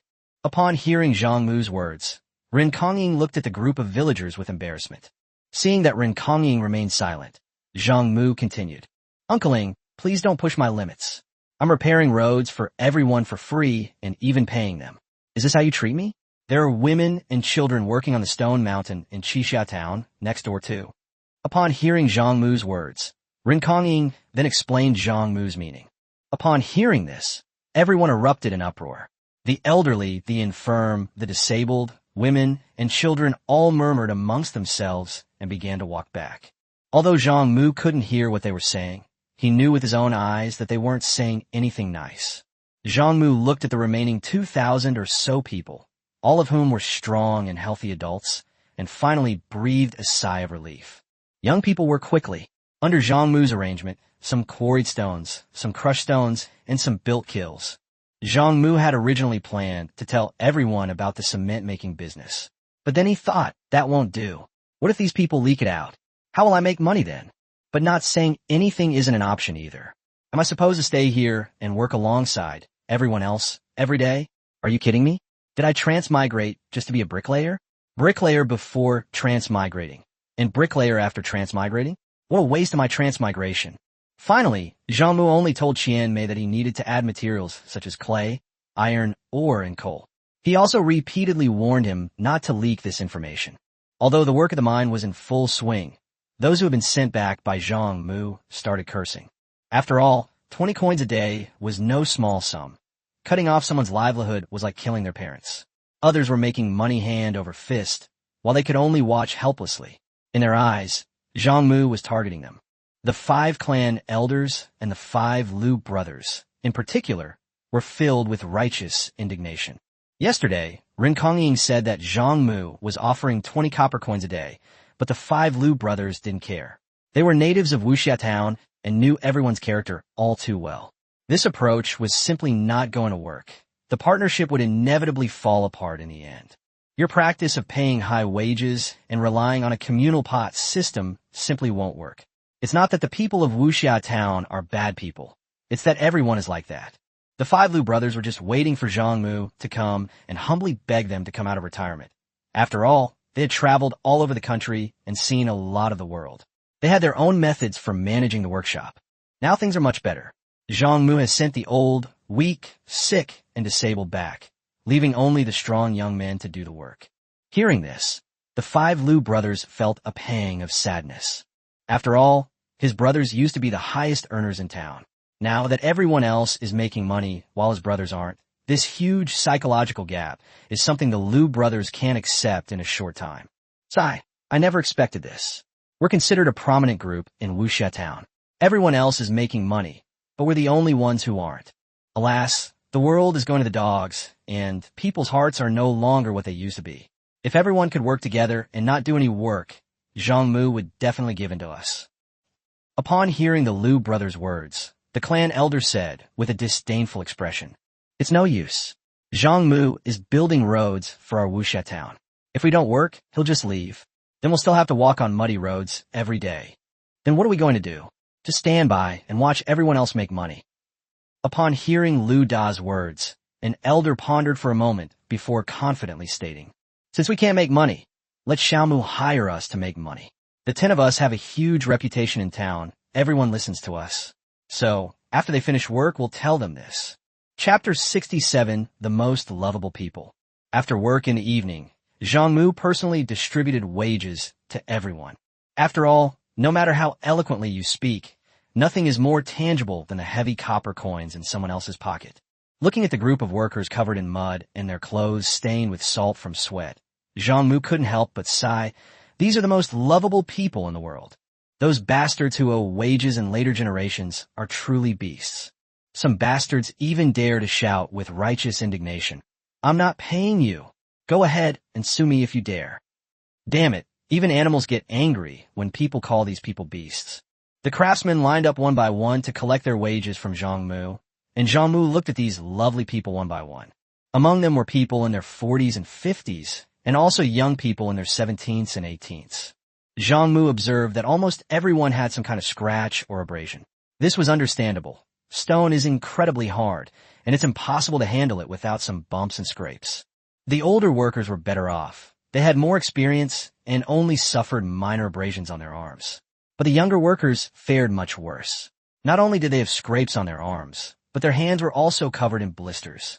Seeing a young man, about his own age, reaching out to take his wages with hands covered in blisters, Zhang Mu asked softly, "Does it hurt?"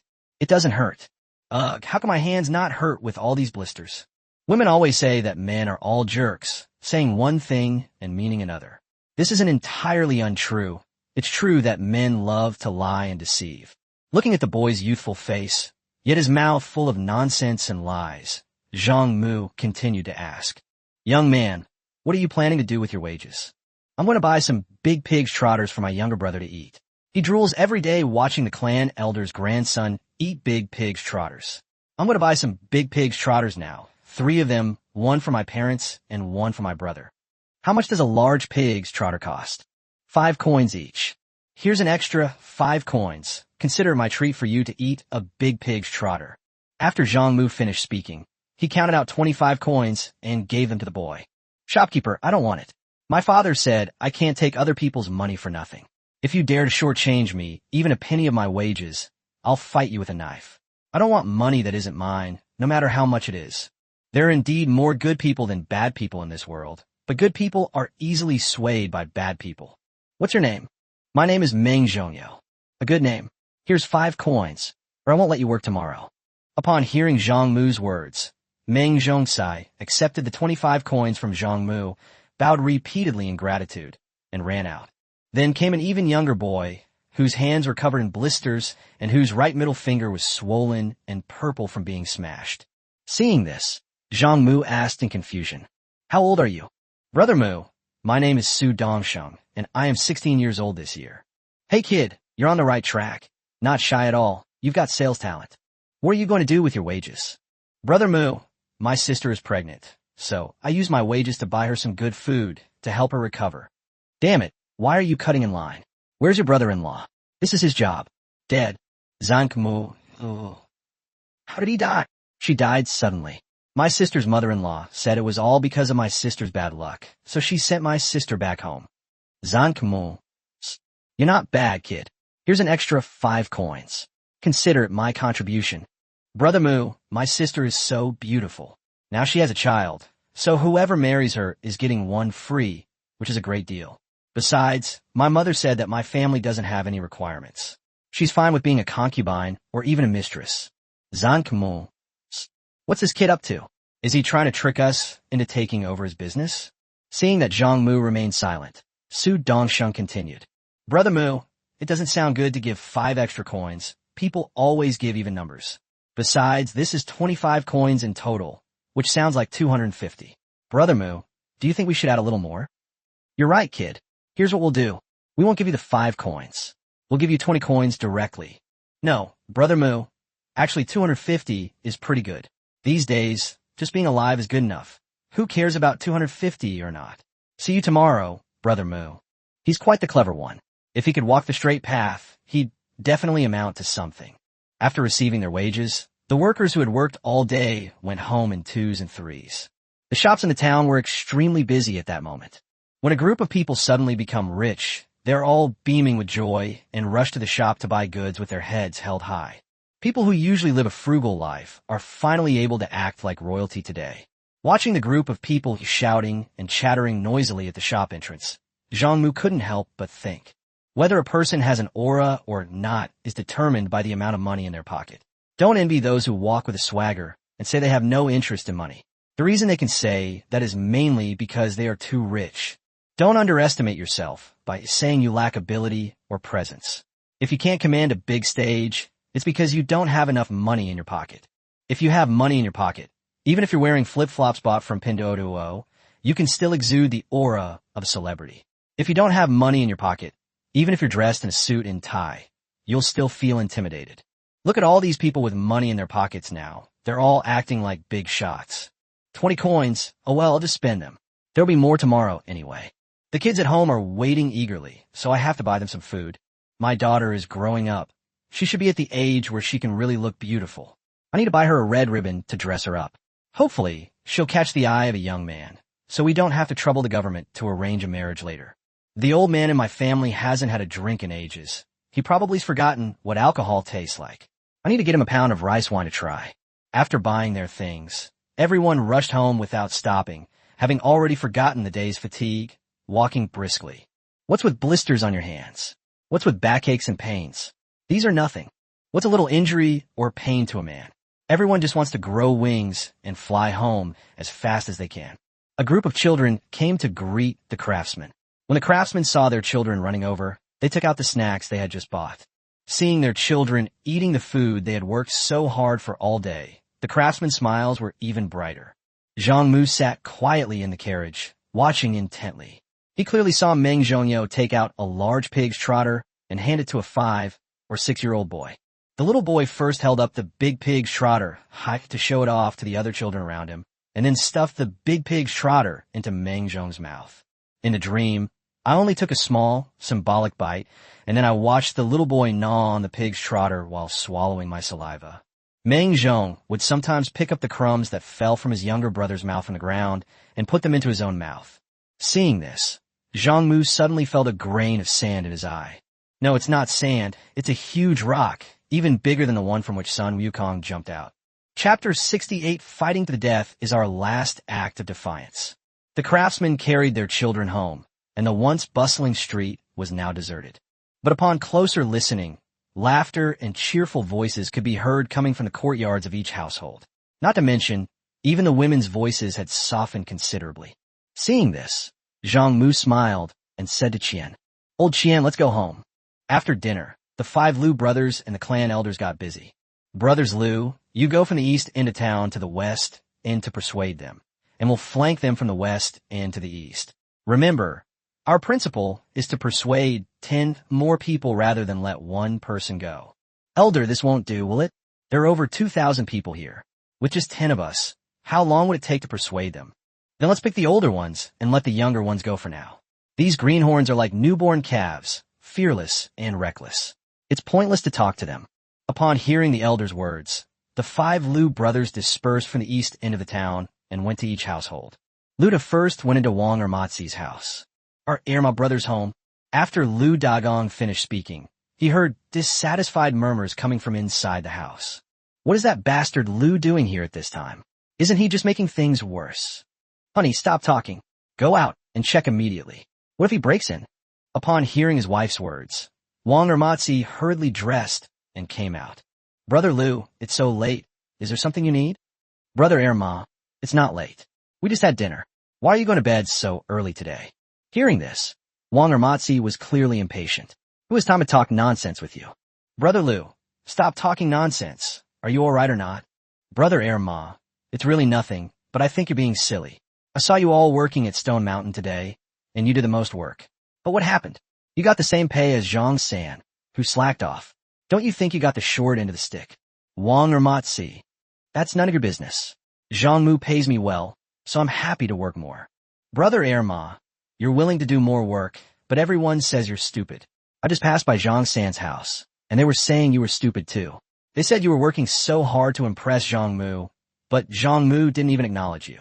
Zhang San even said you deserved it, and that you should work yourself to death. You son of a bitch. Wong or Matsi? Seeing Wong or Matsi's angry expression, Lu Dahue smiled knowingly. After leaving Wong or Matsi's house, Lu Da went to Zhang San's house. Third brother, are you home? Is this brother Lu? Please wait a moment. Upon hearing this, Lu Da stood in Zhang San's yard, waiting and listening intently. Liu Da. Damn, what kind of mess is this? A moment later, Zhang San, looking refreshed, pushed open the door and came out while getting dressed. Brother Lu, it's so late. Is something the matter? Third brother, it's nothing really. I just passed by Wong or Matsi's house and overheard him and his wife chatting. Wong or Matsi said that he did more work than you today, but in the end, we got paid the same. Tomorrow, he plans to do less work so you can do more and make up for today's losses. Pa, that hothead of his dares to compete with me and slacking off? I got him drunk and put in a bed. Damn it. If I'm lazy, then nobody else will be. Third brother, you know it yourself. If it weren't for our years of brotherhood, I wouldn't be gossiping. Well, third brother, I'm leaving now. I didn't come today. Watching Lu Da's departing figure, Zhang San called out from behind. Brother Lu, don't worry. Third brother won't talk nonsense. You weren't here today. Liu Da. Ooh. Damn, you're such a fucking idiot. Why are you yelling like that? Damn it, if I didn't want to use you, I wouldn't even give a damn about a pig like you. It has to be said that bad people can be incredibly desperate when they're up to something bad. 2 hours later, the 5 Lu brothers and the 5 clan elders reunited. The two groups exchanged a smile and then went their separate ways. The next day, at the mine Zhang Mu had arrived at, everyone had already started work. Seeing how everyone was working, Zhang Mu realized something was wrong.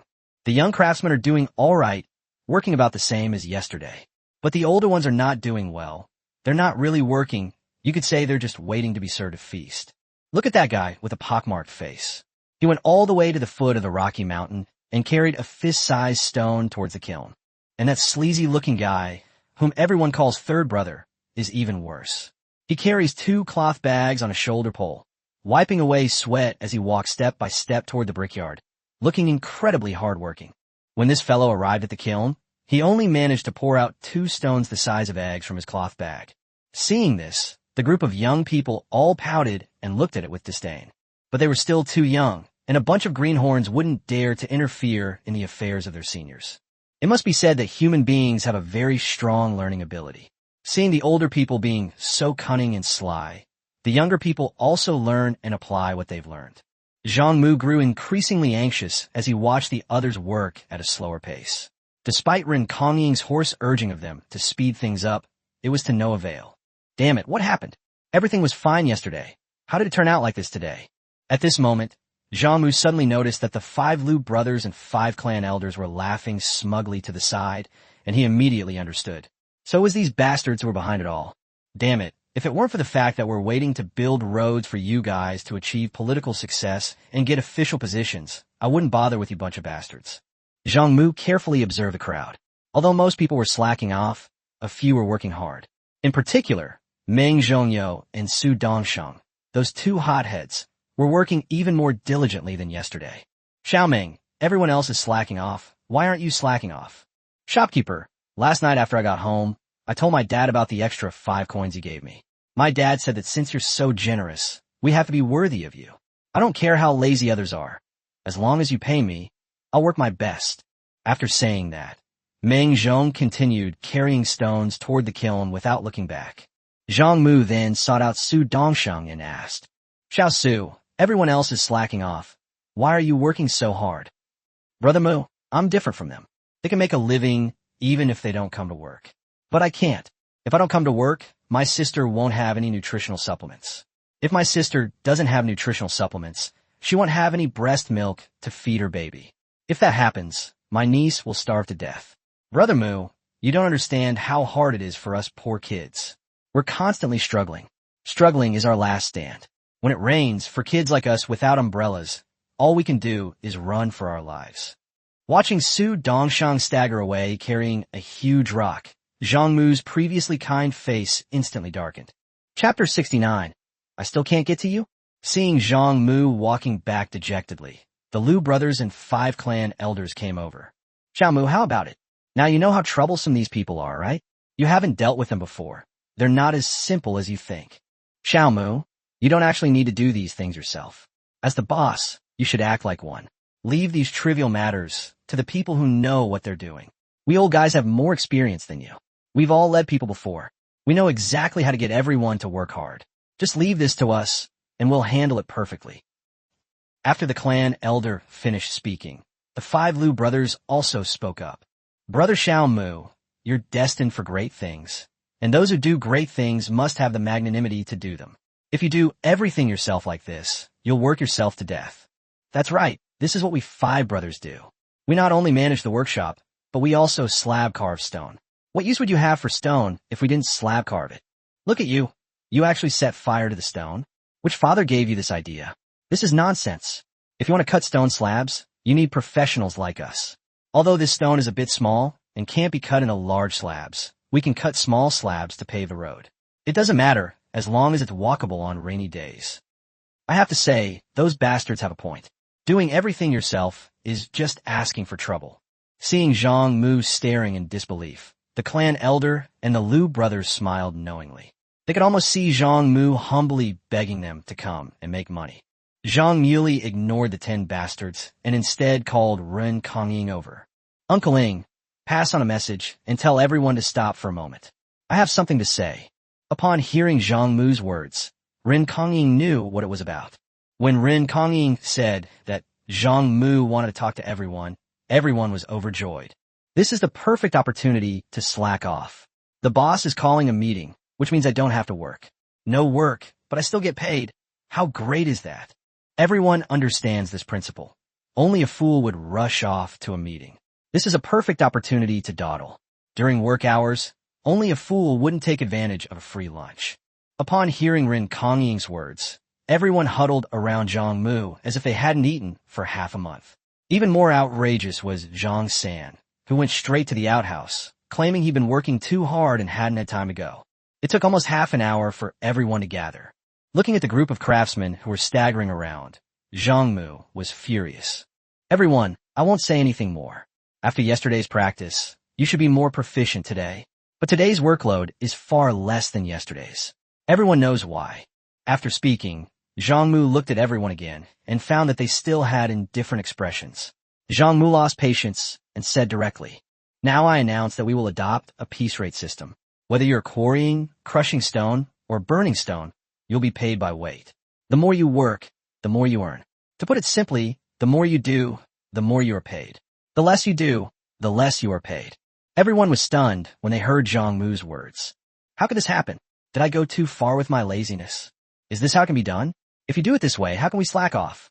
Although everyone looked at Zhang Mu with regret, the 5 clan elders and the Lu brothers watching from the side suddenly had a bright idea in their eyes. Piece rate system. That's great. If you're paying by piecework and weighing, someone has to write down the records and weigh the pieces, right? That's a lucrative job. There's so much room for manipulation. Look at this group of people. Whether in terms of reputation or popularity, they're the best choice. Before the Lu brothers could even celebrate, Zhang Mu continued. This matter will be entrusted to Uncle Ing, with Meng Zhong and Su Dongsheng assisting Uncle Ing. After Zhang Mu finished speaking, he saw everyone looking at Meng Zhongyo and Su Dongsheng with disdain, their eyes seeming to spit fire. Seeing this, Zhang Mu understood that these people all considered themselves influential figures in the town. Ren Kongying was one thing, as he was the head of the town's granary and the leader of Wuxia town, so he had to be given some respect. But none of them took Meng Zhongyo and Su Dongsheng, these 2 greenhorns, seriously. Thinking of this, Zhang Mu then said to his bodyguards that Songming and Xiao Songming. Listen up, you 2. I'm giving you a mission now. From this moment on, you'll stick close to Meng Zhongyo and Su Dongsheng. If anyone dares to harm them, don't hold back. You must protect them. Zhang Mu paused for a moment, and before he could say anything more, everyone rushed back to work. Now no one needs to go to the toilet, and no one has back pain anymore. Everyone is working like crazy. After everyone left, Zhang Mu turned to Ren Kongying and said, Uncle Ing, the daily wage I pay is fixed. I won't shortchange you by a single penny. But now that we're using piecework, I need to explain things to you. When you're setting the wages later, take the middle number. Those who do an average amount of work will still get 20 pennies. Those who do less work will get a few pennies less, and those who do more work will get a few pennies more. Upon hearing Zhang Mu's words, Ren Kongying was filled with admiration. Seeing everyone slacking off, Ren Kongying was the most worried. He was extremely concerned that Zhang Mu would simply leave and the road construction project would be abandoned. Now that's great. With piecework, who's going to slack off? Hearing Zhang Mu's words and looking at the group of people working like their lives depended on it, Ren Kongying felt very pleased. At this moment, the clan elders and the Liu brothers stared at each other, exchanging glances. Finally, the most senior clan elder spoke up. Brothers Liu, we need to think of a solution. We worked hard all day yesterday, and now my back aches, only to find out it was all for nothing. This won't do. In Wuxia Town, nothing has ever succeeded without our involvement. If this precedent is set, how will we survive in the future? Upon hearing this, Liu said dismissively, Elder, what can we do now that they've already made their decision? We have to save face. We can't exactly go begging to Zhang Dehanzi, can we? Since he doesn't need us, let's just go our separate ways. Luda, I don't believe you brothers aren't worried. You used to be the best money makers in Wuxia Town. Now everyone else is making money, but you brothers are just sitting idle at home. Are you willing to accept that? Upon hearing the elder's words, Luda first gave a contemptuous smile, then said disdainfully, Why are we brothers in such a hurry? We know how to cut rocks. Don't be fooled by how enthusiastically they're working. They don't know how to cut rocks, and in the end, won't they be begging us brothers for help? Elder, Chapter 70 can't wait any longer. That evening, Zhang Mu didn't personally distribute wages to everyone. Instead, he had Meng Zhongyou and Su Dongsheng do it for him. After all, if you want to promote Meng Zhongyou and Su Dongsheng, you must give them authority. As a leader, you can't hold all the power in your own hands and then blame your subordinates for not being able to control the crowd. They have no rights whatsoever, so who cares about them? This is unreasonable and thuggish.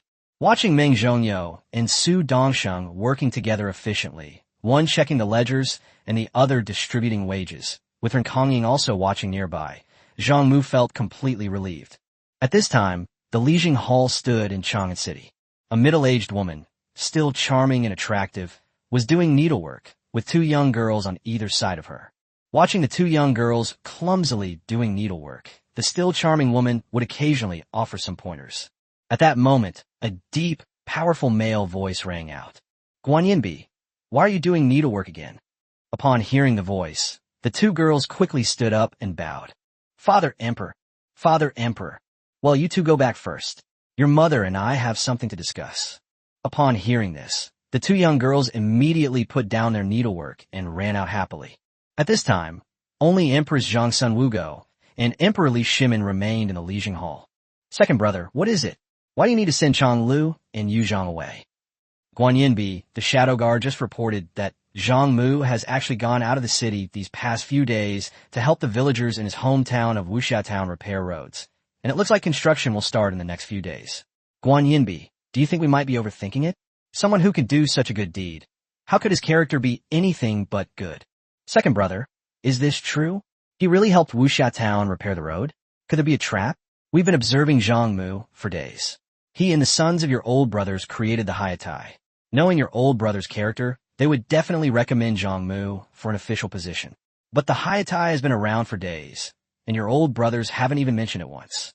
This shows that Zhang Mu is a bad person, only good at some strange and ingenious tricks, and even your old brothers look down on him. Now the court is controlled by aristocratic families, and all the talents outside are their protégés and former subordinates. We have to be careful. Guanyinbi, don't you believe the information the Shadow Guard have gathered? Zhang Mu is not only repairing roads in Wuxia Town, but he's also paying the villagers. Moreover, the workers are paid 20 coins a day, which is more than other workshops. Upon hearing Li Shimin's words, Emperor Zhang Sun said resentfully, It seems Zhang Mu is quite wealthy. He's building roads and paying wages. Just how much profit does his Hayatai make? It's a pity we don't have any shares in it. Otherwise, I wouldn't need to be here mending clothes. Guanyinbi, I've already said, stop the supplementation. I'll figure out how to make money. Second brother, what can you do? The national treasury is empty. The Ministry of Revenue hasn't even collected its taxes yet, and they've already been booked by the Ministry of War, the Ministry of Rights, and the Ministry of Justice. We don't even know where the money for Chengqian's wedding after the new year will come from. The family is so poor. How can I bear not to do some needlework to supplement the family income? Hearing Empress Zhangxuan's words, Li Shimin said dejectedly, "No, we can't wait any longer. Tomorrow I'll have Wong Quan summon Zhang Mu to the palace. That Zhang Mu has a knack for making money, though nobody knows exactly how much he has. But he dared to return to his hometown to repair roads and distribute money to his fellow villagers in just a few months. That alone is enough to show that he's quite capable at making money. My men have no shortage of civil officials or military generals, but they lack people who know how to make money. Even if he's a protege of a powerful family or has questionable character, it doesn't matter. At worst, it'll all come down to a bloody fight. Empress Zhangsun, second brother, we mustn't be hasty at this time. Once you brought Zhang Mu into the palace, you can't act against him without a clear explanation. Otherwise, wouldn't Wei Zheng curse our Li family's ancestors for 18 generations? Li Xingyin, that old scoundrel Wei is utterly despicable. Seeing Li Shimin's face full of anger, Empress Zhangsun continued, Second brother, I think we should observe this Zhang Mu privately. We can travel incognito to Wuxia town and hear what the people think of him. If he is indeed a person of excellent character and has no connection with a powerful family, then we can recruit him. If his reputation is bad, or if he is connected with a powerful family, then we can pretend we don't know anything about it. Upon hearing Empress Zhangxuan's words, Li Shimin's eyes lit up. Guanyinbi, I must say, when it comes to scheming, you are the best. Empress Zhangxun, scheming against someone? Second brother, what are you saying? How could I possibly scheme against anyone? It's been so long since you last visited my Lijing palace. Even if I wanted to, I wouldn't have the chance. Li Xingyin, could there be some misunderstanding here? What I said has nothing to do with what you understand. However, I must say it has been a long time since I stayed overnight at Rizhangdan. That day, very early in the morning, as soon as Zhang Mu arrived in Wuxia town, Ren Kongying ran over excitedly and said, Chiao Mu, the cement you mentioned has been fired. Upon hearing Ren Kongying's words, Zhang Mu quickly ran towards the rocky mountain. Seeing Zhang Mu approach, Qianmei smiled sheepishly and said, Chiao Mu, as you instructed, we fired 3 kills in the first batch, and the recipe ratios for each kiln were different. I've memorized them all, and we're just waiting for you to come and experiment with them. Looking at the 3 piles of cement in front of him, Zhang Mu first had someone dig some mud and sand from the bottom of the river, and then added water directly to the 3 piles of cement. In his later years, Zhang Mu also worked on construction sites carrying bricks, so he was familiar with the ratio of cement to sand. After a flurry of activity, Zhang Mu added sand and water to the 3 piles of cement and mixed them into a thick, millet porridge-like consistency. After mixing, Zhang Mu found 3 broken earthenware jars and filled them with 3 different kinds of cement and sand mixtures. Then Zhang Mu placed the 3 broken earthenware pots in a cool, dry place and left them there quietly. Seeing Zhang Mu's actions, everyone was completely baffled. All that effort was for this. In the end, Qian didn't timidly ask, Chiao Mu, what exactly are you doing?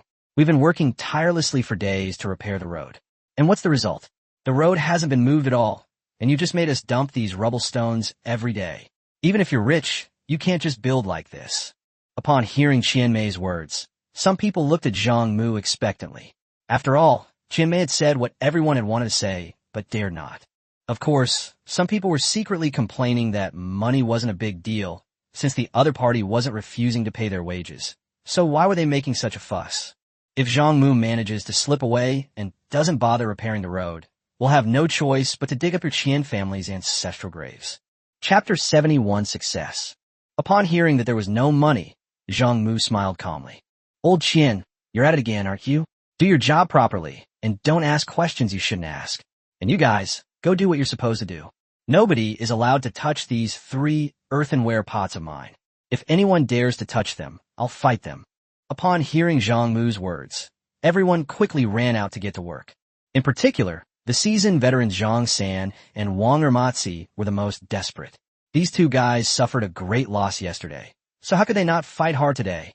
Zhang San and Wong each only received 5 coins for their work yesterday because their ideological awareness was not up to par. Seeing that Meng Zhongyou and Su Dongsheng, those two good-for-nothings, dared to set their wages at the minimum of 5 copper coins, Zhang San and Wong were immediately displeased. As a result, before the two guys could even make a move, they were picked up by Big Smart and Little Smart and thrown out. After the two unfortunate men arrived home, they were given a severe beating by their wives. Everyone worked a day's work, but some people get 30 coins while you only get 5. That's a huge difference. If I don't punish you, who will I punish? After being disciplined by their wives, the two of them, as if on the same wavelength, both ran away from home and wandered along the small river on the west side of town. Second brother, what happened to your face? Don't even mention it, I got my foot caught in the door. By the way, third brother, what happened to your face? Ugh, what bad luck. I just got kicked by a donkey. Third brother, it's really nothing. Let's not keep things to ourselves, how about we switch? Hearing Wong words, Zhang San was dumbfounded. This thing can be exchanged. Seeing Wong trembling expression, Zhang San, the bachelor, said, Second brother, fine, let's change it. Whoever goes back on their word is a lapdog. Before long, the two unfortunate individuals changed their minds and both barked like dogs. It's not that Zhang San is reluctant to part with his wife, nor that Wong feels sorry for her. The main issue is that both are afraid of the other's wife, and of course, there's a hint of disgust in their feelings. After all, their wives were no ordinary women. One was a notorious tigress, and the other was a famous shrew. Wong and Zhang San felt as if they were eating shit, one eating cow dung and the other eating dog dung. They all say their food is terrible, but when asked to eat something different, they all chicken out. Finally, Zhang San, unusually quick-witted for once, suggested that they each wear masks, break into the other's house, and beat up the other's wife to vent their anger. That way, they would both get their revenge. Half an hour later, Wong and Zhang San returned home. His wife, her face red and swollen, immediately threw herself into his arms and even prepared water for him to wash his feet. Both Wong and Zhang San know that the same trick can only be used once. It is past yesterday, so they can't expect to use that trick again today. They need to get to work and make more money. That's what really matters. Even seasoned veterans like Zhang San and Wong know to work hard, let alone others. Zhang Mu was very satisfied to see everyone working so hard. As Zhang Mu watched everyone working hard, he walked towards Ren Kongying. Uncling, do you know where around here you can find small stones about the size of finger? Upon hearing Zhang Mu's words, Ren Kongying immediately responded, Yes, there are too many. They're on that wasteland south of town. The neighboring town of Chiao is quarrying stone slabs, and over the years, they've left behind a lot of small stones. They don't have anywhere to pile them up, so they rent that wasteland in our town to do it. Chiao Mu, what's wrong? What do you need those small stones for? Upon hearing Ren Kongying's words, Zhang Mu hurried south. From afar, Zhang Mu could see a large pile of small stones, resembling a small mountain. Upon closer inspection, it was found to be made entirely of small blue stones, perfect for paving the road. After getting a clear look, Zhang Mu walked back while figuring out how to pull the small stone back. Now all the young laborers are quarrying stones in the Rocky Mountains. Where can we find any more workers? Just as Zhang Mu was deep in thought, 5 clan elders arrived. Zhang Mu, give me a way out. Zhang Mu, have pity on us. Zhang Mu, we're all getting on in years, so please don't take it personally. Elders, what are you doing? Chiao Mu, to be honest, we've spent our whole lives in the limelight, and we can't afford to lose face at the end. Everyone else is making money, but we're the only ones with nothing to show for it. How can we accept that? How are we supposed to face the world after this? I was just wondering how to get the small stones over when these old guys showed up at my doorstep.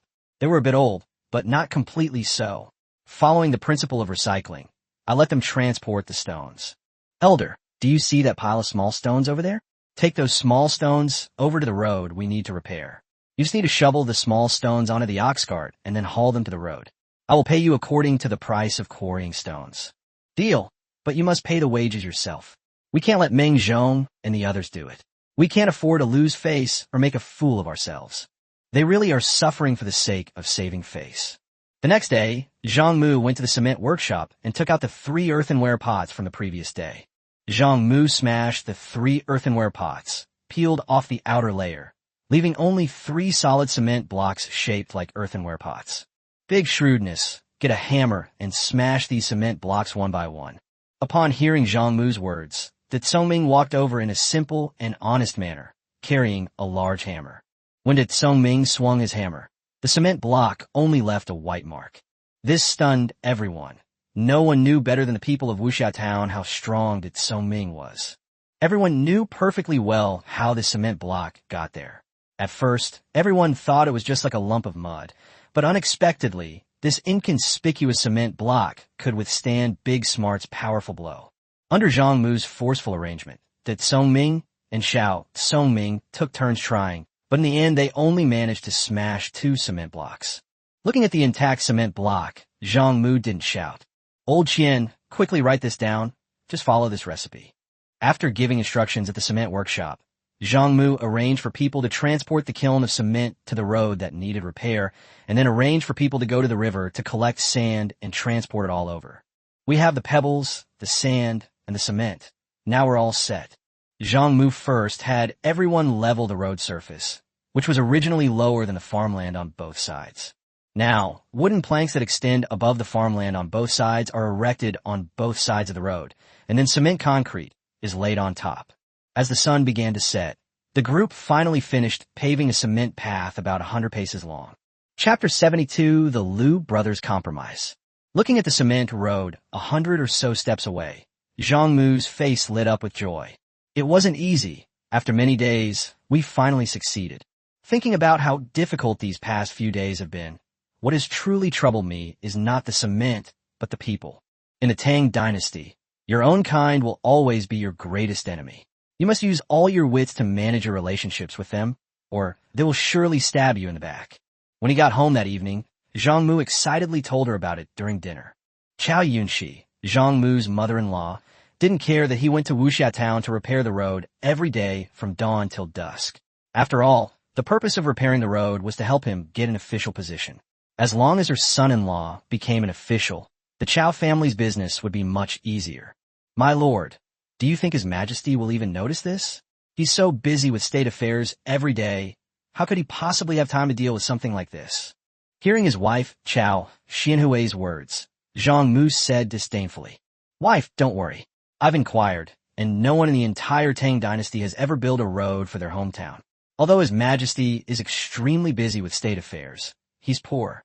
Those who are good at business and making money are all from aristocratic families. He desperately needs someone who can help him compete with these families in the business world. If you want to get His Majesty's attention, what could be more practical than building a road for your hometown?" After Zhang Mu finished speaking, Wu Meinyang, who was standing to the side serving tea and water, also spoke up. "Master, from now on you must cherish your reputation." Zhang Mu, "I'm not a bird. Where'd I get feathers from?" Wu Meinyang, "Master, I'm talking about reputation. Reputation is the most important thing for a person, especially for officials. The fact that the court investigates the public opinion of all officials every year is the best proof of this. If I'm not mistaken, His Majesty may soon make an incognito visit to Wuxia Town. Master, you must maintain good relations with the people of Wuxia Town. You can't let anyone speak ill of you, otherwise, all your previous efforts may be in vain." Hearing Wu Meinyang's words, Zhang Mu wasn't worried at all. Right now, only the Liu brothers in the entire Five Heroes town were at odds with him, but that wasn't a concern either. He'd even taken down the clan elder. What were the Liu brothers compared to him? If they really push him too far, he could just find some excuse and have Cheng Chumo and his troops come and arrest the 5 Liu brothers and put them in jail. Anyway, the government did that kind of thing with ease. They were experts at it. At this moment, the Liu brothers were as anxious as ants on a hot pan, pacing back and forth in circles. For no other reason than that they had also heard that the cement road had been successfully built. Although no stone slabs were used, the road surface was thicker and smoother than a stone slab road. This was a cause for celebration for everyone else in Wuxia Town, but for the Liu brothers, it was a bolt from the blue. Now, in the entire Wuxia Town, everyone in every household is making money, except for the 5 Liu brothers. The reason they could remain calm and collected at home was because they knew how to quarry stones. In their view, no matter how the road was repaired, it would eventually have to be paved with stone slabs. This was an unavoidable obstacle. If Zhang Mu wants to open the stone slab, he'll have to come and beg me. Because of this, the Liu brothers weren't worried at all as they watched their neighbors working and making money. In the Liu brothers' eyes, these people were only making small change. Once they came out of seclusion, their wages would be ridiculously high. After all, Zhang Mu paid these clueless people 20 coins a day, and they, as master craftsmen, should at least pay them 2 strings of cash a day. Whenever they think of this, the Liu brothers' sense of superiority arises involuntarily from their hearts. Now that everyone is talking about how the road has been repaired, the Liu brothers can no longer sit still. Although they managed to keep a straight face, thinking that without their own stone slabs, the road was still just a muddy one, their wives couldn't take it anymore. Seeing other families earning 20 coins a day while theirs didn't earn a single penny, they immediately turned into shrewish wives, veiledly complaining to the Liu brothers. This is understandable, as the Liu family used to be prominent figures in Wuxia town and were among the most successful at making money. Now look at me. This person, whom I wouldn't even bother to look at normally, is now talking about how much money her husband makes in a day, and even making sarcastic remarks about me in the end. Sister-in-law Liu, how much does your brother Liu earn a day now? Back when my husband only earned 8 coins a day, brother Liu could earn 15. Now that my husband can earn 20 coins a day, brother Liu should be earning 40 or 50, right? Yes, when looking for a man, you should look for someone like brother Liu who can make money. 40 or 50 coins a day is quite a lot. That's 1 or 2 strings of cash a month. And what about a year? Wouldn't that be dozens of strings of cash? There are very few households with strings of cash in our entire Wuxia town, let alone dozens of strings of cash. Hearing the sarcastic remarks from the women in the neighborhood, Mrs. Liu could no longer sit still. She immediately got up, not even having time to brush the mud off her bottom, and went home to scold her husband. After Mrs. Liu left, the group of people began to gossip even more freely. Ah, what a bunch of scoundrels. Zhang Mu kindly helped us repair the road, and they're acting all high and mighty. They're really awful. That's right. Zhang Mu not only repaired the road for us, but also paid us wages. Before, my husband would just loiter around at home all day, but now, since Zhang Mu came, he goes out to work every day. Yesterday, he earned 22 coins. Zhang Mu is a great benefactor of our Wuxia town. From now on, if anyone dares to go against Zhang Mu, we'll curse them to death. That's right. At first, I thought Zhang Mu was just here to make a show of things, and I didn't really think much of him. But then I saw what he did. First, he gave out money and goods. Then he paid the workers, and finally he even repaired the road. We tried to make things difficult for him quite a bit at first, but Zhang Mu didn't even bother with us. That's a real man. Compared to the laughter and chatter outside, the Liu brothers' home was much quieter. Previously, people had more or less harbored resentment toward Zhang Mu. Now that the road has been successfully built, the wind has shifted, and everyone is praising Zhang Mu relentlessly. After venting her anger, Mrs. Liu went straight to her room to sleep and locked the door from the inside. The Liu brothers, who had spent the night in the yard, went to look at the newly paved cement road early in the morning. The Liu brothers were stunned when they saw the newly paved cement road. This is impossible. How could this be?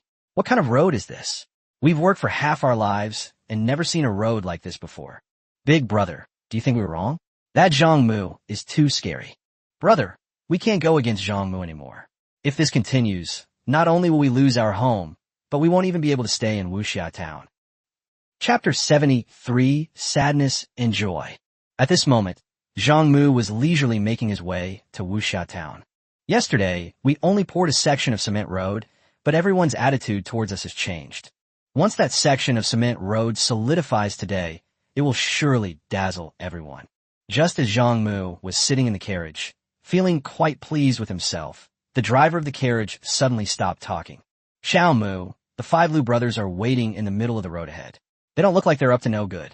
Zhang Mu, ignore them and just charge straight at them. Damn it, I was just wondering how to deal with them. Now they dare to cause trouble? If they dare not move aside, then we won't be polite. Chiao Mu, the 5 Liu brothers have knelt down. What's going on? They've already subdued them. With some skepticism, Zhang Mu stepped out of the carriage and slowly walked over to the 5 Liu brothers kneeling upright in front of him. What are you doing? You have to wait until dark to worship the moon. What are you doing worshiping the moon in broad daylight? The Liu brothers. Manager Zhang, we were blind and failed to recognize your greatness. We have offended you in the past, and today we brothers have come to apologize to you. Manager Zhang, We brothers have made up our minds. From now on, we'll work for you. We'll do whatever you ask us to do, even if it's a mountain of knives or a sea of fire. We brothers won't even flinch. Manager Zhang, we are from Wuxia town. In the whole town, who doesn't have someone working at your cement workshop? Only our family doesn't. We also want to work at your cement workshop. Brothers Liu, the reason why you didn't come to work at my cement workshop is obvious, isn't it? This isn't me targeting you. It's you targeting me. If you hadn't been so arrogant, relying on your mediocre stonewashing skills, you wouldn't be in this predicament. But then again, a prodigal son's return is priceless. Since you've turned over a new leaf, I can't refuse to give you a chance. So, all 5 of you brothers, go work at the cement workshop today. Go directly to Jinsong and say it was my arrangement. Remember, you can only start as entry-level workers. I don't care how capable you are. That's all hearsay. I only believe what I see. Upon hearing Zhang Mu's words, the 5 Liu brothers quickly got up and ran towards the cement workshop. Zhang Mu was looking at the section of cement road that had just been poured yesterday. After a night of solidification, it is now safe to leave. When they saw Zhang Mu standing on the cement road, everyone in Wuxia town gathered around. It was already time for the cement workshop to start work, and those who still had time to wander around were mostly women and children, with women outnumbering the children. Surrounded and flattered by a group of women, Zhang Mu immediately felt uncomfortable. In particular, several young women were pulling down their collars and intentionally or unintentionally leaning towards him. Zhang Mu quickly ran away and headed towards the cement workshop. Although everyone knew they were building a road, they weren't optimistic about it because of Zhang Mu's haphazard and ineffective directives. If it weren't for the copper coins they received every night, they would have quit. A section of cement road was repaired yesterday, and everyone checked it this morning. It's really great, even nicer than the official road. Now, when it rains, Wuxia town won't be in chaos anymore. Besides, building bridges and roads has always been considered a virtuous act of kindness. This is a road being built for oneself, and one even receives payment for the work. Who wouldn't work tirelessly? Aren't you afraid of being gossiped about behind your back? When Zhang Mu arrived at the cement workshop, he was delighted to see everyone working so hard, sweating profusely. The saying at birth, human nature is inherently good, is absolutely true. When I first arrived, I thought, what kind of people are these? It wouldn't be an exaggeration to call them mean-spirited and sarcastic. But look at everyone's demeanor now. Where is the biting and sarcastic attitude? That's how people are. As long as there's hope for the future, their moral character immediately improves. So don't readily label people from other places as lacking in manners. Don't advise others to be kind if you haven't experienced their hardships. You haven't lived their lives. If you were, you might not be as well off as them. There's some truth to the saying, problematic people come from remote and impoverished areas. When people are struggling to feed themselves, they don't care about your manners. With your belly bulging, of course you can shamelessly spout nonsense about propriety, righteousness, integrity, and the 3 cardinal guides and 5 constant virtues. Try starving yourself for 10 days or half a month, and you'll probably find even cow dung delicious. This just proves the old saying, don't advise others to be kind if you can't bear their suffering. If you suffer as I do, you may not be as kind as I am. Ultimately, it all boils down to one thing. Whether someone is of good character or not has little to do with the individual. The main thing is whether the leader can lead everyone to prosperity and a better life. If a leader is an incompetent fool with no ability, yet turns around and complains about the lack of manners among others, then that's just being unreasonable and acting like a thug. Zhang Mu, on the other hand, provided everyone with a path to wealth and a better life. In the past, during the off-season, everyone would just wander around at home. It wasn't that people were lazy, it was just that there was nothing to do. No matter how talented you were, without a platform, you could only watch helplessly. Of course, there are also those like the Liu brothers who go out to make a living, but the environment shapes people, and it's incredibly difficult for an outsider to make a living in someone else's territory. I left home after the autumn harvest and didn't return until the new year. Only I know how much hardship I endured, how many cold shoulders I faced, and how many grievances I suffered during those 6 months. When you're traveling, everything costs money. The little money I worked so hard to earn is almost all spent on daily life. It's not that I'm a big spender, it's just that I need to survive. When I finally went home for the new year, I realized that all that hard work over the past 6 months had been almost entirely for nothing. But that's all in the past. Now, things are much better. Zhang Mu is here. He can earn money right at his doorstep and, at the same time, take care of his elderly parents and children. At this moment, some people were even whispering and suggesting that Ren Kongying be removed from his position as the granary keeper and that Zhang Mu be put in his place. Zhang Mu had no interest in sitting on some lousy granary. His only goal was to fix the road. Both for public and private reasons, this is of paramount importance. As the saying goes, many hands make light work, and with everyone's enthusiasm high, the road construction was progressing faster and more extensively every day. That day, the road connecting the pipeline to Wuxia town was finally repaired, extending directly to the cement workshop. Looking at the repaired cement road, everyone felt both happy and worried. The good news is simple. The road is finally repaired, making it much easier for everyone to go out, and we won't have to worry about rain anymore. Rain is manageable most of the time, but during busy farming seasons, it can be a disaster. We had to carry the grain back on our backs, and carrying grain on muddy roads is no easy task. Now, with a paved road, what's there to worry about? The only worry is that the rain won't be heavy enough to show the value of the paved road. The worry is, now that the cement road is repaired, where will we find work? The good days of receiving 20 coins a day after work were over. Chapter 74, The Bewilderment of Seven Heroes Town. Seeing the smiles and worries on everyone's faces, Zhang Mu understood their thoughts perfectly. Thinking of this, Zhang Mu picked up a half-burnt wooden stick and wrote on a large rock. Ingani sut gunstun sangal, letede. After finishing writing, Zhang Mu shouted loudly to everyone. Ladies and gentlemen, I hereby announce the establishment of our ingenious construction company, Limited. Everyone, seeing everyone's bewildered expressions, Zhang Mu continued. Well, this Kaido Ocean Construction Company, Limited, is basically a workshop that builds houses and repairs roads. Everyone, what the heck? What does this have to do with us? Seeing this, Zhang Mu, having no other option, could only continue. From now on, you can come and work every day as long as you want. Upon hearing Zhang Mu's words, everyone burst into laughter. No matter how nice or sophisticated your words are, they have nothing to do with us. All we want to know is whether we still have work to do and whether we can still earn money. Chiao Mu, this road is all repaired. Where else is there to repair? You're not thinking of repairing roads in the neighboring Qixia town too, are you? Upon hearing Ren Kongying's words, everyone was stunned again. Help repair the road in the neighboring Qixia town? This won't do. Why should it? Why didn't they think of us when they were selling the stones for money? We didn't even need them to contribute 3 large and 2 small stones. If they had just given us enough stones, the road in our Wuxia town wouldn't have been delayed until now. We've just finished repairing the road, and now we're going to help them repair it? Wouldn't that mean all the advantage we just gained over them would be gone? Hearing Ren Kongying's words and listening to everyone's comments, Zhang Mu knew exactly what everyone was worried about. Everyone, please calm down. You all know how much it costs to build this road. Feeding people and horses every day will cost a lot of money. I'm from Wuxia town, so it's only right that I help Wuxia town build roads. What does Qixia town have to do with me? If they want me to build roads for them, fine, but they have to pay for it. We'll all make money off them in the end. Upon hearing Zhang Mu's words, the crowd immediately erupted in indignation again. Some even shouted that during the road repair work in Qixia town, girls from Qixia town should accompany everyone until the road was completed. After the commotion subsided, Ren Kongying said with concern, Chiao Mu, Qixia town is famous for its stone slabs. The roads in their town are all paved with stone slabs. Although they are not as good as our cement roads, it is probably impossible to get them to spend money to repair cement roads. Uncling, Qixia town is famous for its stone slabs, but what about other towns? Are they also famous for stone slabs?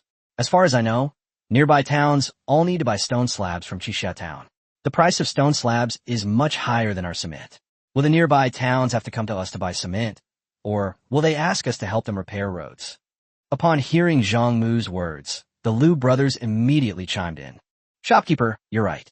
My brothers and I are stone slab cutters, so we know the price of stone slabs all too well. It's not that Qixia town is greedy and inflates the price of stone slabs. It's just that cutting stone slabs is not easy. The best stone slabs must be made from large blue stones, and it's not easy to transport such large stones down from the mountain. After transporting them down, they still need to be cut, which is even more hard work. Sometimes, after a whole day, we're so tired that our backs ache, and we haven't been able to cut a single stone slab. That's right. Our cement will definitely be the first choice for road construction in the future. The days when 7 Heroes Town bullied us are over. Damn it, the tables have turned. It's time for 5 Heroes Town to shine. Seeing everyone's jubilant expressions, Zhang Mu said with concern, "Gentlemen, it now seems certain that our cement will outperform their stone slabs. This is tantamount to robbing them of their money. Do you think they'll be happy about that? Will they come looking for trouble? We shouldn't have the heart to harm others, but we must be wary of others. We need to make adequate preparations as soon as possible." Upon hearing Zhang Mu's words, everyone laughed, a very contemptuous laugh. "Shopkeeper, don't worry about that. It's best if those people from 7 Heroes Town don't come. If they dare to come, then let them taste how sharp our 5 Heroes Town's blades are. That's right, we've lived such a miserable life for so many years. Now that things are finally looking up, who would dare to cause trouble? Do they really think all the men in our 5 Heroes Town are dead? Brothers, nobody dares to mess with us. The cement factory is our life. If anyone dares to touch our lives, we'll fight them to the death." Holy crap, this is going to kill people. Uncle Ing, say a few words to set the tone. Hearing Zhang Mu's words, Ren Kongying pressed his hand down to quiet everyone down, and then said confidently, "Just in case, from now on, everyone should carry a knife when they go out. If anyone comes to cause trouble, kill them without hesitation. If anyone is killed, we will support your entire family in the town." Zhang Mu, are you sure you're trying to intimidate people, or are you just adding fuel to the fire? At this moment, the ruthlessness of the Liu brothers, who had traveled all over the country, came to the fore, especially the eldest, Liu, who was very knowledgeable and eloquent. "Gentlemen, I, Luda, know that my brothers and I don't get along well with everyone, but we are also from Wuxia Town. I've traveled all over the country for half my life and have seen more than you. I know better than you how important this cement is. I'm telling you now, this cement workshop can not only support our entire town, but also our future generations. Zhang Mu is from Wuxia Town, and he built this cement workshop here, which is a sign of respect for us. We must help Zhang Mu protect this cement workshop, and anyone who dares to cause trouble will be dealt with severely." After Liu Dagong finished speaking, Liu Er continued, "Fellow villagers, the reason why we brothers are able to go out and work to earn money is not only because we have skills, but also because we are united.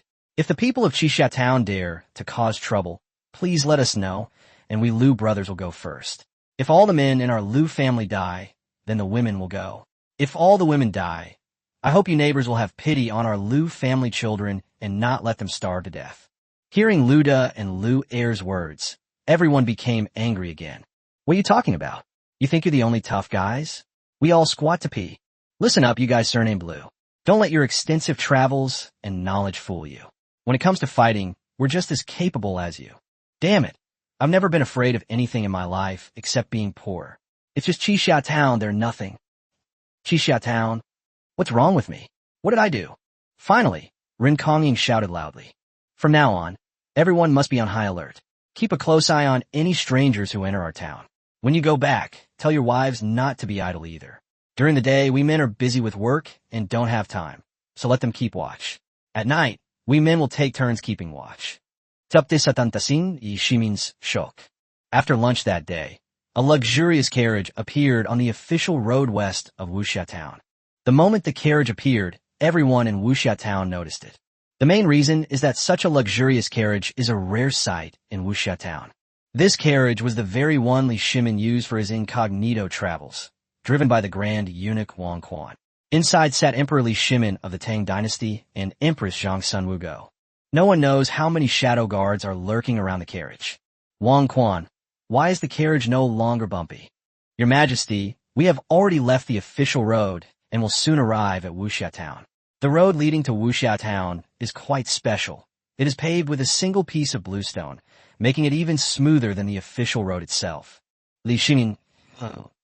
Hearing Wong Quan's words, Li Shimin said with dissatisfaction as he stepped down from the carriage, "Wong Quan, I've told you so many times, we're traveling incognito this time. Where did your Majesty come from? You should call him Master." "Yes, your Majesty, Master." Li Shimin alighted from the carriage and was immediately stunned by the sight before him. To be precise, he was stunned by the road before him.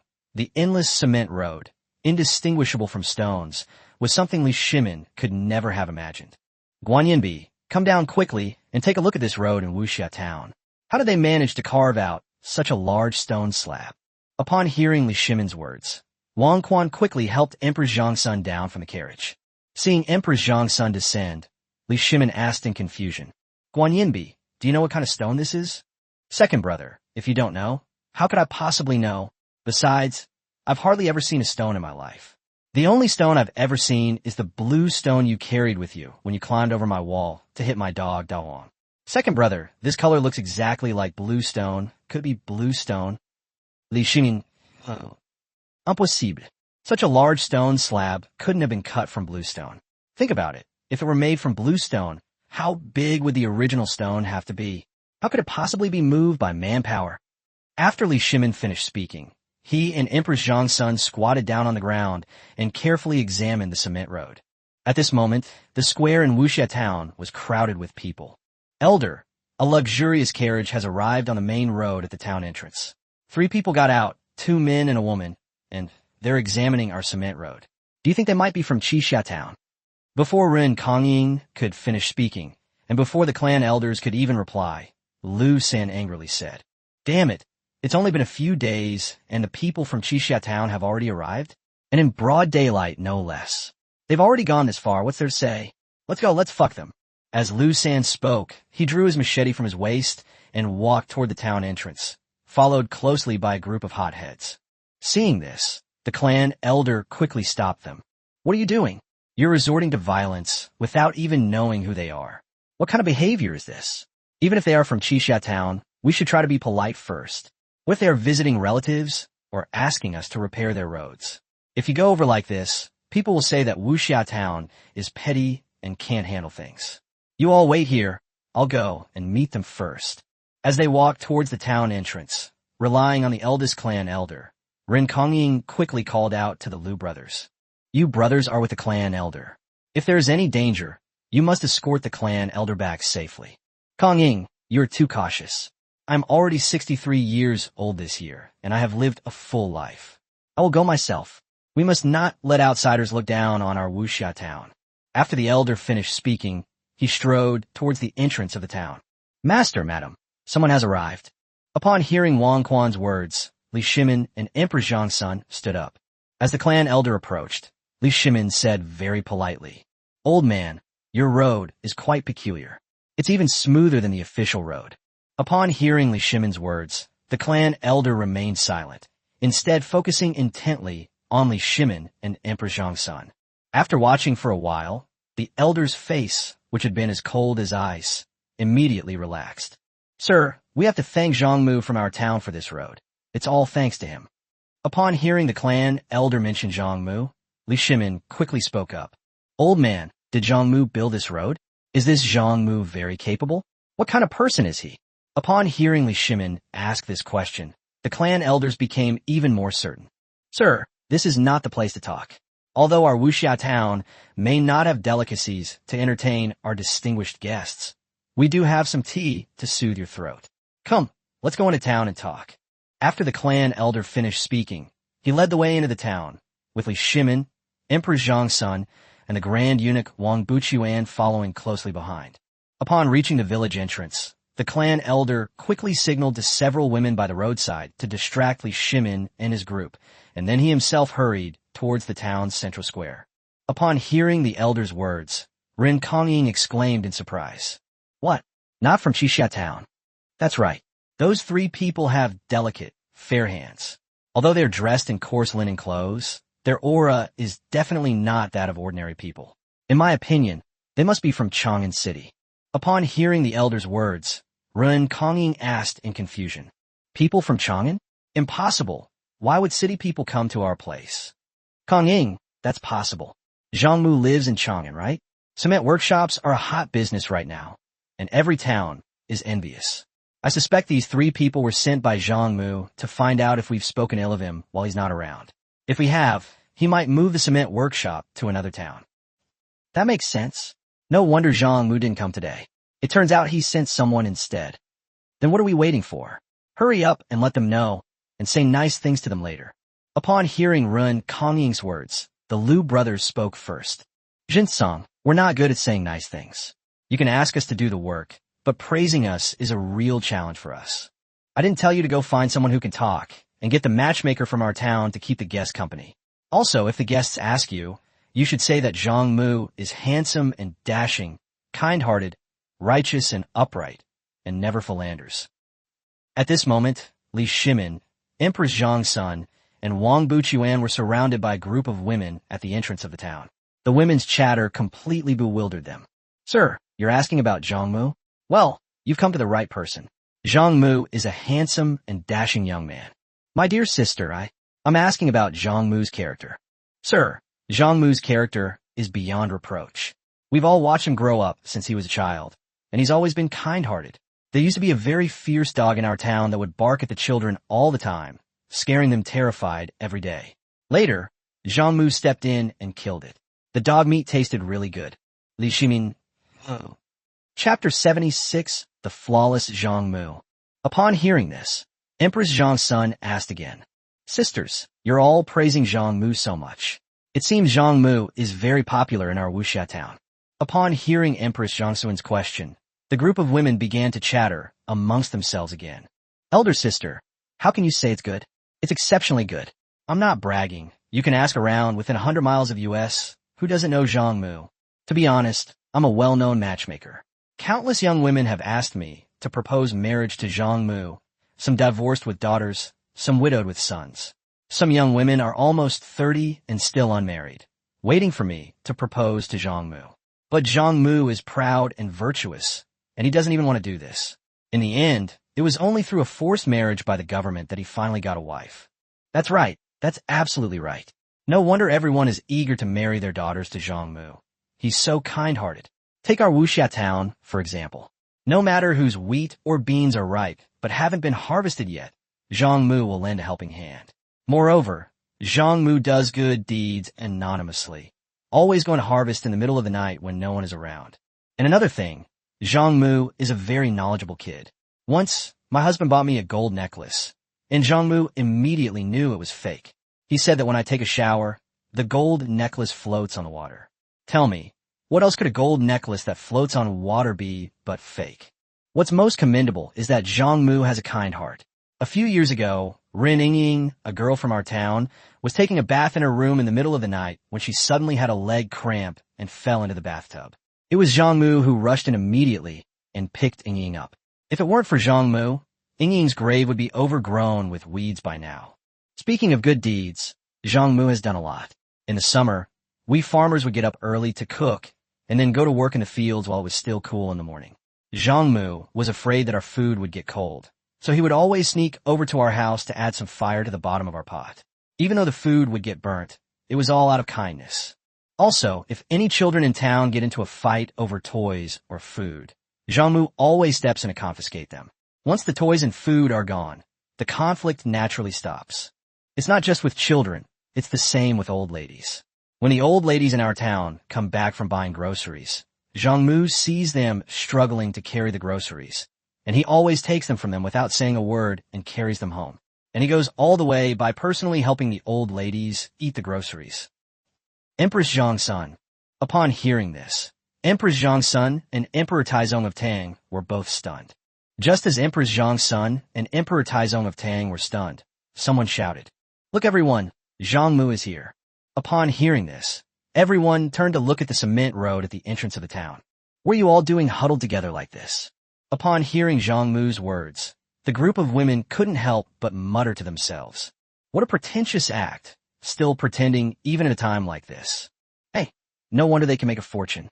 Just look at their shamelessness. They deserve to be rich. Look at that serious-looking person spouting nonsense. So charming. Alas, what a pity. What a pity she married too early.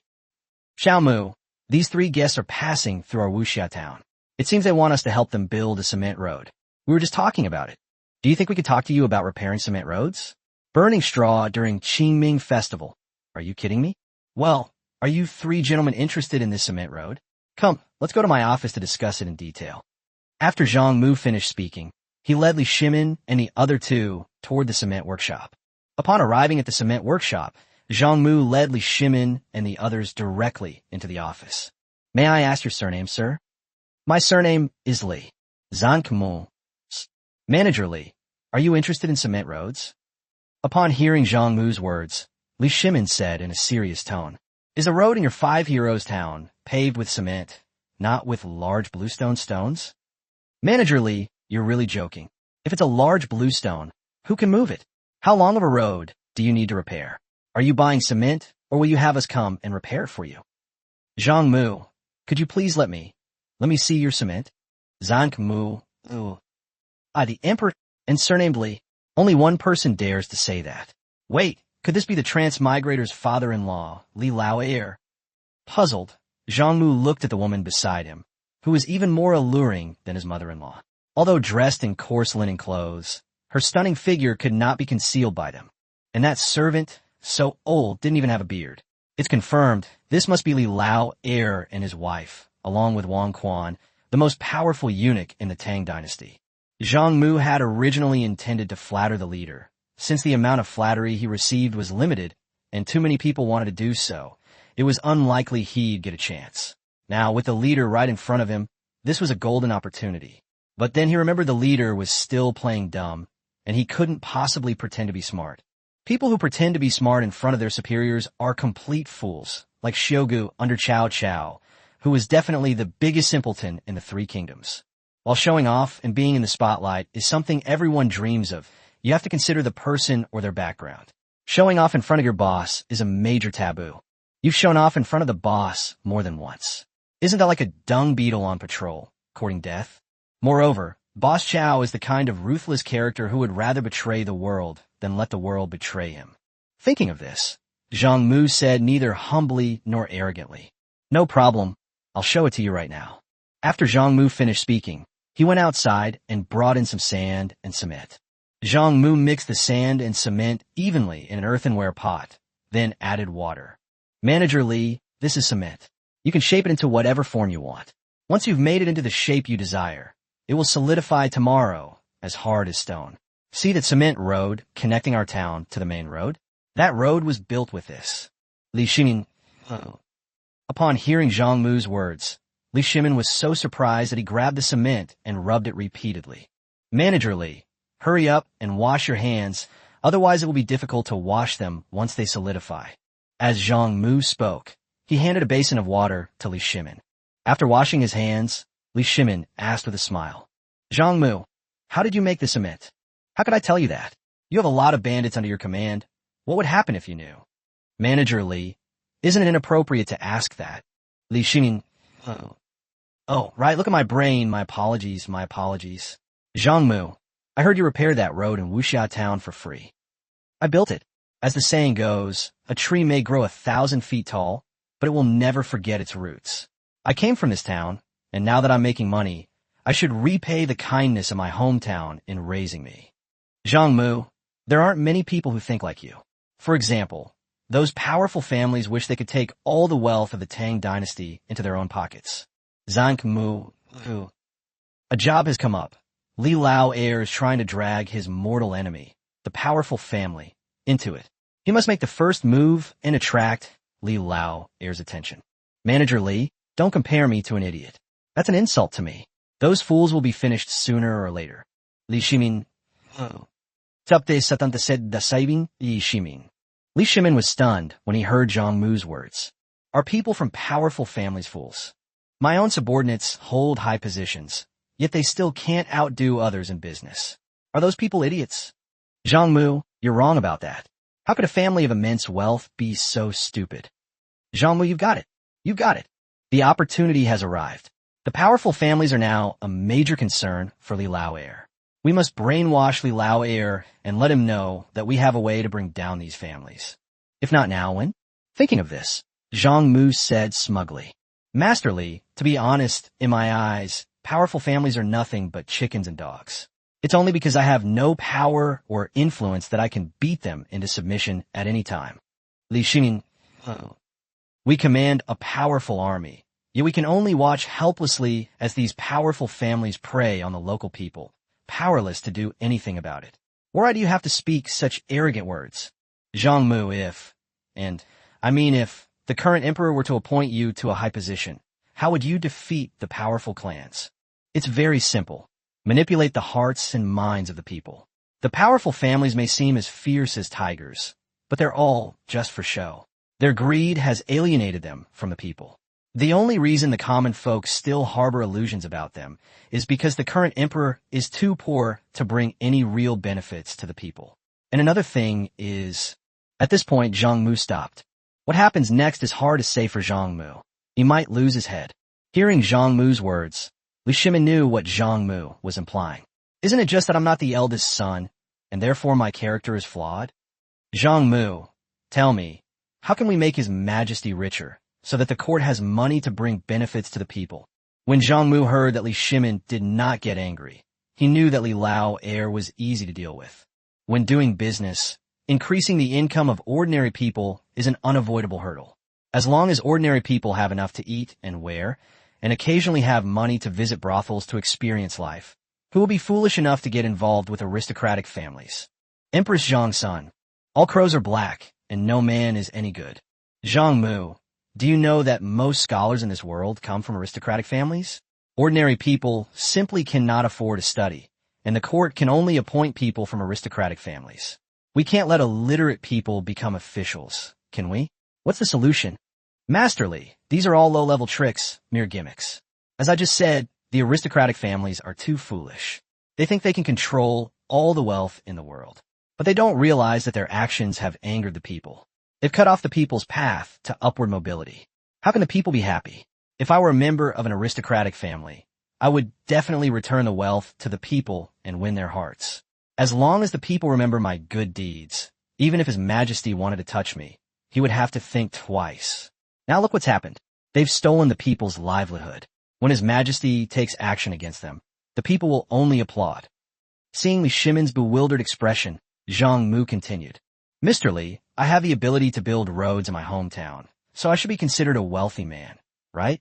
To be honest, I have no interest in money. Li Shimin... Damn, what a show-off. Zhang Mu didn't care what Li Shimin thought, and continued. The money in my treasury doesn't belong to me at all. It belongs to all the people of the world. It's just temporarily stored in my treasury for my safekeeping. When I have a few hundred strings of cash, that money is mine. But when I have tens of thousands or even hundreds of thousands or more, that money is no longer mine. I can say this.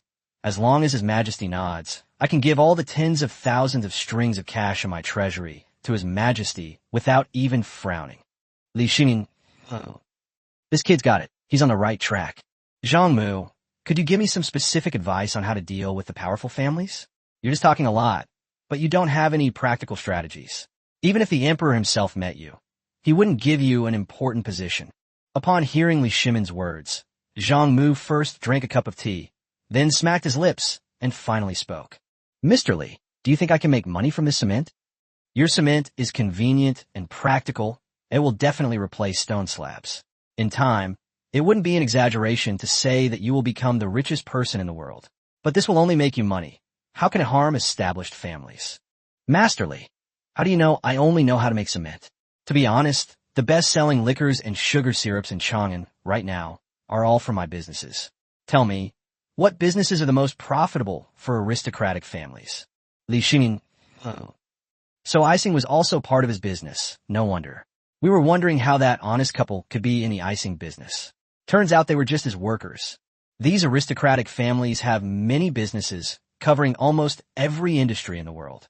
However, each family has a pillar business, such as the Chui family of Bowling's restaurants, the Chui family of Qinghe's silk, the Liu family of Fanyang's Xian paper, the Li family of Zhaojuan ceramics, the Zheng family of Xingyang's bronze mirrors, and the Wong family of Taiyuan's wine. Manager Li, I remember there were 5 prominent families and 7 prestigious clans, 7 families in total. You only said 6. How come one is missing? And there's the Li family of Longxi, which is the branch of the current emperor. What is the mainstay business of the Li family in Longxi? Li Shimin. Back then, the Li family of Longxi gave up their business in order to gain the support of powerful families. Now, the Li family of Longxi has no business to speak of. In recent years, the Li family of Longxi has been focused on the country and its people, and has no interest in doing business at all. Damn, No wonder Li Lao air is poor. Master Li, I've thoroughly thrashed the Wong family of Taiyuan with their liquor. Ever since my Haitai liquor went on the market, how can their Sanlijiang liquor possibly sell? I've heard that Sanlijiang has started to drop in price. Apparently, it's now down to 50 winajin. Doesn't that count as a blow to the arrogance of these powerful families? You only cracked down on one company. There are still 5 more. You think you can crack them all down on? Whether I can or not, I don't know, but I dare not. Putting aside everything else, just take the birth of my Haitai. If it weren't for the fact that I brought in several noble people in Chang'an to invest, how would I dare to brew Haitai? Although I am not well educated, I still understand the principle of possessing a treasure is a crime. Li Shimin, oh. No wonder this guy brought in the 4 idiots of Chang'an to invest. So that's why. Zhang Mu, I'm not trying to be mean, but you're still not very smart.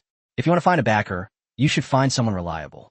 For example, wouldn't it be much more reliable to go directly to the current emperor than to those other young men?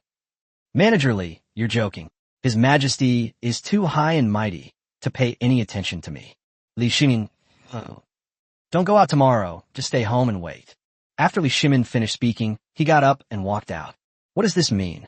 Are they going to offer us an official position? Manager Li, are you planning to mooch a meal at my place tomorrow?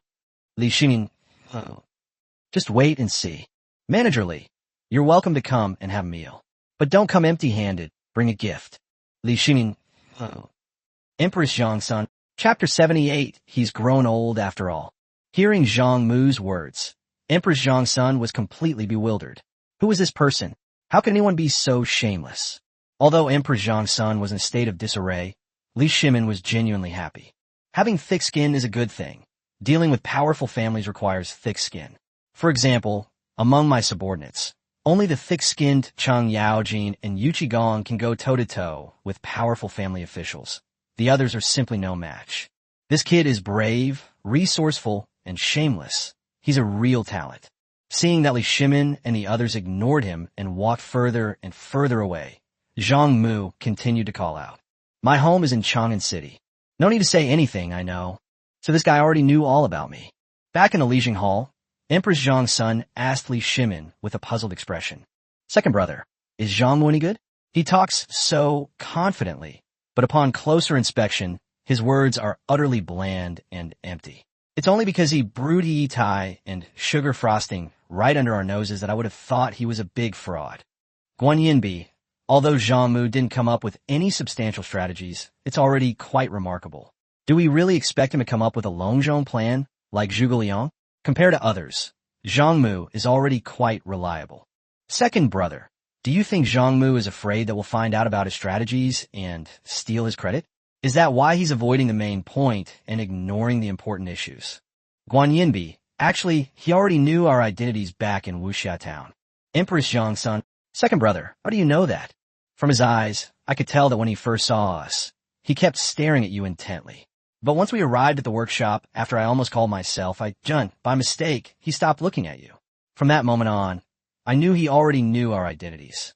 Empress Zhang-sun, upon hearing Li Shimin's words, whether it was because she was shy about Li Shimin saying that Zhang Mu had been peeking at her, or because she was proud of being captivated by a young man, Empress Zhang-sun's face turned bright red, like a monkey's bottom. Second brother, he's staring at your wife. Aren't you angry? A mere youth, younger than our crown Prince Chengqian. How could you give birth to him? Why should I be angry? Besides, this also proves that my empress is incredibly beautiful. Moreover, after he learned our identities, he stopped looking at you, which shows that the boy knows his place. Empress Zhang-sun, second brother, do you think Zhang Mu is a trustworthy person? Upon hearing Empress Zhang-sun's words, Li Shimin pondered for a moment, then spoke. Whether he's trustworthy or not is unimportant. What's important is that he can bring us the money we need most right now. The 4 idiots of Chang'an are stupid enough, aren't they? But just because they got involved with this kid, they're now thriving. I heard they even dared to compete with your nephew Chang Sunshone and other aristocratic scions in brothels. Competing for women in brothels costs money, a lot of money. Where do they get their confidence? Isn't it because they're doing business with Zhang Mu? If those 4 idiots can make money with Zhang Mu, why can't I? Second brother, do you think the reason Xing Chumo and his group are so rich is because their old man was involved? Impossible. The shadow guards report it every day. Even Chung Yaojin and those old killers have to buy their own He-Tai liquor. Those guys are living a hard life, and He-Tai is ridiculously expensive. I heard that sometimes those old guys pool their money to buy liquor to satisfy their cravings. Second brother, you're criticizing others, but you have to buy your own liquor too, don't you? And since He-Tai was introduced, you've only bought 2 jin, 1 kilogram, in total. You smell it every day, but you're reluctant to drink it. Hearing Empress Zhangsuin's sarcastic remark, Li Shimin was not angry, but instead smiled and said, "It won't happen again. From now on, I can drink as much as I want at the He-Tai, and it won't cost me anything. Even the wine used for Chengxian's wedding after the new year will be from the He-Tai, and it won't cost me anything either. Second brother, although my family is quite wealthy in the steel business, it's impossible for you to rely on our future son-in-law, Chonger's dowry to buy wine. He-Tai is too expensive, and given my brother's character, he wouldn't give much." Upon hearing Empress Zhangsuin's words, Li Shimin felt utterly contemptuous. "Don't mention your stingy brother to me. If I rely on his family for drinking, then I've essentially given up drinking altogether. The drinking I'm talking about is relying on Zhang Mu. Second brother, you haven't married your daughter off. Why would they give you wine to drink? That kid is rich, clever, and adaptable. Besides, if he's willing, what's wrong with marrying him a princess? I have plenty of things, but I have too many daughters. However, he has to divorce his wife first, and he has to be able to make money for me." Empress Zhangsun, second brother, from what you're saying, are you planning to bestow a title upon Zhang Mu? Guanyin, fishing requires bait. You can't get something for nothing. A fish that takes the bait is definitely not a good fish. As for the title, it's just my imperial decree. It doesn't cost anything. Second brother, do you mean to only grant a title, but not any rewards? Of course, that kid is not short of money. Why would he care about my small reward? Tomorrow, give him the lowest ranking county baron title without any fief. Empress Zhangsun, how is this any different from getting something for nothing? Second brother, we absolutely must not grant him the title of county baron immediately tomorrow. Zhang Mu has offended the Wong family of Taiyuan, and Wang Buhuan, the Minister of Rights, will definitely object. In addition, Cui Rushi, the Minister of Revenue, and Lu Xiqing, the Minister of Personnel, are both from powerful families, and they always stick together.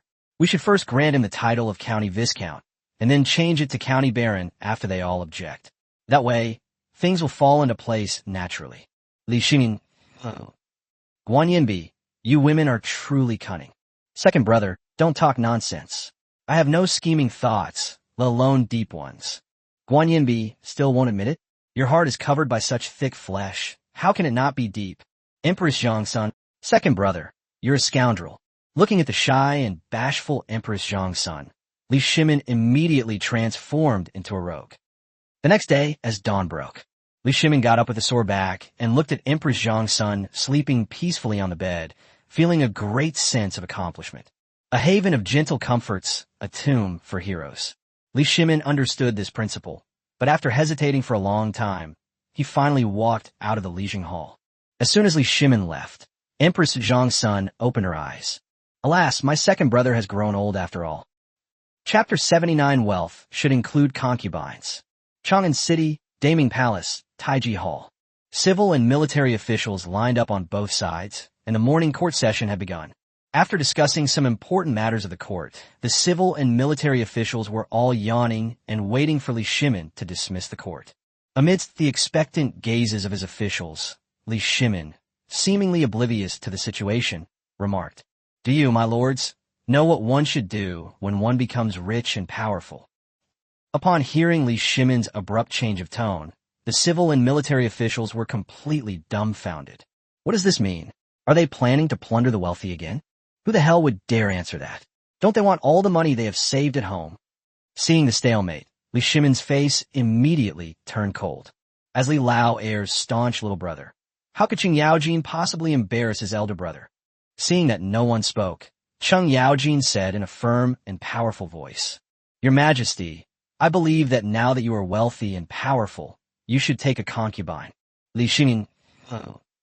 Upon hearing Cheng Yaojin's words, the civil and military officials wanted to laugh but dared not, and could only hold it in. Some couldn't help but laugh out loud, and quickly covered their mouths with their hands. It would have been better if they hadn't covered their mouths, The sound of them laughing while covering their mouths was like having diarrhea after eating croton seeds, making the scene extremely comical. Seeing that his elder brother's expression was not good, Yu Qigong, who was known as one of the two generals alongside Cheng Yaojin, knew that his good brother Cheng Yaojin had not spoken to his elder brother's mind, so he quickly stepped in. Your Majesty, I believe that now that we are rich and powerful, we should return to our hometown in glory. Li Xingyin, sigh, when it really matters, we still have to rely on Old Black. General Yuchi is absolutely right. Gentlemen, tell me, what are you going to do after returning home? Yu Qigong, hey, you're right. It's not easy. After all these years, he's finally getting his moment in the spotlight. Everyone used to say I was as stupid as Chung Laoma, but now it seems I'm actually a bit smarter than him. After being praised by Li Shimin, Yu Qigong felt as if his meridians had been opened. His thoughts flowed freely like a torrent, unstoppable. Upon hearing Li Shimin continue asking questions, Yu Qigong not only learned to answer quickly, but also quoted a few lines of classical Chinese. Your Majesty, as the saying goes, wealth and honor, not returned home, are like wearing fine clothes at night. Returning home in glory is a great honor to one's ancestors, and matchmakers from all around will wear out the doorstep of one's house. Therefore, I believe that after returning home in glory, one should take a concubine and have many children to comfort one's ancestors. Li Xingyin, when Cheng Yaojin mentioned taking a concubine, most officials could still hold back. But now, upon hearing Yu Qigong's words, the civil and military officials could no longer contain themselves and covered their faces in laughter. The entire Taiji Hall was like a public toilet, filled with the sounds of diarrhea. Seeing Li Shimin's face, which looked like he'd been constipated for a month, so dark it could rival Yu Qigong's, Fang Xianling, the left vice minister of the Ministry of Personnel, spoke up. Your Majesty, I believe that after returning to one's hometown in wealth and honor, one should benefit one's fellow villagers. As the saying goes, a tree may grow 1,000 feet tall, but it will never forget its roots. Now that one has achieved wealth and honor, one must bring blessings to one's hometown. Upon hearing Fang Xuanling's words, Li Shimin's face immediately lit up with a broad smile, as if he'd been constipated for a month and suddenly had a massive bowel movement. Good, very good. What Prime Minister Fang said is absolutely right. Let's all tell each other, who are some of the wealthy and powerful people in our great Tang who have returned to their hometowns to benefit their neighbors? Upon hearing Li Shimin's words, the civil and military officials fell into deep thought once again. What's going on? What's wrong with Li Laoer today? What's he trying to say? Saying they'll benefit the villagers is just empty talk, all for show. How can anyone take it seriously? Returning home in glory is just for showing off. Do you really think you'd be stupid enough to do something so pointless as to benefit your neighbors? That would be incredibly idiotic. Seeing that no one spoke, Li Shimin awkwardly continued. My lords, recently, a young and talented man has returned to Wanyan County to build roads for his hometown. He is exceptionally talented and learned. He is upright and incorruptible and would rather break than bend. Upon hearing Li Shimin's high praise for this person, Yu Qigong quickly pressed for an answer. Your Majesty, what is this big fool's name? Li Xingyin, this man is Zhang Mu from Wuxia Town, Wanyan County. Don't you all want to see him in person? Wong Quan, go and invite Zhang Mu here. Upon hearing Li Shimin's words and watching Wong Quan stride away, Wang Buhuan, the Minister of Rights, felt a chill run down his spine. He knew Zhang Mu all too well. It was this man who had brought down Wang Buren, a member of a collateral branch of the Wong family. It's one thing for a branch to fail, but what's truly hateful is that this person brewed Haitai, which completely crushed his own family Sanlijiang. This is a deep-seated hatred comparable to the murder of one's father. Although Wang Buhuan's heart trembled, what trembled even more was Cheng Chumo and Fang Yai, who were standing at the very back of the military ranks. Old Cheng, let me ask you something. Have you told your husband about our investment in Hebei liquid technology? I'm not stupid. Why would I tell him I still have pocket money? Baolin, you wouldn't be so foolish as to tell your old man, would you? Not only did I not say anything, but to support the business of our Drunken Dream winery, I also secretly drank the river liquid that the old man bought himself. If old Zhang lets it slip later, I might get beaten to death by the old man. Baolin, don't worry. I'm even more ruthless than you. My old man gave me money to buy Haitai for him. I even had the audacity to tell him that Haitai was selling so well that the price had risen to 2 guan per gene. If Lao Zhang tells me later that I've invested in Haitai, I might not even have a whole corpse left. Cheng Chumo and Yuchi Baolin exchanged a glance after they finished speaking. Then they looked at Qin Huaidao and Feng Eai and said, "Brothers, when we get beaten up, you'd better hold us back with your lives, or we might really get killed." Hearing Cheng Chumo and Yuchi Baolin's words, Qin Huaidao said miserably, "You two shouldn't count on me. I didn't even tell my old man that I had invested in Haitai. In addition, I watered down the liquor and sold it to my old man. What's worse, I didn't charge him a single penny less." Upon hearing Qin Huaidao's words, Cheng Chumo and the others looked at Feng Eai expectantly. "Don't look at me like that. I didn't say anything about my investment in Haitai. Besides, I'm also mixing alcohol into the water and selling it to my old man at home." When Wong Buqiuan arrived at Zhang Mu's residence in his carriage, Zhang Mu was still fast asleep, holding Chiao Xianhui. Not only was Zhang Mu still asleep, but Chiao Xianhui and her husband, as well as their maid, were also asleep. By this time, it was already broad daylight. Looking at the Zhang residence with its gates tightly shut, Wang Quan couldn't help but sigh. It's still better to be an ordinary citizen. At least you don't have to get up in the middle of the night to attend some damn morning court session. Go bang on the door. Upon hearing these words from Wang Quan, the chief eunuch in charge of the Imperial Guards, the young eunuch driving the carriage, quickly ran over and began banging on Zhang Mu's gate. Zhang Anquan was the first to wake up. He was old and needed little sleep. Hearing the constant banging on the door and knowing it was already dawn, Zhang Anquan didn't hesitate and got up to open it. "Who are you looking for?" "Are we looking for young Master Zhang Mu at home?" "Who are you?" Upon hearing Zhang Anquan's words, the young eunuch who had come with Wang Quan quickly chimed in. "We are from the palace. This is Eunuch Wong, the chief eunuch of the Imperial Household Department." Upon hearing that they were from the palace, Zhang Anquan was overjoyed and shouted, "Get up quickly, everyone. People from the palace have arrived." Chapter 80, Even a Dog Deserve a Bone. Hearing Zhang Anquan's loud shouts, not only Zhang Mu, but even old Sun, who lived in the most secluded room, was awakened. When Zhang Mu heard that Li Lao heir had invited him to the palace, he didn't think much of it, since he already knew about it yesterday. But the 3 members of the Chiao family were overjoyed, especially the mother-in-law, Chiao Yunxi, who was so excited that she was practically begging for their wedding night. While leading Wang Quan into the hall for tea, Chiao Yunxi busied himself preparing water for Wang Quan to wash his face. "Madam, please don't bother. We've come here to invite young Master Zhang Mu. His Majesty and the civil and military officials are still waiting, so we can't dawdle." As Wang Quan spoke, he casually sat in the main seat of the hall, drinking tea, while his attendant eunuch stood beside him, serving him. Even the well-informed Chiao Yunxi was dumbfounded upon seeing this. "What's going on? If you're in such a hurry to leave, why are you still sitting here drinking tea?" "Eunuch Wang, you are an honored guest. Since you've come all this way, you must have a meal before you leave." "Madam, as we've already said, His Majesty and all the civil and military officials are still waiting. They don't have time for breakfast."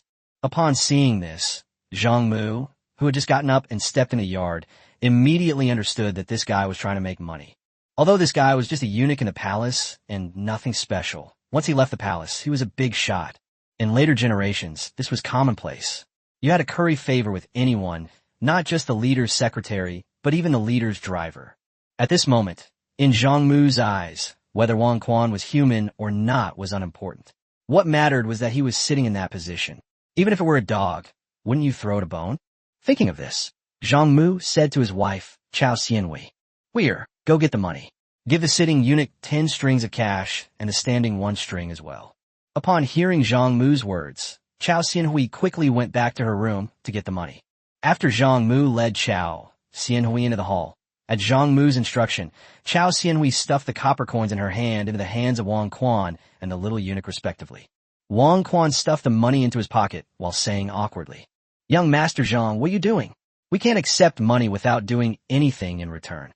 This is unacceptable, absolutely unacceptable. Zhang Mu, you've already stuffed all your money in your pocket, and you're still saying that. Eunuch Wang, we hit it off immediately. Aren't we friends? It's not too much for friends to treat each other to a cup of tea, is it? Young Master Zhang, you're too kind. Hey you, why don't you thank young Master Zhang?" Upon hearing Wang Quan's words, the young eunuch beside him quickly said to Zhang Mu, Thank you, young Master Zhang. Hey, he doesn't even want to be friends. Is he complaining about not having enough? Looks like this eunuch Wong has quite the appetite, but now's not the time to get into a fight with him. Thinking of this, Zhang Mu spoke up. Eunuch Wong, would you like a drink or two? Bum Quan. Oh. Not bad. This kid's got it. He's easy to get along with. Young Master Zhang, the river liquid terrace in your winery is the finest liquor. Who wouldn't love it? Upon hearing Wong Quan's words, Zhang Mu turned to Zhang Anquan and said, Father, go to the storeroom and get 2 large jars of Hiitai for eunuch Wong. Although Zhang Anquan was not very willing, he eventually went to the warehouse. Seeing Zhang Anquan carry over 2 10 5 kilograms, jars of river liquid, Wong Quankai said with a beaming smile, Young Master Zhang, we're all brothers. You're being too polite. How can I accept this? Zhang Mu. Damn, this guy is so materialistic. We weren't even friends a moment ago, and now we're brothers. Although 20 caddies of river liquid are worth 20 strings of cash, the money still has to be spent. This guy's like a big wolfhound. If you try to fight him head on, even if you don't get bitten, it'll still be exhausting. It would be better to throw a bone stick at them. Maybe it will even help them bite. Brother Wong, we're all family now. Why bother with this so-called young Master Zhang? Yes, it's a brother. Brother Zhang, let's go. His Majesty and the civil and military officials are waiting. Brother Wong, please. Chiao Xianhui and her daughter Chiao Yunxi were stunned to see Zhang Mu and Wong Quan leave, addressing each other as brothers. This is what brothers are like. This is the Grand Eunuch, a favorite of His Majesty, and he's already calling Kamaki his brother in such a short time. Xiao Mu is such a spendthrift. These 2 jars of wine are worth 20 strings of cash. Adding the 10 strings that Huier just gave him, this old eunuch has already taken 30 strings from our family. If you ask me, even if we don't give him a single penny, he can't do anything to us. Xiao Mu was invited by His Majesty. What can a mere eunuch do to us? Upon hearing Zhang Anquan's words, Chiao Yunxi shook her head, said nothing, and went back to her room to continue sleeping. Chiao Xianhui only said one word symbolically. Father, that eunuch Wong is a favorite of His Majesty. Spending a little money on him is nothing. Watching Chiao Yunxi and Chiao Xianhui go back to their rooms to sleep, Zhang Anquan went directly to the storeroom, grabbed a jar of Hiitai liquor, and returned to the hall to drink his morning wine with peanuts. In the early morning, there was not a soul in Chang'an, except for the various insects that got up early to wait to be eaten by birds. However, at that moment, a carriage driven by a eunuch sped towards the palace. Brother Wong, why has His Majesty suddenly summoned me to the palace? Hearing Zhang Mu's question, Wong Quan said with a half-smile, Brother Zhang, how could you not know why His Majesty summoned you? I don't know. I've never even met His Majesty. How would I know what it's about? Brother Zhang, I am the Imperial steward. Don't need to spell out who those 2 people who took me to Wuxia town yesterday were. Upon hearing this, Zhang Mu feigned sudden realization and said in horror, Brother Wong, what do you mean? Oh dear, Brother Wong. Why didn't you remind me yesterday? Now I'm doomed. I said so many hurtful things yesterday. I'm finished. Brother Zhang, don't worry. To tell you the truth, you will not only face no danger in the slightest when you enter the palace, but you will also be able to return home with a noble title and bring glory to your ancestors. Zhang Mu. Hey, this wine wasn't wasted. Look, it's paid off. Brother Wong, do you mean His Majesty intends to bestow a title upon you? There's no mistake, brother. I've been with His Majesty for many years. I know exactly what he's going to say the moment he bends over. I paid special attention today, and His Majesty is determined to grant you a title this time. After Wong Quan finished speaking, he carefully observed Zhang Mu's expression. When he saw Zhang Mu looking flattered, Wong Quan continued smugly. Brother, you need to be careful of Wang Buhuan, the Minister of Rights, Lu Xiqing, the Minister of Personnel, and Shui Wei, the Minister of Revenue.